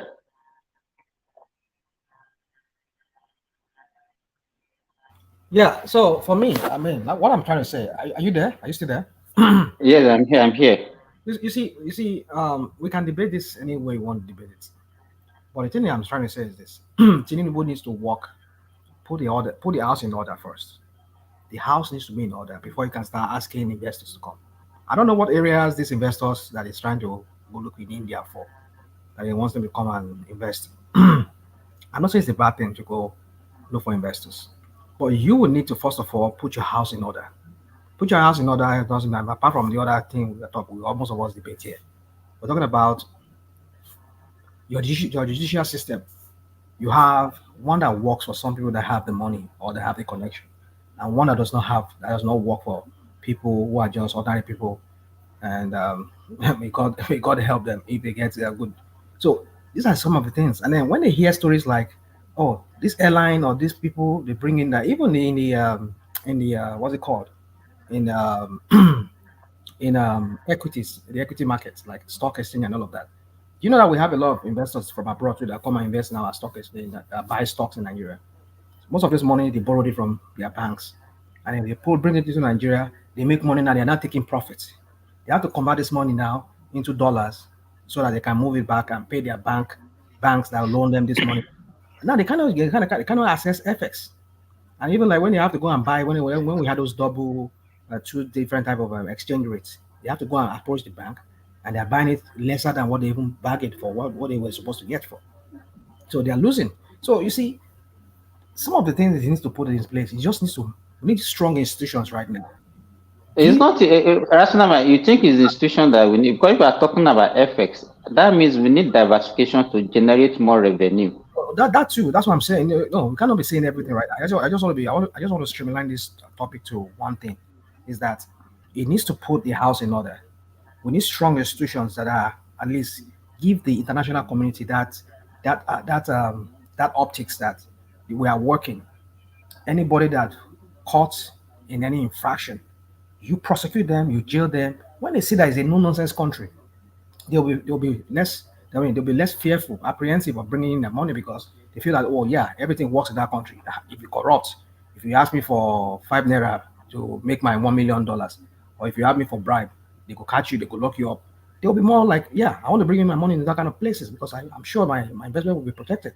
But when it's a free for all kind of country whereby everybody does what it does, But rational, let me say this. Go on. Because what I before for even years back when we have a new government and they start maybe probing the previous government, people used to say, you are witch hunting. I said, okay, let us be doing it that way. If you know that the next government that is going to come is going to probe you, that one can also put in order.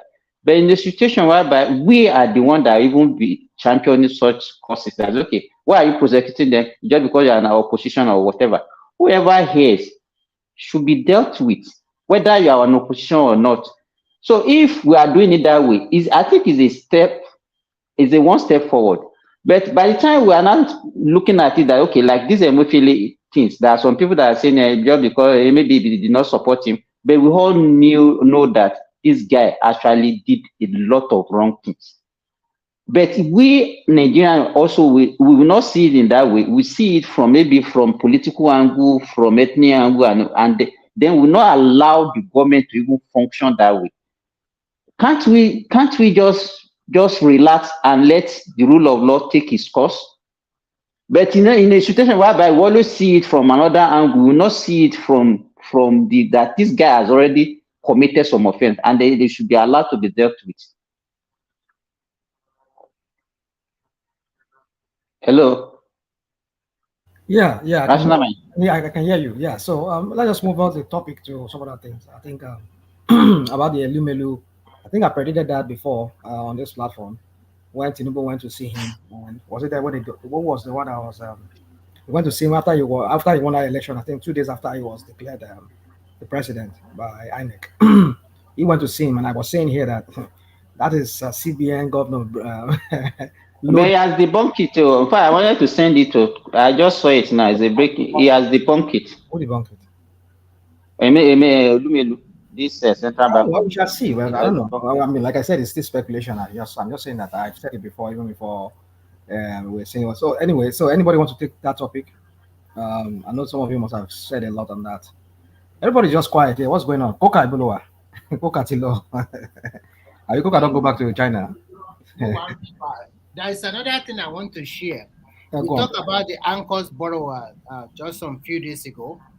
Tinubu has asked the security agency to start arresting those that default in paying back their loan. So that is another good thing. And I don't see ELUMELU being the central bank governor. No, it's not going to be him. He has a lot of interest. Conflict of interest will be too many. Sorry, so he can't. Yeah, I agree with you too because Tinubu better know what he's doing. Whoever is advising him, he should better know what he's doing on this appointment that he's doing. Because this appointment that all his cabinet are just people No, but recently also appointed just yesterday. There's Naseni. Naseni? Yeah, I think I've Yeah, heard about. Go on. yeah. He appointed one technical. Is just 32 years old. And the issue is not technocrat. The issue is that these people that are they people who, of course, these are people that maybe contributed to it. There's one thing you should expect from him soon, and if that thing they can carry it out, that would be very good. Harmonization of our tax system. So they are working on it so that at the end of the day, the Federal Inland Revenue Service, they will change their name to IRS, just like America. So they will collect all taxes, even your custom duty and everything. They will start collecting. Alphabet alone loading. Alphabet Nigeria. I wanted to do alphabet. Alphabet alone loading. It's alphabet. I want arrest collected directly. You just wait and see. No, it's that it give rational mind now. That's where we rationalize Nigeria. Is a Nigerian thing. When we started talking about these investors that have, the people that are following to the G20, somebody put it in the comment section that when we are talking about all these fintech guys, he said no, everything is just about tax. That is not for the benefit of the people. So that's the way we do things in Nigeria. We always rationalize in a negative way. So this is allowed. It's part of the criticism. And why would you just describe what we just said as being that rationalize it in any way? I mean, we've seen what this guy did in Lagos. His company is the one collecting the tax for Lagos. Why can he not? Why can he not the same idea that you people? So do you know how Alpha Beta function? They are not the one collecting the money, no. Dude. You can tell me all this Dogo Churenchi that they are not the one collecting money, but they are consulting for Lagos and they get money from exactly. Okay, cool. Yes. What does it take him to put together a civil service? Last year Lagos State and Ghana Revenue? Is it last year they call them? What does it take him back then to allow Lagos State to build his own tax collecting agency of its own? They are still the one collecting the money. These are functional. No, you don't contract anything out. It is the state government. What Alpha Beta is doing. Let me tell you what Alpha Beta is doing. They are just like a supervisory role. That's what they are providing for them. Come on. And also consulting services. No, come on. There's no need for Alpha Beta. How many staff did Alpha Beta have to collect the revenue? How many staff do they have? I don't know how many staff they have. Dude. They are not the one directly collecting the money. That's what you are saying. They don't directly, but the question is this: how much is their own percentage from what the money they are taking from? Do you know the percentage? I don't know. But obviously, hold on. At least they collect on this and less than 10%. That is the law. That is the law around. How do you know that? That's what I'm saying to you. Okay, the rational mind. Let's say they are collecting 10%. Fine. No. Wait. How much were they collecting before? How much were they collecting now? Dude, don't ask me this question. I'm not here to come and debate all this thing with you. My point is this. You know why? Let me know why I'm asking you, rational mind. Just hold on. I know of other states where they also follow the same thing. Let's say Kwara State, before they started their own listing, also they were generating like maybe 150, 200 million per month. But when they now adopted the what they do in Lagos, they were making like 3 billion every month. So what is what they do is that it's like a monitoring. They provide technical service, professional service, and then supervisory services. And then they will give like a proposal to the government that we can generate this. And if we generate this is the percentage we are going to. If you don't know how civil service work in Nigeria, let me tell you, if you want to use civil servant to do anything in Nigeria, what are you talking about? You cannot achieve anything. You cannot achieve anything with civil service. That's a BS. They will slow you down to no. That's a BS. It's a BS. if you have the will to want to work, transform things without even bringing any private sector, I believe I agree with you that there are certain things that the private, like for example, here in America, I would like to use America for because that's another standard we can use, and any part of the world, where even Canada too. There are consultants that consult for federal agencies and state agencies. Please invite every other people in the conversation. Yeah, I've been asking them. Nobody wants to talk. Everybody just keep quiet. I've been asking them. Because I changed the topic. What's your question, Rational Mind? No, the question was that about ELUMELU now, and that was why we now went into from ELUMELU. Well, I don't think even if they choose ELUMELU as the central bank governor, I don't think it's going to be. I don't think it's going to be bad for the country because, according to Ola, it's an economist as undergraduate and as a graduate student as well. So before he went into banking. How about his interest? Those interests, he owns a bank. And then, in fact, that's not you are correct. There will be a conflict of interest. He's a businessman. Yeah, so that is the problem that I have there too. The conflict of interest. I think somebody that should be brought should be an economist who is not connected to either banking or anything. I've not held any big position. I've not worked rather with a bank. So that is the person that can really. Do you know that this guy is actually into most of the major economic indices in Nigeria? He's into electricity generation. He's into oil and gas. He's into banking. Yeah, and if you look at these three major that's the heart of our economy. So you should not. Yeah, you should not. You should not occupy. There's too much. Go on, please. Go on. There will be too much conflict of interest. So, I think it's not. It's qualified, but this time we need somebody that can really do the job well without any interference and without any conflict of interest. So his own case, there's going to be plenty of conflict of interest. So for that reason, I think it's out. So they don't go to look for somebody. If you look at most of the people that he's going with to G20 now, even the life of Aliko Dangote or Tedola, they're having issues. And they know the problem between him and Otedola on the issue of the transport. So the of them are going together with him with Tinubu. Yes, now Otedola, Dangote, all of them, they are going together. Oh, okay. But are you guys aware about are you people aware of the news about some Nigerian banks they are in distress, they might default?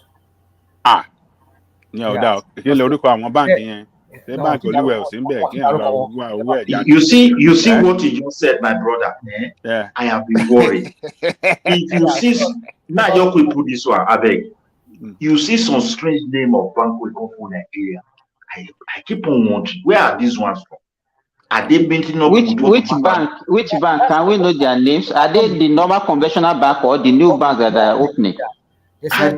They said they borrowed over 12 trillion naira that they are owing Central Bank from loans that they gave they took from Central Bank that they not. I said it. This is Emefiele. The more. I mean, and according to economists said, according to I think the Sun or the Guardian of yesterday or the day before where I read it, because I used to get a bulletin from my stockbroking firm. So anyway, yeah. So they were telling me that already they said because for the fact that they borrowed that huge amount of money, normally they're not supposed to borrow that kind of money from the Central Bank. So for the fact that they kept borrowing from Central Bank and they've not been able to pay that money back, it shows that they are very unhealthy. So if banks are owing Nigerian Central Bank like that huge humongous amount of money, that's a sign of banks in distress. So anytime from now, we could be hearing, according to the write-up, the Sun. I think this time, I think they have to, if it is possible to do bailout, I think it would be good What for bailout? the Why are you going to economy. bail out? Where's the money that central bank has to bail out? We don't know. You have to print more money. You have to print more money. Well, Inflation. if they let those banks go down, it's going to affect the economy one way or No, the other. I think what they used to do before is to allow the healthy one to acquire the distressed one. Yeah, maybe that is what is going to happen. So they can do merger. That was what happened to Diamond that time that Access Bank yeah. So yes, but if they can, there was a law during Obasanjo time. There is an amount of money they must save with the central bank. Oh yes. So it's like Emefiele waive those That's things for capitalization. no We're talking about capitalization. You're talking about if he has waived those things and those money are not available with central bank, my brother, this is a serious issue. I've been telling people because he didn't play his role as the governor of the central bank, because central banks to be the bank of the bank and supposed to be supervising whatever they are doing. He should not have allowed them to have. If they borrow money from central bank, why would they allow them to borrow more than what they can actually? They did not borrow. They did not borrow. They did not loan federal government more than federal government supposed to collect.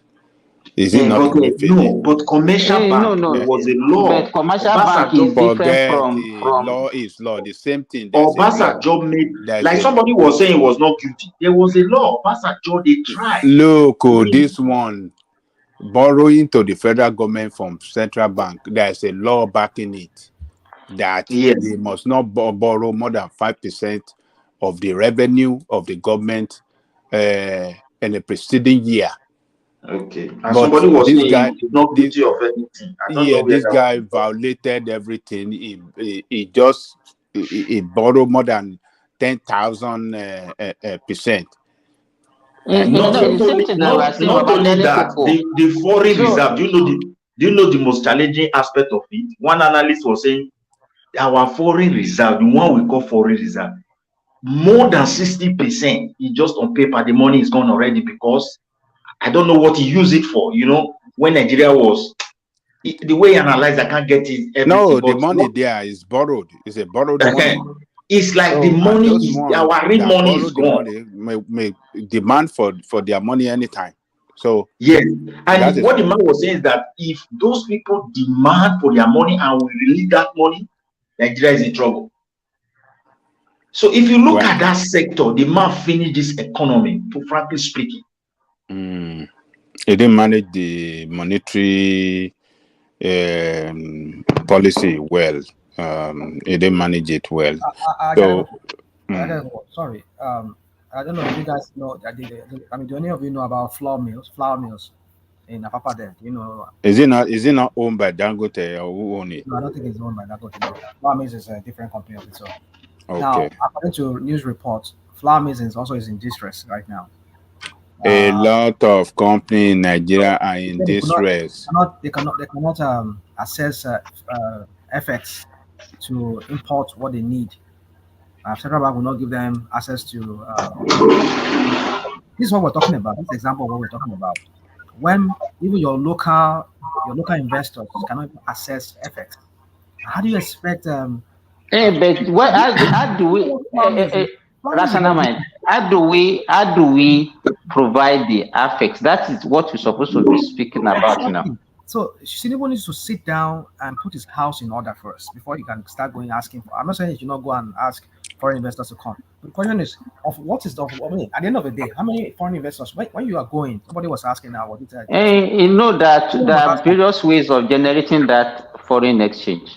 How? What are the various ways? Okay, one of them is to something where there's so much background noise somewhere. I don't know. Okay, good night, guys. Bye. Okay, you can diversify your economy by generating more revenue, foreign exchange internally, by exporting more things. Maybe increase like our production level in the oil or our solid minerals. That is one. The other way is to also encourage foreign direct investment, because those ones will also bring effects to your country.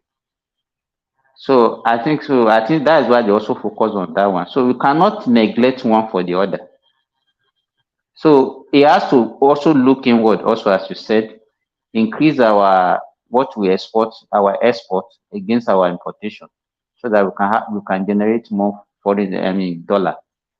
Then people bringing in more dollars also by encouraging people to bring more dollars into our economy is also part of the way we can actually pushing that free fall in naira that we're experiencing.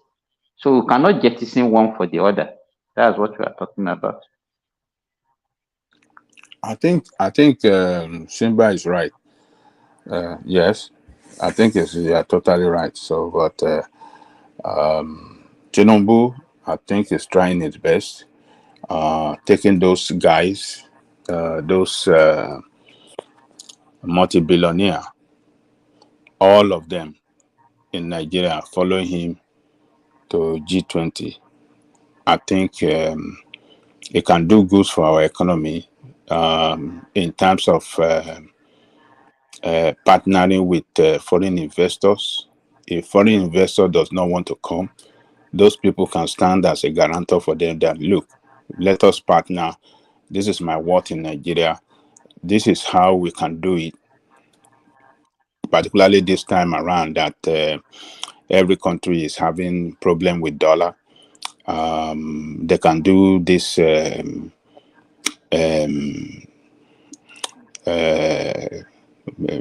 trade in naira and whichever country, if it were to be India or any other country that have that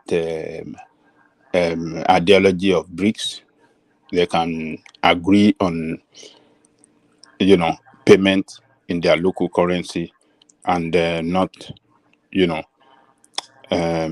making payment I don't even know. Do you know what happened to this thing that the Buhari wanted to do with China at that time? I don't know how that one collapsed. Let me answer that question.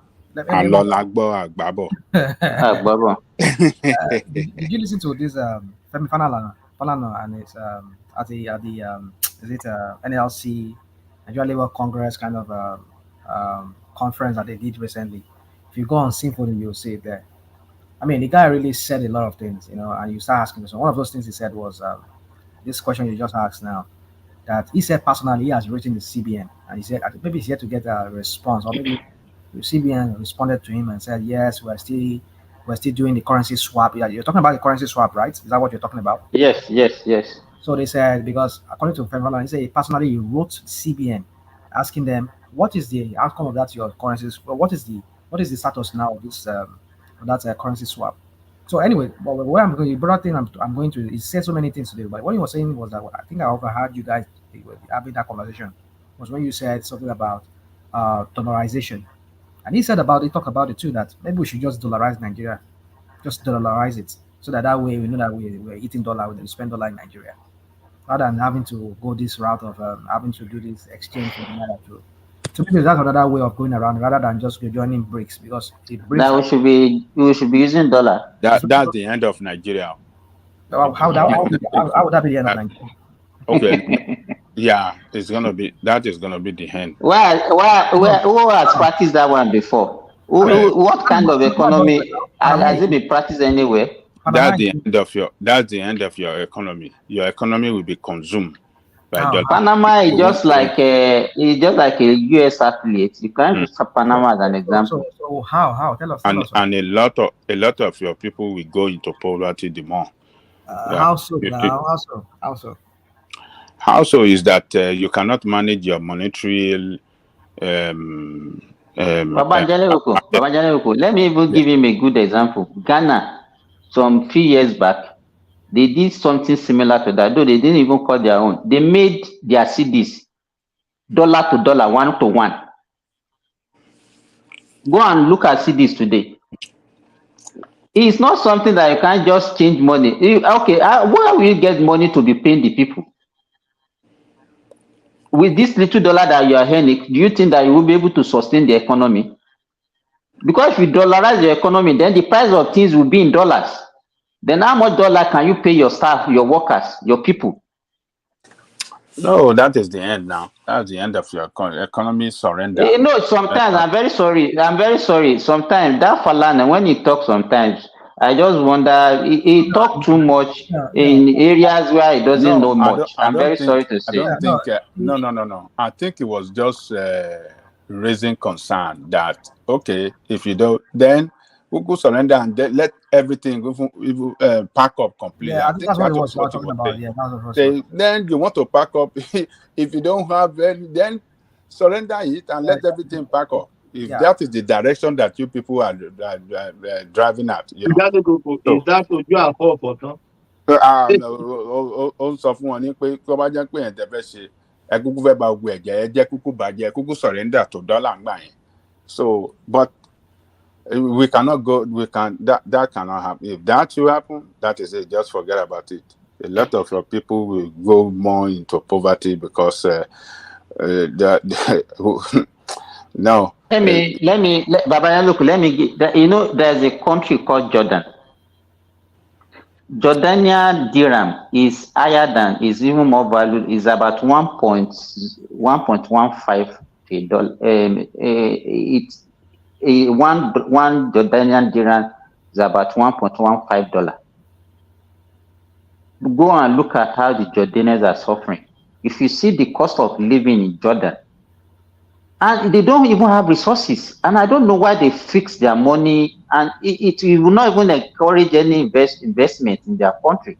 A country that does not have, come and see the way they are suffering. I have a lot of them that were working together. They complain every time. Even if they send money home, that money cannot even, if we send money to Nigeria now, little money to them, people will thank you and you will be able to do a lot of things. The reverse is the case in their own. In fact, they better spend the money where they are earning it than rather sending it to their country. So for somebody to now be making suggestion that we should dollarize our economy, even that is an expensive joke. If it's a joke. Yeah, but then this is where we're going to. It's not even yielding any. What's of what use? But it's not. That is not the solution. You should not be talking like that.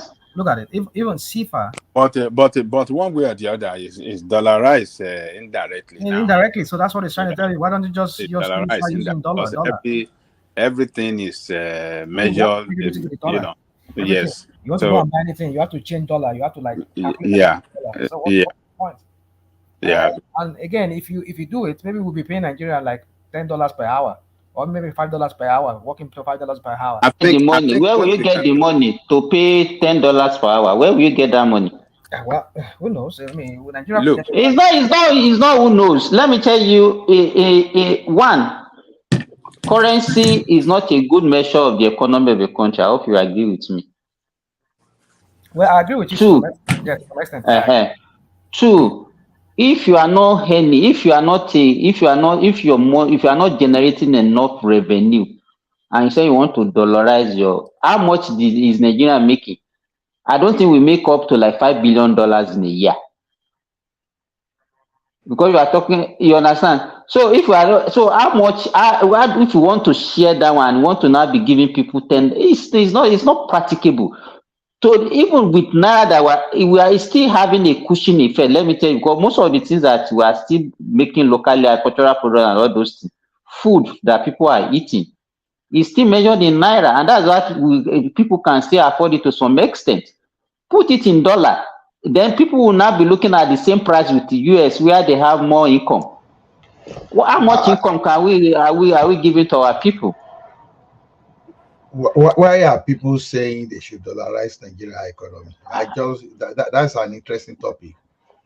You see, no, I think it's Falana that is vomiting that rubbish. Falana very well. No. You are getting Falana is not suggesting so. Falana is just raising concern. Yeah, being sarcastic about it. That what is wrong? Why don't you even surrender your economy to to dollar? If you cannot manage your economy well by yourself, you can't do anything on your own, but everything has to be based on dollar. What is this nonsense? So I think it's emphasizing of Nigerian trading with the rest of the continent, using our naira instead of dollar being the exchange rate. Yes. Yes. That's what emphasizing on. Either way, he's still talking about our productivities. Why do we look for dollars? For example, we have Nigerians that spend, like, correct me if I'm wrong, I think over 20 billion, right? Maybe I'm wrong, but just let me just use that figure. Over 20 billion in importing education alone. And we have human resources. We have those people we can develop that can provide services in Nigeria. You see, when people are condemning all these private universities in Nigeria now, let's just laugh at ourselves. These are the kind of thing we are talking about. Instead of wherever it is possible, although I know that most studying overseas is just to Japan, right? But assuming that we have enough institutions in Nigeria that we will not send our people overseas, or maybe if our people are running overseas, some people are coming back to Nigeria and they are bringing dollars, where we are taking dollars out, then everything we cancel out. We import everything, education, machinery, everything we import. So that is why we are spending dollars. So we have to reverse that. So without reversing that, whatever grammar we blow on dollar from now to tomorrow is just a waste of time.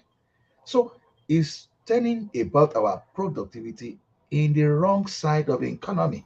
Yeah, talking So about that's productivity. Ola, sorry, you just remind me of another news that is in the news. I don't know if one man or you guys discussed it. Alan Oyema, he said about 17 of his, or 17 or 11 of his aircraft are grounded in a foreign country now. He could not bring them in. Why? Because he could not access dollar to be able to pay off. No, he said $40 million of his money is being stuck with Yeah, but central then bank. what I'm saying is that this is loss of business to him. No, I mean, what are we talking? You see, this is what we're talking about. No, rational mind. Hold on. Let me land the point. As I understand, he said was that he's trying to assess that amount of money that you mentioned so that he can pay off those people that work, the engineers that work on those aircraft in abroad. The aircraft are parked in these hangars over there abroad. I'm still here to say some certain things he said, but they will not give him the money. So when investors hear that kind of a thing, what kind of investor wants to come and invest in our aviation when they know that if I invest in Alex or Allen Oyema's airline so that he can grow his fleets of aircraft, the same shenanigans is going to happen at the end of the day. Because when you park about 11 or 17 aircraft outside, they just park at some hangars. They will be billing you, you'll be paying demurrage, you'll be paying whatever fees, and then on top of that, where's he? He's losing business. Rational mind. I'm not sure. Remy, 1 sec, please. Yeah, rational mind. But why? Sorry for this. I'm not really versed in what you are saying. But what I'm saying is, why can't he seek for the forex before embarking on the journey? I don't know if I'm even making sense. Well, you make sense, but then I don't know how that works. But the point I know is that that should not be a problem because you're employing. But are we saying deliberately that the forest is there and it was not being given? It could be there, could not be there. The first thing I want to know is that let me does not have 17 aircraft. They don't have up to that. I don't know, but that's what he said. They don't have up to that. Let me land the point. Now, this is the way the point is going. He said he paid, is it 100 million naira to Federal Aviation Authority or whoever is managing that Federal Airport Authority. He paid them, or Ministry of Aviation, he paid them 100 million naira. He bidded for a space and they gave him that, he bidded for it. And they're yet to allocate that space. He wants an hangar whereby rather than take all his aircraft to go repairing them abroad, he will have, we used to have those things back in the 80s. Hangar around that, there are hangars in the airport there. But if you go that area now, you see most of those hangars, they are relics of themselves. So he said he bidded for that place and he paid them, but they are yet to allocate that place for him. So he could be working on his aircraft. He will bring all the engineers down locally to Nigeria. That's employment. So do you know one of the reasons? Sorry, National Mind. Go on. Because there is a lot of private jets owned by a lot of elite or rich Nigerian people that are already grounded. Just 2 days ago, Keyamo instructed the NCAA that they should contact all those people to come and remove their aircraft. So all of these places they have allocated to him, but there is a lot of people, their plane were just there, it's not flying, and I don't know whether they're even paying So money. why did you get money from me in the first place when you know you don't have the space? You see the corruption I'm talking about. No, that is not corruption. They cannot. Relax. They cannot just give him free of charge like that. Did he say did he ask for free? I'm not sure whether it's this. Don't argue points. You don't. No. Listen, I'm not arguing for him. Okay, I'm not sure whether exactly is this packing or this anger for him. I'm not sure. He said he paid 100 million naira. Was it 100 million or 100 billion? I don't know how much he said he paid. 100 million naira for bidding, and they're yet to give him that anger. That why should he paid? Has he paid the money? Let me look for that article. Go on legit ng. Hold on now. Go to legit.com ng. Look for Allen Oyema. What he said. You get it from legit. Sorry. That legit. Sorry now. They were reporting what he said. Do you know he has been in the news lately? Do you know that he has been talking against Tinubu lately? No, let me not say talking against Tinubu, but he has been criticizing the government lately about all the crap that is going on. It's not lately. He has been doing it before. Now it's not lately. He has been doing it before. I think maybe it's against the issue with him is that no, it's not against Tinubu. It's even before Tinubu came in. So I'm not saying it's against Tinubu.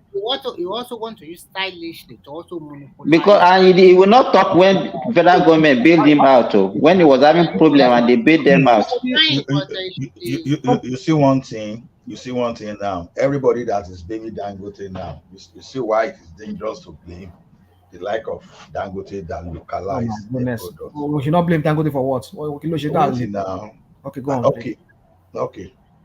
The thing is this: the reason you should not blame Dangote today is still one of those people that localize production in the country, whether you like it or not. It's still one of those people, even though I learned that it was figured. It was exposed in the forex scandals too. I don't know how far that is true. So I'm not saying this thing as a fact, but let me just as a hearsay. So the thing is so that's it. You see that the anger you are mentioning, you just mentioned now. When we can do all those things in Nigeria today, in Nigeria, people buy shoes from Italy, and people will queue at the central bank or at our banks. They want to get some kind of a government exchange, government trade to go and school overseas. And those are the little things we are supposed to. The consequence of all those things, all those are things for foreign goods, is what we are facing now. And it's so ridiculous when I hear people discussing the other time that they are wishing you see a kind of a mentality to that the military should come and take over again. How soon we forgot that the military, those people that brought us to the state we are today. So to me, I think like someone said the other time that this is a wrong time for Tinubu to come, but I will change it that this is the right time for Tinubu to come. So because I say right time in the sense that he has to show that his ability. He has that chance to prove to people that okay, henceforth you don't need the likes of Buhari in your life again.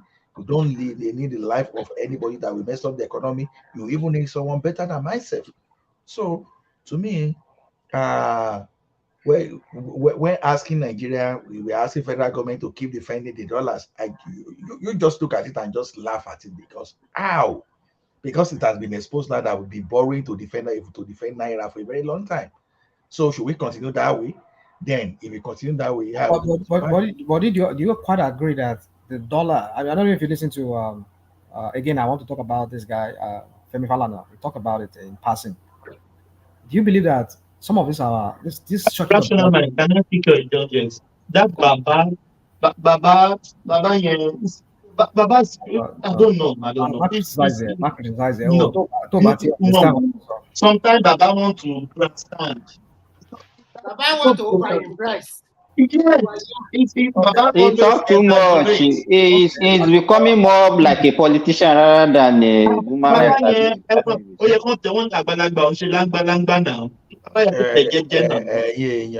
Take it easy because Baba is saying something that does not favor you. That Baba is one of the best we have to find in that country. He's saying the truth now, and we're saying he's talking too much. I don't even know what this is. So are we going to prefer someone that will keep quiet? What is the truth? What is the truth that is saying? Now it's Tell really me the truth. in fact, I wanted to say something. I even forgot what I wanted to say. I just go move on. Yes. So see, Bàbá Rásálà máa náà ti dàgbà, wọ́n máa ń tètè ń bàjẹ́.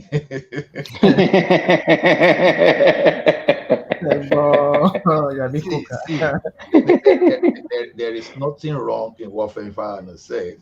The thing that is wrong with us is that we don't want to listen to the truth.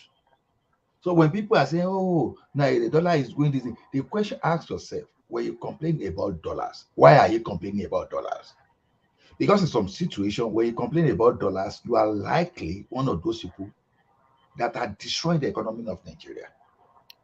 In reality, if you are in Nigeria, you should be talking of naira more than dollars.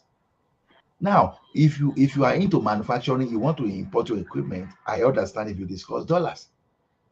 But if someone that is a teacher, you're a normal person that you just do your things in Nigeria, you are talking about dollar, pound sterling, then there's a problem with you. You are one of the problems. Because this is the right time, especially those of our National Assembly people, because by now, if we want to be sincere with ourselves, and we have someone that can impose it on them, this is time for them to be using innocent Ola, I think I remember what I want to say. You see, the thing is this: if you look at how much we remit yearly, the diasporans, we remit over $25 billion annually. The Nigerians total in diaspora. Now, coupled with some other little money here and there, and our oil revenue and all of that. Now, I don't think we should be lacking dollars. Now, what is going on now is that I don't know. Like I was alluding to what Falana was saying, is that some people, which I'm not saying entirely, I believe what Buhari government said back then too, but I realize it's one of those reasons too. What that they said was that some people, they are mopping up this money in the system rather than have their money. All these politicians, let me refer to Falana. He says some of you people, because he was referring to some of them who were seated there in the audience. Some of them are lawmakers, senators. See, some of you people are the problem. Some of you, he was giving an example of the last election, the PDP and what's it called, APC primaries, that the candidates, they paid the delegates, they paid them in dollars because if you carry you carry 500 million naira that come to the primaries, it will be very bulky. People will know that you are trying to bribe people. But when you just put some bundle of $100 bills together, like 100 of them, you already paid like $10,000 or even pay like $25,000 already, as opposed to bringing a bag or sack of maybe 50 million naira in a sack. So it's easy for them. It's convenient for those lawmakers, those thieves, those are our thieves, our politicians, because they mop up all this money, and some of this money are in their strong room, in their basement, in their houses, and people are needing this money for investment. And these people will never bring out this money to invest. Maybe create like jobs for people. I mean, start a business whereby you can create job. Like, I mean, here in America, they're always looking for people that are innovative. In fact, there are some companies here, they just want to hear you say, "Oh, you have this idea." They will help you polish it, and they'll help you look for investors. There are people that will be begging you, "Well, I have money, take my money, go and invest, go and do your business." But our politicians just have this money, they just buried it in their basement or in their guard room or whatever, or in the soccer way. They won't use this money. This money is in dollar, maybe even other hard currencies. Why would that mean more money? Because if you look at the money we are remitting to that country, it's enough for everybody who needs it, even maybe especially the manufacturers, to get this money to buy whatever they need to buy, their machineries or whatever. But all these politicians, they are just mopping this money from the system, mopping this dollar. It's not about the politician alone. That arbitrage, when you say you are sending money, you are giving official rate, let's say 420, and that is where the problem is. When the parallel rate is like 600, so you've created some kind of arbitrage that will make people focus on the corruption within that. So that gap is an avenue for corruption. So now look at it this way: if you are earning, let's say what will be the equivalent of $10,000 a year, for example, if you are earning it in Nigeria? If there's no way you are going to apply for official rates for you to go and fulfill your foreign interest, then if you need to buy your currency in the black market or in the parallel market instead of getting government money, then it simply means that you will quickly lose your taste for education in Cotonou, for education in Ghana, because Nigeria has got to that state that people are even looking for money to go and study in Ghana. People are looking for money to go and study in Cameroon. So people are looking for money to just go and do unnecessary medical tourism overseas. Those are the things killing that economy. Yeah, I know that politicians truly they do money whatever they like, but if you close that avenue too, people will not be because when when spending dollars become too expensive for you, you will just when it makes your naira useless. What I mean by naira useless is this: instead of you going and get it for 420, you are getting it at 900. And you will look at the money with you very well, and you think about it. You start doing some kind of your economics. This is how you are going to spend your money.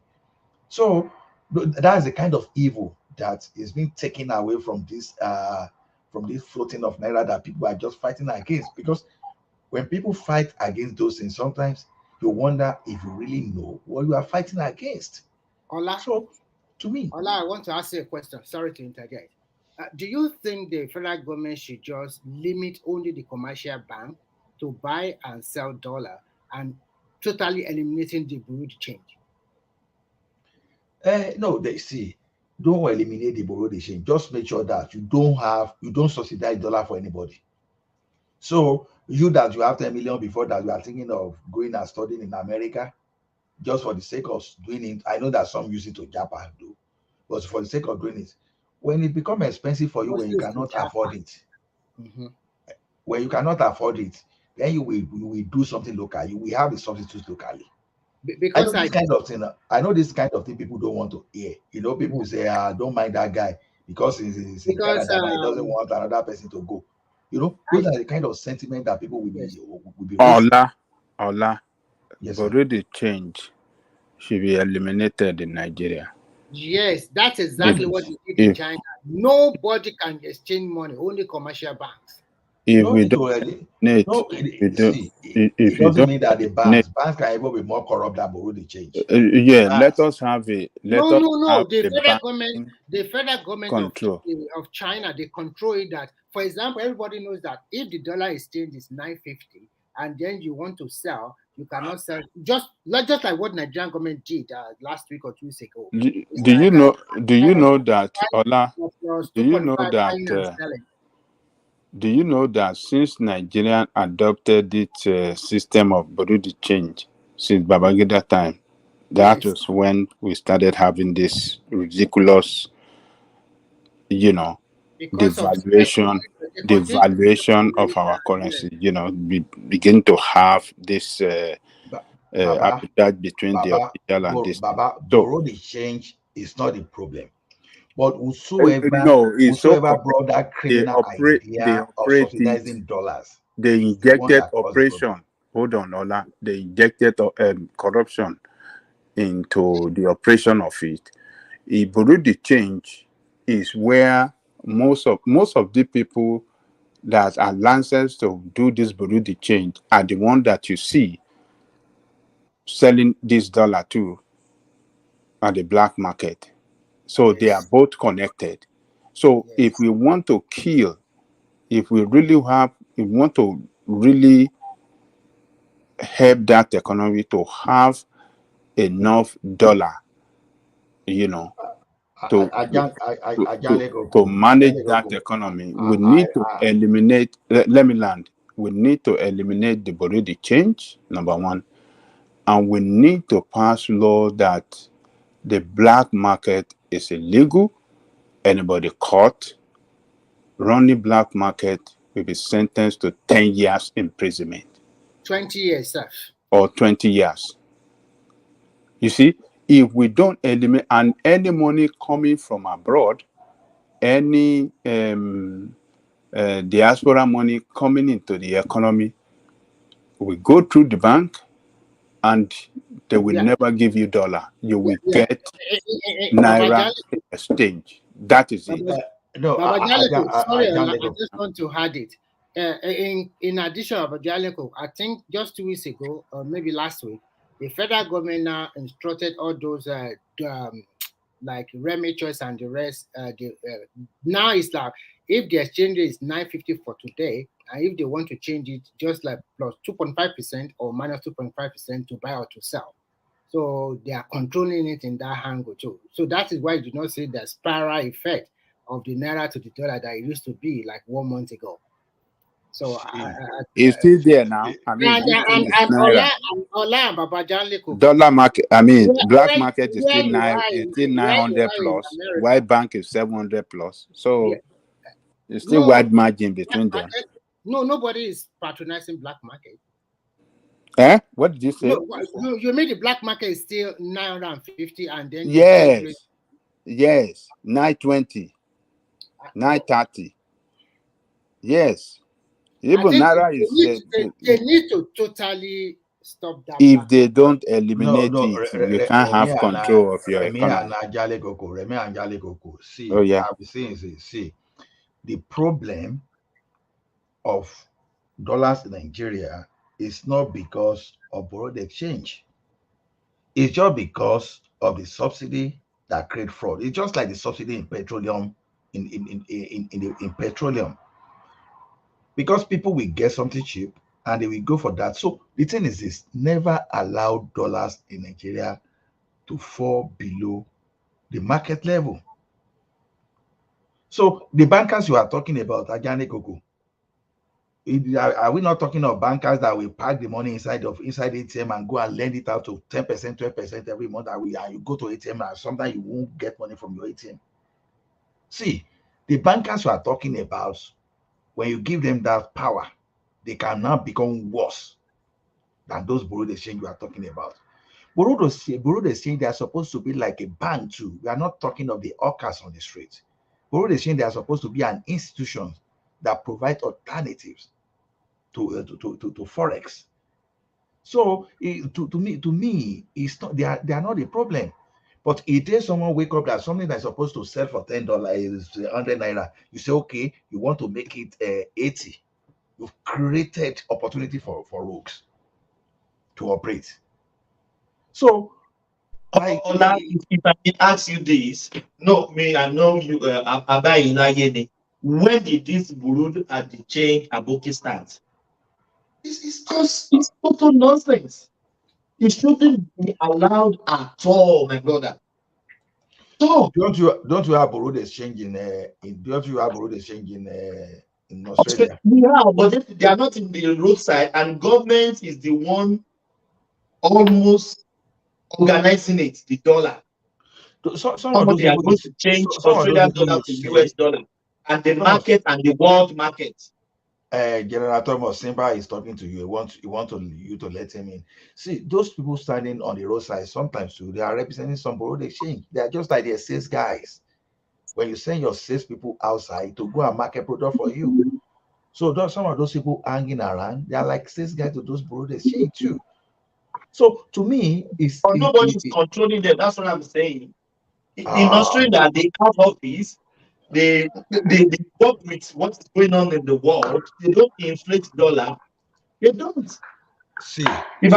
Let me land. If I'm coming to Nigeria now, before I always change Australian dollar to US dollar. Now I don't do that. I send money to Nigeria. But you go to office, they exchange it at the rate they will announce in the television. Nobody's going to inflate it. Nobody's inflating it. Can I say something? Can I say something, Ola, before you say something? You see, even like I want to agree with Rational mind, you still have the still. Please continue, please.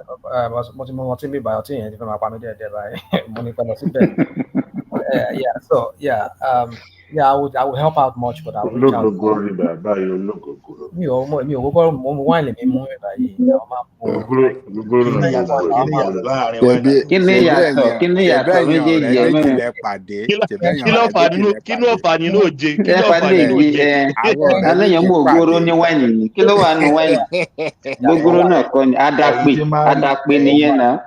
Anything Mario call for a no good. What is the number of every month after this?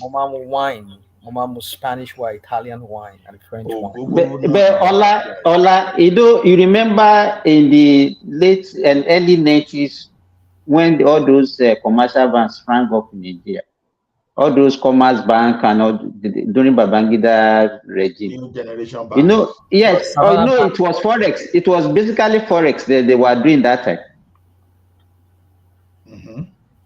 It was basically so. What I'm just alluding to what you are saying, that by the time you give bank that power, they'll be worse than this, the chain that we are talking about. Simba, let me say something. You see, there are many ways you can skin a cat, like they said. You see, the thing is this: what Emefiele did something which I will hope anybody that becomes the president eventually, or if Tinubu were still there, when he gets there, rational man, anyone that is the president, who is your president? Come on now. Well, it could be anybody. It could be him. It could be anybody. But for now, if he did any, so we shall. So let me land my point. 15 days. Obedient now. The thing is, Obi incline.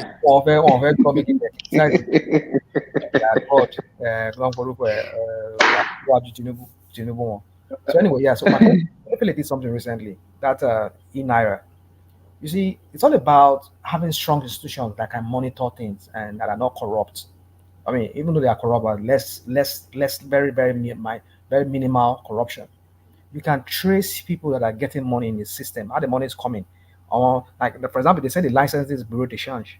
They were given licenses. I think CBN gave them licenses to operate. So why don't you have a regulator that monitors them? If Alhaji Ahmad and Sons bureau de change is giving out this X amount of money, you can track it. Who is it giving? Exactly. I totally agree with you, personal man, on that. If you have a strong institution, all this money can be monitored. Track them and you can exactly. Tax You're them, right. Tax the money that they so you can do all of this. It's just about putting exactly. And they will still function. They will still be doing their business, even though they have their roadside. Exactly. Yeah, even here in Saudi Arabia, we have bureau de change. And what I discover is that if you go there, let me tell you, if you go there that you want to even exchange money, the requirements that you will present, they have a lot of dollars, so $3. But if you like, when I went there, I said I want to exchange to get some dollars. They requested for my ID, my paycheck, my employer's letter, and the money that I took there in cash. They asked for the bank draft, the bank statement, to be sure that yes, and they asked for how much do I earn in a month. So they track all the money. But in Nigeria, it's a free fall. Anybody can just go anywhere. You can even ask. If you see people who do go and buy dollars just for them to spray in a party. Simba, it's not that straightforward like that. See, some people that want to access dollar at official rate in Nigeria and reserve, don't be shocked that they will create legit transaction. That they will even they can even create it to the point that they will even move that money out of Nigeria and move it out of the system before the money can get back to Nigeria again to achieve the purpose. See, the gap between the subsidized dollar and the alternative and parallel market is just too wide. So the business there is not the business that it's not the business that you and I will even do. It's the business for the powerful and those that have money to do. The gap is just like 0.0 something between the bank rate and the bureau de change. So it's not that significant. Look at this way. If some people raise what's your point? What's your point, Ola? Okay, you raise letter of Simba in Nigeria raised there's a transaction that involves letter of credit between you and the Simba. You are in Nigeria, Simba is in the United States of America. They can create transaction. There's the transaction that is not genuine. And the transaction at the end of the day, we go moribund and they will do perfect documentation. It will take some kind of investigation for you to know that this transaction is fake. Because already those things that you are saying, you can't monitor this thing 100%, otherwise you will be wasting resources. The best bet is to eliminate the source It of that can be corruption. done. It can be done, Ola. Don't say it cannot be done. The I just question give you an is example of this. that e-Naira. You can use e-Naira to track it. If you tell them... Who told you that e-Naira will solve the problem? How did you arrive at the point that you think No, e-Naira not will just solve the problem? e-Naira alone. You can do a combination of so many things. It means if you are paying, you must pay them, transfer the money to their bank account. You cannot get it cash.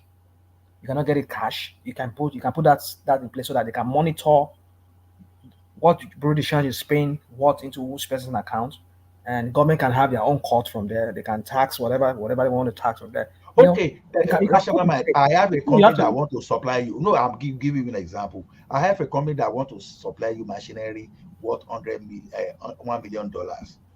Yeah, it is true. You transfer the money from Nigeria to me here. Okay, I now get it here now, and I do not supply your machine. Instead of supplying the machine, I transfer the money through individual people to get back to Nigeria and receive that money. How do you track that? How do you track that? How many of those transactions are you going to be tracking? So the what are you question talking is this. about? So are you saying? Are you saying that? I mean, what is Ola saying? I don't even understand what you're saying. See, Too. in the banking system, people create fake transactions. Wait, irrational Canada, mind. Canada, you people are America here. Do you know how many transactions going on? And you know how much how the FRS, I mean the IRS and the US Treasury and all of that. You know how they monitor all these things. If anything Baba, triggers anything in the system, they will know. Baba, the system here works on the welfare on people that people are doing very fine, and the way the system works is to reduce the number of people that we think of crime. So you believe that things are perfect? No. If things are perfect, Hush Puppy will never have done what he did to this thing. So things are not Get out perfect from in the there. system Get as out. you think so. The question is Turn off this: all the lights. rational mind. Can you mute? Angelico, Yeah. military command, you are commanding, Commando commanding officer, So commanding officer. rational mind may be supplying a goods and maybe in the total value itself may not be more than $50,000, and someone can create transaction of $2 million around that, and you will still supply those fake transactions. You will still perform those fake transactions, but at the end of the day, the dollar that you are getting at the subsidized rate is your target, and the thing will still get back to Nigeria. So the thing is, you think you think monitoring is easy that way. That's why that when you are talking of control, the first thing you want to do is this. Allah, it can be done. It can be done. I don't know why you're going off this this route. Just go on. Just like it can be done. I just know. No, when you say you it just can need be strong done, institutions. You need to put in place the infrastructure, the technological infrastructure to monitor all of these things. Mind you, everything is digital. Everything is digital. You can see the footprint that everybody's money is moving into the system. You have some guys and some undisclosed. But it's because we don't have enough. That's why we're having this issue. If we have enough foreign exchange, we'll not be talking about all this now. No. We are not producing. We are not productive. We need to start putting things in place to put law and order in place, whereby people can be monitored. Whether it's law and order, we don't have enough rational mind. We don't have enough. That's just the truth. We don't have enough. That's the truth. Could I come in a little bit on this? All right, go on. Come in. Thank you very much. Hello again. I was here earlier. So, what we're looking at monetary policy, right? And how it's going to affect our economy. And of course, we all know the difference between the monetary policy and the fiscal policy. So, in all countries so far that I'm aware of, the monetary policy is usually administered by some, let's say in Nigeria as the central bank, in the United States, the Fed, what they call the Fed. But it's basically to stimulate an economy or to check its growth by incentivizing individuals and businesses to borrow and spend money to support the economy. Just controlling how much money you have out there. In America here, they have three approaches for the open market operations, and their reserve requirements and discount rates. That's basically all it is. It's not just based on having a lot of dollars reserves, you know, that's being argued by some here. It still goes to having employment, the maximum employment you could have. That central bank, that is its role, that's its job, right? So nobody's mentioned that. The actual goal of having this monetary policy is to have maximum employment, stable prices, moderate to long-term interest rates. That's what the problem is. You know, you know how many of our people are unemployed for so long, especially people in their productive years. So it's like somebody closing their eyes and saying, I can't see. I remember there's a Three Stooges, one of my favorite two Three Stooges segments that had that spoof right there. I can't see, and they say, well, you have your eyes closed. Just open your eyes. And then you could see that these things, all these countries have grappled with it, solved it. It's in textbooks. When you go into college, you know, in your 101 series lectures, it's right there. It's in the textbook. We have to have employment in that country. We have to have people have jobs. Those who want to work should be able to work. All those things are what's going to affect that monetary policy in the sense we're looking at it. You know, and they could regulate the interest rate, but people have to be honest and sincere. In the US case, they have what they call their dual mandate. It's actually three things, but it's referred as a dual mandate. All these things are right there. Comment and arrest. Bansat, can we say all this dollar flood in Nigeria, it still boils down to patriotism? Because if you wish your country good, you will not buy dollar at the bank and go and sell it at the black market. Of course, because all that policy, nobody else has that kind of policy that's doing very well. That's tribalism. You have people, lazy people that don't want to go to school. They want to be able to do shortcuts to cheat another side of the divide. Right? No, listen. This is actually a very serious thing. It's a known phenomenon. If you do the right thing, if you regulate. Can you discuss this issue without bringing? We've been talking since, because I cannot really figure out much from what you have just said now. No, we are talking about. Let him land. Let him land. Let him land. One thing I want you to know, Simba, obviously, whenever I talk, even though maybe it's okay, just go on, please. No, I know. What I'm saying is that when I'm really talking, every time I've spoken here, even though there are mentions of tribe and all that stuff, the key point that I'm making has nothing to do with that. Unfortunately, that's the kind of country we have. Not just us. Most African countries have that problem. Most developing countries have that problem. Until a true patriot, every country that's produced a true patriot gets in there and does the work. All right? There are no shortcuts to what we're talking about. You're going to have windows for people to go buy money, and they cut away all the dollars, and then they're selling it in a second tier. They're competing, but it doesn't help us. It doesn't help anybody. How many people do you think sell dollars in the East, for example, or the West? So if you're looking at a national policy, and if it's important that we have an economy, then you have to get that monetary policy right. And what is concerned with? Pansat, hold on. So yeah. if we understand what you're saying, are you saying that we should scrap bureau de change? Is that what you're saying? Absolutely. So you're on the same page with Ajale and some other people here. Some other people there, but what it is that I'm not treating it peripherally. Okay, I'm saying it as a main thing. First, I've described what a monetary policy is primarily concerned with: the management of interest rates. But hold on. Sorry, I suggest it because there are some points I just want you to also put into consideration when you are making the submission. Yeah. CBN licensed this bureau de change, and you know how much some of these guys they pay. You know JJ Okosha.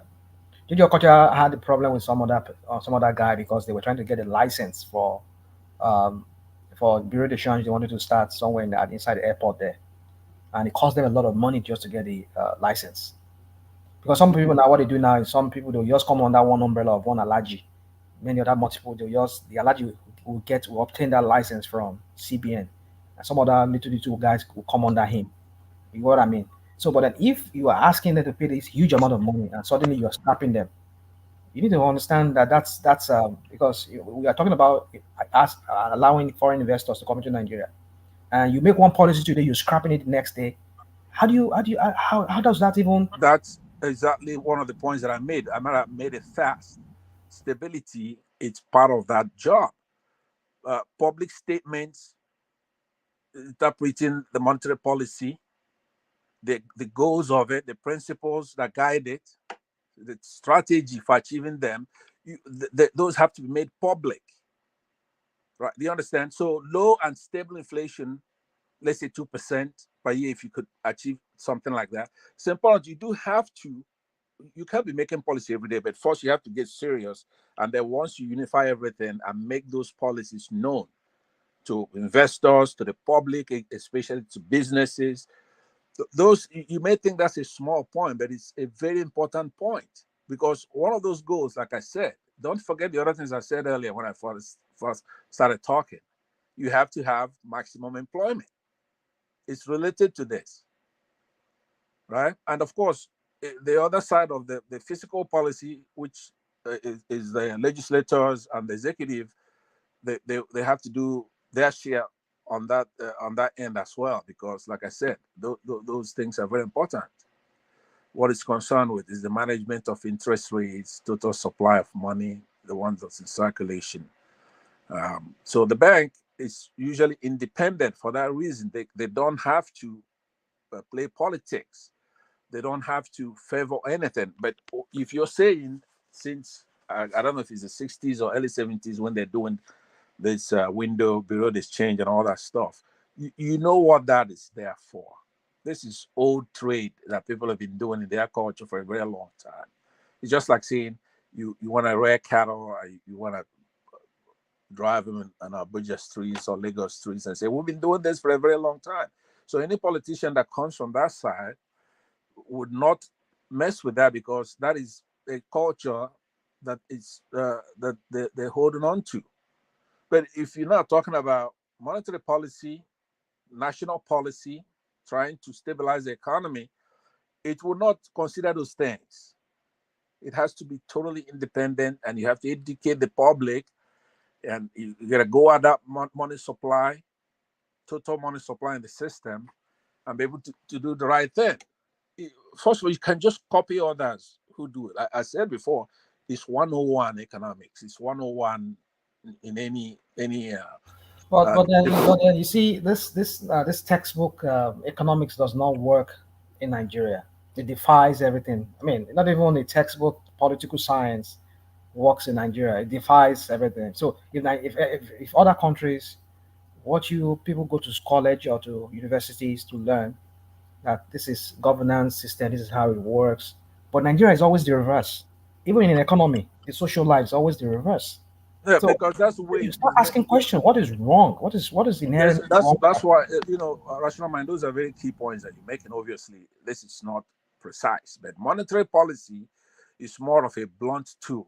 Okay, you have fiscal policy and monetary policy, and they're intertwined somehow. But it's a blunt tool in terms of expanding and constructing the economy, the supply, and the influence of inflation, growth, and all kinds of things in the real economy. So if the Fed is, if in the case of central bank, sometimes they have to be aggressive, just like said Americans did during the Great Depression. Many countries have gone through tough times, and it's documented in history. What did they do to get out of that? You had Great Depression. I don't think we've witnessed anything like that. So you go and look at what no, what we're currently going through in Nigeria is equal to that Great Depression, because Nigeria is in a very sorry state right now. It's in a very, very, very, very difficult situation right now, I don't Yeah, know but if you have you'd people be back home. surprised. You'd be surprised how easy to get out of the situations we're in because, like I said, it's like somebody closing their eyes and shouting, "I can't see." Now, if somebody is going to recommend a solution for you to be able to see, they just say, "Open your eyes." That's it. So any other guy anybody want to interrogate Pansat, you can go on. Simba, if you want to interrogate, please go on. And Adewale, anybody that wants to interrogate you, if you want to chime in and say something. Actually, you try by guiding Pansat for us to understand what the point he was trying to put across. It's true. Rational mind is nothing. They study it. We have a lot of educated Nigerians, a lot of economists, great minds. Why is it not working now? Why is it not reflecting? If you listen to Bismarck Rwani, it comes on. Can I comment? Okay, please come in. If you guys don't mind, I joined simply because of the subject matter, and I have a lot of reservation towards that issue. I don't know what has been discussed before, but what I've seen is that I'm kind of like taking side with you, World Peace. A country that failed, I think Nigeria kind of deliberately chose not to defend our currency in order not to develop our economy. Even the dollar, America established an agency for the purpose of safeguarding that currency and to safeguard the economy. Department of Secret Service was established primarily to monitor fake currency and ensure that there's no influx of foreign money in order to destabilize the economy of America. Over the years, they now started branching out and expanding their scope. But what we see in Nigeria is a deliberate attempt by the government. Every successful government has failed to protect the currency that we have. At no time in Nigeria should any Nigerian be seen spending dollars. There was a time in Lagos. I don't know if they still do it now. I believe it's still against the law, but they never enforce it. To the point that some companies were paying their employees in I said dollars. they are paying There's pay some naira places again. exactly $100. That's what they use. there's some places if you are going to pay rent, you Adewale, will pay in dollars. In schools, yes. please, sorry. You continue. Simba, you wanted to say something. What were you trying to say? Simba. Okay, go on, Adewale, please go on. His network is kind of like I appreciate what you just did there. It shows balance, equity. I like that. That's the spirit right there. But and we flagrantly disobey the law of the land, and we choose to obey the one we want to obey. And at no point should we even have anything called bureau de change. It's a fraud because the people behind it, they are the most powerful in the country. They were given license by just for I know you know me when the license was easy to obtain. Now you are making reference to JJ Okocha. I mean, who wouldn't know JJ Okocha? But of course, you have to be close to the government, isn't it? Of course, yeah. You were saying something earlier about these guys that they can be regulated. They can. You guys remember 2003 to 2005 when Soludo implemented the recapitalization of banks. People said, I was in the bank, I was skeptical then. That no, this thing is not going to work because these people will find a way around this, and they will propose it and they will sweep it under the carpet. But the government of the day and the central bank governor at that time insisted, despite his closeness and proximity to these bankers, insisted that the bank must recapitalize. But what we had then were mushroom banks, and they put the fire belt in their belly and decided, traveling the globe just to make sure that they got the money. Some of that are unable to raise it match with other banks. Today we have stronger banks that can, go toe to toe with any other banks, even in the Western world.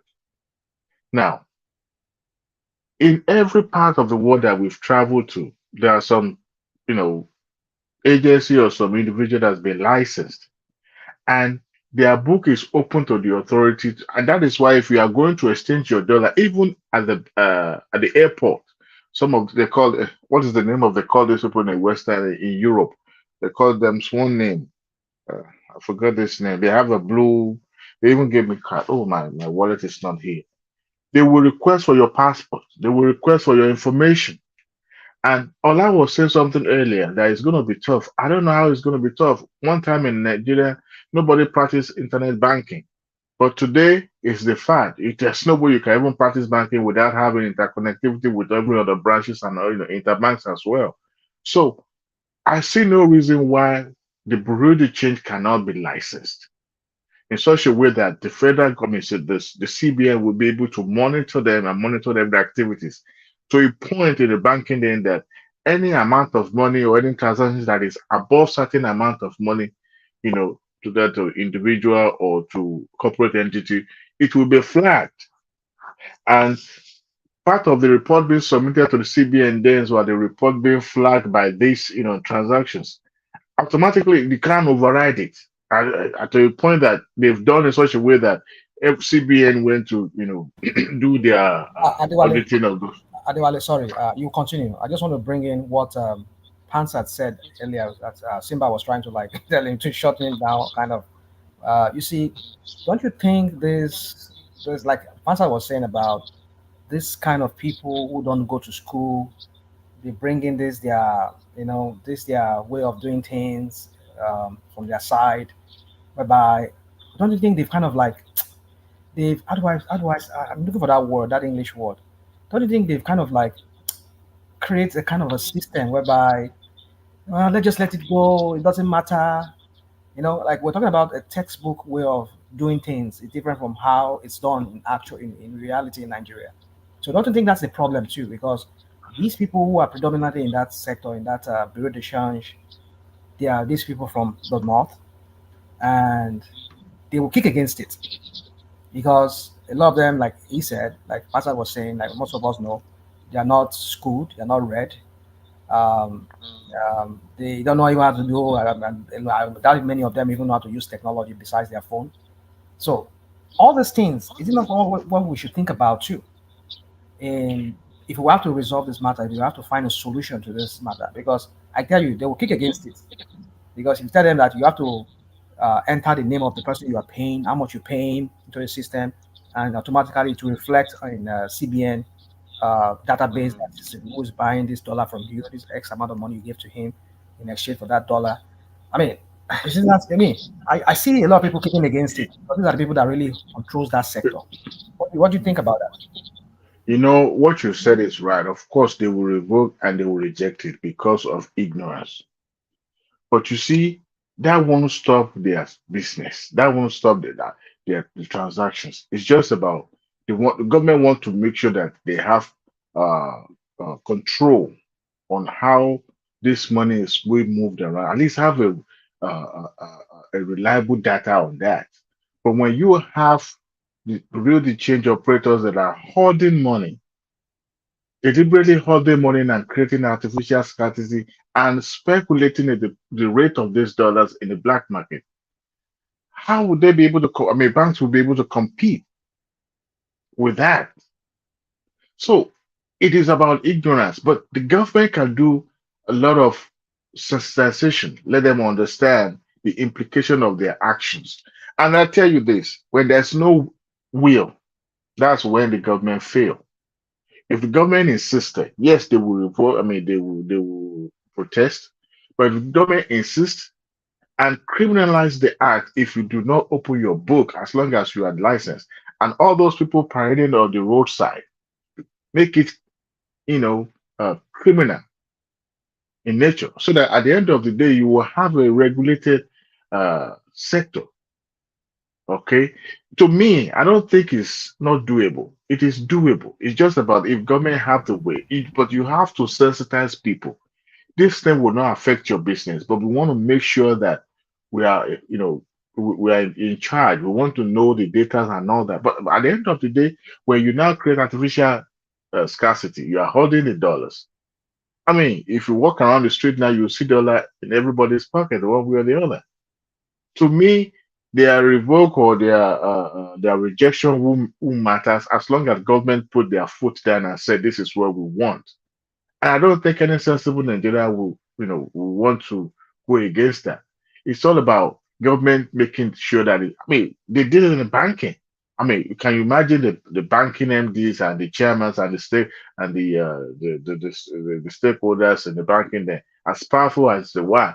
They were running a task because the government of that time decided, you know what, that is what we are going to do. Except we are deceiving ourselves, what peace. If this current government choose not to do anything about this, they will just be bulla balloon everywhere. Whether you operate in one single window first rate or not, you are just gonna be deceiving yourself. These guys, Yeah, let me I'm support not you. saying I'm not apportioning the blame to them only. Oh. Don't get me wrong. I'm not saying they are the only cause of let me help you. Let me dollar add rate to instability and all that. let me Adewale, add to what you say. Adewale, hold on, Hmm. Pansa. Adewale, I think Pansa wants to chime in a little bit, so I think you will continue. You hold the floor back. Let Pansa just comment. Pansa. Yeah, I say you should apportion that whole blame to them because, like you said about 5 minutes ago, Why apportion the whole blame to them?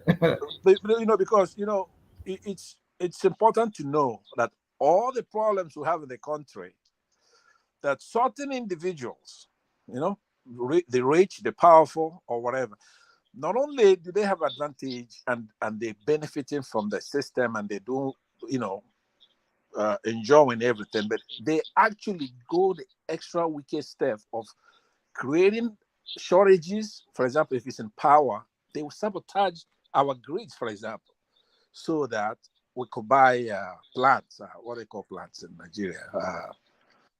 Plants, right? Generators, right? They will do things like that. They will create this artificial. I think they will use the word artificial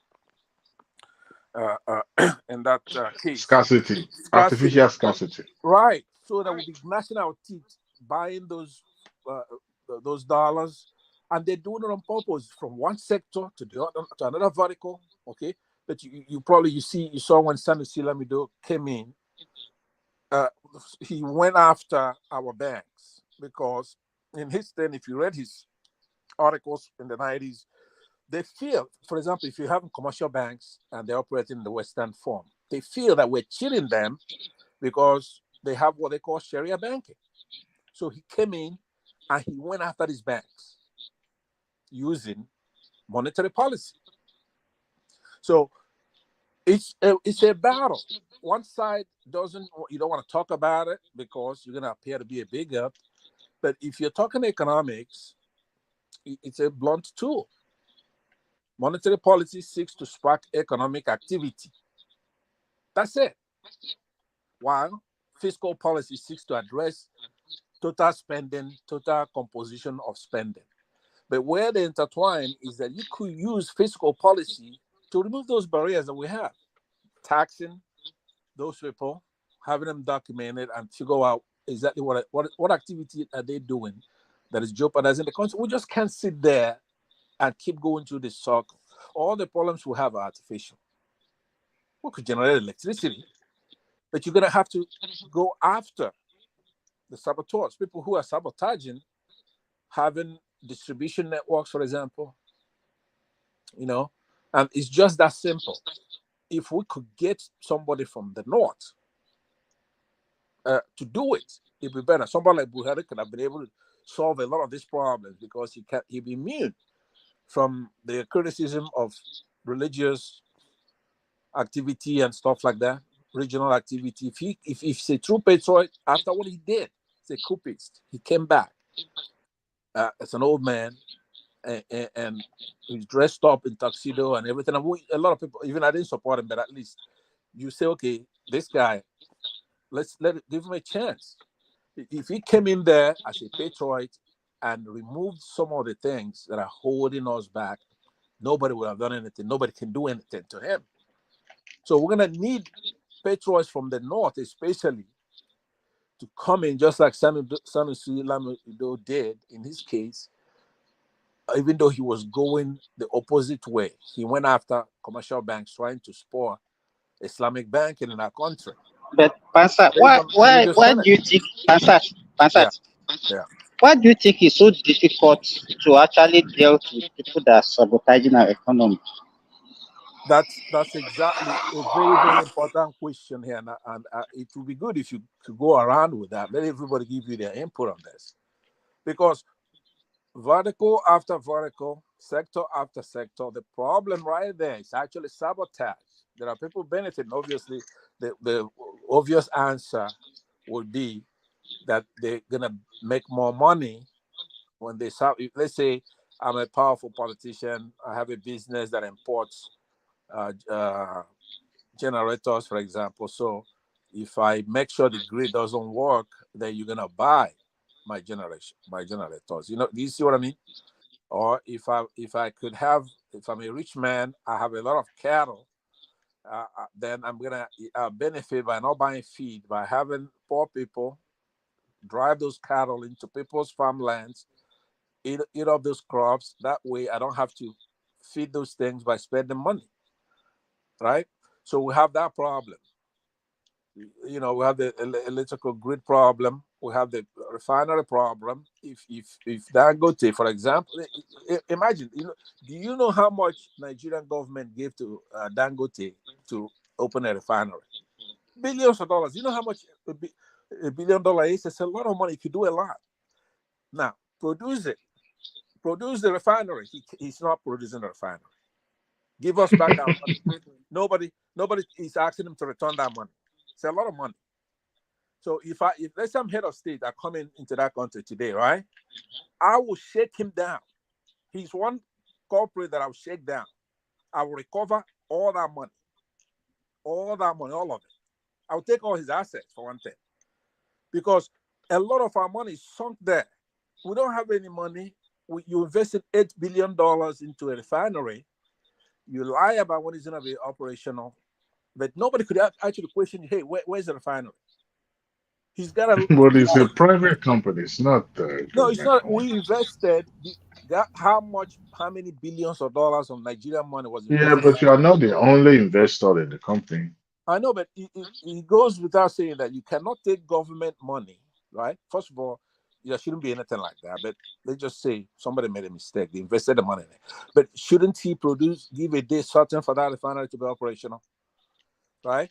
And do you know what he retards, what he does to a lot of fledgling people who want to just refine petroleum? Answer. Yeah. Oh, sorry. I don't know if you listen to, again, I like to use this guy, Femi Falana. He said something in one of this public forum that he attended. He said it's quoted a section of the Constitution that says that the government shall not invest the government money in private individuals something. He quoted that section of the Constitution. Right. It says that.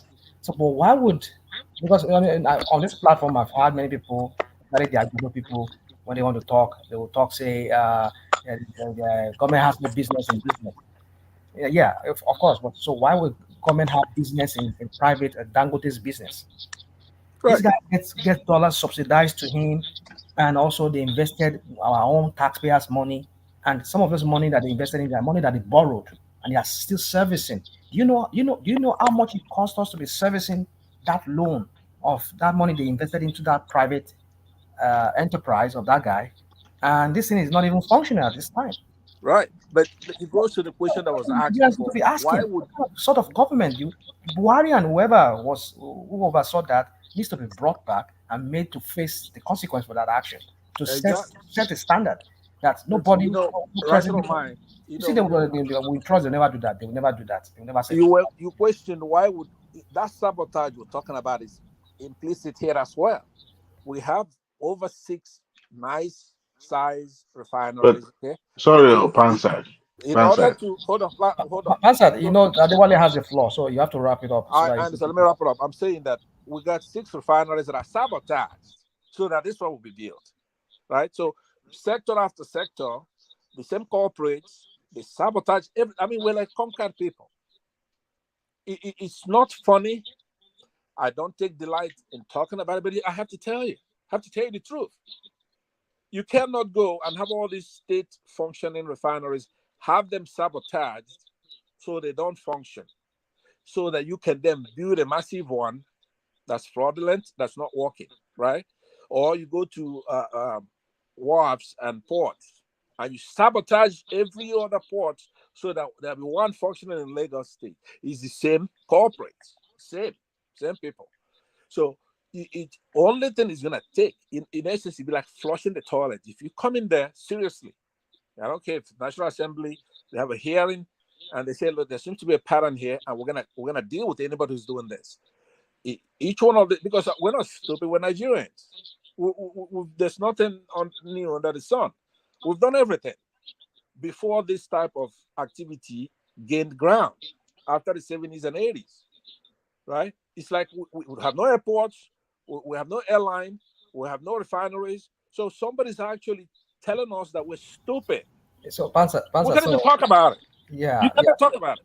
Yeah, Pansa. So let's give it back to Adewale. Adewale, please. Sorry. I was even trying to. I was trying to talk about the Falana's submission when it said that is this against the law? Government investing in individual company.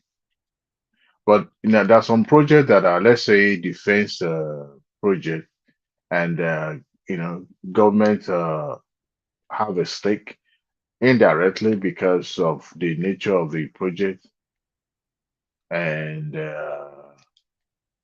they decided to. Are you referring to the US Constitution, or you're referring to the Nigerian Constitution? Which one are you referring to? I want to believe that that is what is obtainable. Sometimes I don't take the Falana. Sometimes some of these lawyers, they don't know it all. As I'm not a lawyer, but we're told that law can be interpreted in so many ways. So that's why I'm kind of like, there's some defense project like government will also have a stake in it because of the nature of Saudi Aramco. Saudi Aramco is a is a private company. Is a government through private owned company, and Saudi Arabia government, they have a stake in it. So if somebody is not telling us that the government cannot invest in private business, I don't understand what it means by that. Saudi Aramco is a state-owned businesses against that private people can invest in. It's not the other way around. It's not a private business that a state invests money in. It's a state-owned business. Exactly. Yeah. About 5 or 6 years That's ago. a point. Yeah, and they try to launch it into, or individuals could actually, in essence, sell shares of the company. Your sound terrible. I mean your.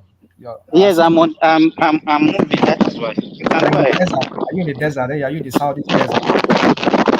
Yes, very very breezy outside there. So can you? I don't know because you sound loud and it's irritating to the ear. So maybe you will chime in later. So Adewale, continue, please. Oh, okay. So, like I said, I think that's on project. But anyway, regarding the dollar rate, what's of it? I think we can do better. I don't think it is impossible, but government should be deliberate in ensuring that they strengthen, because the more government is paying lip service to this, the more our currency is going to continue to get weaker and weaker. Because right now we have nothing to defend our currency naira on, except the petrodollar that the dollar, petrol. I'm sorry, I'm not even saying the crude that we are selling, and it's also depend on the international rate, and so to me, we should be deliberate in our attempt. Government should, especially this administration, should find a way to ensure that data is being utilized. Because when you have like an economy that is not data driven, or we don't have identity of the citizen. We don't, there will be a lot of loopholes, and government should deliberate about this because we can't continue to operate and turn blind eye. It's very rare in the southwest, even in Abuja, to see an Igbo man or Yoruba man going around in the streets saying, "Come and change your dollar, come and change your." I know we do here in America, well, most of the Yorubas and Igbo does that, but it's just like a small stuff that is being exchanged and all that. But in Nigeria, most of the people that you see going into that kind of business are, our brothers, and from northern part of the country. So, like you said earlier, a lot of people would be disgruntled if government decided to, chart a new course. But it is a must. It is compulsory that they must do it, or else we will continue to pour water in the empty basket. And the more we continue, the more. Come to think of it, when what is it called? Telegram and what do you call it? These people, Monifian. What do you call them? Telegram and what? Telegram and one other company there. I forgot money transfer. I forgot the name. Is it Western Union and Western Union and MoneyGram? At the point, the government has, because they were licensed to operate, in Nigeria, and not just in Nigeria, but in other parts of the West African countries. Because at the end of the day, they are cutting away money from our country. Government has to step in, to ensure that there's regulation in that sector. So why can't we apply that measure to really change? That's my own. But government must be deliberate, or else things will be got spoiled too. It should be deliberate. Thank you, Adewale. We have to shut down in 10 hours. So You're always shutting down. Every time I come online, you're always shutting down. Emefiele. That's what I meant. It's right in 10 hours. Yeah, 10 hours. We need to shut down. We don't try now. We know we're supposed not to fight it past 10 hours. Yeah, we're not trying. National mind. Yeah. There's a guy in America that is his name is Willie Shorten. Okay. So he was asked. He was eventually captured, and he was asked, why do you rob banks, right? So you know what his response was? What was it? He says, because that's where the money is, right? So all the central banks, even the one here, they're corrupt. It's no longer what it's supposed to be. It's not doing what it's supposed to be doing. It's almost like there's a lot of conspiracy theories about it. That's why, Nigeria, obviously, with a sex pool of corruption down there, it's a basket case. But even here in the United States, the Federal Reserve is like a private thing now. It's not even like it's a government entity. The Congress, they're always railing against it all the time. But their mandate in the United States is for price stability and what is that? And interest rates and things like that. It's called a dual mandate. Since this place is shutting down a little bit, you could just Google it later on, and it will tell you what their role. The dual mandate. The objective is for full maximum employment and price stability. That's it. But they've grown into all kinds of stuff, controlling monies. When they come in, they do all kinds of things here.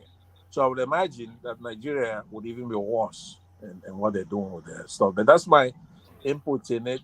Some patriots need to come from the north and try to remove the sabotage that will have every vertical, every sector in the country. Sat, why must it be from the north? It can come from anywhere now. Why do You you can come from mention anywhere. north? What I'm somebody like Tinubu right now. Let's just use this example right now. There's some things his hands are tied.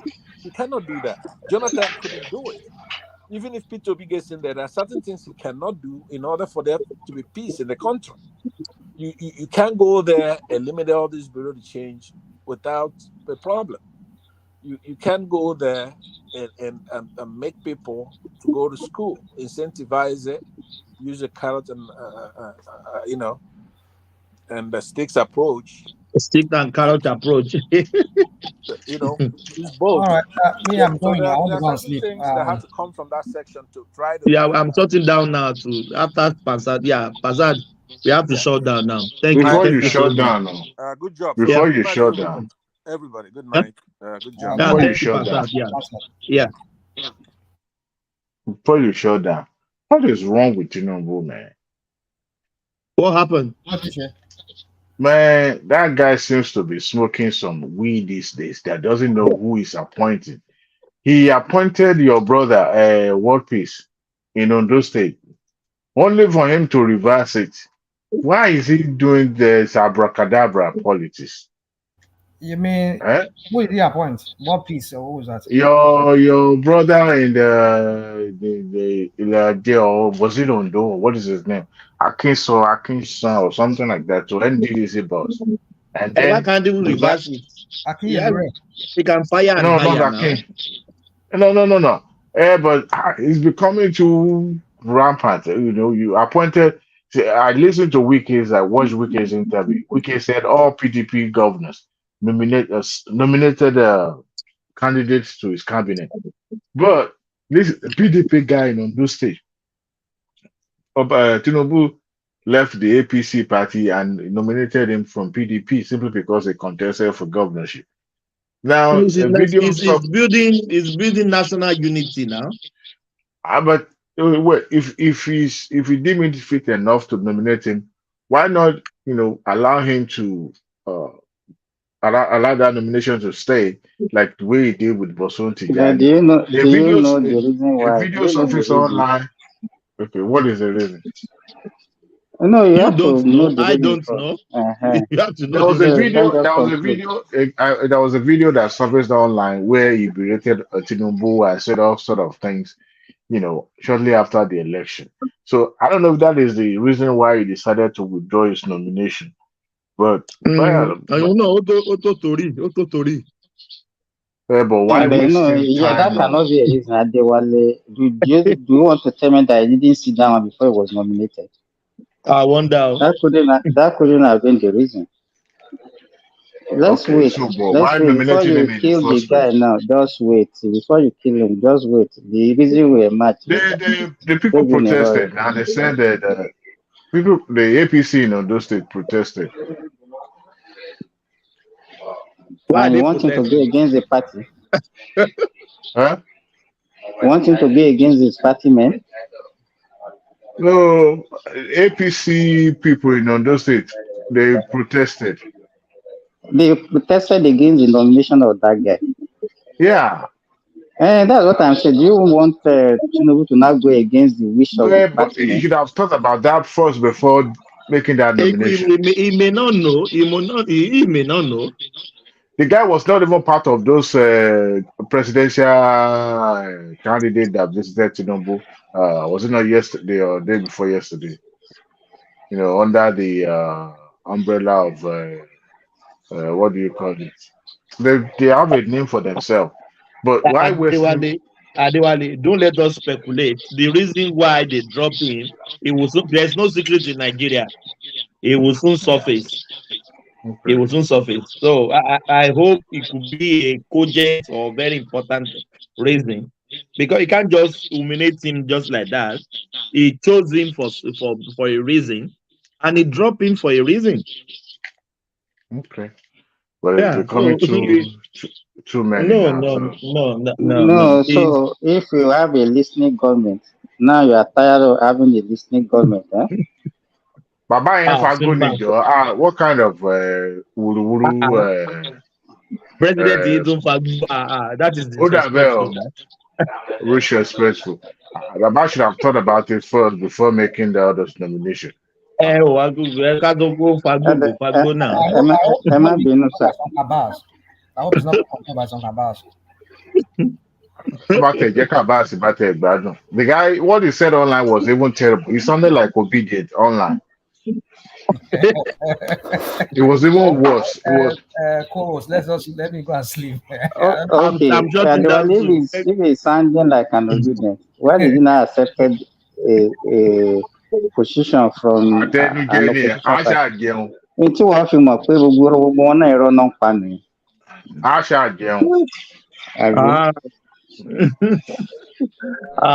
Thank you so much, everyone. Thank you, BT. Thank you, Pansat. Thank you, Simba. Thank you. Thank you. I will call you Simba. Yeah. Adewale, thank you. Thank you, everyone. It has been another section. Yeah. One more we say, another day, another dollar. So we made it again today. Yeah. Thank you so much for staying with us, spending your quality time with us. We don't take it for granted. Thank you, guys. Had the conversation in the comment section. I said, peace. Thank you, guys. God bless. Thank you.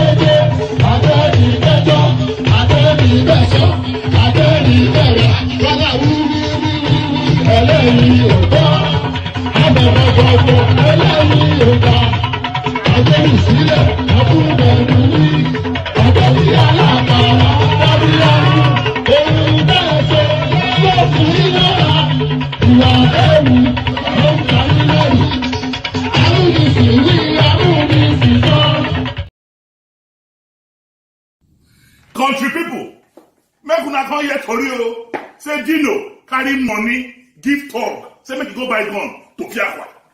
They say Dino carry money, give talk, carry gun, give talk. Say make dem go dey prepare for 2019. Ọlọ́run má jẹ́.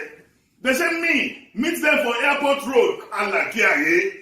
My brothers, the venom of a viper cannot do anything to the back of a tortoise. I don't waka.